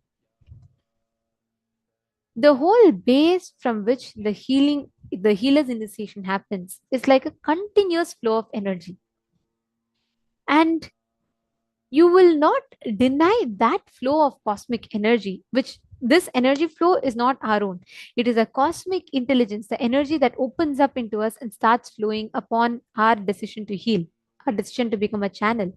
So we cannot obstruct the flow, the energy that is meant to be directed to someone. So any personal conflict, difference in ideology, it could be you had a conflict with them, but that cannot come in the way of your healing service.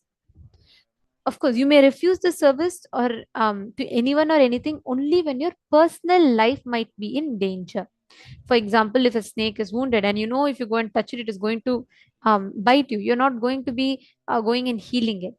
So please understand, if your life is going to be affected in danger because of it, you know, you at that moment you can deny the healing. Nityananda spiritual healing prayer service should always be offered as a free service. Like Swamiji has gifted this science, Swamiji revived it. He's made it available for us. And Swamiji has envisioned for this to be free science, such that anybody who wants, without any kind of barrier, irrespective of their social, economic, spiritual, religious, any background, irrespective of all of that, the person should receive the healing. So do not charge any fee or accept any kind of favors for the Nityananda spiritual healing service. If they want to offer any kind of donation for the healing service, please direct them to Kailasa website. They all can offer it directly in the Kailasa website. See, because when the person is offering, let's say, even if someone tells, oh, thank you for healing, because you healed, I want to give you this money, you should deny it. It is not just that they're offering the money, but along with that, their gratitude, their karma, everything they offer back to Swamiji's feet. So we should just direct it back to Swamiji. You should not, just because you healed someone, you should not say, since I healed you, can you drop me off at the airport? Or can you buy me something? Can you do me a favor because I gave you the healing? You should never charge directly or indirectly for any of the Nityananda spiritual healing prayer service. So please understand, it is not just for the spiritual value. Sorry, it is not just for the moral value. Even spiritually, it has an impact. Because the moment you heal the person and they offer back, they are literally giving their karmas, everything back. That should go back to Swamiji's feet. Healer's initiation is an opportunity to give to others the great gift that we have received ourselves. Let me ask you all a question. How many of you to this day remember the person because of whom you got connected to Swamiji? How many of you feel like, oh my God, I feel so grateful for the one thing that they did to my life? They gave me Swamiji. How many of you feel that gratitude towards the person, someone that took responsibility to bring you to Swamiji? Put yes in the chat.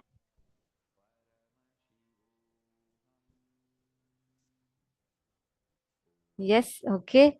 I see me, ma, yes, okay. Now, you feel that gratitude towards them, is it not? It is time that we take that same responsibility to others. It is time that we reach out to the others through the signs of healing. You take responsibility to heal someone, even if someone doesn't understand. If someone is suffering, they don't know the signs of healing exist, you should take the responsibility at that moment to enrich them about the signs and give them the healing. Just like how people took the responsibility of connecting us to Swamiji, now we should take the responsibility of connecting people through the healing service. Only if we take up responsibility for everything that happens in our life, we will start expanding. We will start experiencing that miracle, that energy flow happening inside our inner space.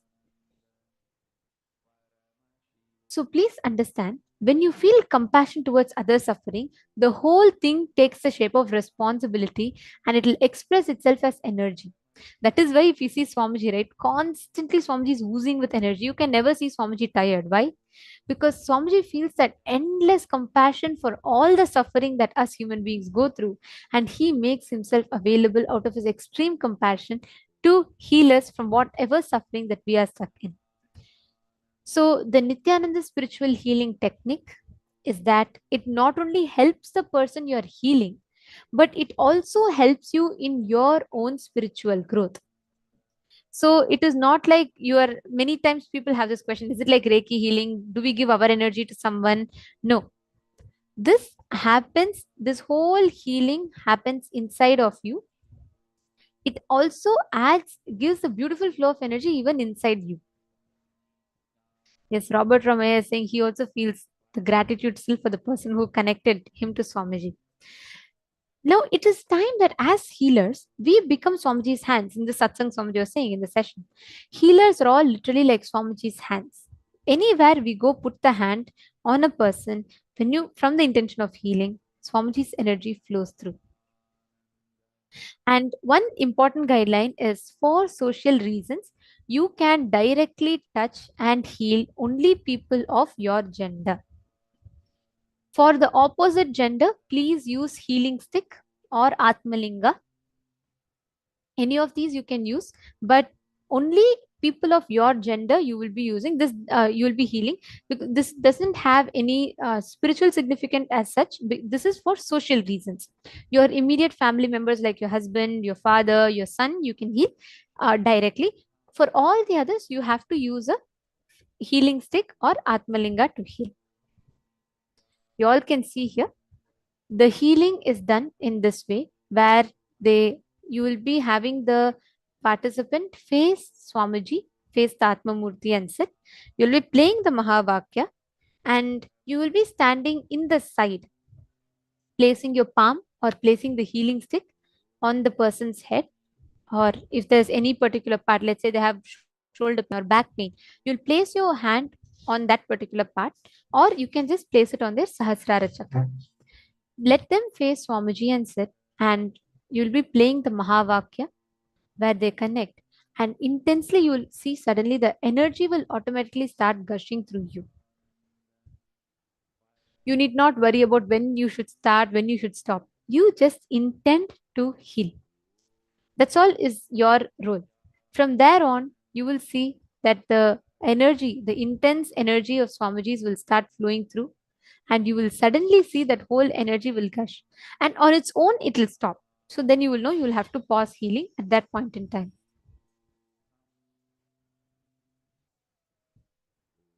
Now, to all the participants who are receiving the healer's initiation to others today, right after this, after the healer's initiation, we will actually be doing healing. So don't worry, it's not just learning, you'll actually be doing one round of healing, so you experientially understand, you have the experience of this. And one important thing is, as part of the healer's initiation, even yeast, eggs, none of them are allowed.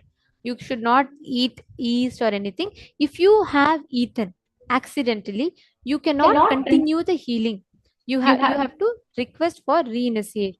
See, whenever we are, as many times, whenever we consume these foods that like have a pain muscle memory and a pain bio memory, the low energy of that food, or actually like life negative energy of that food, directly enters inside you and contradicts the high energy, the high spiritual energy of healing, which is the main reason why you should not be eating any of these.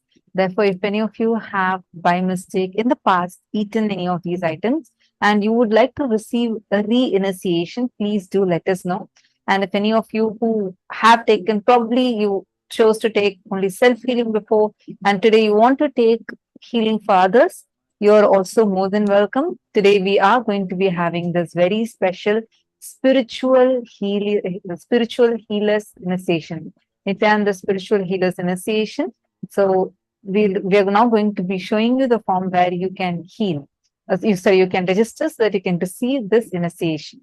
So there would be option where you can choose whether you want just the power to heal yourself. This does not have any restrictions, as we had mentioned earlier. Or you want to have the power to heal yourself and others. Or you had taken this initiation before, but you want a re-initiation. So you can choose from these options and you can fill up the form.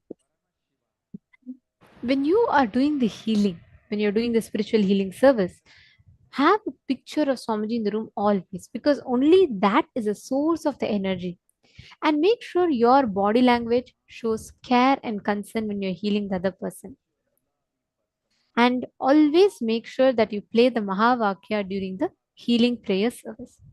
We're now going to take you through some of the important legal guidelines before you get ready to receive the healer's initiation. First thing, do not make any guarantees, warranties, or representations regarding the outcome of Nithyananda's spiritual healing process. And specifically, do not claim that the process in any way diagnoses, treats, heals, cures, or prevents any disease, illness, injury, or physical or mental condition. You should not guarantee. You cannot say, okay, I'm giving you healing, so stop all your medication from today. You don't need to take any medication. You should not do that. Please do not give any kind of a guarantee or any kind of a warranties regarding the Nithyananda spiritual healing service to anyone. Do not use the word patient to describe someone who elects to receive your Nithyananda spiritual healing service. If you are a licensed healthcare physician or other licensed healthcare practitioner, advise everyone to whom you are providing Nithyananda spiritual healing services that such services do not constitute diagnosis, care, or treatment or the practice of medicine or any other health care. For example, if you are a doctor yourself, you cannot suggest this as an alternative substitute or a replacement for the conventional medical or healing methods. So you cannot replace that with Nithyananda spiritual healing service. Nithyananda spiritual healing prayer service is completely different, and it is no way an equivalent alternative or a substitute to the conventional methods of medicines. Nithyananda spiritual healing services does not involve the diagnosis or treatment of any medicine or any psychological conditions. It does not involve the use of any physical intervention or manipulation of the human body. Any benefit that an individual experiences comes from within himself or herself based on his or her body's ability to heal on its own.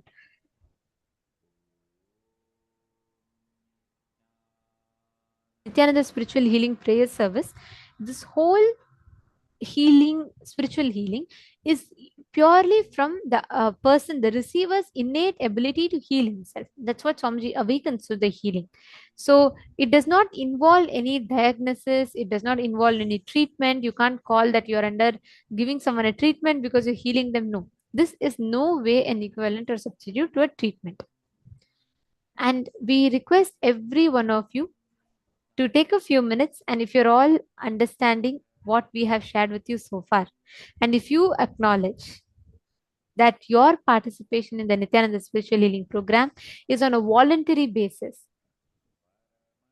so please go ahead and you all can acknowledge in the chat. Please confirm.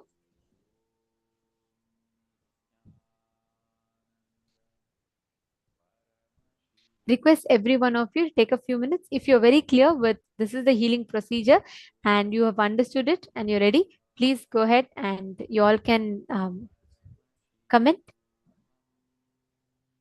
Yes, and I also request every one of you to put how many of you are going to be taking the healer's initiation for the first time today. Thank you, Ma Martha, Ma Cecily, Ma Isabel. Okay, I see a bunch of you posting. Thank you. Thank you all. Now, The next few guidelines. First thing, do not provide Nithyananda spiritual healing service if you are suffering from any physical, mental, or psychological disorder, or taking any medicines for any physical, mental, or psychological disorders.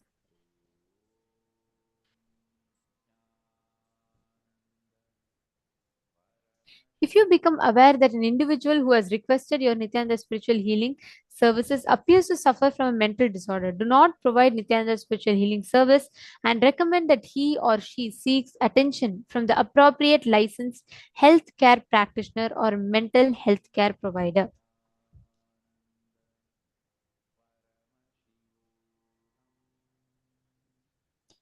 If you are a licensed physician or other licensed healthcare practitioner, do not engage or claim to engage in medical diagnosis, care, treatment, or in the practice of medicine or any other healthcare profession in conjunction with any of the activities as a Nithyananda spiritual healing practitioner.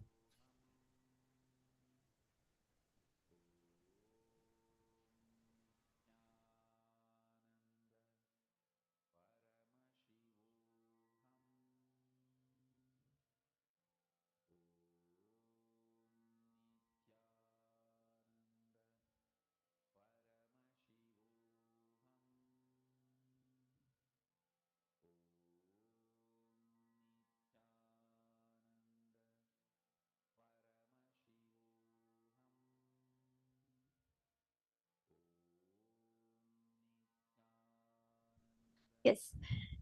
Nityananda, if all of you have understood the guidelines that we took you all through, and if you all are clear, I request all of you to please take a few minutes. We are now going to be projecting a form for all of you. Whoever is applying for an initiation or a re-initiation, even if you want to get initiated again, please go ahead to the form that we'll be projecting to all of you, and we request every one of you to fill.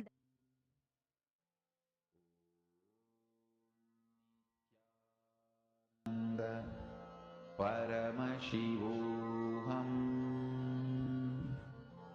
Om Nithyananda Paramashivam. Om Nithyananda Paramashivam. Om Nithyananda Paramashivam. Om Nithyananda Paramashivam. Om Nithyananda Paramashivam. Om Nithyananda Paramashivam. Om Nithyananda Paramashivam. Om Nithyananda Paramashivam. Om Nithyananda Paramashivam. Om Nithyananda Paramashivam. Om Nithyananda Paramashivam. Om Nithyananda Paramashivam. Om Nithyananda Paramashivam. Om Nithyananda Paramashivam. Om Nithyananda Paramashivam.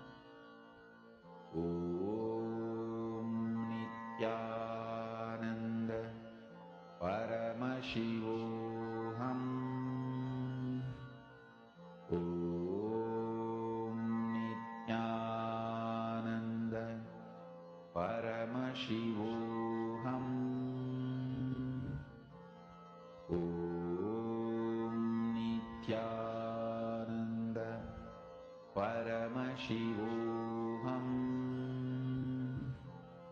Om Nithyananda Paramashivoham. Om Nithyananda Paramashivoham. Om Nithyananda Paramashivoham. Om Nithyananda Paramashivoham. Om Nithyananda Paramashivoham. Om Nithyananda Paramashivoham. Om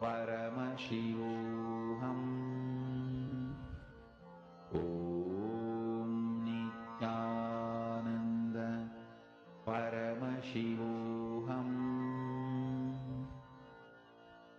Om Nithyananda Paramashivoham. Om Nithyananda Paramashivoham. Om Nithyananda Paramashivoham. Om Nithyananda Paramashivoham. Om Nithyananda Paramashivoham. Nithyanandam, hope all of you had enough time to sign up. Now, as all of us are eagerly awaiting the darshan, we bring to you an exciting announcement. In conjunction with the pre-inauguration rituals of Kailasa Sri Nithyananda Janma Bhoomi, today the live darshan will be commencing from 8 p.m. Eastern Standard Time onwards. So the darshan, because we are having a grand pre-inauguration ritual of the most sacred Kailasa Sri Nithyananda Janma Bhoomi, the birthplace of the avatar, we will be having the live darshan beginning from 8 p.m. EST onwards. So we request all of you to stay tuned. Now, in preparation for the initiation today, we will be listening to a session on how Kaya Kalpa, immortality, can be achieved through multiple various detoxification methodologies, how the toxins enter into our body and how we can use the detox methodologies to experience the Kaya Kalpa or immortality.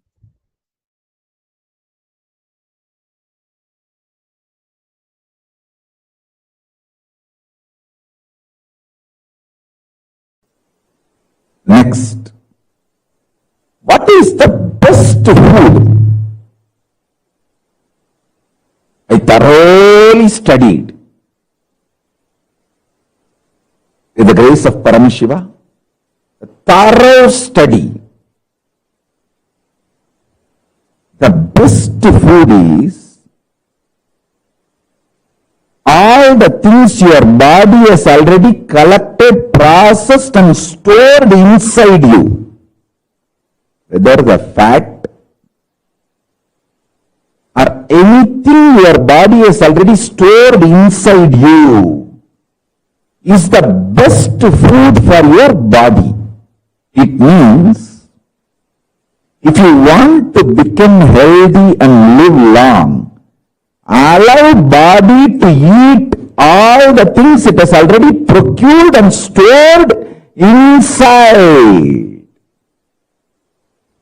Stop dumping too much food from outside. Allow body to eat itself. See, if you store too much grains and don't use it, rats can come other, so many things can happen and it can become poison. Same way, the fat, undigested food, many things which is stored inside you, if you don't eat them, if you don't use them up, or if you don't flush them out,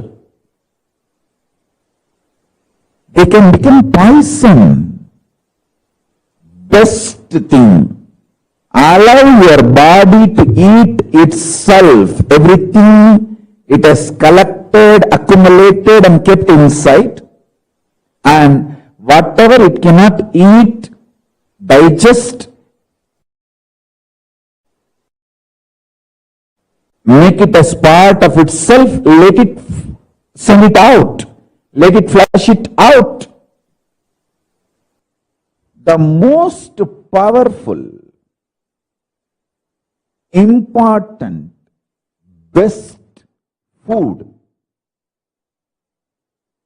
for your body is what your body has already accumulated and stored inside.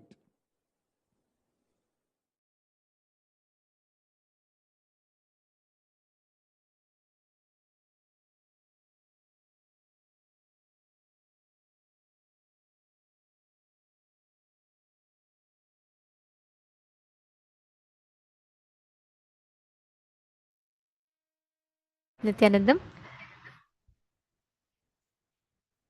I think today a lot of you have been intensely praying and are very, very eagerly awaiting for Swamiji's darshan. So, as an answer for all of our prayers, Swamiji is coming. The darshan will be happening not at 8 as we previously announced. Swamiji is going to be coming. The darshan will be beginning very, very soon. We will be entering into the darshan very shortly. We are all going to be preparing ourselves for the initiation today now. I request all the participants. I think all of you were intensely praying because today the initiation is something too special, too precious for us. And as always, we all await to see Swamiji. And here Swamiji has answered all of our prayers, and we will be having the darshan starting very, very shortly. So I request all the participants, every one of you, to please gather, come and settle down.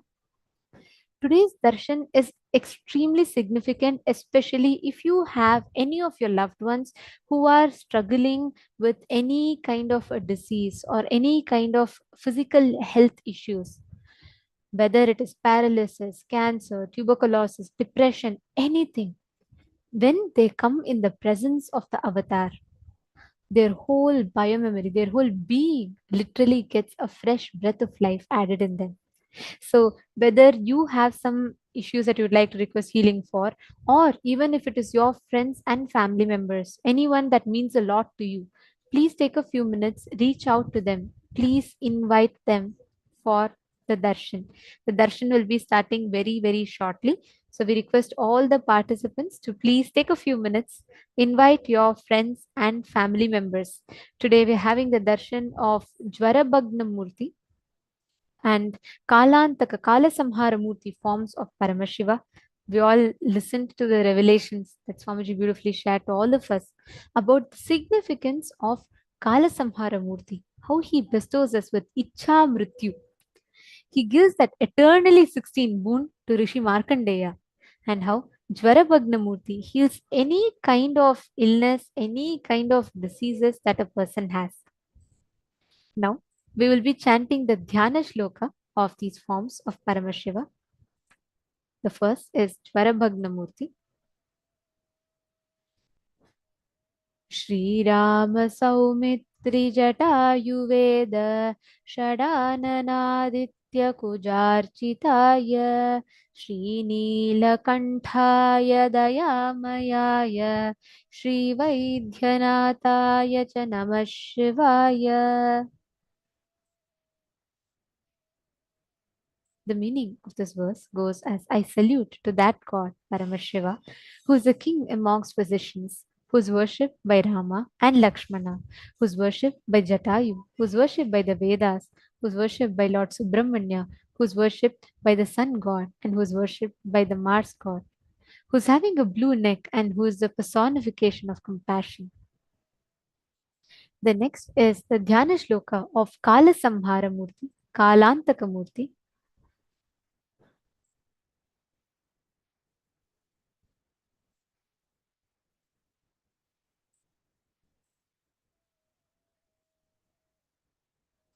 This is the very form of Paramashiva, which bestows the boon of eternally 16 to Rishi Markandeya.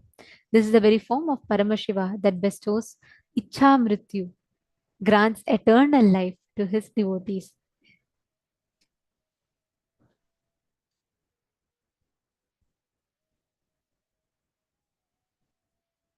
बन्धुकाभममुं त्रिनेत्रभुजिनं शूलाब्जहस्तोज्ज्वलं टङ्कं स्तुत्रवरं सुपाशसहितं दंष्ट्राकरालास्यकम् वामे कुञ्चितपादमुद्धृततलं कालस्य वक्षस्थले छिन्नाभिन्नजटाधरं गिरिजायुक्तं जगदद्वैतम् उद्धृतवामपादं तु कालवक्षस्थले स्थितं सव्यपादं लिङ्गमूर्ध्निं स्थितं रौद्रमुखं भजेत्. This Dhyana Shloka beautifully describes the form of Paramashiva as Kala Samhara Murthy.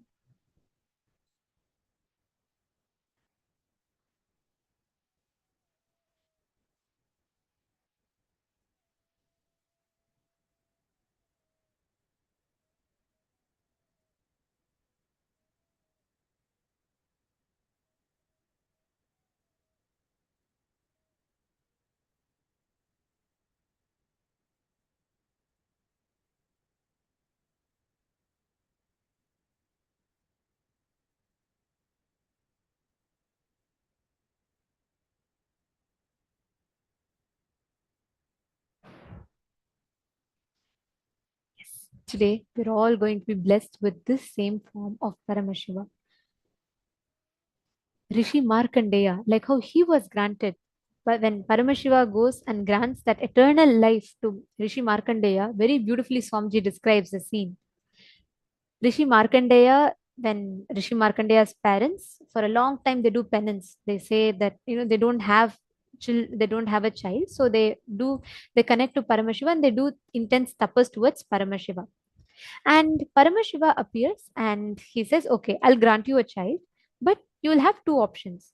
One, you can get a child who will live forever and who will be having a long life, but he will not have any devotion towards me. I will grant you another child who will live only for 16 years, but he'll be very deeply devoted to me. On the 16th birthday, he will leave his body. Rishi Markandeya's father is Rishi Mrikanda and Mother Manaswini. So both of them have, they both pray towards Paramashiva, and Paramashiva appears and he tells them this: I'll give you a son. Whoever you choose, I'll grant that son to you. So both Rishi Mrikanda and Mother Manaswini, both of them are deeply devoted to Paramashiva. So they say, Paramashiva, we don't want a son if he's not connected to you. So even if he's just living for 16 years, it's okay. You give us a son that is deeply devoted to you and connected to you. And Paramashiva blesses them. He says, all right, I'll grant you the child. And Markandeya is born. They both become very deeply attached. He's their only son and he's so devoted to Paramashiva. He's so intelligent, he's so smart, he grasps all the Vedas, everything. He grows up to become a beautiful, intelligent youth. And they're all, his 16th birthday is nearing and both the parents start worrying. And Rishi Markandeya, on the day of his 16th birthday, Rishi Markandeya asks his father, what is the reason? Why are you so worried? I've never seen you so worried. Then he says, see, this is what happened on your birth. Paramashiva gave us two choices and we chose your birth. And on the 16th birthday, you will leave the body. Very beautifully, he tells, even if Paramashiva has ordained that to me, I am ready. And he says, all right, but till I leave my body, I just want to be engaged in connecting to Paramashiva. I just want to deeply connect and worship Paramashiva. So he makes a Shivalinga and he sits and he starts worshipping it. And it is time for him to leave the body. His 16th birthday, the time exactly hits, and Yamadharmaraja, he comes to take Markandeya. And he's the lord of integrity. Like, he maintains anyone who's supposed to leave the body. He's the one who comes and takes them to Yamaloka. So exactly as he turns 16, as it becomes time for him to leave the body, Yamadharmaraja comes and he's ready with his noose and he comes there to take Markandeya's life. Swamiji describes the scene so beautifully. Swamiji tells, Rishi Markandeya was very smart. The moment he saw Yamadharma come, he just goes and hugs Paramashiva. He hugs the Shivalinga and he says, Yamadharma first waits. He's like, okay, let him finish the puja. But he hugs the Shivalinga and he's not moving from there. And it becomes time. So Yamadharma takes the noose and puts it on Rishi Markandeya, and the noose falls on the Shivalinga also. It falls on the Pati, Paramashiva, who's beyond any pasha or bondages. That moment, Paramashiva himself comes from the Shivalinga as Kalasamhara Moorthy. He appears and he rewrites the law of the Yama. He rewrites the law and flow of life. Swamiji very beautifully explains and describes this whole happening. The moment Paramashiva comes from the Shivalinga and he's about to kill Yama, and Yama asks, Oh Prabhu, you have ordained me to do this work. And as per Rishi Markandeya's time, I am supposed to take him. And it is my integrity, it is my duty that I am doing.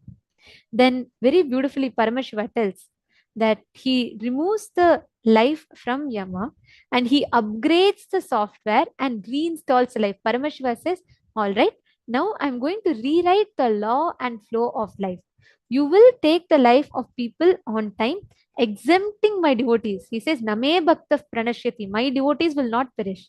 Exempting my devotees, all you can take, everyone else's life you will take on time. And Paramashiva rewrites the law of life. He rewrites the Yama and Niyama, the law and flow of life, and he gives life back. Actually, not just to Rishi Markandeya, even to Yamadharma. Paramashiva upgrades his life. He upgrades his whole inner software. And Yamadharma Raja is filled with gratitude. He goes down to Paramashiva and goes. And Paramashiva blesses Rishi Markandeya for his devotion and blesses him to live eternally 16, immortal. The Icha, Mrityu, and eternally 16, Chiranjeevitva, is bestowed upon Rishi Markandeya.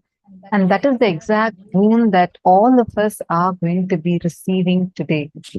The boon directly from Paramashiva to remain forever. And like how Rishi Markandeya, literally Paramashiva killed death itself, rejuvenated the very process of death, and gave a new boon to all of us devotees by saying, Name Bhakta Pranashyati. It says that my devotees will never perish. Forever, all of Paramashiva's devotees will remain eternally.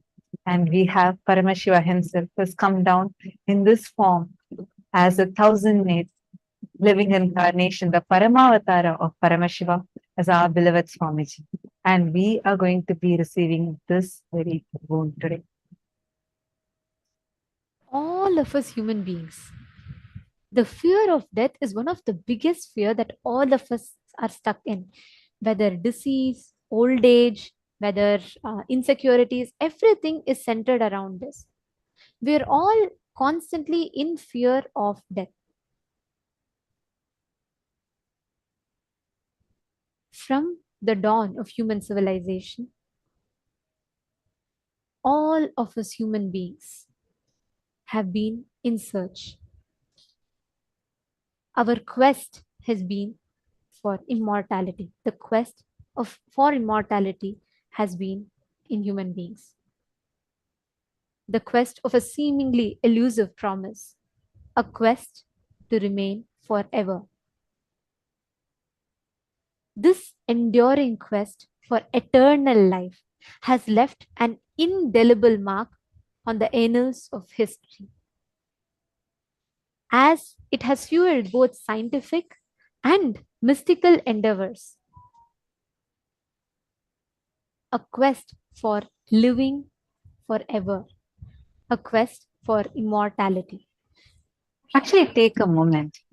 The moment you think that you can get some boon, or let's say that you've been always wanting this one desire to be fulfilled through any form, whether you want to look young, you want to be living forever, you want to live even beyond your death, you want to live in a diseaseless way, whatever, there is a clear underlying mark of a quest to live forever. And this has actually steered civilizations for ages now. Today, the desire to remain young or extend the human lifespan has also given rise to various methods, whether it's via the beauty industry or the pharmaceutical industry, to remain young forever, to remain in a way that we feel as eternal, be it the Chinese famous elixir of life, or the mythical fountain of youth, or the sorcerer's stone, or the mummification. These are all various different ways different civilizations had tried approaching this one concept of how can I live forever. And we human beings have almost an inexhaustible quest for this. No matter the time, the civilizations have changed, be it the Stone Age or be it today's Gen Z. Every one of us have an inexhaustible quest for immortality. We all are terrified, petrified about knowing that we might end soon. Our life might end soon. So the concept of living only once, you live only once, or whether it is a concept of old age, the concept of insecurity, everything is centered around this. We want to somehow last long. We try and do this through our investments. We try to make our wealth so huge so that at least through that we remain.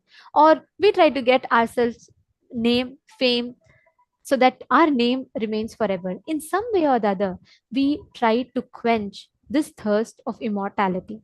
How many of you are able to see this? How many of you are able to see that there is in some way a deep quest that is there in almost all civilizations? Actually, you will see whether it was the great pyramids that were built or the mummification process. Each one of these are only from the context of how can human beings extend their lives or probably live forever. Even now, we all are terrified just thinking of what will happen if we are stuck in old age. What will happen if this old age continues? And we all want to live that healthy young version of ourselves. We all want to have that what we cognize as us to remain eternal. That is what is driving today the entire beauty industry. You want to look beautiful, you want to look young, and all these various methods we use to fulfill this desire. While so many civilizations, starting from the Stone Age, while the humanity itself has been steered towards this one thing, has any civilization been successful in this yet? Or is it up to the modern era to find a solution for this? I request each of you to take a moment and please post in the chat. What do you think about it? Or it's Actually, it is this quest that we all have, which almost makes us go so insanely crazy over products, plastic surgery, makeup. You all should know today the makeup industry alone, the whole beauty sector, is valued at a whopping $41.49 billion and is projected to grow to $58.15 billion. This is one of the fastest growing industry, and it does not seem that it is going to end in any near future, because this one concept somehow making us look younger, plastic surgeries, today plastic surgeries are rampant. It has become so easily available.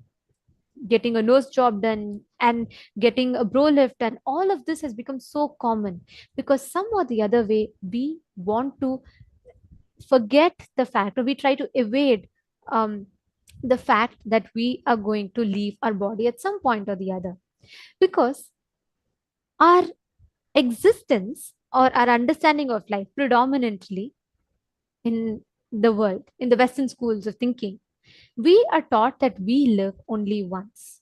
That's why everyone tries to go all out to try and make some way to last longer. They try to do philosopher's stone, they try to find out the philosopher's stone, mummifying, all of this to somehow try and find if we can exist longer.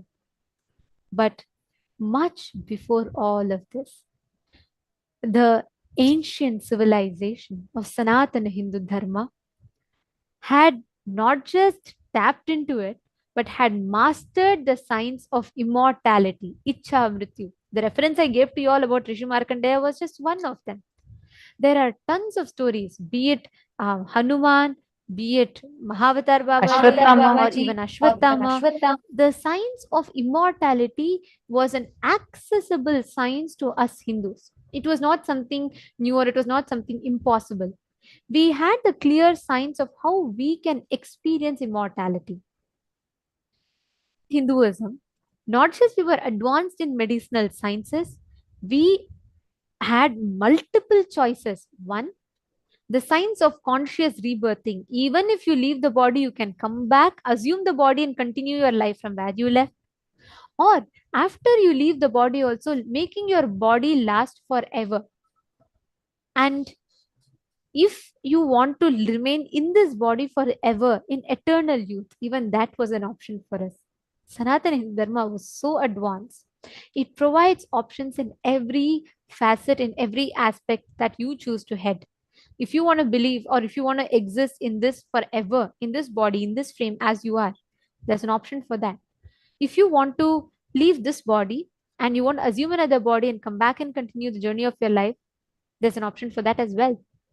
If you want to go ahead and once you leave the body, if you want your body to last for long, there's an option for that as well. Ours, Sanatana Hindu Dharma, is one of the most sophisticated, one of the most advanced civilization. To this day, in Srirangam temple, Sri Ranganatha Swami temple in Srirangam, we have a 1,000-year-old body of Sri Ramanujacharya preserved in Jiva Samadhi. It's a fact. All of you can Google right now. Check it for yourself. The Srirangam temple is having the 1,000-year-old body of Sri Ramanujacharya preserved. And to this day, you can see the growth of hair, nails, everything on the body. And it is not mummified. Just few, the body is sitting fresh. We were masters in this science.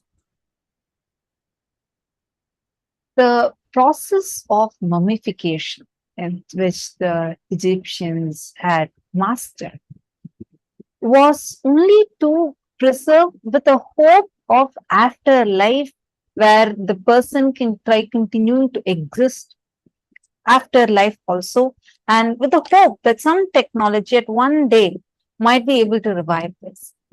And Swamiji had actually revealed, saying how the mummification, the Egyptian mummification, had a possibility to go all the way up to Swargaloka. But the science to go to Mahakailasa directly with your physical body or through your Divya Sharira was available only in Hinduism. This science is called as, actually there are multiple ways, like as Nithyananda was mentioning. Today we learned the science of Kaya Kalpa. We learned about Jiva Samadhi. Kaya Kalpa, where your physical body itself, you can prepare it in such an extent, to such an amazing powerfulness, where you can remain young forever, as long as you want, living as a Chiranjeevi and having Ichha Mrityu. We have examples, Ichha Mrityu. For example, take it from the Mahabharata. Bhishma had the boon of Ichamrityu. Only by his will he will be able to leave his body. That is why even after when the war was fought and he was lying on a bed of arrows, where every drop of his blood was literally drained out, still he was able to remain in his body. And only that moment he wished, he clearly said, I'm going to leave my body now. And with his will, he left his body. Or Chiranjeevatva, where for yugas now, till now, Bhagavan Hanuman exists as a Chiranjeevi.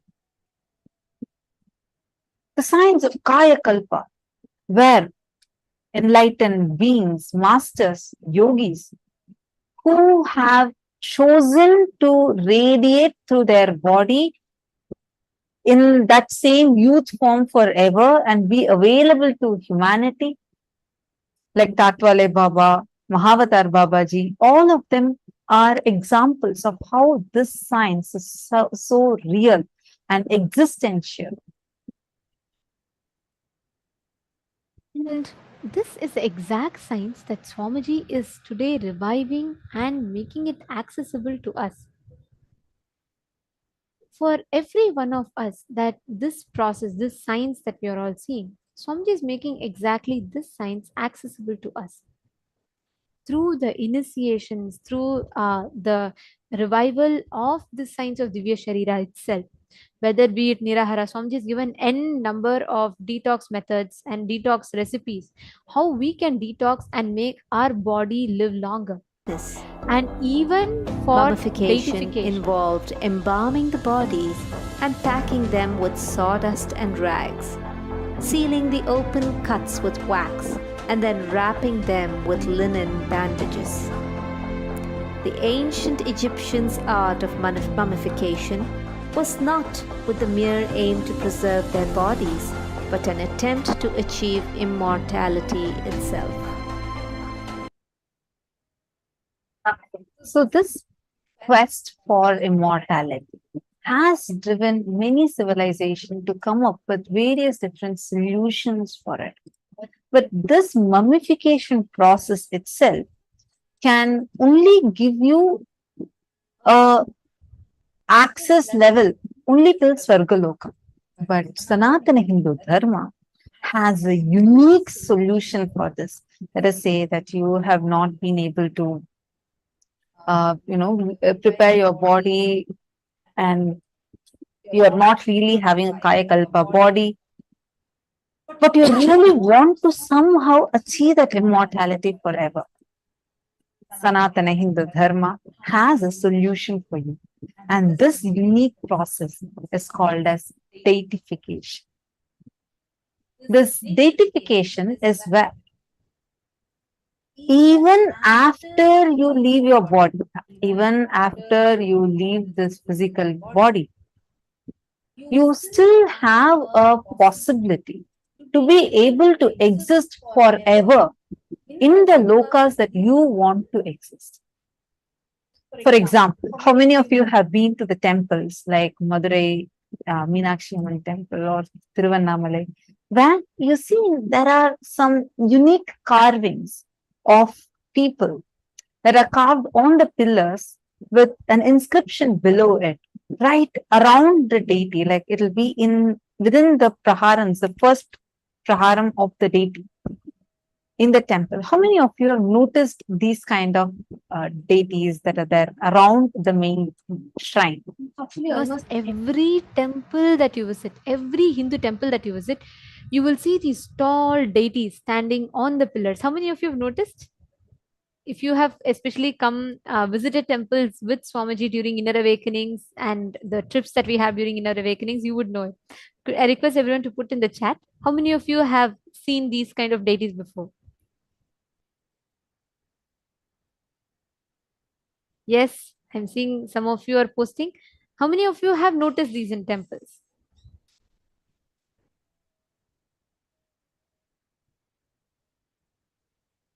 Yes, yes.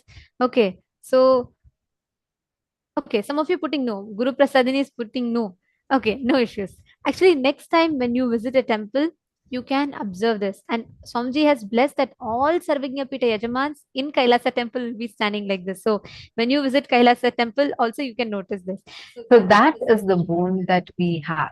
There is this process of deification is such that why do you think all these ancient temples are having this?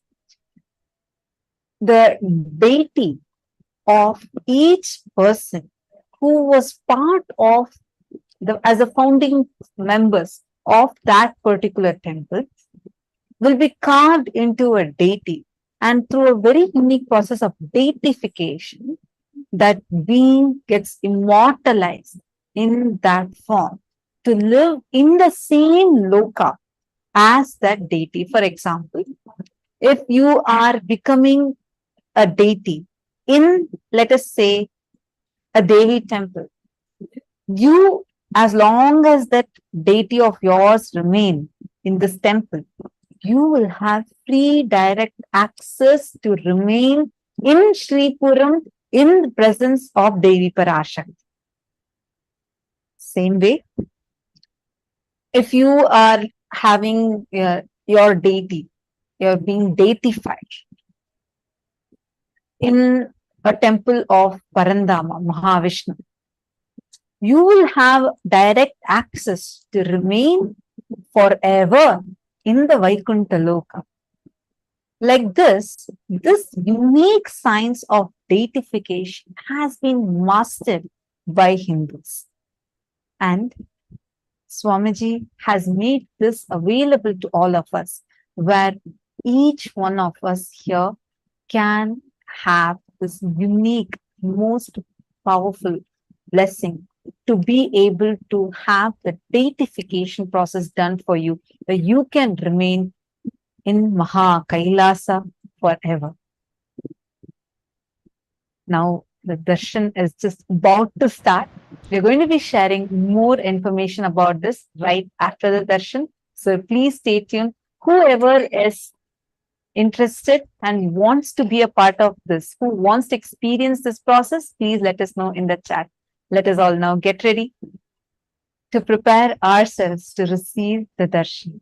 Please sit at the head, neck and spine in a straight line.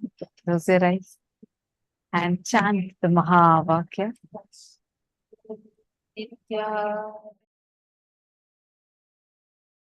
Nithyananda Paramashivam